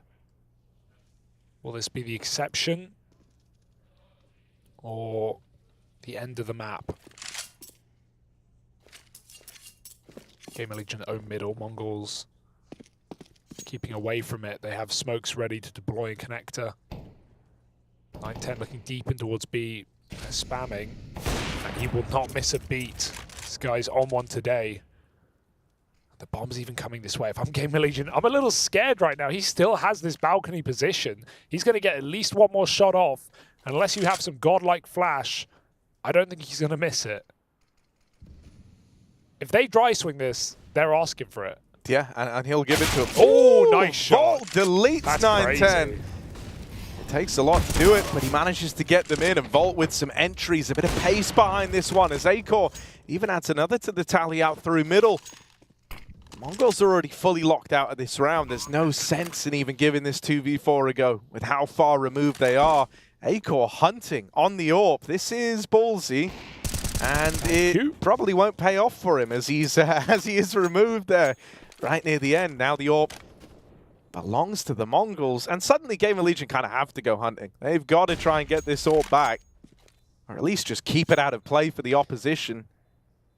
Yeah, you don't want to lose too much, though. Even another player means they don't make profit on the round unless you have, a guaranteed kill, like a player lurking up a ramp right now. This, it'd be fine for Neelan to peek, I think, in this position, but Volt, they know about him. They're facing him. The wallbangs won't connect. Neelan may as well swing. This is the last thing they're ready for. Oh, he got the kill. He dropped the AWP. So that was well worth it for Neelan. No AWP saved here for the Mongols. I'm very, very glad that Neelan finds a way to make that make sense because, Acor's hunt is we'll say optimistic with the AWP.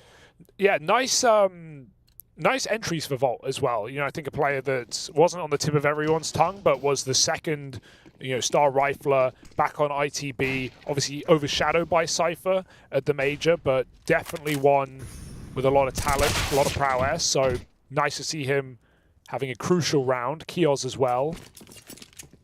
Gets another opener here, and that was the rifle into 4 pistols on B. So they're going to run around the world. Game Legion are waiting for these repeats. They're going to more than likely get them.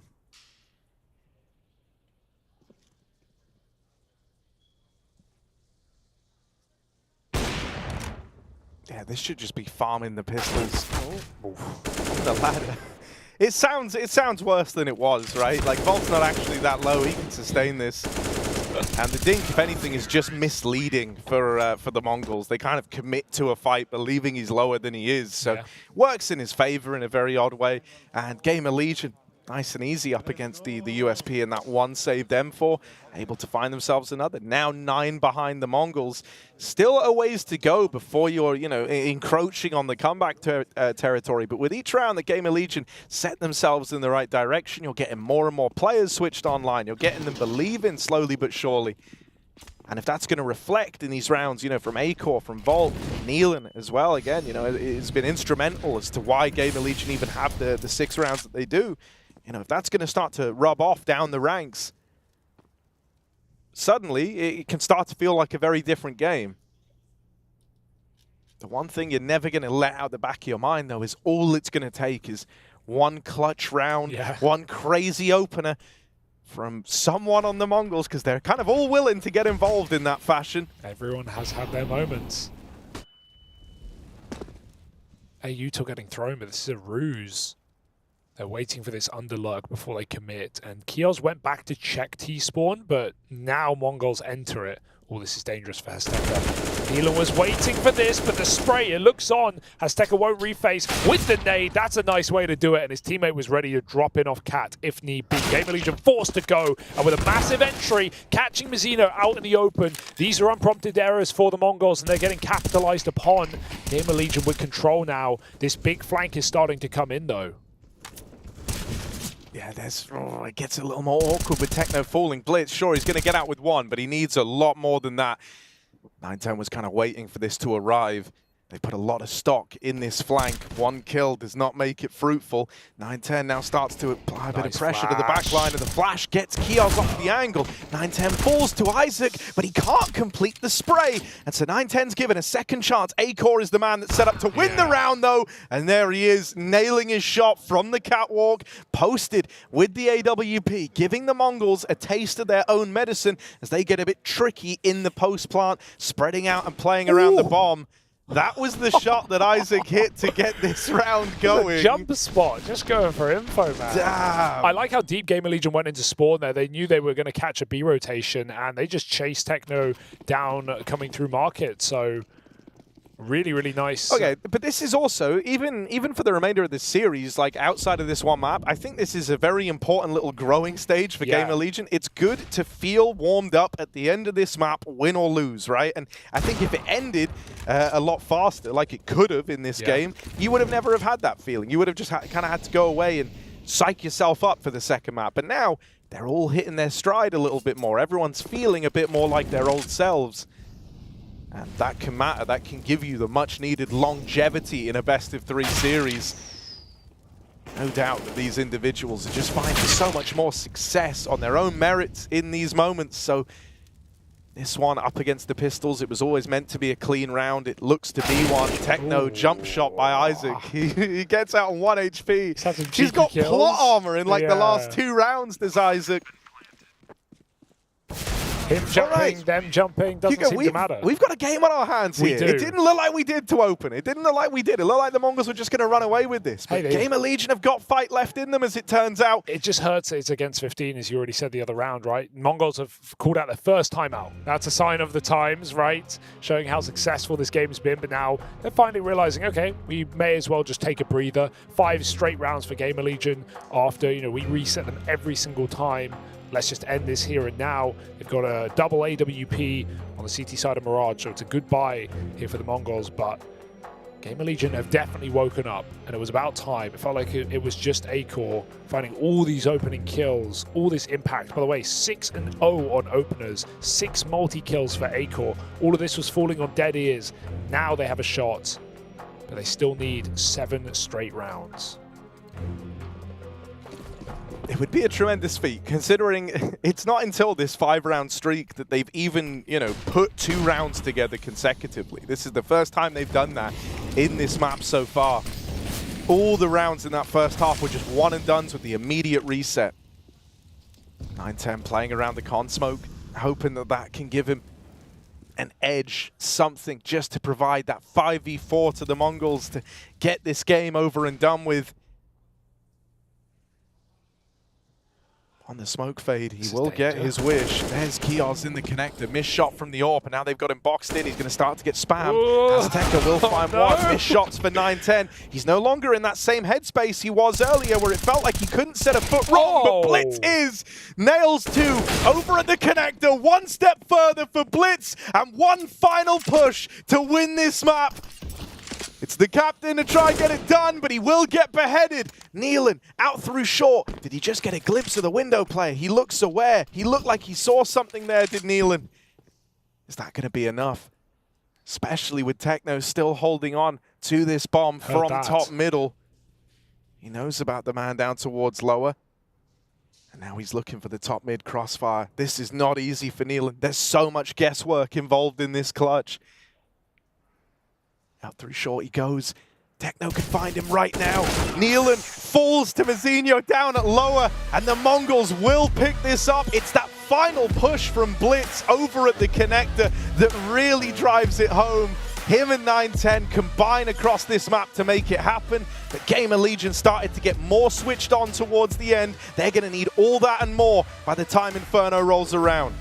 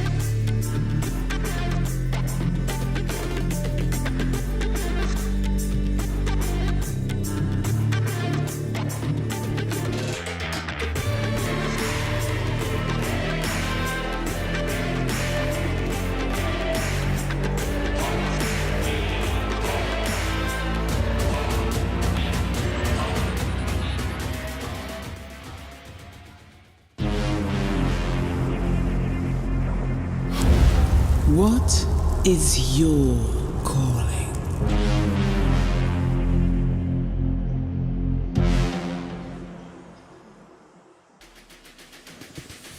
If there was any doubt about the mental fortitude of the Mongols, where they would be sitting mentally coming into this, definitely not upset about losing to Heroic, definitely not tired from that game yesterday. They look cool, calm, collected, and they know what they need to do now to continue throughout IEM. They look fantastic.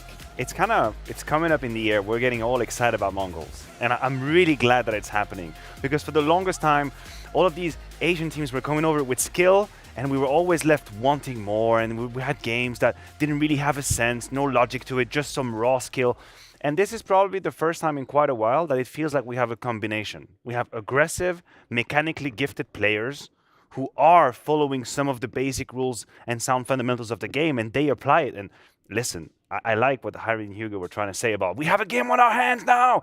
No, we didn't have a game on our hands. It was Mongols. There was one team in the server. The other one was just filling the spots, right? And the thing is, you can see how Mongols entered this server. Completely focused, completely ready, from the pistol, from the first, second gun round, executions, then switching back to defaults, doing all these things together. And, you know, they felt like a completely different class than Gamer Legion. Sadly, for Gamer Legion, I don't know, it's just... I was trying to find something positive, and it was Acor, maybe. And the fact they won like a couple of rounds towards the end of the map, so they don't like completely feel like, you know, they're just destroyed. So that can give them a little bit of confidence coming into Inferno. But overall, like we said, flat. They just looked like they were struggling, making a lot of like basic errors that maybe they shouldn't be doing. Gamer Legion, maybe a comms issue, like they said, they're still struggling with the new team.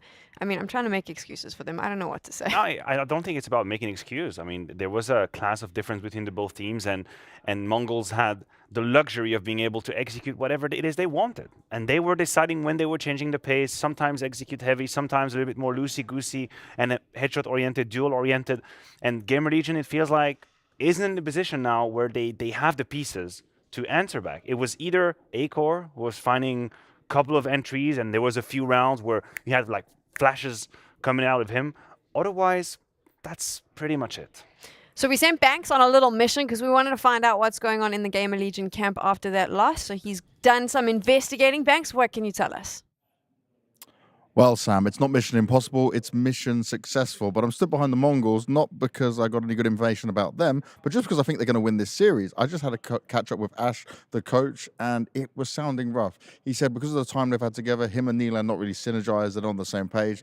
This mistakes you guys are talking about is very apparent. And I asked him, like, why the hell did you pick Inferno? Why did you not go for something else? He said, well, we had to pick something. That's how dire it's looking for Game Legion right now. But obviously, it's a lot of change for these guys. They lost a lot of star players, the in-game leader, huge change for the players around them. But just the basics need to get right. Maybe they've got a small chance on Inferno, but right now, the Mongols, they're playing much, much better. And I expect them to go forward with the victory because I was not filled with any confidence from that update.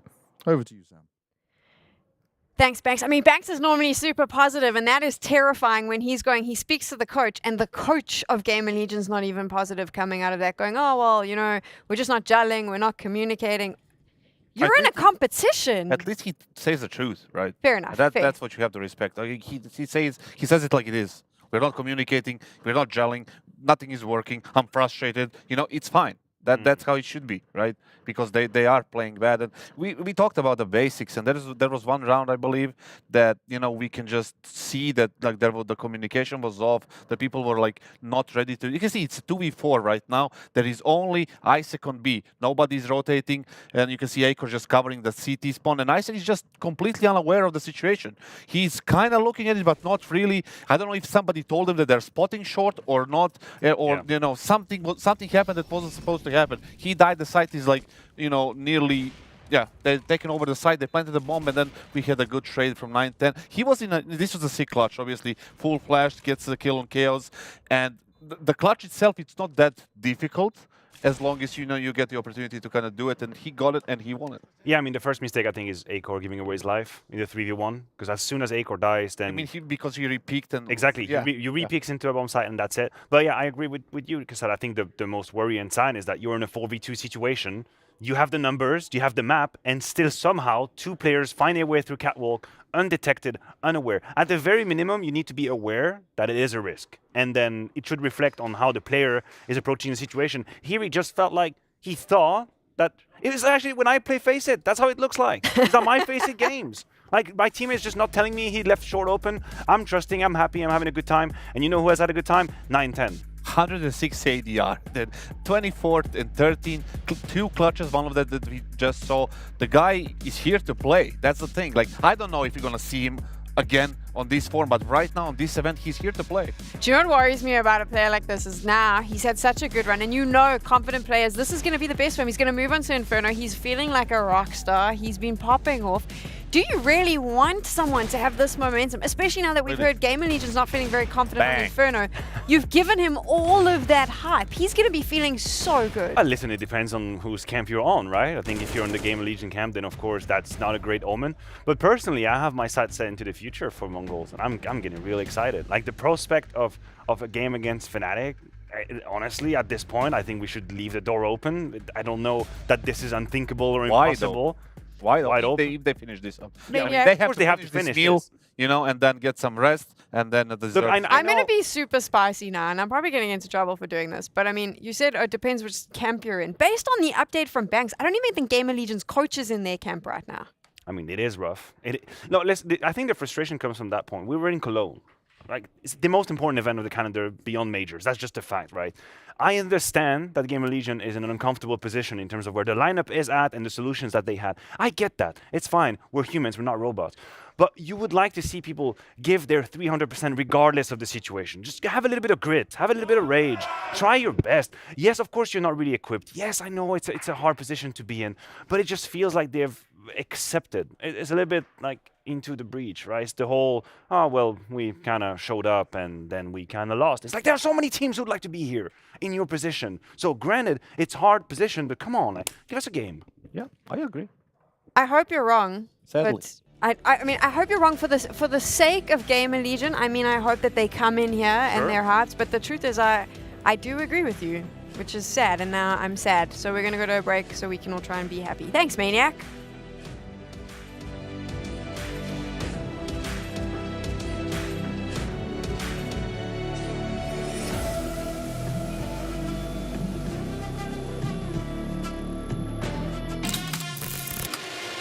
What is that reaction? Yeah, right. This would be an ace clutch from Poland. Oh my! Oh boy! FaZe Clan, the champions of ESL Pro League. Poland's here. Oh my god! Girl, are you gonna be kidding me? What a map! What a map!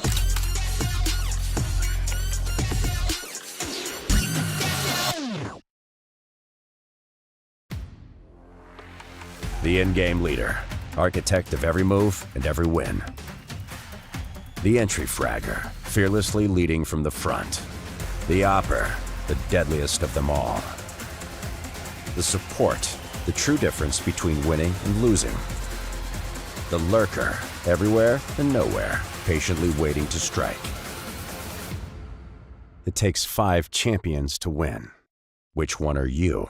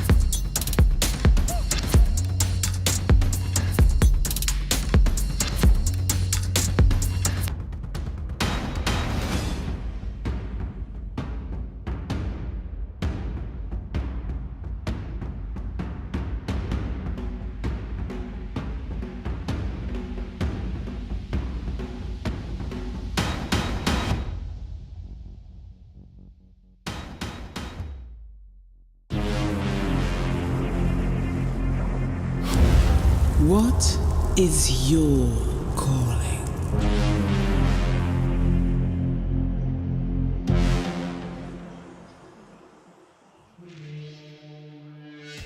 Gamer Legion were dead on arrival to open up that first map of the series. Now we get ready to head to Inferno. They're picking it.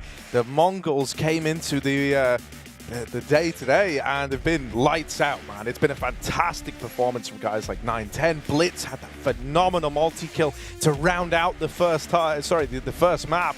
And now Gamer Legion, sure, they started to have a few more signs of life towards the tail end of Mirage. The big question is that going to be enough to bring them back into the fold? Yeah, the danger here as we go to Inferno, it's Gamer Legion's map pick in the series. Sure, it's been a mainstay of the roster prior, but the issue is this was the Mongols map when we saw them make their first debuts abroad, internationally, taking down some pretty serious teams on this one. And you know what, Harry? We've even had a head-to-head between the major finalist Gamer Legion roster and the Mongols, or at least the core of it, in Hatsteka, Blitz, and Techno on this very map. It was a BO1 in the Challenger stage at Paris, and the Mongols won it. So, if history is to repeat itself, this could be Gamer Legion's lifeline gone from IEM Cologne. We'll have to see if Mongols can do good by that in this pistol round. Blitz is already off to a bounding start down middle, and Gamer Legion will chase him down. Yeah, they want to try and punish him. He's still hanging around here over at the Arches, Oh but Blitz is so fast, as the name suggests. He's just in and out. Nails two. And keeps this in the advantage of the Mongols. Now, Gamer Legion are trying to get a bit tricky with this space they've gained over towards long, wrapping into the spawn, waiting to see if they can catch anyone on an early rotate. The bomb's still back over towards the long corner here. So Gamer Legion will have to go back and grab that when they eventually look to go A. This could still be profitable for Gamer Legion. Oh, they overrun these two site players, and the B guys, because they didn't have CT and Gamer Legion had gone quiet for so long, these B players couldn't rotate earlier in the round. You were just split playing the defenses 2-2 for the Mongols, so suddenly they've got to cook up a retake now, a man down. Yeah, that's a really nice split timing for GL, clearing the bomb site together. Techno needs his immediate kill, or this round is never going to materialize, and he can get swung from the site. That's it from Kios. Nice shot out in the open. 9-10 just getting faced, and they'll finish what they started. Gamer Legion, despite that being a 3-on-5, turn it on its head and win out the pistol round. Massive effort to do so. You like to slow down on long. And this was really clean, finding both backside players within a second of each other. So we're going to have Mongols forcing up here. Scout a bunch of pistols. Gamer Legion looking to return us from the madness that was Mirage.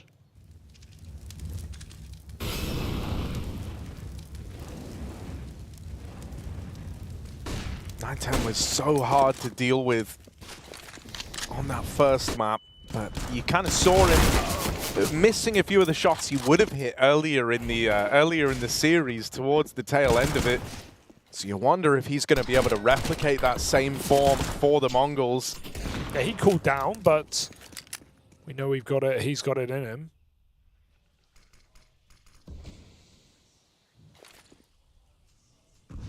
This is a map where it's a great test for Neelan as the in-game leader to try and manipulate Mongols and just make the right calls on T-side, avoid the stacks, throw the right amount of fakes, the right amount of XX.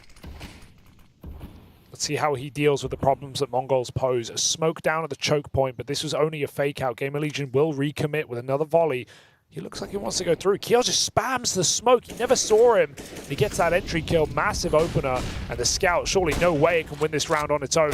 Does hit the headshot on Kios, but they're crossing in. They're climbing up and over. Adjustment is almost there, and Neelan will finish the job. So, as Inferno often falls, Honestly, first couple of kills are enough. 910 does a really good job of staying alive long enough for this banana component to even be here before the bombs plant. It still doesn't look like it's going to give them enough of an edge, though. Blitz is getting triple swung. Everyone from Gamer Legion just fighting the banana side. And so he will be left saving. Dude, that opener from Kios though, that was a thing of beauty. Walking up to the smoke, just spamming out techno. That was very much the kill that kind of got the whole ball rolling on that B play. And a good sign for Gamer Legion in this second half as they find the conversion with very few problems.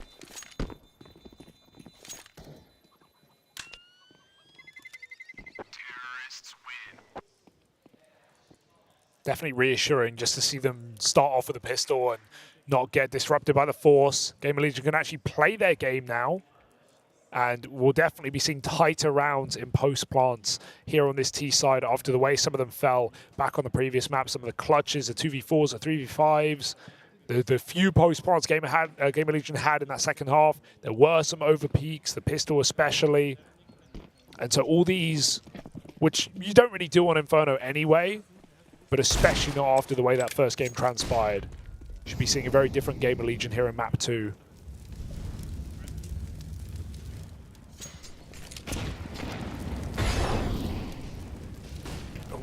They don't check the sandbags. The nade had already killed 910 here, so it's kind of a util-based bait and switch for the Mongols. It's only going to net them the 1 kill. Thankfully, the rest of Gamer Legion had already peeled away and had their eyes set on this A play. Inside of the site is Azteca, but they're deeper than he's ready for up the short side, and so this should just be a clean round now for Gamer Legion. They get in. You're no longer worried. For the Mongols, you know, you got 2 MAC-10s here. Worth kind of hanging around and see if they give you anything. Every kill you get can pad out this bank account quite nicely. For someone mad enough like Blitz, I could even see him running it in a gun round.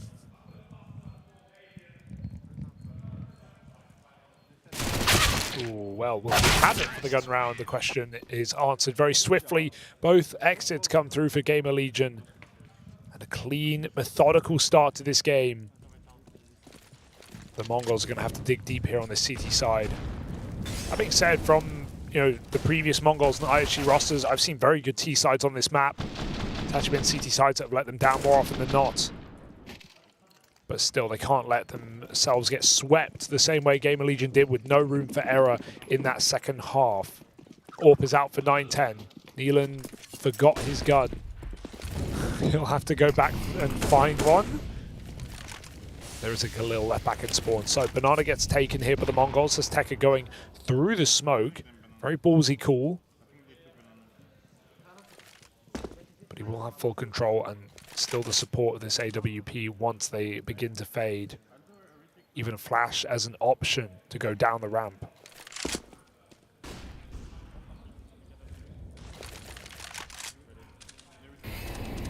Window flash was lobbed out, but no one reacted off of it. And there wasn't much back in response from Azteca to give up that he's pushed deep down Banana. You're going to expect it when you see this smoke in.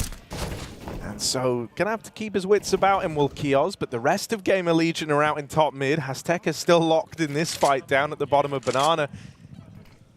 His team are almost ready to get going, and Volt on the spam has displaced this site player. Zeno was blind as well as they flash out through the apartments, so this one will get overran. Gamer Legion managed to get into the 3-on-3 as Blitz brings 1 man out of the round. That entices the Mongols to want to give this retake a go. Up through the short side, Akor's tucked in.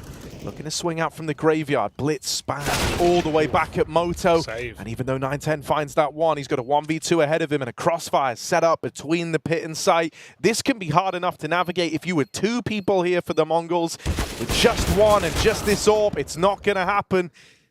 Caught in the clutches, in the crossfire of Gamer Legion, and with nowhere to go, a 4th round will appear for the GL side. Yeah, it's a showcase of his confidence that he's going for that, but at the same time, you're trying to break into a pit side crossfire with an AWP, with no kit, with half the time ticked off the bomb. Those are not the rounds that you're ever meant to get away with. and even though the confidence is there, it just leaves you with almost nothing for this round. Am I crazy, or did the gun silencer stick through the wall, allowing Volt to spam? He seemed so sure a player was there. I don't know what info he had. Here's the one gun for Blitz, gone immediately. They even try and nade it away as they hit the corner. It's grabbed, but Azteca can't ready it in time, and so Gamer Legion will just go into this B site.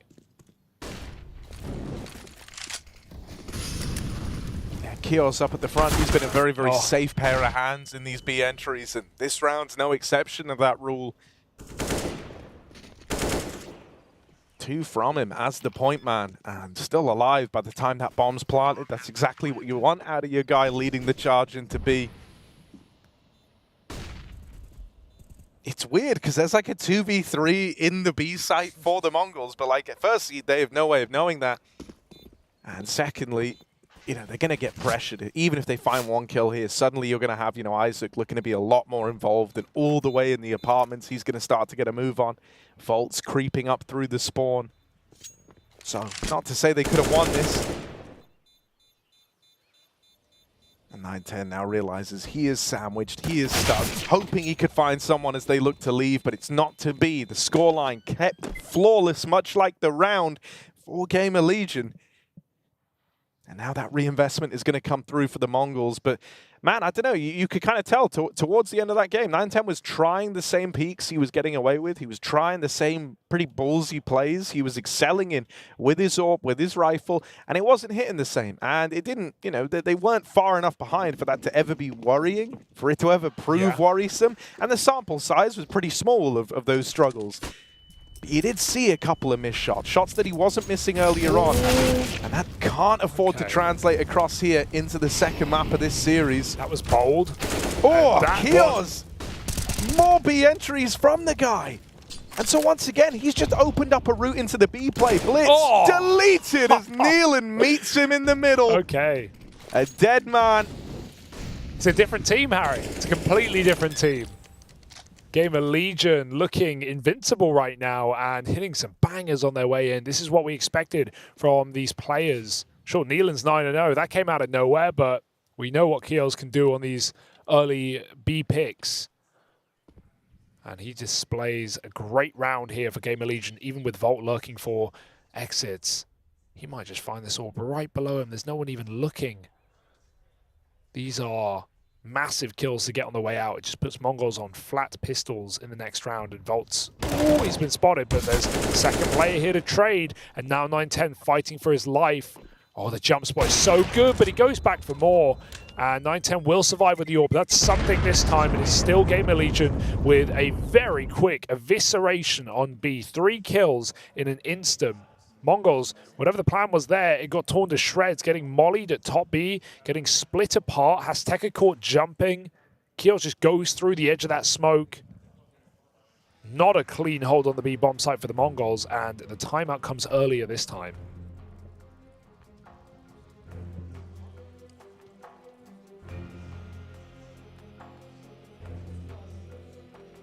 Yeah, this is threatening for the Mongols. You know, suddenly you're being asked to try far harder than it felt like you had to open this one up, right? And you're having to try and channel that same energy, that same bravado, that same confidence you brought to Mirage, but with none of the substance to back it up thus far. And, you know, I think even with how Kios ran into that, you know, knowing that rifles were going to be in play again, knowing that that's one of those swing rounds, you know, talk about a confident way to approach it. There's no doubting that he individually can feel a bit of a read on the game right now. And if that's the prowess that your point man is carrying up through Banana, then my goodness, you know, you feel bad for whoever you're up against that day. So you want to try and stifle Kios if you're the Mongols here. You want to try and get him in his head a little bit.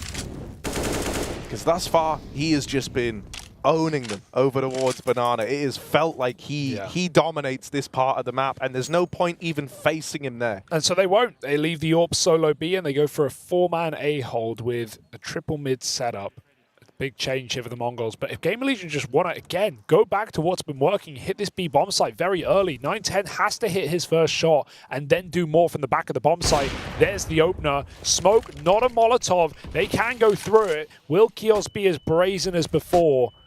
Flashes come through, forces the Molotov just in case. They're scared of the possibility of this rush. Gamer Legion will call it off for now. They are going to go late. Is there a late flash to follow? Isaac throws it out. 9-10 blinded, so is Blitz. The shot misses. 9-10 follows up and drops the bomb, but he is dead eventually. 3 kills is all you can ask for, and then some, but it's got to be a retake here for the Mongols. Yeah, when you left 9-10 there with the AWP alone, you knew that there's a world where you're going to be retaking this B site, and as you say, he's kind of lived up to his side of the bargain, so now it's down to everyone else to play their part. Smokes go in. It's an exec. It's a full exec of the B site. It's going to lock out the man back at Coffins, and they look to catch Acor in rotation, punishing him after his shot. Isaac swinging out and now disappearing into the smoke. Azteca, what do you want to do? He looks to back out, and Isaac finds it. Maybe the kits drop down towards Banana, but that gets so awkward, and Isaac plays it well. I mean, he had time to smoke the bomb, tap it, and presuming Isaac goes through on that tap, he can get back on. But yeah, maybe he thought he was CT and had reset. Maybe he was going for the kit. I don't know, but that was ugly for Azteca. Yeah, Techno drops it. There, that's where Techno drops it. And so he did have to go back for it, but pulls his knife out and jumps. That's twice Azteca has been caught just, jumping out of position in this CT side. Very strange to see that in a 1v1. Just need to stay aim on the whole time. Great clutch for Isaac. And crucial entries again to this B bomb site. Gamer Legion are back in business. Another entry from Kios up top B. And as dominant as the first map was for the Mongols, Gamer Legion look to return the favor.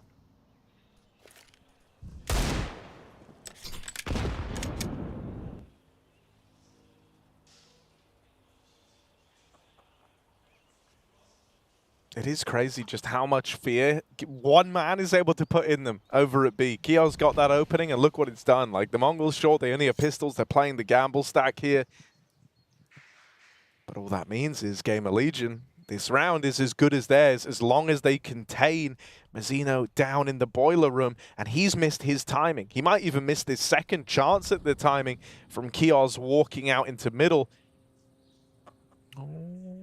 Oh, this is on a knife's edge. He doesn't go, though. He doesn't know they're Neither one of them know. Oh, and Kios turns back around and finds him. And now you know that that's the guy that's been opening up over at B. Your heart sinks a little bit here if you're the Mongols. You know you're on the wrong side of the map. Plant now down, and so they've just got to save. They've got nearly a whole minute here to just sit around and think about it. Yeah, doesn't feel good, does it? But for Gaming Legion, what a resurgence, given that some of these players didn't even look really awake in that first map, and the Mongols couldn't miss a beat. Even though they were making mistakes, they were still winning rounds. When Gaming Legions were making mistakes, it was costing them rounds. It really has looked like a flipped script in this map. The Mongols right now just need a round, need something to get in. Gamer Legion will sweep the board with them and go into overpass. In the same way that we were saying it's very important that Gamer Legion find these last couple of rounds of Mirage, get 5, 6 in a row on T side, warm up a little bit. Look at the effect that that's had. Mongols need that if this is to be 3. Still savable here. Second time out cooled. But it's now or never. Yeah, something that's felt kind of notable is it feels like Kios is trying to beat them at their own game almost, right? With some of these smoke walks and whatnot we've seen. It's a very Blitz-esque move, Blitz is someone who, when he sees a smoke, it's a golden ticket invite to come through and to check out what's on the other side and to try and make an unexpected play. And I feel like he gets away with them so often, right? Like, so often you'll see Blitz just walking some smoke, hitting some crazy timing, and finding these very fruitful moments that other people just struggle to find. Kios is embodying that a little bit right now over towards Banana. There's no respect for the util. Where we see fire, where we see nades, he sees opportunity. And so, once again, the Mongols try to come back in, taking Banana control away. Yeah, only with 2 here, though. It's Techno spamming, baiting for Azteca, both players on a through. single They're kill. coming through the Yeah, smoke. they're hunting. They have no fear in their body. Gaming Legion want these entries again. Molly will buy a bit more time. Meanwhile, they lose Blitz and top mid. Push through the mid-smoke is Volt for that entry. A taste of Mongol's own medicine, as you say. And 9-10 is getting hounded down. Still, they're winning fights. Up by a man for now, locked out. 9-10 has to respect it, but the question is, will Volt? He goes through. That's a good bait, though. That's because 9-10 runs away. Yeah. And Techno's already there to help out. So Mongols play together in this round, and they find a 4-on-2. Can they close? We're in the upside down right now. Yeah. The usual rules of Counter-Strike are inverted. And so it's anyone's guess what's going to happen. Acor dead on the cross, tapped out by Techno. Beautifully done. It's going to leave it all on Nealon. 1v4, the bomb over in mid, and Mazzino, lovely spot over towards the back of the site, goes unchecked, plays it nice and safe. And so the Mongols, it takes them 9 rounds into this game, but they finally get their first on the board. Isn't that around when Gamer Legion got theirs as well? I'd like to say it was at least 7-0. So yeah, it's oh no, I think it was 6-1 actually when they came through. But yeah, Gamer Legion not too worried. Immediate timeout to remedy the situation. The benefit for Mongols is they keep it fairly clean with 4 players standing, so they're actually going to have a bit of money to fall back on. It's not just, you know, win a round in a clutch and then you're forced buying MP9s. They knew when to give up Banana nicely there and then repelled Gamer Legion, but really it's cocky smoke walks that, while it gets them in, it also sells them in that round.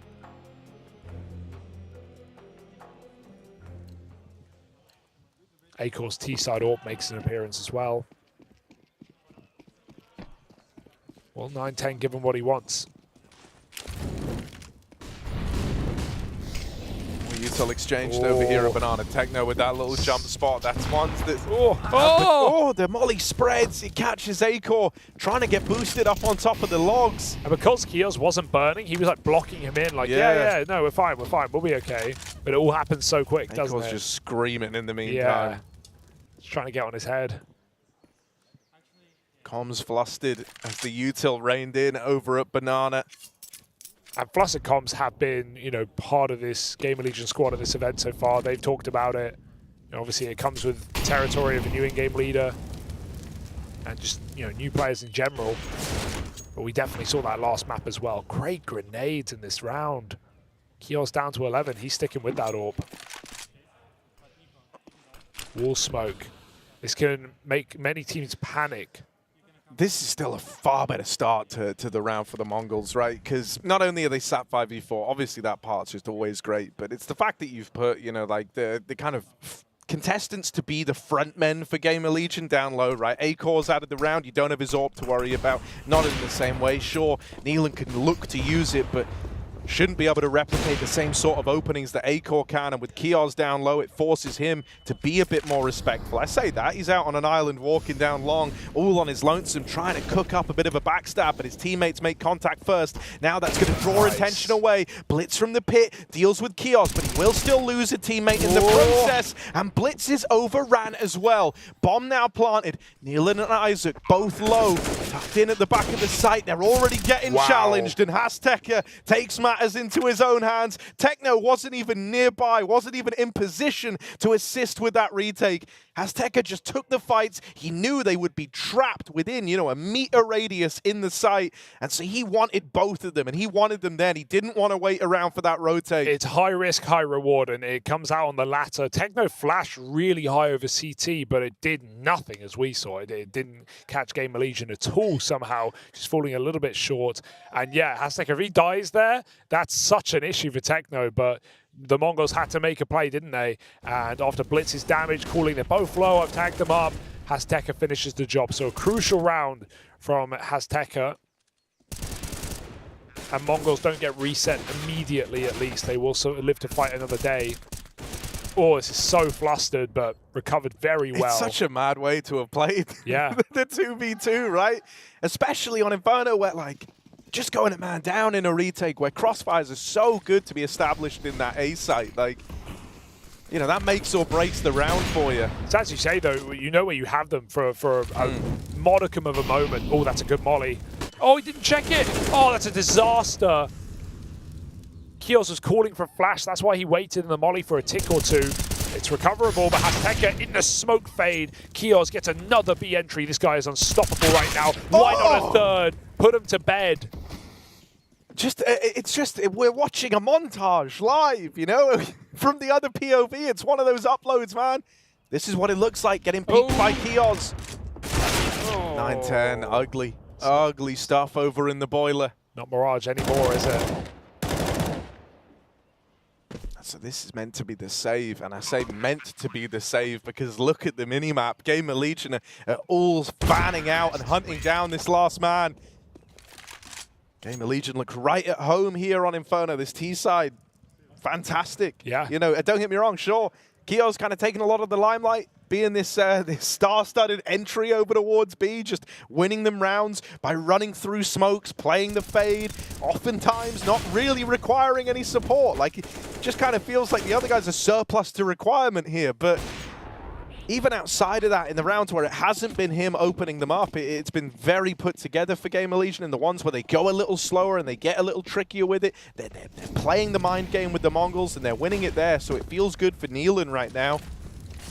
Yeah, and it's, you know, he's making a lot of individual plays, but they're backed up. He's getting flashes from his team up Banana. He's getting assisting players who are happy to get a second chance there at Game of Legion.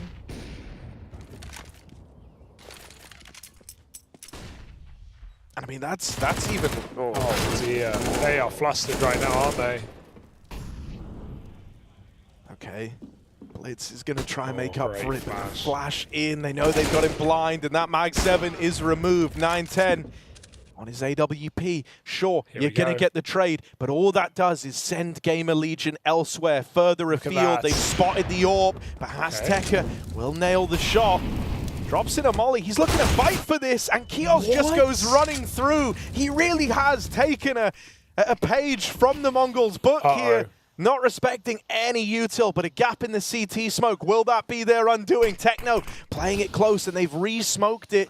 He's already through this. He knows it's not B. That bomb is going back to join up with Isaac in the A site. 9-10's moving in. He's got to know that if they're leaving B like this, it's because they already have A. And he can't stop the bomb. What a great routing for Neelan going through apps. Even though Kios dies to the flank, Neelan will get the plant guaranteed. That molly will ensure it. Oh, going through. Where? Oh, what? He swings! He goes for it! And now Isaac's been sold on his own. 1v2, he's got to hunt this down, get that bomb. Great shot turning around, and he even sees a second player on shore. Isaac's got that plant. Techno doesn't call the bluff, and will move in after the fact. He's hunting, but Isaac wins the round. There is no way they win that after Neelan swings with 10 seconds, trying to change position on that plant. I mean, he had the molly down. He could just stick it. There's no reason. It doesn't matter.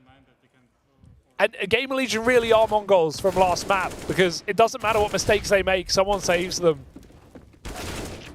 Kios opening by running through Molotovs, and Isaac pulling out a clutch with seconds to spare. Yeah, and I think, you know... You wanted to smoke Moto? Yeah, I think that he did have the smoke pulled down in his hand, right? But that's yeah, it's wild. Regardless, I think you're seeing the pressure, that same pressure from yesterday, even in the heroic game, creeping back into their minds. That idea that, wow, we had a really good first map, and now look at how the second one's going. Look at the start they've gotten off to. Look at the scoreline they've got to make up. The bridges they have to cross to get back into this game. It's not going to be easy. And early on, you know, you were still believing that you could recover this half. Now the best you're looking at is 5, and that's highly unlikely. Yeah. Pistols about to get pounced upon in the A site. The bomb's coming back as well. Boost on long, not spotting A core. He might just walk through, because that's what wonders in this T side. Blitz can't even get the gun. And the Mongols are left alone at B, throwing a flash only further sells this for Game of Legion. They know what's up. They come to Kios. 11-2. An absolute statement of a map for Game of Legion. This is what we wanted to see from this squad. This is what, you know, has been missing. Kios with a lights-out game right now, and all of the supporting cast. No one was alive on Mirage but Acor. He's not even really required right now. No, I mean, he's been T-side AWPing, right? Which we know it can be a strugglesome time to even feel hyper-involved. And I think that's made even harder by the fact that these rounds are ending in a handful of kills, it feels like. Bit of a change of strategy here for the Mongols. They want to have a bit more say in how these rounds play out. So Blitz goes for a hero play down through mid. And with the knife pulled, he finds himself the double. 9-10 was backing him up, and Blitz continues to fight for this. Teammates falling all around the map. It's all on Isaac now, and they know where he is. They've got him boxed into this tiny area that 9-10 is just bearing down on with the AWP. And the Mongols are trying to go on a tiny 2-round streak to close out this first half. One round done. They now need the next to salvage this 4-11 scoreline. Yeah, it's more like it, right? A sign of life. They throw themselves at Gamer Legion for a change instead of just letting these constant harassment B rounds come through for Kios, but it's not something you can run back to back. So they go straight away for the double AWP in trying to change the tune. Gamer Legion send Kios back up banana with a vengeance, and I fear for the Mongols here. Boost on Neelan, and he catches a lot of damage there. Nades over the wall could go a long way. Azteca will eat them, but he can't hit the shot through the Molotov. Kios again does what he does best. It's only the molly that stops him this time in front of the smoke. They're going to wait it out, and then they can go.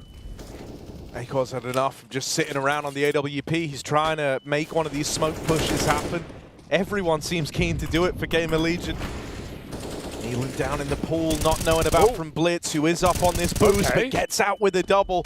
Feels like Blitz never quite feels the pressure the same way. Always good for a multi-kill, it feels like, but does he know when to stop? Instead, he wants to keep on going, keep battling through these smokes in the spawn, and that will prove to betray the Mongols here. It's just 9-10 left in Gamer Legion. They're still looking pretty active, considering they're 3v1 in the post plant. They're taking space, and it's Kios looking to end it in a cocky way. He wanted the knife there, but he takes the tech kill. Gamer Legion, talk about a revenge story arc here, with Kios at the helm of it all, looking lights out. It's them to 12-3 the Mongols this time around.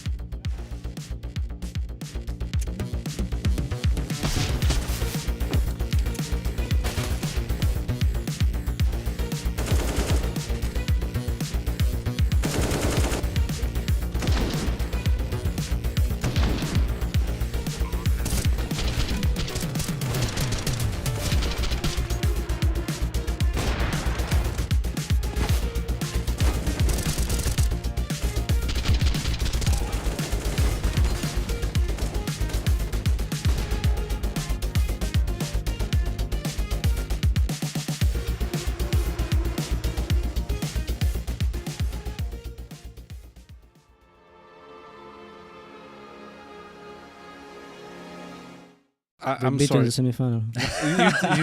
you did. I'm not even gonna say anything.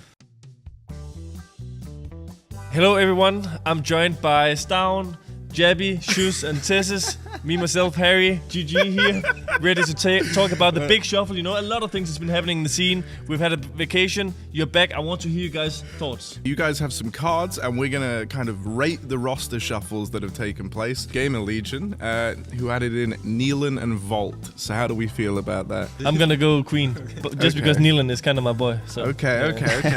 But joke. I'm going Jack. I'm going Jack. Okay. I'm curious about this Volt guy though, because right. I mean, he left from Into the ITV, Breach. Yeah, I think it's risky from him to change to this project where, you know, he maybe don't have the same connections and friendships with the organization and the players. I would make this move, you know, if IEM and Suhi, however you call him, was still there.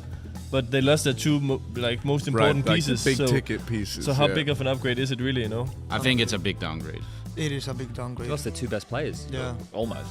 Yeah. It's no fault of their own, but IEM was the best rifle at the entire major, and CO is the most hyped in-game leader together with Kyksan. So, yeah, it's obviously gonna be a big downgrade no matter who they get. But it's just a downgrade again. I don't think Neelan is a bad player. I don't think Volta is a bad player either. But it's big shoes to fill. Yeah. Really big shoes to fill. So I think maybe they will get back to a good form, but to that major final form, I don't think so. Aim side from Power, of course, is downgrade, but they have Nealon right now.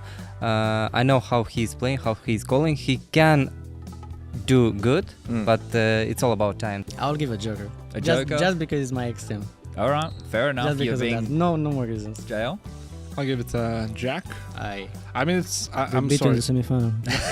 you did. You did. I'm not even gonna say anything. I don't think you could replace them with anyone besides like the tier 1 full experienced players. Yeah, see, that's a compliment to you. Yeah. Thank you.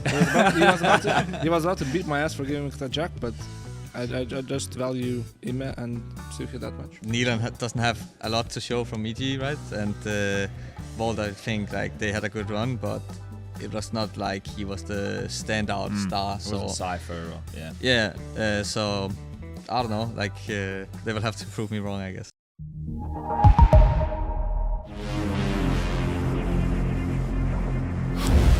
What is your calling?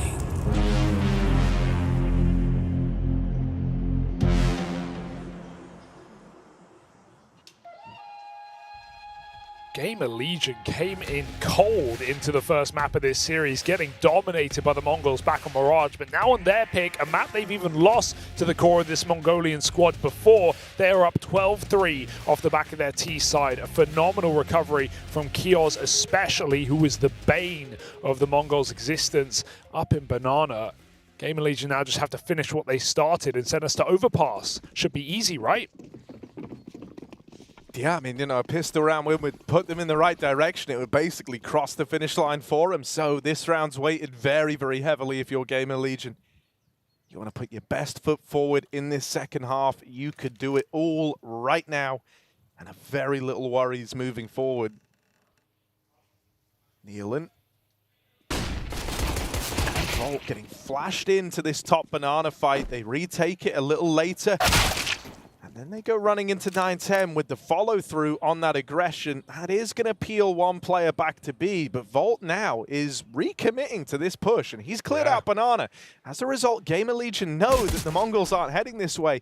Now they spot players over in mid, and it starts to feel obvious where this play is looking to end up. This double setup is so dirty for Gamer Legion. Look at this. Acor and the Julies moving forward, though, catches Blitz in position. Now it's up to the USP from the back of the site as well. The 1-2 punch of Gamer Legion. Akor's really trying to force these fights. He doesn't need to. They're grouped up now. 3 players attacking this site. Isaac goes 1 for 1. Akor looking for more, and he's all that stands here between the Mongols and a pistol round. He might have it in the palm of his hand. 4 shots in the gun, but only 1 needs to hit on either team. He fires off 2. Oh! Final bullet. Dangerous for Akor, but he makes it work. 3 kills in that pistol, and Gamer Legion recover. That is a mad way for the pistol round to culminate, isn't it? Both players a shot away from death. Both players low on ammo. And both players so hungry for that round, but for very different reasons. For Gamer Legion, this is the one that looks to propel them towards the finish line, towards that 3rd map, and the shot at redemption in this series. For the Mongols, that was your lifeline. And Akor just cut it. Force buy in for the Mongols, and actually 9-10's going to open it up with the Deagle. Not a shabby way to start the round. The push out of Akor is crazy. Look at him go. He's trying to meet them in the middle. Only issue is there's an M4 now down in ult, and so I'd like to see Azteca just focus on picking that up and making the most of this round. He's going for it. Gamer Legion. They won't move for now. Oh, it's up in apartments. They can make a mid-round move down Banana if they want and get curious. And then confirm it to Isaac, because he is L2, yeah. Isaac's very low back in pit. Both the M4s are over towards A. Here's that mid-round move. But they could get traded. Oh, they line up. They warped into his crosshair. Home delivery on the double kill for Blitz. And just like that, B is cracked open. Isaac low. Not looking too healthy as he embarks on this 1v2. And he might never even try. Just tuck tail and run away. I respect it. He's going for the M4 and apps, presumably. And yeah, it's not very realistic clutch with no kit, no health, no nades. Mongols will certainly be set up to trade, and they are both at the back of the bomb site. So, yeah, I actually like the re-aggression down Banana for Game of Legion. It's just very awkward that Blitz is still T-spawn, catches a nice double kill there. But you know, the danger of not doing anything in that 3-on-2 is Isaac gets pounced on. He goes 0 for 1, just dies because he's low health back in pit, and then the Mongols have a 2-on-2 post spawn, and you've got to retake. If anything, being active is the better way to play it. You can catch them setting up in middle. You can backstab. You confirm to Isaac that they're coming A, but of course it doesn't play out like that, does it? Blitz is in the perfect position at the perfect time. And the Mongols run away with a force by 4-13. Not really looking at the comeback yet. But the Mongols still have to try. Yeah, I mean, also, if the Mongols can start streaking together rounds, one thing that they have is a bit of a saving grace. The Game of Legion didn't by the time they found their footing. It's like Game of Legion didn't really start stringing rounds. I mean, they didn't string rounds together till the Mongols were at 15, right? And so you have at least got, sure, not a lot of wiggle room. It's more like squirming space, if you'd be willing to give it that. Is that your new business? It's just a little room? It's a very small, like a cupboard. Yeah. But there's enough. You can move. You can squirm. Right now, Aztec is squirming in the corner at top B. He's been smoked off. Mongols going for a very slow default round. Careful with this mid peak because there's 4 players ready to meet. And Blitz is dead immediately. Oh dear. That's how these unravel. That might bog them down in trying to get a trade out of this, right? Trying to get something for the lost man. Azteca still has all this real estate over at B, and he's just been re-smoked. He should calm that across in the meantime. So they know that the util is almost out on the B site. Yet still, the Mongols following through with the top mid take. They find the kills, so they might be able to make this work after all. Battling their way in. They've successfully found a route to win the round here. The one that was the most fraught with danger, but they've done it. Creating a hole over at the A site. And so now finding a 5th. Even Azteca here to deny the saves right near the end. What you don't want him to do is to die and give an AK over. Yeah, they're too far really to go hunting. So as long as he takes down at least 1 kill here, it's fine to be traded. But good clear. Kyo's gone, and now Isaac, holding off a dear life, will escape with his rifle. 5 rounds. Baby steps in the right direction here for the Mongols. Can't say it's impossible, but Game of Legion, we'll have to see what their game plan is when they hit gun rounds, right? So much of the T side came off of 1 or 2 men. Finding those multi-kills over at B was Kio's. So we're going to have to be able to rely on everyone here on the CT side as Mongols attempt to find the weakness.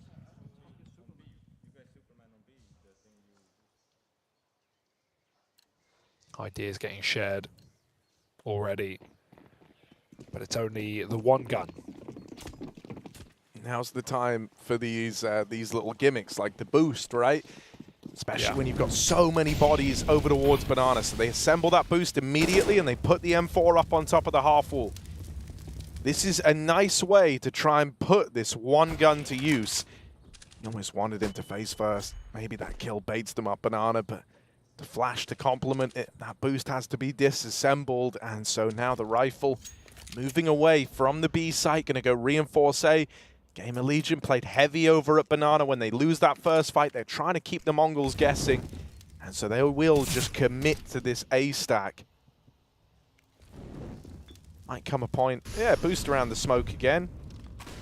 It's always good. Like the more ways you can find to create opportunities for this 1 gun, the better. And so if Isaac wants a boost, you boost him.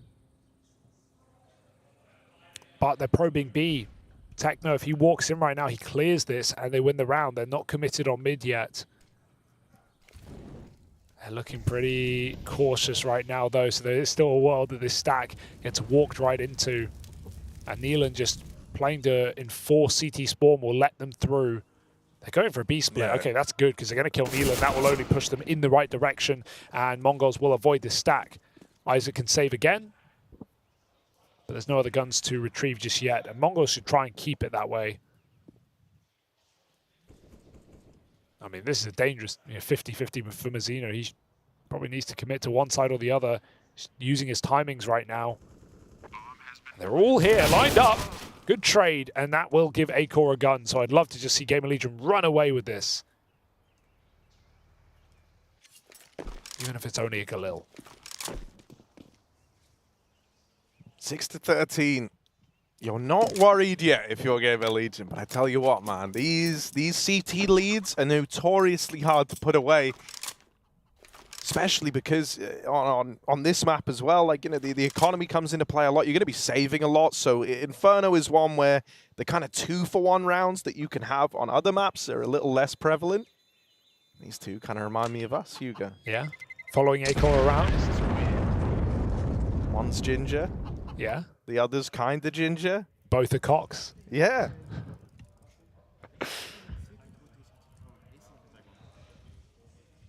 All right. Here we go, Gamer Legion. It's what we've been waiting for. Kiel's on an MP9 to facilitate enough nades to go for a full banana take. Oh, are these actually his chickens? Oh, yeah, they're his. He took them. Well. Oh, wow. Bit of a massacre in spawn. Not very cool of you. But also, you don't want them following you around and actually making noise in a live round. Whoa!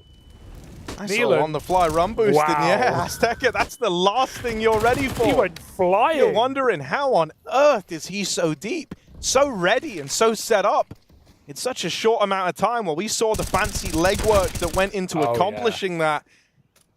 Volt's picked up another in the meantime, and so this one has started off in a pretty dire fashion for the Mongols. 2 players down as they try to regroup, try to refocus and hit this A site. But they need something monstrous to bring them back into the fold here. One man up on the balcony. Techno's got to check for this. He will. Lands the dink, but not the killing blow. Outside of that 1 bit of damage, nothing else comes up well for the Mongols. This one falls on deaf ears.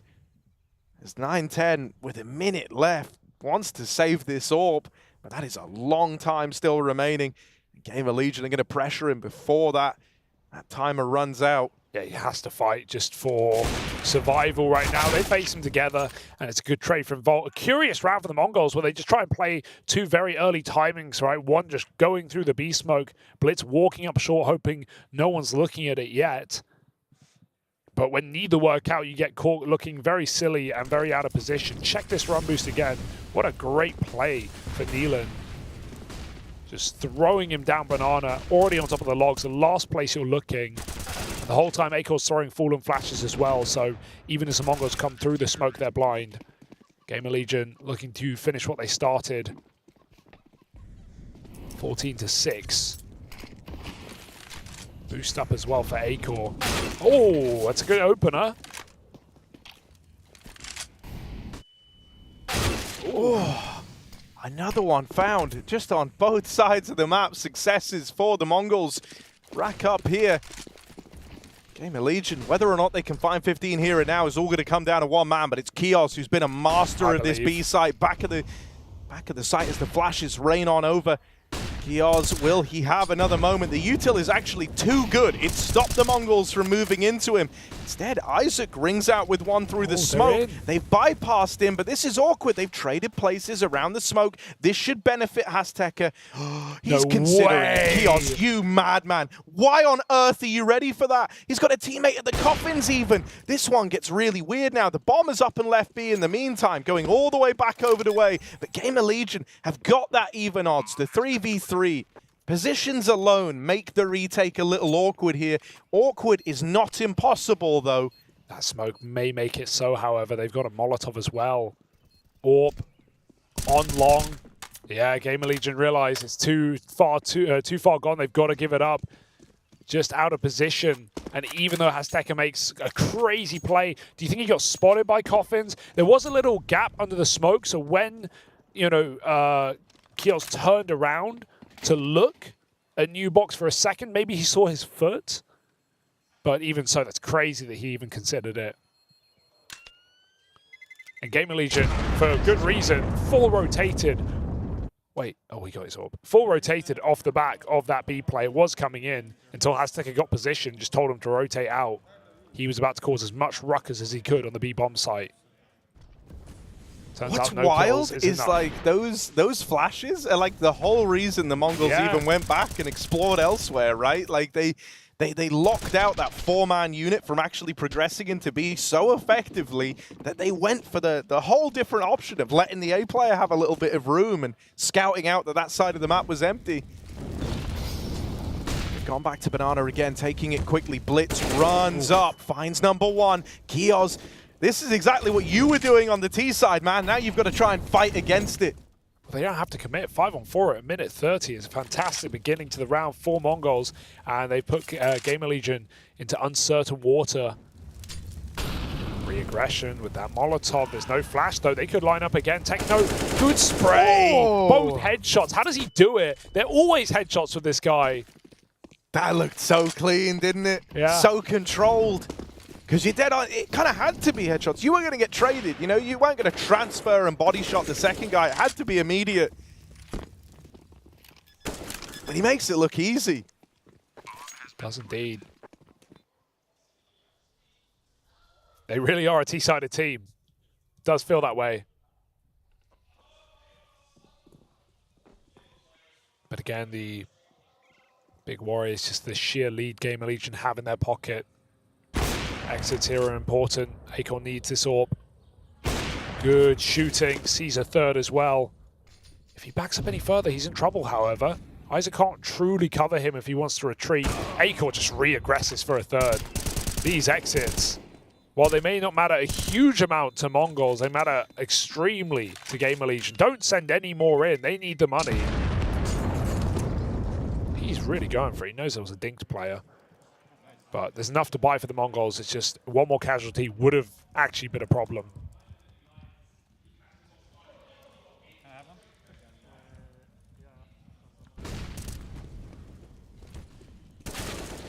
Well, the money for Gamer Legion's in a bit of an odd place, and they can buy here, and I hope they do, honestly.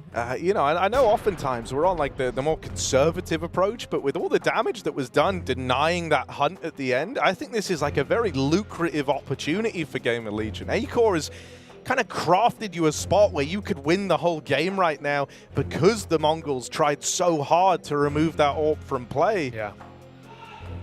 Both teams are going to have guns in this round. Both teams are going to have almost everything they need, and both squads are sat teetering on the edge of running out of money, and for one of them, that is a far bigger problem than the other. If the Mongols go broke now, they go to a third. So this is a chance for Gamer Legion, crafted in shutting down that hunt in the last round. Acor run boosted across. There's no doubt that he's still feeling it. He wants to be involved early with the AWP, and he's at least cleared out all these sight lines down towards second mid, but that's when Mazinho swings him. Luckily enough, Kios will make up for it over here on the B side of the map. So on two sides, you see these engagements come out. One of them a success for the Mongols, the other one falling into a bit of an awkward engagement versus the AWPs. Neelan lands a big nade, though, down Banana, hitting 3 players. And Volt, what an aggressive move. They won't full rotate just yet because there's still gaps in middle, but they need to pull a second player over as soon as possible. Mongols look like they want to go through this smoke. They don't have one down in CT yet. Are they going to drive faces? The AWP is just ready. Kios picks it apart, and Neelan finds 2 more. They try and go contact to catch Gamer Legion off, but they walk right into their crosshairs with no util down, and Neelan looks like he wants the whole enchilada through the smoke as he finds a third, and that is enough from the captain, putting 15 on the board for Gamer Legion. Oh dear, a cheeky attempt for Mongols, and now that hunting from the previous, that damage that you mentioned, it does come into play. We will not see more than 1 AK-47 in this round for the Mongols. That's a lie, Hugo. You'll see 2. Oh. Because Azteca is playing Oh, he played for no nothing. armor. Okay. He's got nothing. He's been dropped the Tech 9 over, and he's put an AK into play. It's a good so teammate. A very selfless decision, sure. Will that second AK be the missing piece, the missing element? He has hang no on. idea. They smoked the molly. Yeah. Oh, man! That's one way to do it. Blitz gets blown out the water, and Kios has delivered another one from the ramp. That looked wild. I'm so glad we got to see that chain of events unfold. Kios just calm and collected, comes along the line. Like, yeah, one's logs, by the way. Throw a nade in. Full faith that that kill was going to get delivered, and then that gave him the element of surprise when he fought ramp. It's one way to do it, indeed. That's one of the guns gone and irretrievable. You've lost Banana. You don't get that AK. You don't pass go. You don't collect 200. They're going straight to jail here and straight to overpass. Just Techno left standing, and it's only a matter of time before he finds Kios, of course. Excellent shot, but yeah, it means to nothing but a third map for Techno. Yeah, they're holding him for mid. Everyone's trying to face him. Everyone wants to fight him here. They just want this one done. They want it put to rest right now. And all that stands between them and that third map of Overpass is Techno 4K. And there's the close out of Isaac. A clean tap to make it happen. That is more like it from Gamer Legion, spearheaded from a strong performance out of the man at the helm of Nealon. Kios lights out T-side, phenomenal work from him up through the banana, and then when we got into that CT half, that's when Acor's AWP really rose to the occasion.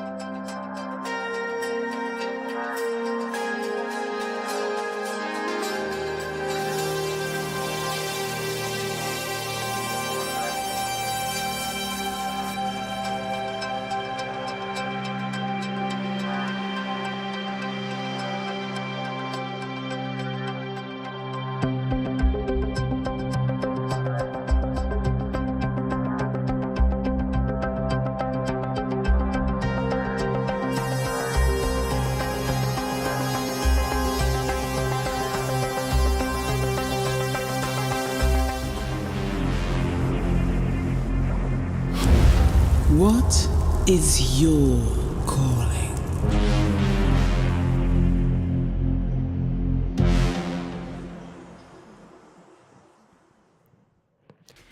I have a little story for you. So at home, I bought myself a robot vacuum cleaner, and it goes around the house and it cleans everything, and it's really cool, but it makes a lot of noise.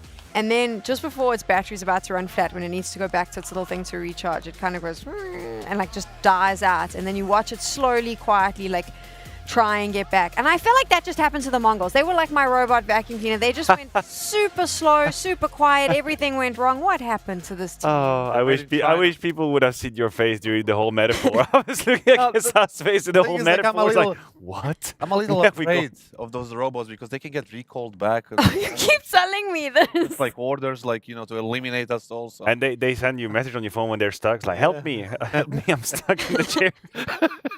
That's a different direction.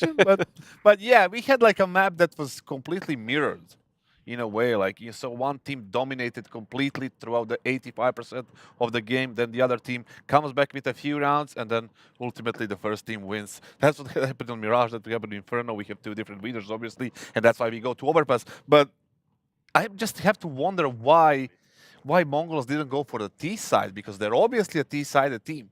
And Inferno is not a map that you can get like super punished if you start on the T side. What you say that you cannot get punished on the T side, they got punished on the CT side. Oh my god, these entry rounds were so complicated. Look at this. Kios, round 6, super symptomatic. Just straight up sending it all through Banana. He's using the side of that Molotov, 2 entry kills, and Blitz is basically overrun. 1 kill, that's the best he can obviously get. The trade from Neelan is beautiful. But this was just Gamer Legion playing very fast, very simple, efficient CS, limited amount of utility in your face. I don't know, maybe they've just reached a breaking point. No, I just not screw this. I'm out. I'm just gonna give it all, rush your face, and that worked beautifully. Like, Chaos had a masterful T side. I don't understand why Mongols couldn't adapt to this, though. They're a team that we've seen adapt to this. This is a team that we've seen such good things from. Why? Why couldn't they shut it down? I know, we have to give credit to Gamer Legion first, right? Because like the backs against the wall, they're gonna be eliminated if they lose this map.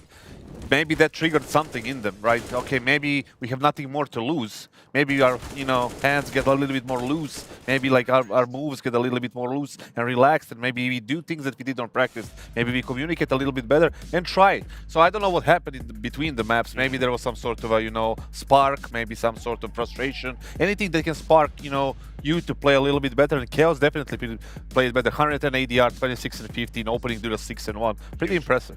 It's kind of funny because at the end of map 1, Maniac, when we were doing this desk segment, said, I just want you to try. Like, there's so many other teams who want to be here. Maybe they heard that, because I feel like that is what happened with them. They seem to Well, have they come are back. behind us. So.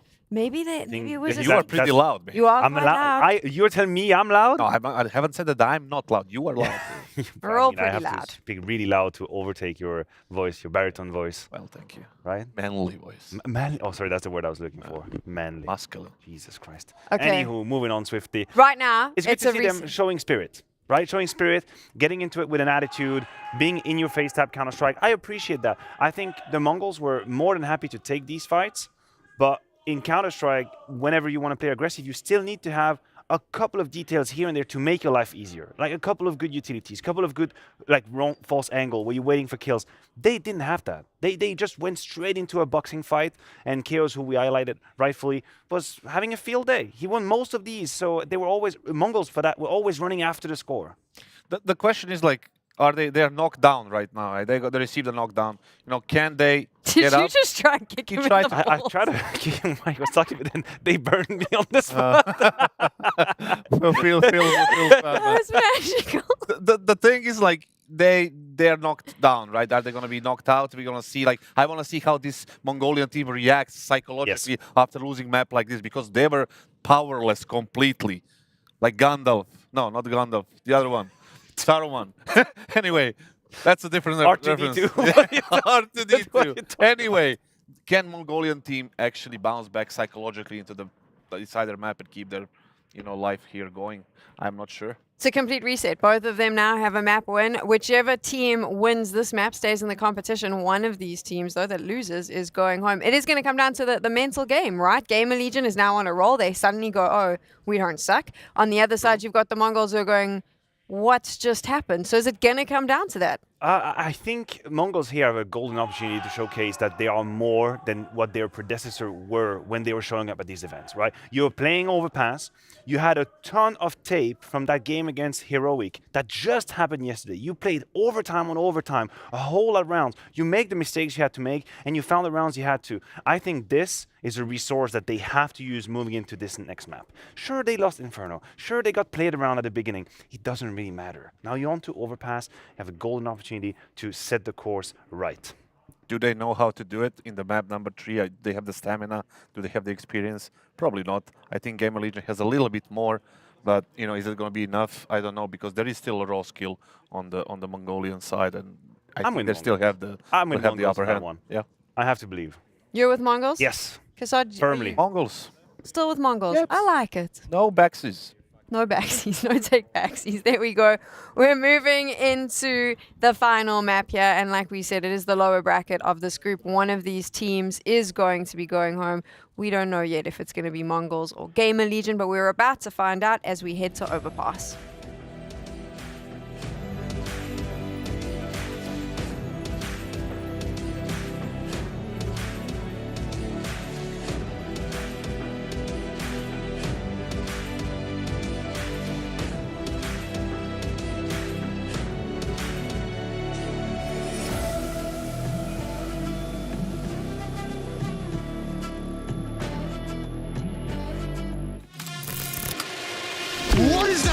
Legion. This would be an ace clutch from Poland. Oh my! Oh boy! FaZe Clan, the champions of ESL Pro League. Poland's here. Oh my god! Girl, are you gonna be kidding me? What a map! What a map!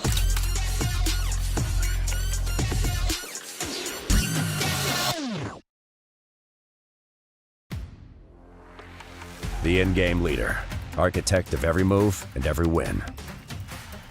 The entry fragger, fearlessly leading from the front. The opper, the deadliest of them all. The support, the true difference between winning and losing. The lurker, everywhere and nowhere, patiently waiting to strike.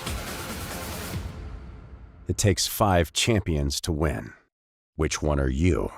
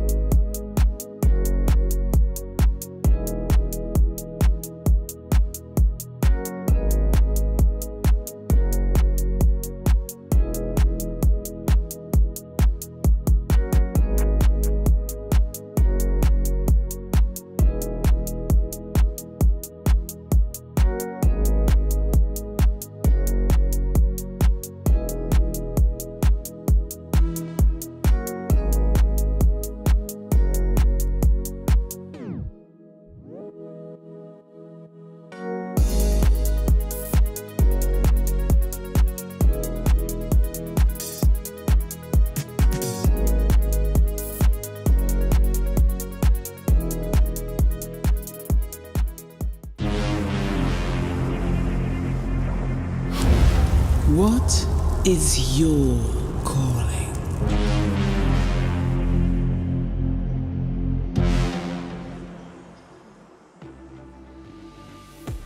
Well, I third map now pulls into the station. The Mongols versus Gamer Legion rages on. Gamer Legion really upping their level by the time their map pick of Inferno rolled around. And who knew, those couple of rounds they found at the end of Mirage, where it felt like the usual suspects were getting switched online, might have made all the difference.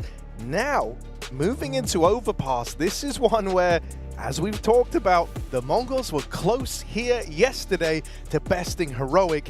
They're in this position again, only this time it's their tournament life on the line. Yeah, that being said, right, even though the Mongols came in as the bookmaker favorites, even though they took Heroic all the way, right now it does feel like Gamer Legion are a lot more awake than they started, and they could even be, made an argument to be the favorites at this point in the series. We go into Overpass with a T-side start for Gamer Legion, and as long as Kios can keep up some of these impeccable entries he was showing us back on Inferno, I think we've got a game on our hands here. 2 16-8s down the pipeline, but I'm expecting a more competitive bout here in the third and final map. Tournament life on the line is said. Someone will be going home at the end of this BO3, and it's either going to be the new look Gamer Legion or the Mongols, the bane of Brazil, as they've been titled from time to time. They took down Furia here as well, much as how they did back in Katowice. Yeah, I mean, there's a couple of key players I think it's going to be worth keeping an eye on here on either side. I can start with the Mongols. I really want to home in on a few key voices. 910 obviously has been fantastic on that opening map, and we got glimmers of it on Inferno, but nothing super consistent. And then I think Blitz is always a safe bet, a safe pair of hands. Yeah. Lastly, going to offer up Techno, because it was him here who on this map yesterday had that chance to put Heroic to bed. You want to see if he's now going to use that to ignite a bit of a fire underneath himself and really rise the level when Mongols need it most. Well, I hope he's not thinking about that game right now, because he's got another Overpass to play indeed. Mongol CT side, and even odds down the middle as well. I think that is probably right. Wow, that was a 90 damage tap for Mazzino. Every one of the pistol rounds that you watch out of the Mongols, they'll have a shot like that. It's just wild. And now they're flashing through Monster trying to fight for this, but it gets awkward. They don't quite get out unscathed.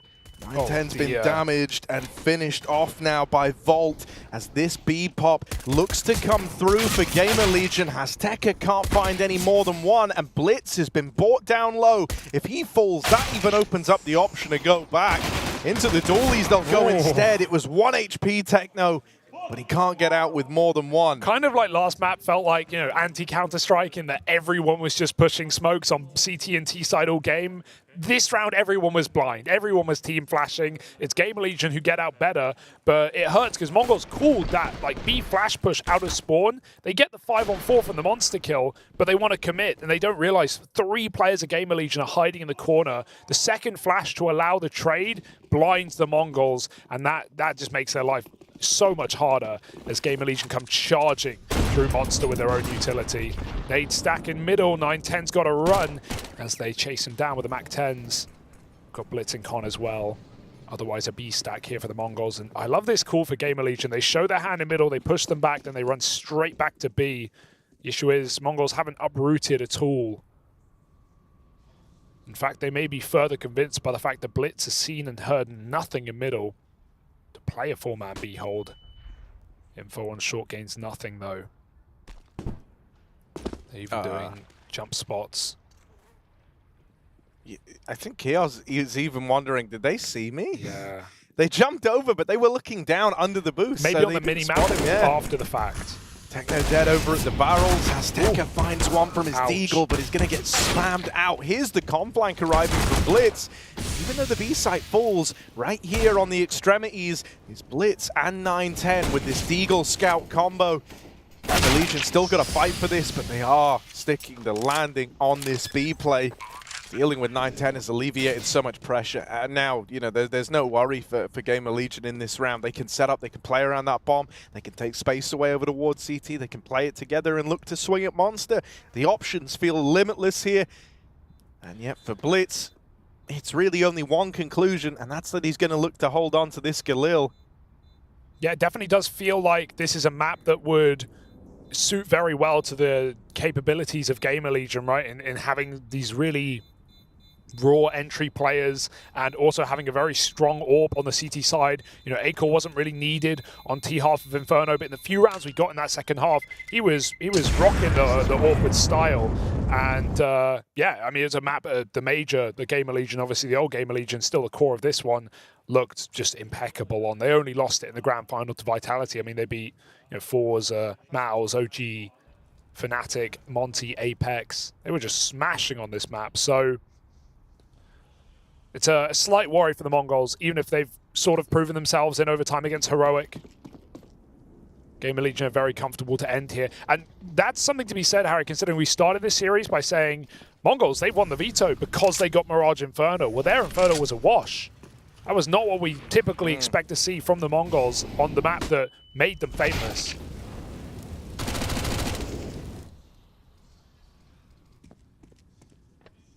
And this round's just one that's pretty forgettable. Even this flank here, it doesn't carry the same weight it usually would because it's been heard. So up against the kind of cobbled together investment around the save, the couple of upgraded pistols, Gamer Legion won't even break a sweat. They won't even bat an eye the way of the Mongols in this round. Azteca did obscure himself behind the fountain quite nicely. He's not going to get away with the gun as he's mercilessly hunted down by Acor. So Gamer Legion, they find the pistol, they stick the landing on the conversions. Now we've got a gun round to worry about. 9-10 will have that AWP from the get-go. And for the Mongols' sake, and for the fact that I think they've shown a really good face here in Cologne, I hope he can find his voice with it to open up this game. Yeah. Because you've seen what happens when he's switched on. You've seen what it brings to this team when they've got the AWPing powerhouse of 9-10 giving it his all. Well, he's got the mid spawn, so yeah, he's got every reason to find some impact in this round. And yet all he does is take a nade. How frustrating is that? Yeah. Could have gone worse. Ooh, they even hit Keel's back.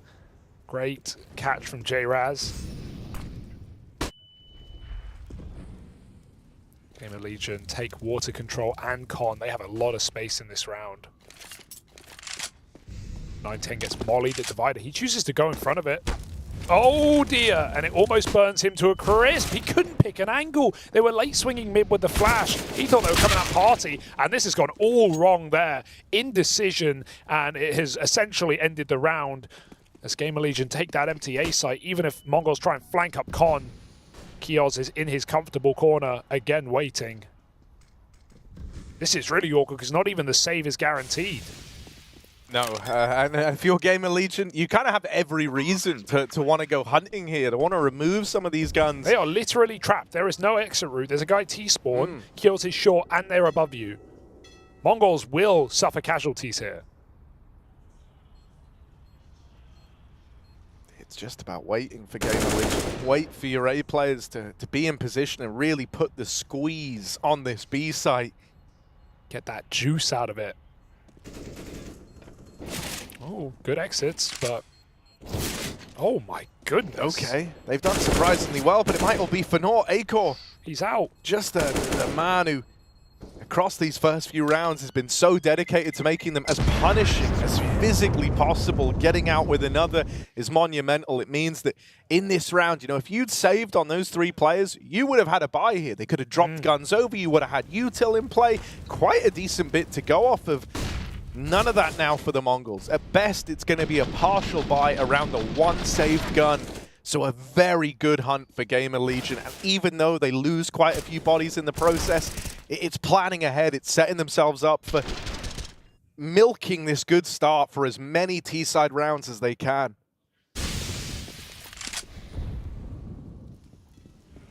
Oh, aggressive on short. Look at this AK being put to use. Keel's turns because he expects a flash. There is nothing of the sort. Techno just dry fights him. Confidence on this guy again. And he's armed his teammate. 2 AKs in this round. Certainly not impossible. And both at the B site, although Techno's begun his rotation back upper. Gamer Legion going to group Monster. Zeno has a Molotov. And 9-10's even on a flank, but I fear he'll flank the wrong bomb site here. Unless this util goes out on B early, that smoke is good. Lets us tech across to the other side. They're actually holding for the flank right now. Acor is holding for this. Because of that smoke. Okay, it's now a oh, that's sick. It's a mind game now because Gamer Legion know they're walking into a stack, but they don't want to go. But they also have no other map control. Will they clear this? Yes. It's all about just kind of wasting time for 9-10. And he's able to take up a bit of it. But yeah, they go back, they flush him out, and now suddenly the path is opened up to play this elsewhere, further afield, up into the top site, where it's only Techno with this Eagle. They shouldn't expect someone to be hanging around. So he will get out with one. Now he doesn't have that element of surprise anymore. They know about him over at long. They look to isolate this, and they will deal with him. Not as clean as maybe you would have liked, but the kill's what matters there for Gamer Legion. Oh, no. And so they'll pick it up past that point. It all pans out for the GL crew. And they're screaming them down as well. Trying to get in their heads early in this third and final map, this elimination game. What a clutch round for Gamer Legion. And I've really enjoyed watching Neelan's calls on this T side. They really don't doubt themselves, do they? He's just been very decisive. When he sees a gap, he takes it. It was the same on Inferno. Sure, a lot of that would have been made easy by Kios, just getting very clean entries on the B-bomb site. But you never saw Gamer Legion doubt themselves or go for these late rotates or run into stacks, you know, willy-nilly. They really, you know, believed in the calls. And I think here is where you're actually going to get fantastic, on Overpass is where you're going to get fantastic mileage out of Neelan. He's a fan of this one, man. Even back in, you know, the K23 team of old, this was one that squad used to play a hell of a lot. Yes, so true. It's always been the vibe that Neelan in particular feels very comfortable with the calls on Overpass. 9-10 long aggro going to meet this AWP, and it's Acor to win that. Not the start for the Mongols AWPer here that you wanted. It feels like he's really struggled to live up to the expectations set since the start of this series. So with him gone, A defense had to fall to someone else, and there's kind of no accounting for that if you're Blitz. The flash was perfect. Volt has to play that all on a timing spray. He just knows where he's going to get swung from. He had time to dodge the flash, but he just said, no, I'm just going to shoot exactly where I'm getting peeked from, and I don't care about your flashbang. That's some real confidence for Volt. Look at these mid-round manipulations. It's so nice. They've just pulled the double rotate over towards A, and that's when Gamer Legion look to move into this B site. Only one man there. The rest of the gang are arriving for the Mongols. They are going to be here to defend the site, and with so little time left, there's still a world where they could hope to win this, but not today. Not as Acor lights up that first man in. Has Teko with the reply, and now they're not on the bomb. Isaac wins it with a gunfight. Seals it with a kiss, and that's 6-0 for Gamer Legion. Flawless on their T side to open. That felt like one of those plants that you think you've stuck, and then you get off at last second. Like, he didn't try and jump off when the monster player got fought, but then the swing comes through the smoke, and Isaac just cancels and goes hunting. Does save the day. Again, we saw a very similar round for Isaac in a 1v2 back on the A side of Inferno, but he wins them both. Doesn't matter how close it comes, as long as Gamer Legion keep it clean, 6-0. Again, not letting Mongols in, as was the start of the previous map. I love the balls on that call for Volt to just not even, you know, you can dodge the flash, you can reposition, but he just wants the kill, and it's essentially guaranteed.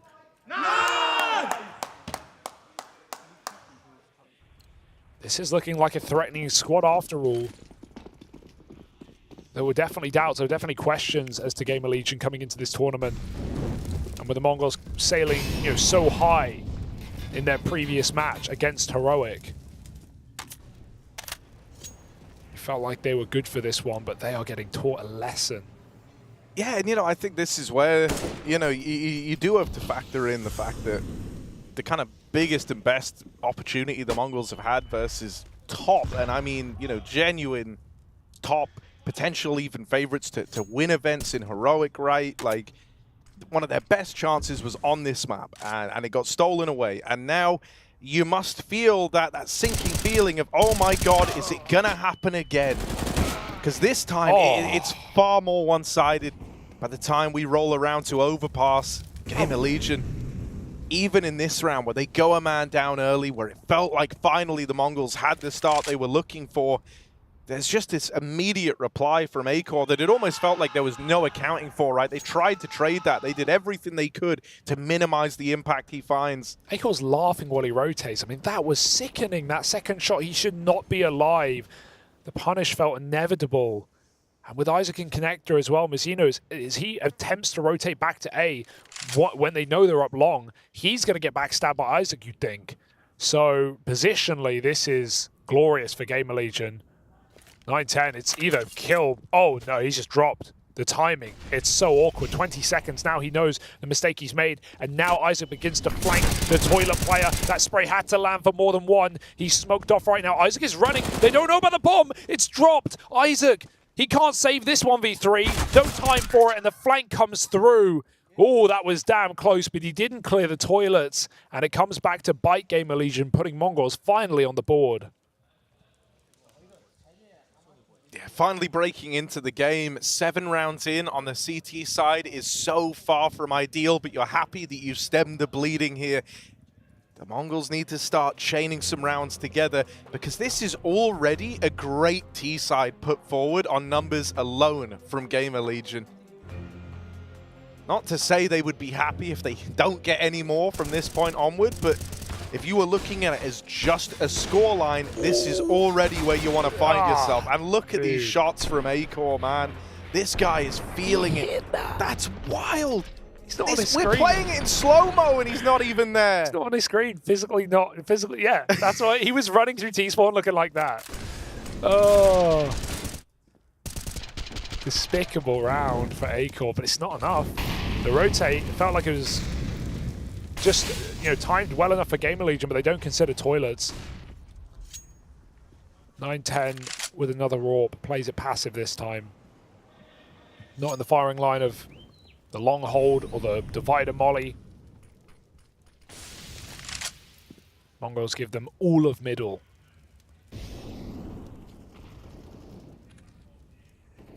Gamer Legion say, thank you. Thank you very much. We'll walk that all the way. The snake up the bathroom. They're in the pipes. So even though there's util to slow this push down, they're kind of already past the point that util looks to affect. So this is a really dangerous look of a round for the Mongols. Oh my goodness. They've got no idea. They've got no clue. They didn't know they could be this close. And so Volt able to manipulate himself around the dice box. Acor nailing them as they rotate up into a lost top site. This should be a done deal. On positions alone, you can just fall back, go through the motions, play the bomb plant here. They don't even have to fight, and yet Gamer Legion still are. Really just wanting to rub salt in the wound. Will give up a couple of chances here at 1v1s for Azteca, but he can't win more than the first. And that's what I mean the other round when I said, when Nealon finds the space and wants to make it cool, they just commit with it. They never doubt it. They never overthink it. Like, oh, they're giving us all of banana, let's just take it. And they walk the entire way. They realize last second, okay, he's flashed from dice. That means there's a long player because he's flashing long, and that means there's a dice player. Gamer Legion suddenly have all the info. They've never been spotted. They're front bath, and then they just run. And sure, it's a great round. It could have been better for 9-10, but Azteca throws the flash up from CT, and that's the kind of flash that you're not asking if your teammate wants it, you're just throwing it. And he gets full blinded and can't double kill. The double kill is the only way to win the round, or at least put his team in position to do so. So yeah, Mongols are getting flustered. They even so, they should have at least once jump checked or spotted short, had some info. Again, they just walk out and they catch Mongols completely out of position. The pace of some of these rounds in this series for Gamer Legion on their T sides has been the way in. If you forget the first half of Mirage, this is an incredible series for Gamer Legion. And you wonder what that first map would have been if they started T side. Because man, they've had the moves. Another triple entry round for Kioz.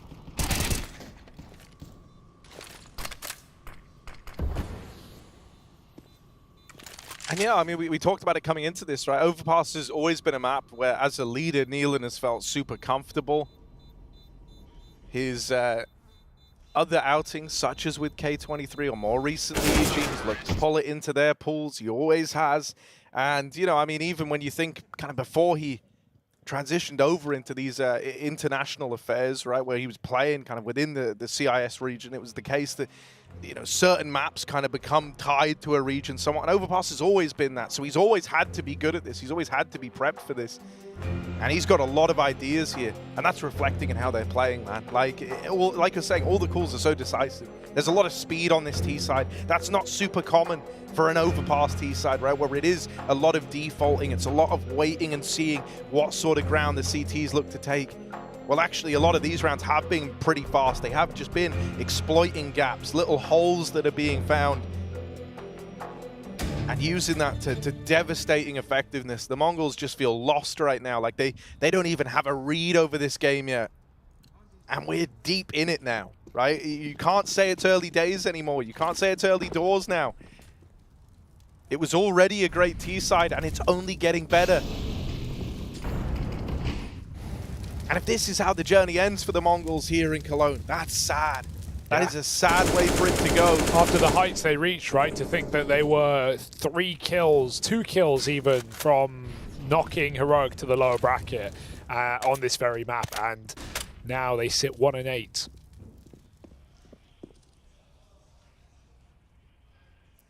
Sure, it's a great learning experience once again for a squad that don't get a lot of opportunity in Europe, come here from time to time, maybe 3-4 times a season. And, you know, the international land debut for some of these younger guys as well. In Mazzino and 910. Certainly experiences they can make the most of, but you'll always have that little pain in the back of your brain saying, could have been more. Gamer Legion, can they keep this as tight as they have been on this T side? Right now the time is the big problem, but there's only 2 CTs playing lower. Blitz has begun to rotate back up. The AWP is nowhere to be seen, and there's barely any blocking utility. Gamer Legion, a good entry can go far. Yeah, this is an awful push for Techno. He's found through the smoke. Blitz and Azteca get a kill in tandem with one another, and now the bomb is away from Gamer Legion over here in B. Azteca's job done in the round as Nealon domes him on the entry. That's going to facilitate a bomb plant. 9-10, that's close, but close is not going to cut it here. You need perfection.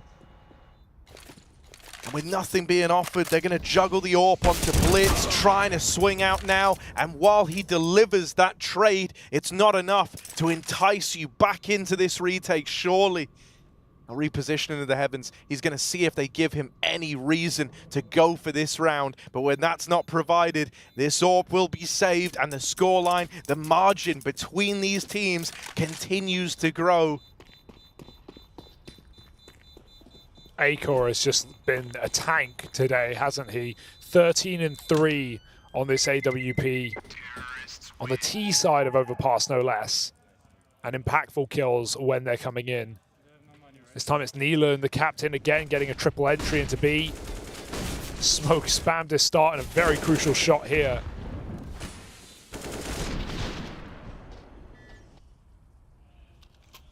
And that's the thing, man. You know, these BO3s, when it's all on the line, when you've got to leave it all out there, it's a marathon. It's not a sprint. A strong start is great. It can tee you up. It can put you in the right direction, but it's not a strong start that wins you a series. Yeah. It's finishing strong. And Acor has grown across this series. He has carried more and more impact across this series. When you look at his AWPing counterpart on the other side, 910 felt invincible in the first map. But past that point, he has struggled to come even close to replicating that. I don't think you need him to go on these crazy multi-kill rounds, but you need him to just every now and again give you that opener, give you that pressure, that 5v4 that makes a round happen, that one kill that changes the outcome of a round, and that's been missing. Yeah, just consistent, you know, output. We've not had that at all. The turn is so awkward for Azteca. And they're going to molly out the man in con as well. Mazzino, ooh, it's a short molly. Gets in the corner. I think he might have been spotted there. Acor's good for it. 4-on-3. They can just go up A right now. There's no one even in the bomb site. And will Mongols live to regret that? Kios, if he dies to this AWP, they just escalate and go A, but they won't even take a casualty prior to it. He walks up Con, 2 CTs here, need another Deeg, won't even fire, and Gamer Legion look like they've got a 10th. Yeah, they never saw Techno cross here, but I just don't envision a world where this isn't cleared, this isn't checked. He does well to get out with a kill and a dink down onto Kios, but that will never set Blitz up to even gesture up towards this side of the map. He is out of there, saving the AWP again. Gamer Legion, a statement on this T side of Overpass. Very difficult map to get away with T sides, but this is, as I said, was their major run map. Back at the major, they won 60% of their rounds on the T side, as in 60% of the 1 rounds Gamer Legion found on Overpass were T rounds. That's incredible. That is against the grain.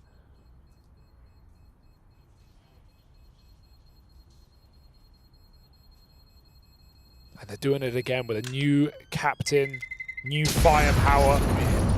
Hey, even in that round there with the force buy, not force buy, with the saved gun rather, usually, right, the kind of the mantra that you see be pretty pervasive nowadays is that the gun should be trying to challenge, should be trying to find these openers, right? When you look at how Blitz played it in that round, it was pretty safe. He was holding like a close short angle for someone to be swinging into the B site. He wasn't hyper involved on that AWP out of the gate. It was the pistols playing first, and largely, at least in like top levels of EUCS, they've kind of moved away from that, right? And it's a lot more focus is put on those rifles trying to open and then getting juggled around and arming teammates.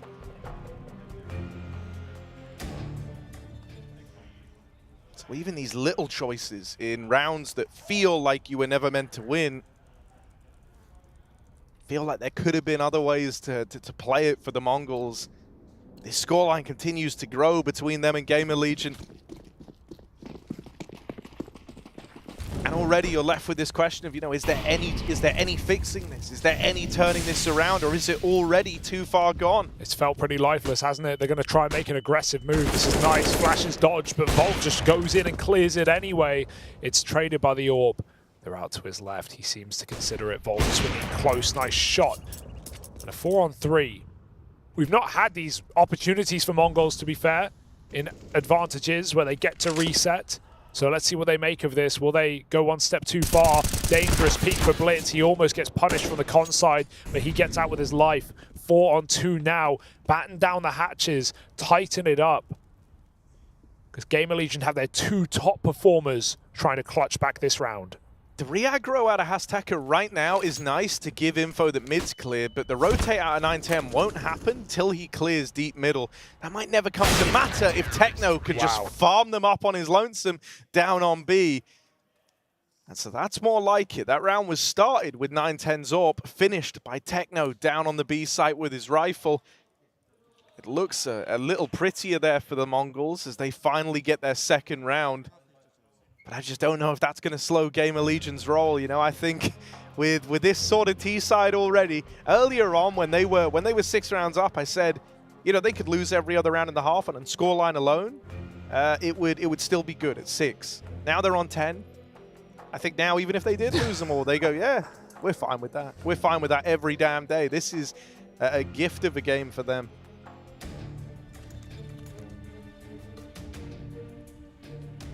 Wait and see if Aiko buys the AWP. What kind of pace are we talking about in this next round? Is it a set piece, or will he just be allowed to roam? And with the game he's having, give him all the freedom in the world. He had a pretty good spawn to challenge something, but it looks like he got caught on some teammates leaving spawn, so just going to drop into com with it. Again, aggressive in mid. I like that they're trying it, but they've been spotted crossing. This is now very uncomfortable for Blitz. Oh, turning from the flash. Okay, couple of kills coming out for the Mongols. Everywhere they go and take these 1v1s, they win them, and 910 even gets involved right near the end. It's just Acor left, and this guy's been fantastic, but a 1v5 with no presence when you're boxed in at T-Ramp at the opener of the round. 1v5 in seconds. Yeah, that one was never going to happen. Well, even if Gamer Legion won't be upset at it necessarily, the Mongols are hunting for those 5 aforementioned rounds, Harry. And they might have a really good shot at it. We don't have money here for Gamer Legion. Orb costs a pretty penny.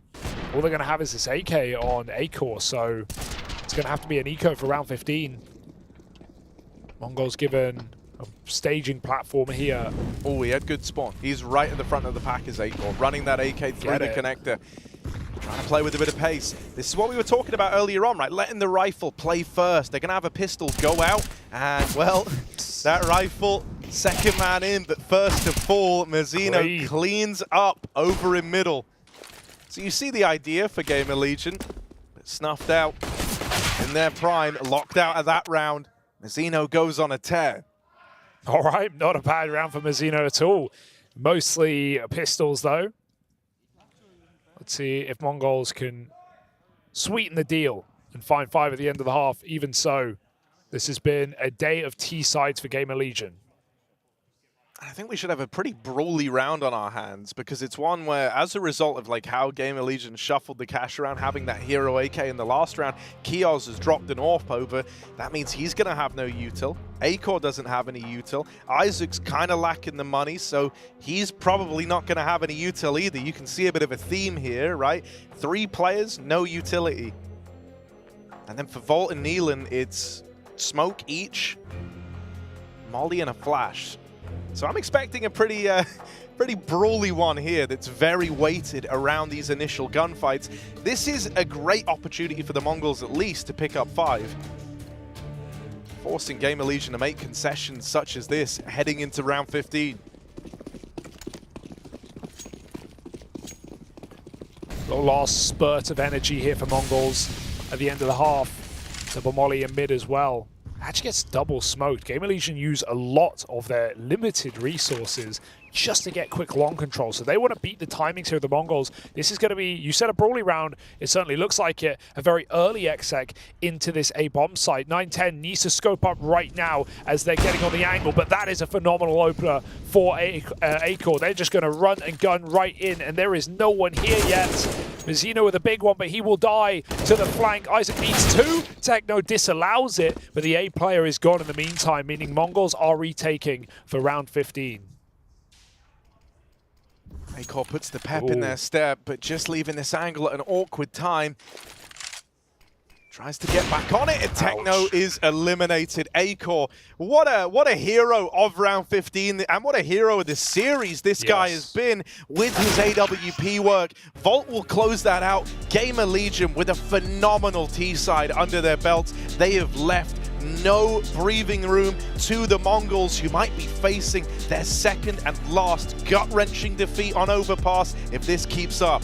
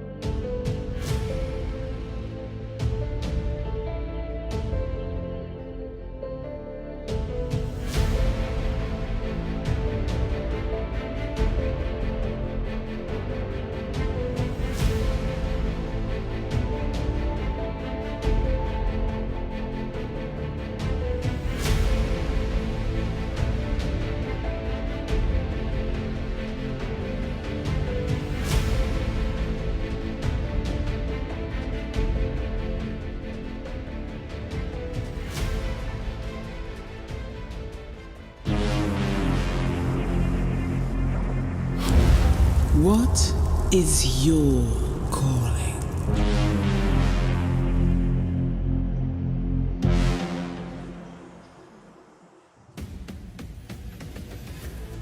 You may have started this series, maybe even this tournament, ready to write off Gamer Legion, but right now they're knocking Mongols out of the competition if they have their way with it. 11 rounds on the T side of Overpass, and this game may be as good as done if a pistol round is placed firmly on top.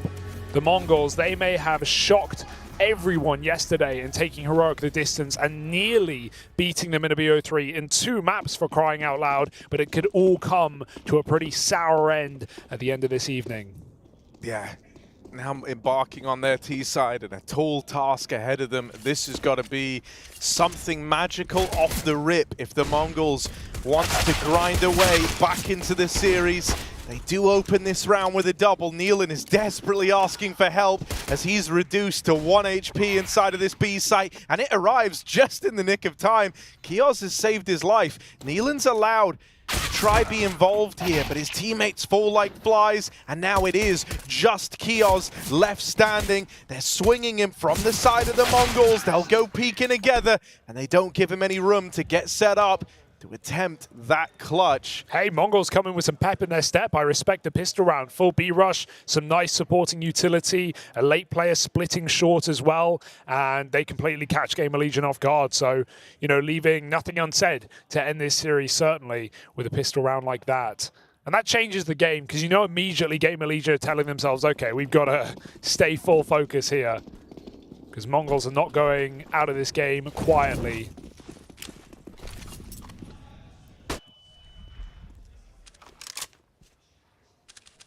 Akor's not been the guy you want to run into in this game, but this round they will open up onto him. That scout cut loose over in middle. Double con setup. And 1 man back over towards the long toilets. This is a complimentary hold if the Mongols try walking it up mid.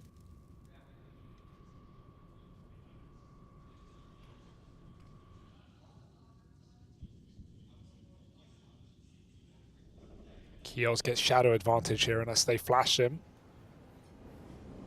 Doesn't look like there'll be a flash, so you need to trade at worst case. Here's the warning, and Kios nails it. Oh, this is the very scary repeats, wiggling and jiggling into long bar.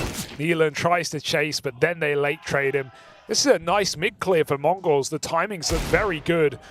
But so does that Deagle. 2 on 3 now. Guns available. Vault's in no hurry. This could get weird. Isaac's already behind Dice, and he's playing an unorthodox angle because he knows mid is clear. That frees up this position that normally you don't have to worry about. On the T side, you don't ever have to clear it like this.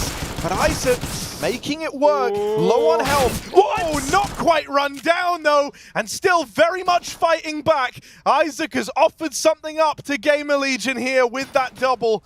Blitz looking for him up over the dice box, but nothing's being offered, nothing's being gained. He tries to commit to the plant, and they'll move in to silence him. Isaac, the one that got away at 3 HP, maybe has robbed the Mongols of any hope of coming back here. That is unbelievable. The second kill he gets on Dice when he's getting chased at on 3 health, and he just first bullets that player. And then Blitz, we crown him as the smartest guy on the Mongols, the chess grandmaster, the captain of this team. He makes a very curious decision, drops off, sticks the bomb, and then just gets walked on. Because what else is Isaac going to do in that position? Calls his bluff completely. And that is a nightmare round to lose for Mongols. Wind sucked out of their sails. And what a roller coaster of emotions you're going through if you're the Mongols, man. Your heart's beating 1,000 beats a second. Well, that's a bit fast. And Keka nailed over in mid. It's a minute, isn't it? Yeah. Here we are. Vault and Nealon farming up, but hang on a second, because these pistols have found a way to make it interesting. Can the Mongols cook up a reply? They've spotted Kios out the connector, and they'll win it out. Now just Isaac left standing. And is he already bowing out of this one? Is he already conceding and giving it to them? Looks like it. hoping either the bomb's left in spawn or they're resetting, or just straight up accepting his fate. They get that plant, and that confirms everything he already knows. This is a 6th round. Okay. Gamer Legion can't celebrate for too long off of that sickening 4-spy win.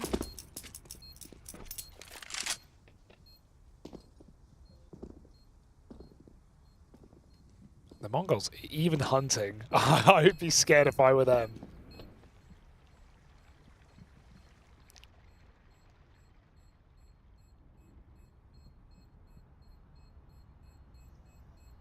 Still got fight left in them. Okay, this does make it more intriguing that we enter the 4-spy wars to open up this second half. You know, it could have been the case that the Mongols just roll over and die if they lose that round. Suddenly, you know, there's no room to build back into this one. And you're still a ways off of that if you're the Mongols, but you've at least taken the necessary steps for self-preservation here.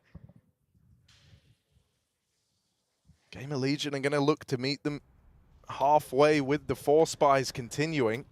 That's going to keep going till someone wins 2 in a row.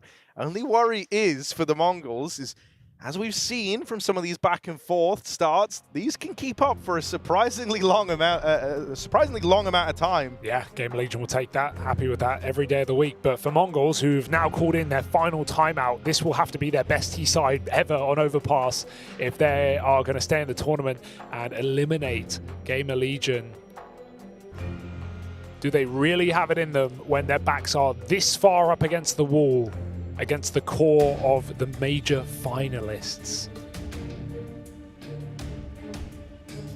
Easy to overlook this team after they lose Shui and IEM, but there's still some potent pieces inside of this roster. They're displaying that today. Akor on his Deagle, 2 rifles. Even these rounds can be threatening. Zeno's had a late recovery into this 3rd map. 16-year-old has hit some fantastic shots towards the end of CT side and the start of T. He's got to be very careful though. Look to the sky because there's some boost going on. This is an extremely passive default round for the Mongols. And unfortunately for him, Isaac is ready, and that's a great little trick to pull out in a round like this. The fact that they're going to go take the space is massive. Yeah. Now, they haven't just got an extra gun out of this. They know that no one else is outside a monster. Sure, the way you're confirming that is, do I die pushing this? But that felt like a risk worth taking, especially when the boosted player never got an inkling that anyone else was over there. Yeah, that looked like a clear solo defaulter, and Mongols don't want to go back and re-clear that space. So now they are going into a 4-on-4 on the A site. Good luck. We might not be done with the 4-spy wars. We might not be done with this back and forth start to the second half. Wow. The Mongols, they've dealt with that first man, but there's even more where that came from. As mentioned, they're walking into the stack here, dealing with it aptly to open. That is such an awkward flash. Leaves Isaac so blind, crouched in the Molotov, and almost goes unchecked for a moment there. Nealon arriving late from B, just smoked off. They don't want to give him the room or a justification to even try this round. The Mongols are looking for that 2 in a row so they can start this streak and start the comeback here on their T side of Overpass. And it looks like they've done enough to get it. Yeah, impressive to win this round when you consider the context of going 4-on-5 down, giving a gun over to Gamer Legion, 3 rifles, loads of util, and you go into a 4-man stack on A and they barely take a dent. So that's a surprisingly clean round for the Mongols here when all is said and done. But it was meant to be theirs from the outset. So 3-1 in this half right now with the Mongols. And finally, Gamer Legion will have to surrender and take a full eco.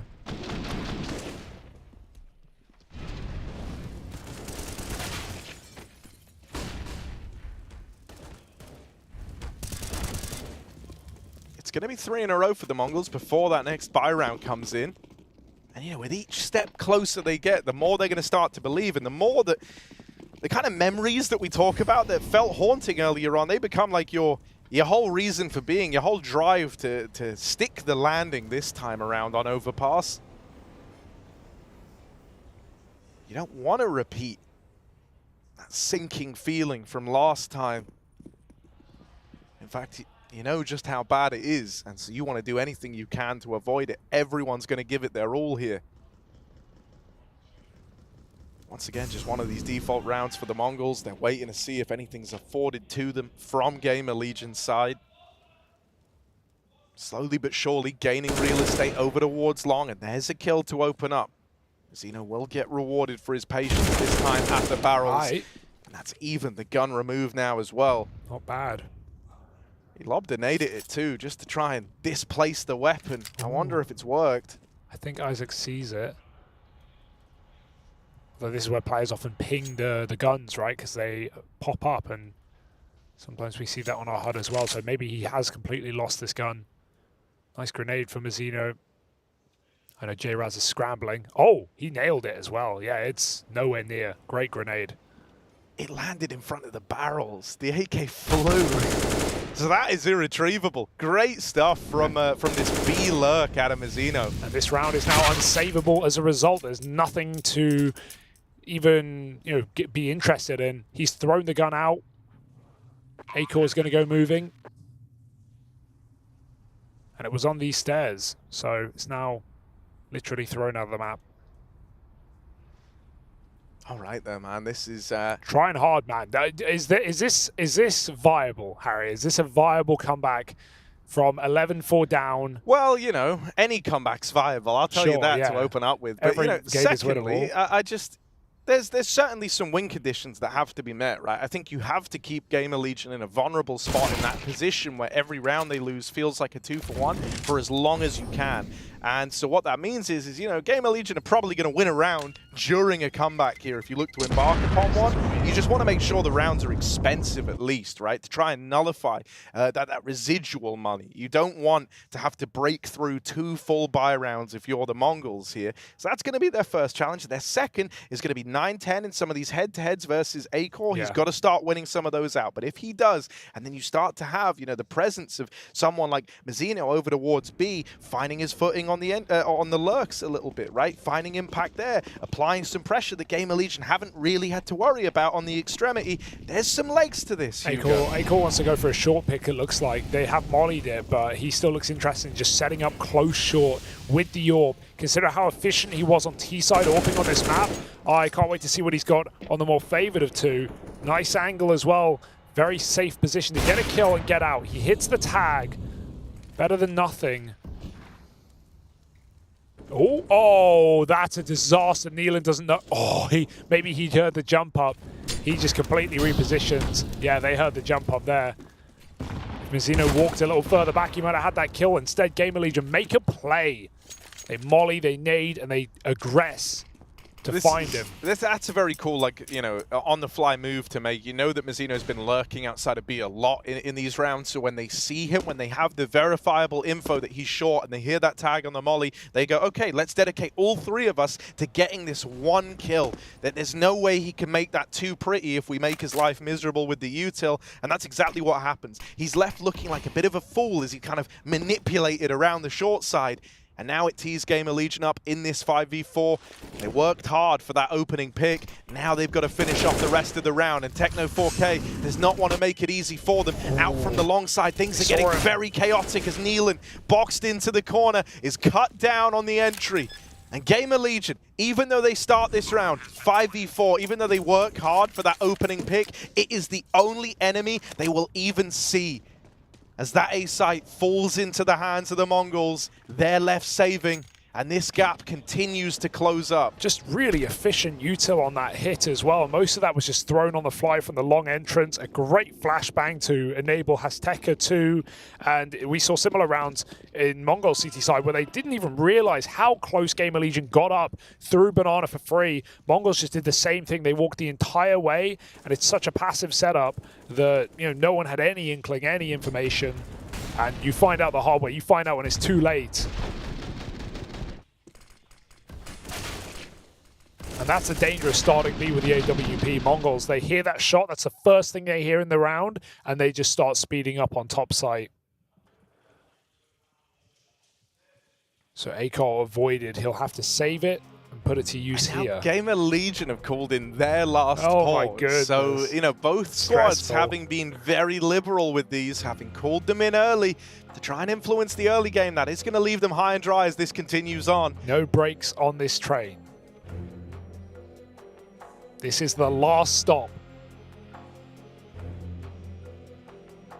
Make sure you have all your belongings a little half by, or rather eco, round this save. They drop an MP9. They want to make something of this round. You can't deny the tide feels like it is changing. It is coming in here for the Mongols. An 11-4 half, a pistol that felt inconsequential after they lost to a force spy, but they've recovered it very well since. Oh, cheeky. Try and boost They've up. had so many boosts. Yeah. All mollied though. Whatever play you wanted, it's denied. And every time Gamer Legion have had, you know, these low econ rounds, they have made the most of the boosts, the tricks, the ways to grab a 5-on-4. Akor is still looking hungry in middle. And doing this so late in the round. They shouldn't have been ready for it, but Techno, hyper aware, removes that AWP in no man's land. Yeah, that's kind of frustrating for Gamer Legion. They don't even get to play with that toy again. It's gone. The bullies have taken it. Neelan down in the connector. Shot. He's going to arm himself. He's going to go about being self-sufficient here. Deals with Azteca, and now he's carved a path, getting all this info on the rotate. You know, these were like ballsy calls out of Neelan. He just dove out the door. No thought process to whether or not short was clear, but he confirms it by making that decision. And so now they know this is building into the A play. They suspect that much. They'll keep 3 strong over on upper. Now, smoke isn't the end of the world. It actually lets Blitz get closer to join his team, and he may clear the toilet out first. He needs this kill, or Volt possesses a serious threat. Again, Kios uses his dice position that was so nice for Isaac, the latter of which is dead. Needed through the smoke, and it's up to a 1v1 with the AWPer. He knows exactly what he's up against, but he can't hit the shot. One Deagle tag will do it, but he sticks with the AWP, and he closes the round. A clutch for 9-10, like it's Mirage all over again. The Mongols continue to fight back on the brink of elimination. But this time, it's not a Mirage, man. It's not an Oasis. This is real. This is tangible. He's picking up clutches once more. That was what proved to be so fruitful for the Mongols earlier on. That was the quality that 9-10 was lacking as this series picked up. If you start having him win a couple more impact rounds like that one, this really has legs on it now. And once more, this is a round where the Mongols walk into the stack. That was a full lean over towards the upper site because they had the info that B was clear. And in spite of that, they come out with the round.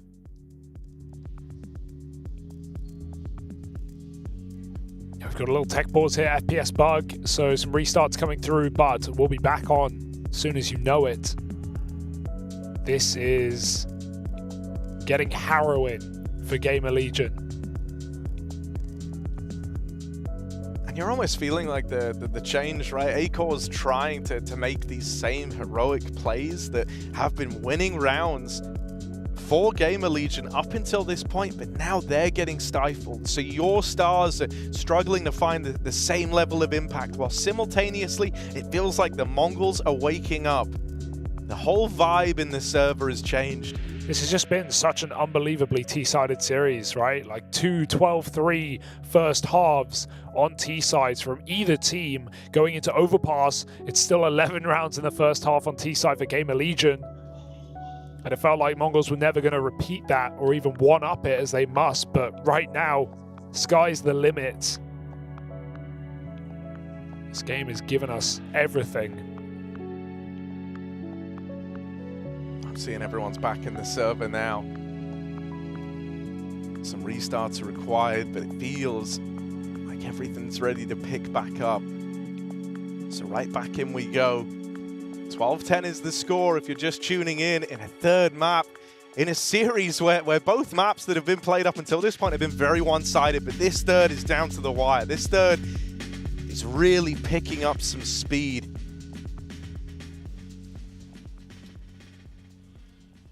5 in a row for the Mongols, and they're looking to make it 6 here and now.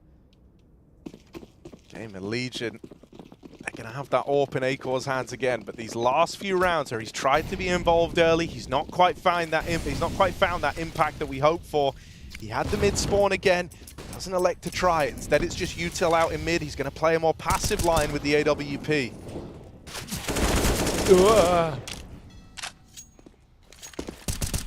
A1S finds good spam onto Blitz. Game of Legion start by attempting to whittle down, throwing nades, spamming smoke, spamming the Condor.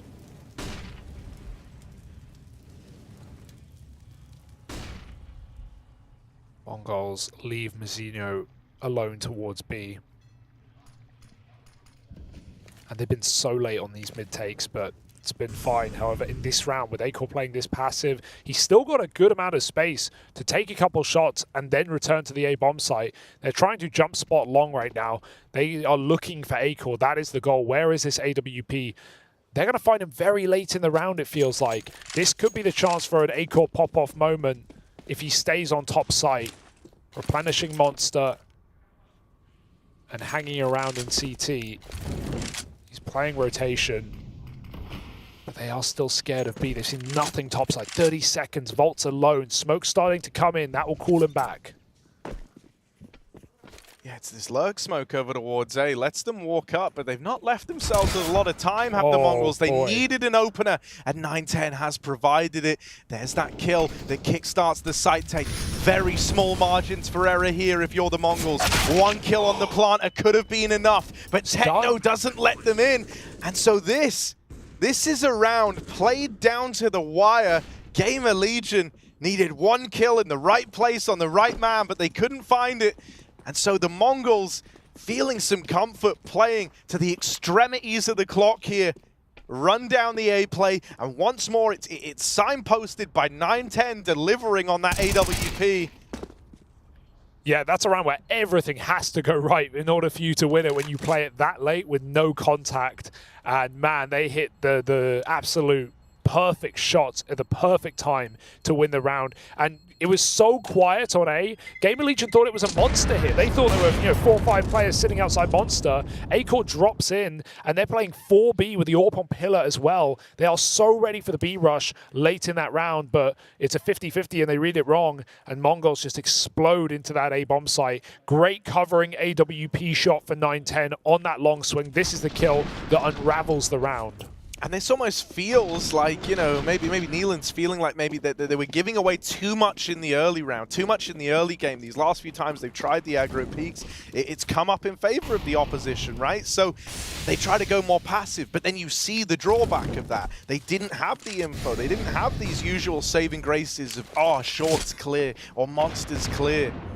They hadn't seen contact outside of A. Not a huge detail, but Neelan throws his smoke over this wall into B at the start of the round. Like, he literally G's the smoke, so they have it. You can see it on the minimap. They did triple nades, and it's blown the smoke into the water. I mean, it's not massive detail, but it's something that Game of Legion are going to be looking for probably at some point. And I don't know if they can find it. Maybe it has been picked up now. I don't see it. But that's even cool to see Neelan giving the B players more utility to allow this AAA setup. They've got 3 in toilets. This is a nice move by Game of Legion, but it's only lurkers they'll find. And Azteca wants to walk right by it. He's got to get through Neelan first. Again, shadow advantage. Keels nails this last time, and he does it again. Nice shots. Game of Legion find both their top side kills, and the bomb's coming in, but it's doubting it. Back to B.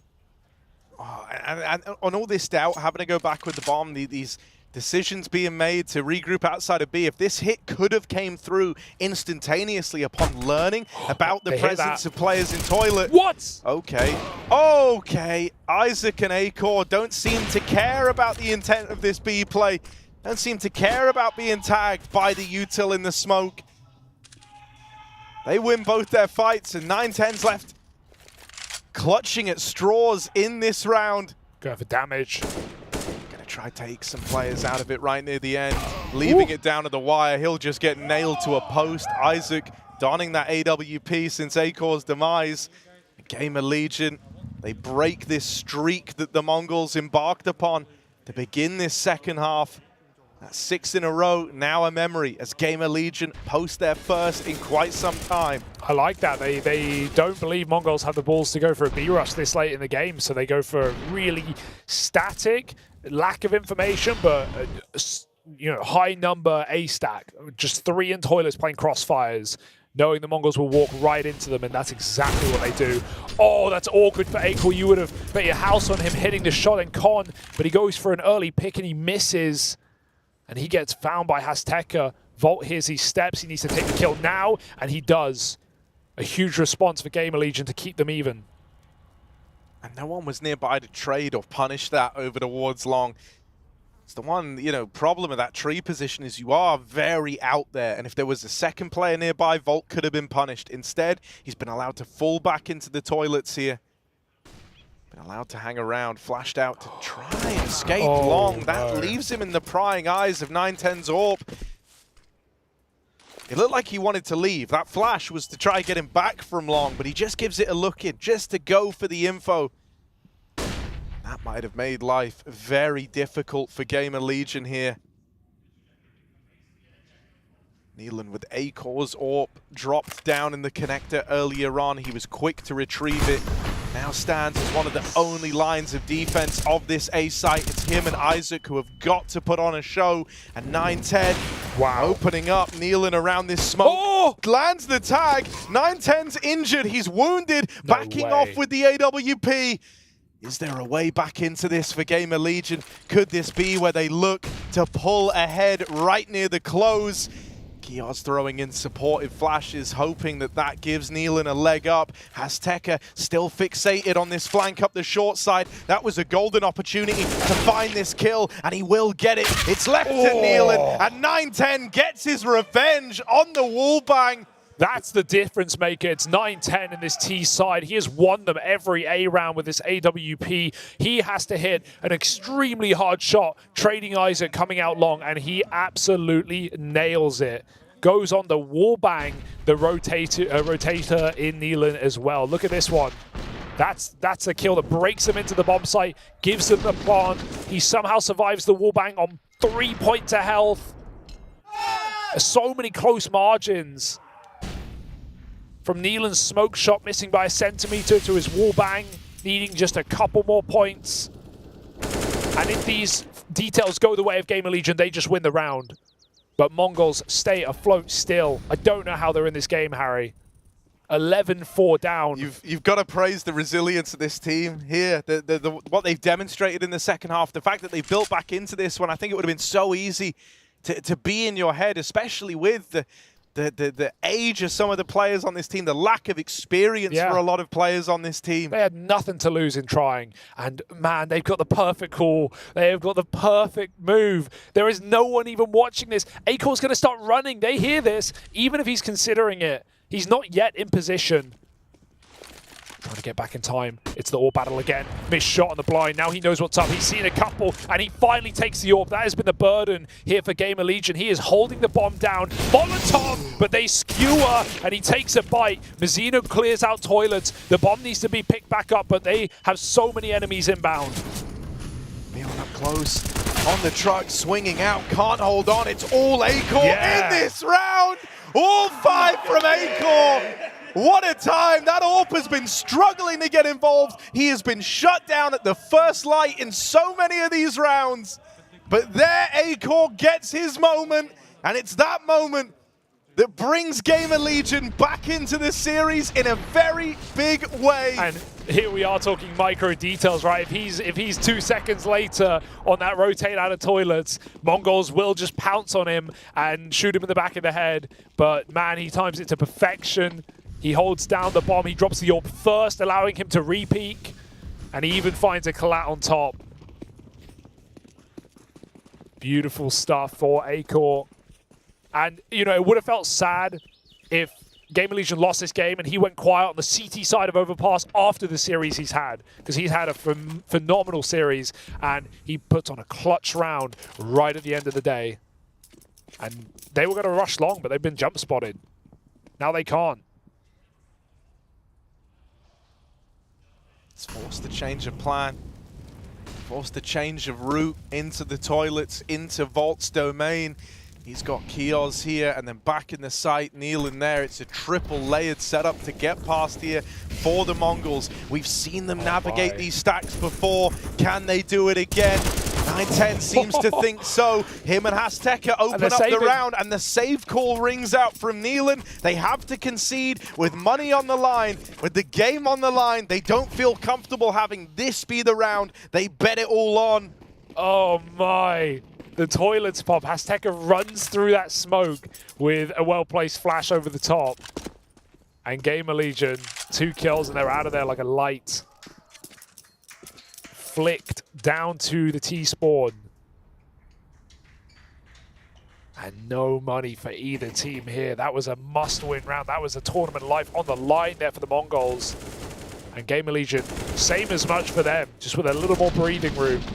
They are decisive to get out of there in a 3-on-5.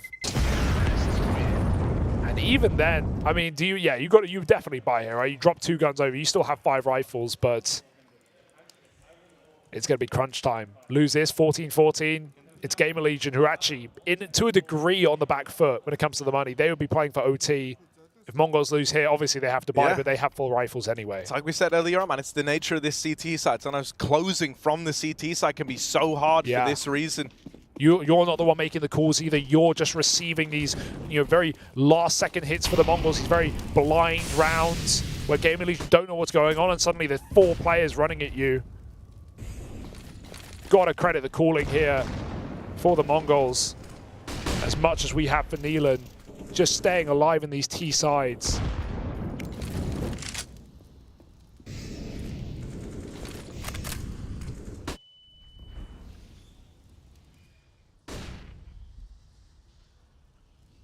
My eyes are on Acor, up on long, supporting Vault on an aggressive push. I just think he's going to get bypassed in this round. Yeah. They never wanted to meet him. The bomb has been outside of B since the round started. Blitz was there throwing that nade stack onto the boost.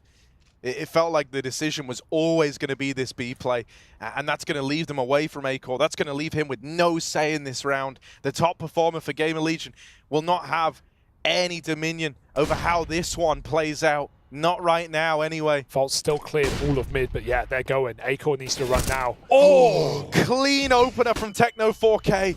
He leads the charge. He's the front man. Kios up close, has got to do something miraculous here, and 2 kills might not be enough to justify it. They've saved in far worse spots. Vault making his way up through short. They want to give it a look in. They want to believe that they still have the chance to make something happen in this round. They put it all on the line with this buy.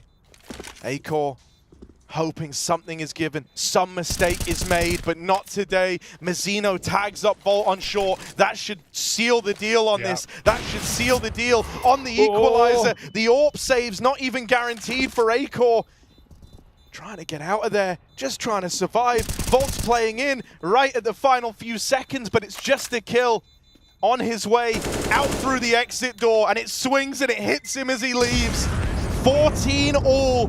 The Mongols bring us to a tie game. Something feels different this time. They want their redemption on overpass, and they're now at that point where they could get it. And this entry from Techno to top it off as well. Triple B. Gamer Legion knowing it's coming. Acor not far off of a rotation. And Techno just obliterates that first player on the entry. Kios tried his hand. He did his best, but they cancel the plant. They hunt him down. And this is what we were talking about, playing for overtime. Gamer Legion must respect their opponent now.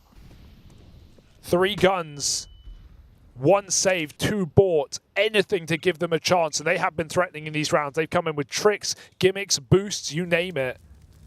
But right now, they are just relying on this Danish AWP presence. These rounds get dangerous because everyone wants to make a hero play. Everyone wants to be involved early, and Acor very much foots the bill for that sort of character here. When he's played aggressive, when he's played at the front of the pack and party towards playground, he has given up the kills. Oh, 9-10. Over the head of his teammate, threading the needle.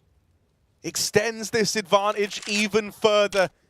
The Mongols can feel it. The stage is set for them to be the ones reaching 15 first, hitting that match and series point. As they move up close here, constantly they've been harassed by these Toilets players. They've got to be ready for it. There is this double setup. There is a second man, but Neelan's been dealt with. Gun retrieved. Techno with a missed shot, and now boxed in on the tree. But Volt, feeling the pressure, wants to try and up and leave, wants to try and get out of there. Kios, in the meantime, is going back and going to spot this man on short, but he can't win the fight. And so Volt is not in a position to win this round. He is backstabbed. He is iced out. It's the Mongols on to match point. Elimination point for Gamer Legion, and we were just crediting them how they recovered from that first map, the absolute beating that the Mongols were giving them, the T-sided nature of this series, and it has stayed true to the bitter end. 15-14 after 4 rounds on the CT side for the Mongols, and they are here trying to close it out and kick Gamer Legion while they're down. This would be mind-blowing. That last round was pretty conservative in terms of the money put into it. This was the real objective. If it was needed, that they would push through and try to go to overtime. They're coming through. They're going to pressure him. They're going to try and face him. This time he has support. Acor is not alone in this endeavor, and the nade doesn't quite follow up. Hey, it did serious damage. Yeah, Mazzino's still standing. They give him the orb, but he's lit up 2 other players. Man, like now the pressure kind of flips back the other way, right? The Mongols, who have gone on this incredible streak, they don't want to feel like this is all for naught. They know that when you hit OT, it kind of all goes out the window. You start again, you start anew. There's not going to be these limitations, these confines that they forced Gamer Legion to have to operate in across this comeback if they hit OT. It was in overtime that their dreams were snuffed out by Heroic. And so they don't want to repeat that. They don't want it to get this close. 910 does not have his trusty AWP, and look at the play that Kios has made here. What a time to go for something as ballsy as this. Full pushing monster. They know it's going to be long. The Mongols have consistently run back these long plays. This time, Acor will find one on his AWP. Gamer Legion know what's happening before it's even taken place. They feel clairvoyant. They just need these 2 kills to drag us into OT. And 20 seconds for the Mongols to break their way in. They've got a crossfire to get through. 1 entry, but Blitz is a dead man. And Gamer Legion hang on for dear life. Skin of their teeth and dangling as we enter bonus play, and no relaxing. Remember those pauses? They disappeared a long time ago. Over 10 rounds for both teams. And now in overtime, it's a whole different game. You mentioned that Heroic matchup where it all fell apart yesterday. They held on for 1 overtime. It was 22-18 for Heroic on overpass. The Mongols already getting flashbacks to that map. And Gamer Legion just happy they're still here after this T side the Mongols have run on. I mean, you said it really early on in this 3rd map. This has been a T-sided series, so it is important that the Mongols start strong in OT. And that's not a bad way for it to open. Neelan caught repositioning on a very peculiar timing, on a very peculiar move out through middle. They really expected more resistance there. They didn't run after him at all. They could have chased him. They could have caught him crossing from Toilets back to site. They just let him go. You imagine if someone's out in the open like that, they probably have someone with them, right? So the pressure's not there immediately for the Mongols. This is a threatening setup, and Acor's even going ahead of it. Techno won't be ready for a player this close. He's just cleared wide position. Oh, Acor's scope could let him down. He's so deep. Techno can walk into this right now and not be seen, but Acor adjusts. Rightly so, just in case. But the reload on the run. Techno reacts. No time wasted in that decision. And what a time for him to find the opener. 5v4, turned 4v4 by the captain of Neelan. One player does elude capture from long. Bolt still floating around over in mid, but he's kind of lost in the sauce right now. He needs his teammates to apply a bit of pressure, get this Toilets player for the Mongols moving, and Techno doesn't do it. Blitz in the sight, battling back, doing what he can, but not enough as Kios farms them. 3 from him in the round, the hat trick for Kios. And Gamer Legion, when we hit OT, find their first on the CT side. Gnarly round for Keels. He's been a little quieter in these last few rounds, right? Trapped down at B. We've seen so many top hits for Mongols, just trading out, forcing Keels to save. After these A attacks, Keels comes in with a retake to save the day for Gamer Legion. Beautiful. And Volt stalls so long, which wastes that toilet player's time. Means he can't help out in defending the site, defending the bomb.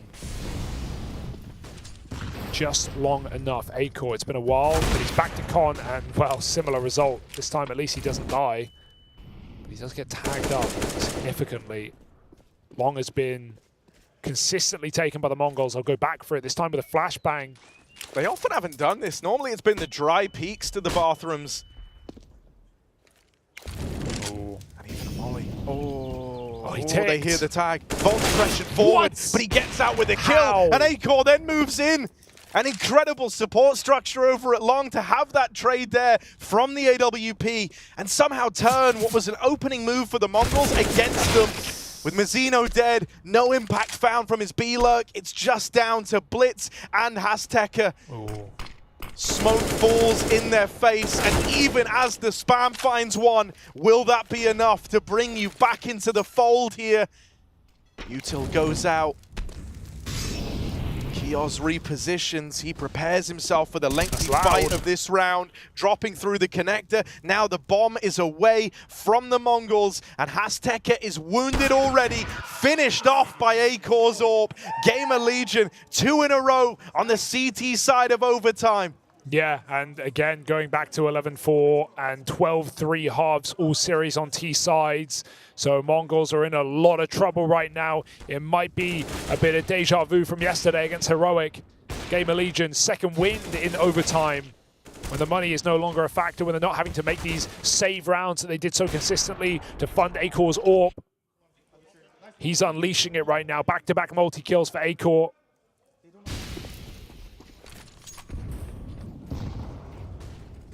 And a last-ditch attempt. They're done with playing slow and safe. 9-10 runs it to party. A position owned more by Gamer Legion in the first half, it felt like. Acor leaves his teammate deep, deep, deep monster. Messina's holding on. That great takes a lot of the oomph out of your shots. He won't be able to finish it off. They both call it fair game. Messina, even though he had a really good recovery towards the end of T-side, he's been left kind of in a dead position. Doing nothing but dealing with this aggressive B and rarely getting kills out of it. Azteca careful, they're flashing forward on toilets. They catch him. Yeah, and you know, it feels like this long control has been so fruitful for the Mongols that they've been kind of hamstrung into having to play it as we moved into overtime. And Gamer Legion, they've been ready for that every step of the way. Now they've cleared out mid, now they've cleared out long, and so they're guessing that it was high time that one of these B plays was attempted from the Mongols. They're going to start to scramble everyone down towards lower. 9-10, there's one kill, one step in the right direction, but so much more is going to come up their way. Up close, Nealon, full blind, denies the presence of this bomb plant, and it keeps the pressure on the Mongols. One man still left in this round, it's Mazzino. He brings it down to the 1v1. Volt has been heard. They know about him over towards short, but that doesn't make this clutch any easier. Tap on the bomb, and Volt executes him. A flawless CT side from Gamer Legion. They can feel that they are well and truly back in the swing of this game, and they want to end it now. Yeah, 3 shots for 1 round on their favored half as well. Their T side was lights out. The Mongols could not get comfortable. And that is a robbery of a round for Nealon. The push up, they kill one in the bridge smoke. They think it's over. They think they have that plant. Nealon completely catches them off guard. And the clutch up for Volt as well. The young Brit does it. 18-15. A huge opening kill from the CT AWP, but Acor looks for 30 frags.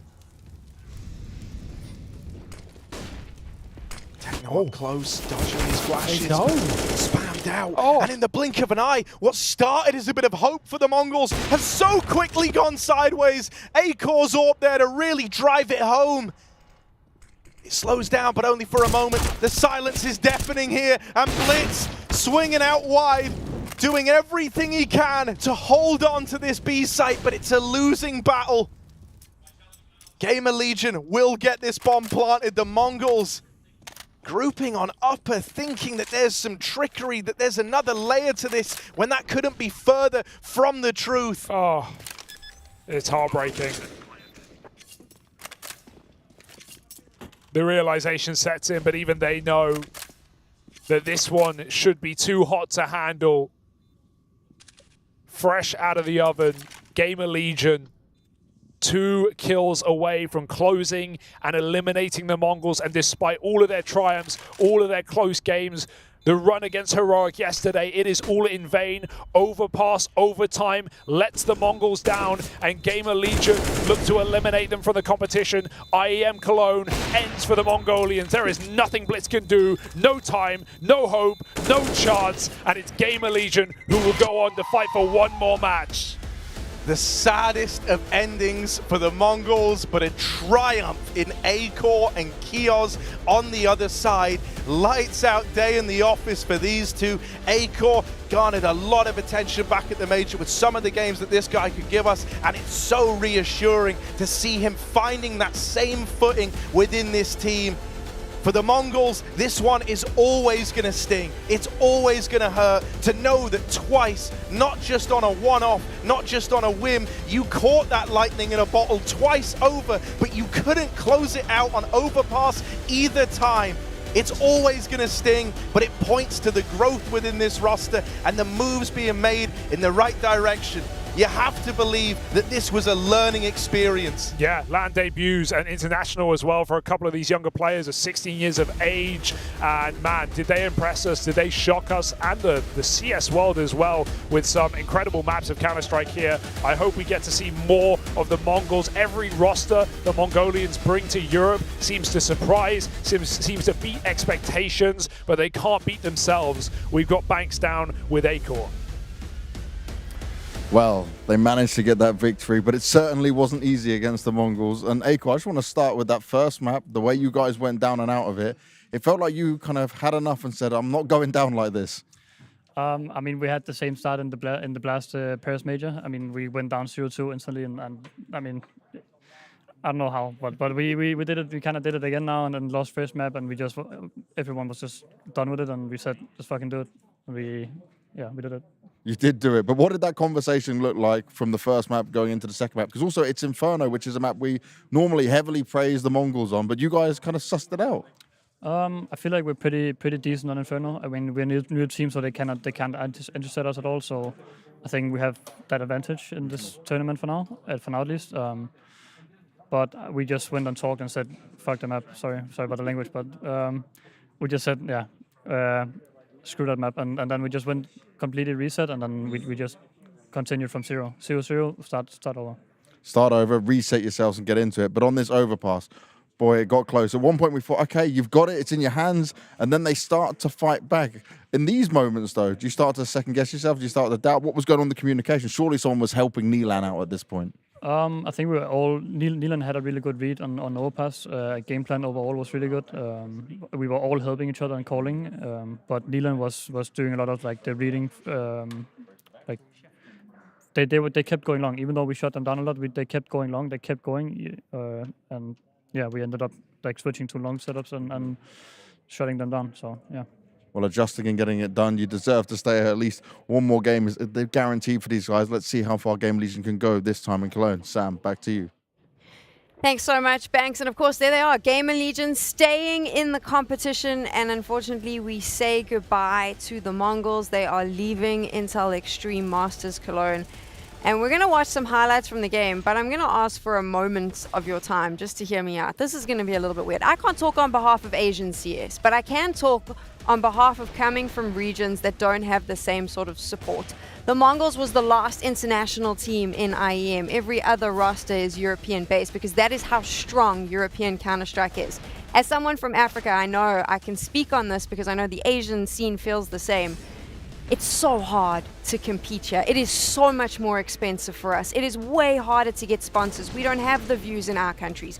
We don't have the support. We don't have the player bases. We've got to spend huge amounts of money to get our teams to boot camp before these big competitions. And I don't think every Counter-Strike fan realizes how hard it is for a team like the Mongols to do what they do with the money they have, with the support they have, to travel here and put up the performance they did. It was sad what happened with Gamer Legion. It was disappointing based on what we saw yesterday with Heroic. But I really hope that people watching appreciate the amount of effort that went into this team, and they should be extremely proud because they went toe-to-toe with the best in the world. Man, I was already sad prior to the beginning of this segment. Now I'm super sad. Now I'm extremely sad. Man, that was a hard one to watch. Honestly, we'll take our time to praise Gamer Legion for surviving, because I think it's the only term that fits here, surviving. That's what Gamer Legion has done.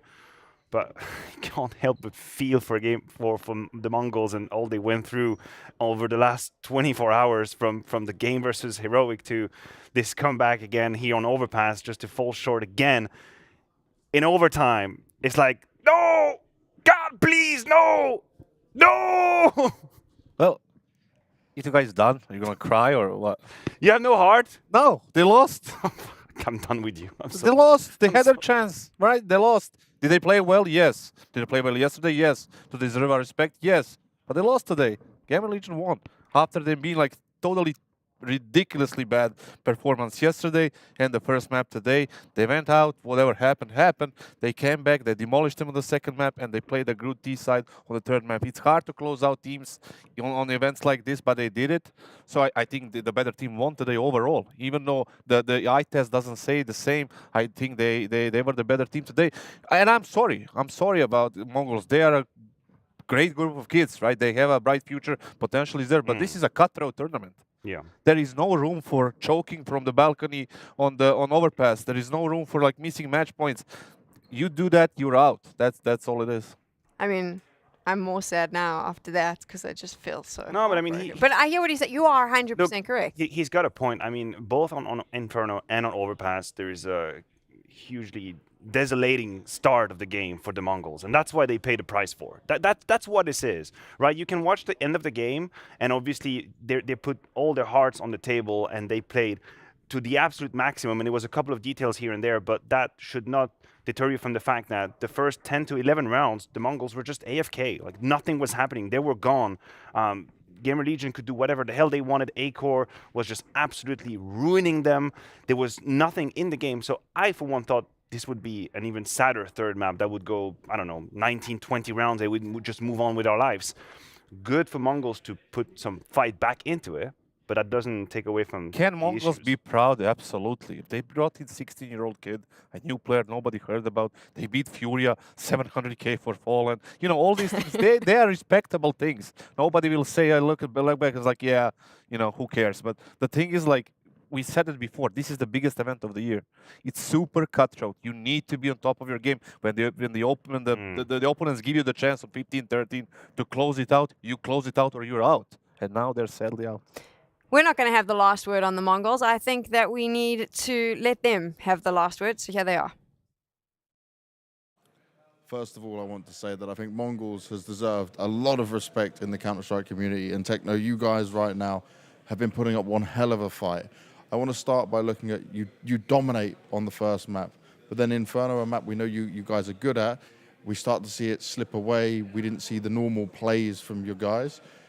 Was pressure starting to come in because it was an elimination map and you felt like, okay, we have this? I think the second map is not our side, yeah, because we started bad from the city side.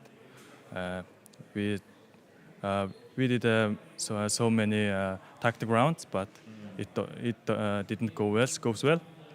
That's it. And then on Overpass, we've seen you push Heroic to overtime, now Gamer Legion to overtime as well. Why do you think it was hard to close it out and get the win? What do you think was stopping you? Our time's first round, the 15-15, it was the very important round for us because we planted bomb on C4 on A side. It was 4v5, yeah. that's the maybe mentality round, I think. Yeah. And is there anything you want to say to the community, to the Mongolian fans back home? Because I think right now you guys are definitely the best team coming from the Asia region, but you guys are fighting harder, you are improving. So anything you want to say? Yeah. За тэгээд бидний IEM Cologne хичээл айл нэг нь тэгээд энэ тэмцээний маань ингээд аялын түрээд өндөрлөө. Тэгээд ууг нь бол айгууж харамсалтай л хожигдлоо. Өмнөх Katowice дээр хийсэн амжилтаа ер нь бол амжилтаа ахиулж чадсангүй жоохон тэрэн дээр сэтгэл дундуур байна. Тэгээд дараа нь ингэд яг бидний яг энэ бид тавын бол анхны яг одоо яг олон улсын тэмцээн ер нь бол барыг хамгийн анхны тэмцээн гэж хэлж болно. Бид тав ингээд нийслэнээс хойш тэгээд бид нар улам цааш бэлтгэлээ улам сайн хийж ер нь бус дараагийн тэмцээнд илүү улам илүү амжилттай оролцож хүчтэйгээр эргээ ирнэ гэдгийг амлаж байна. Thank you very much, Techno. Thank you for everyone for watching as well, because these guys right now, they're putting up one hell of a fight. I'm excited to see Mongolian teams come out further. I want to see the Mongols more at some Counter-Strike events. Let's see how they can do in the future. But for now, it's the end of the road. To the Mongols and to the Asian CS scene, we salute you. But now we do need to focus on the team that has stayed in the competition, a team that a lot of us wrote off very early on. And while we chat about them, let's celebrate one of their players. It is, of course, Acor. He is our Air Force Aim High player of the match. We weren't expecting a lot from Gamer Legion, and now they're still here, and I think that there was a little bit of confidence in that winner's interview that makes me believe we can see more from them. I mean, they owe this guy a whole set of gratitude. That's what it is. That's just the truth of the matter. A raise. Even probably a raise. I mean, we can talk finances down the line. Map 1, he was the only one really resisting.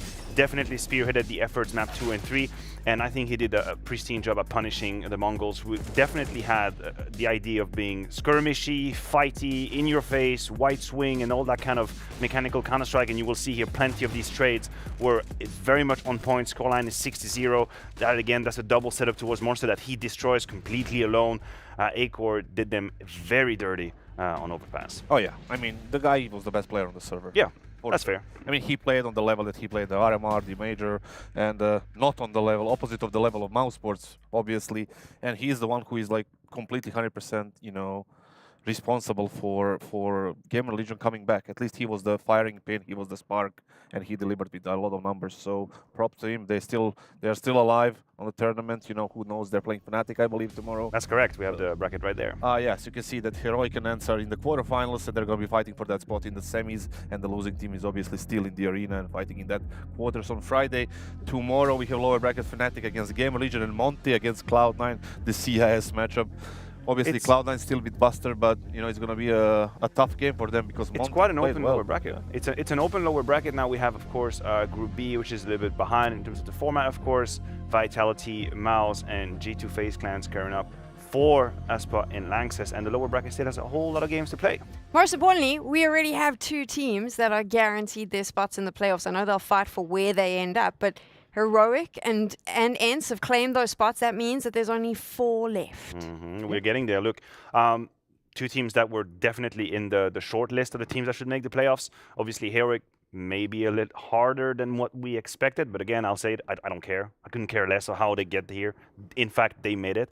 And Ents, low-key, and I'm not going to say underrated because I think they are highly rated, but they're not always in the conversation immediately for the teams that are serious candidates to have these deep runs and put their little hands on the trophies. So once again, they are the IEM Dallas winner, you know? Put some respect on their name. Yeah, this is the B streams casual for tomorrow, and we have Vitality to open up the day against Maniac. I love that. And then OG facing off against Navi. Navi that really can't put a finger on right now. Are they good? Are they bad? Do they need more time? Whatever is happening there. They lost to Mouse in that previous game. So it should be an interesting game over there. And then Gamer Legion against Fnatic to finish up the day on the B stream. It's going to be an action-packed day, and I am quite excited as well for what's going to be going on the A stream, because of course we're starting it out with Astralis and NIP as well, which should be quite an interesting one. Yeah, it will. It's a rematch. There's already quite a lot of tape on these 2 teams that went squared up against each other in Copenhagen, and the G2 FaZe clan as well. That is also a rematch. And I don't know, it's like, you know, some of these like fighting games, we have 2 characters with the same kind of characteristic and moves. That's how I picture G2 and FaZe. It's just whoever is going to punch the hardest, just one punch Scorpion man thing. against Sub-Zero. Exactly, Right? that's what it is. That's exactly what it is. Yeah. They all do the same move. It's just like, pow! And You're so aggressive towards me. It's just, I know that the camera is the only thing protecting me from you, so it's the only moment I can do this. I'm going to interrupt both of you because I feel like someone is going to get punched in the face by the end of today, and I don't want that because both of you need to be here early in the morning to make sure you can bring us all the action. So, of course, from all of us here, good evening, good morning, good night. We'll see you tomorrow.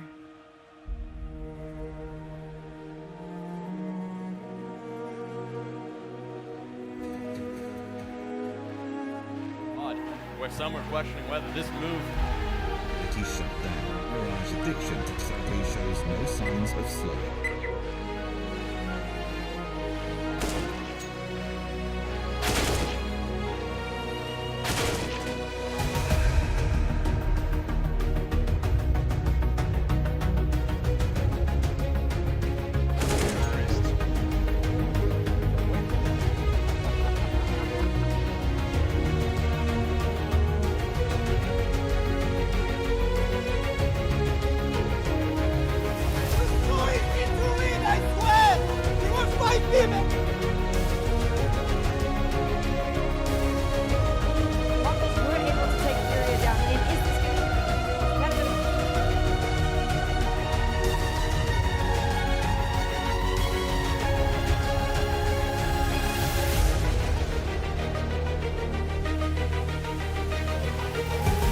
They are slightly favored.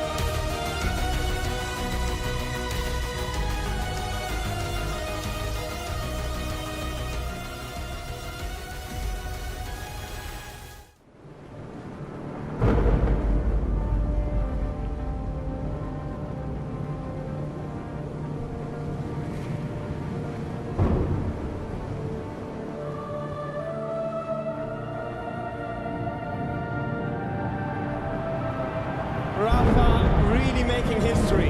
Absolutely phenomenal. And Ace is the champion of the Intel Extreme Masters World Finals. Storm's still not quite done. IMC is going to take this fight, though. 3 seconds left. Last 2 rounds of passion's got to start it well for ESC. And this is a massive move for Zez, but he's not content with just a Nexus kill. He wants to win. And it's all done. A flawless win. Unbelievable Rogue with a 4-0 victory over Classic. And they did it again in the grand finals. It's Dolby! Give it up for your Intel Extreme Masters World Champion!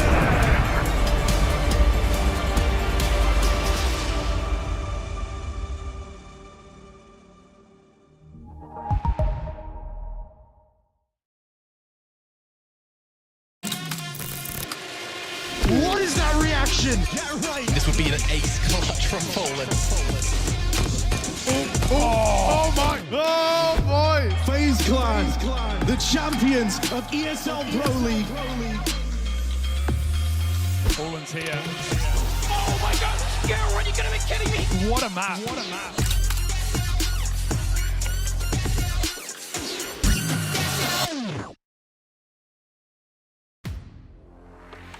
The in-game leader, architect of every move and every win. The entry fragger, fearlessly leading from the front. The opper, the deadliest of them all.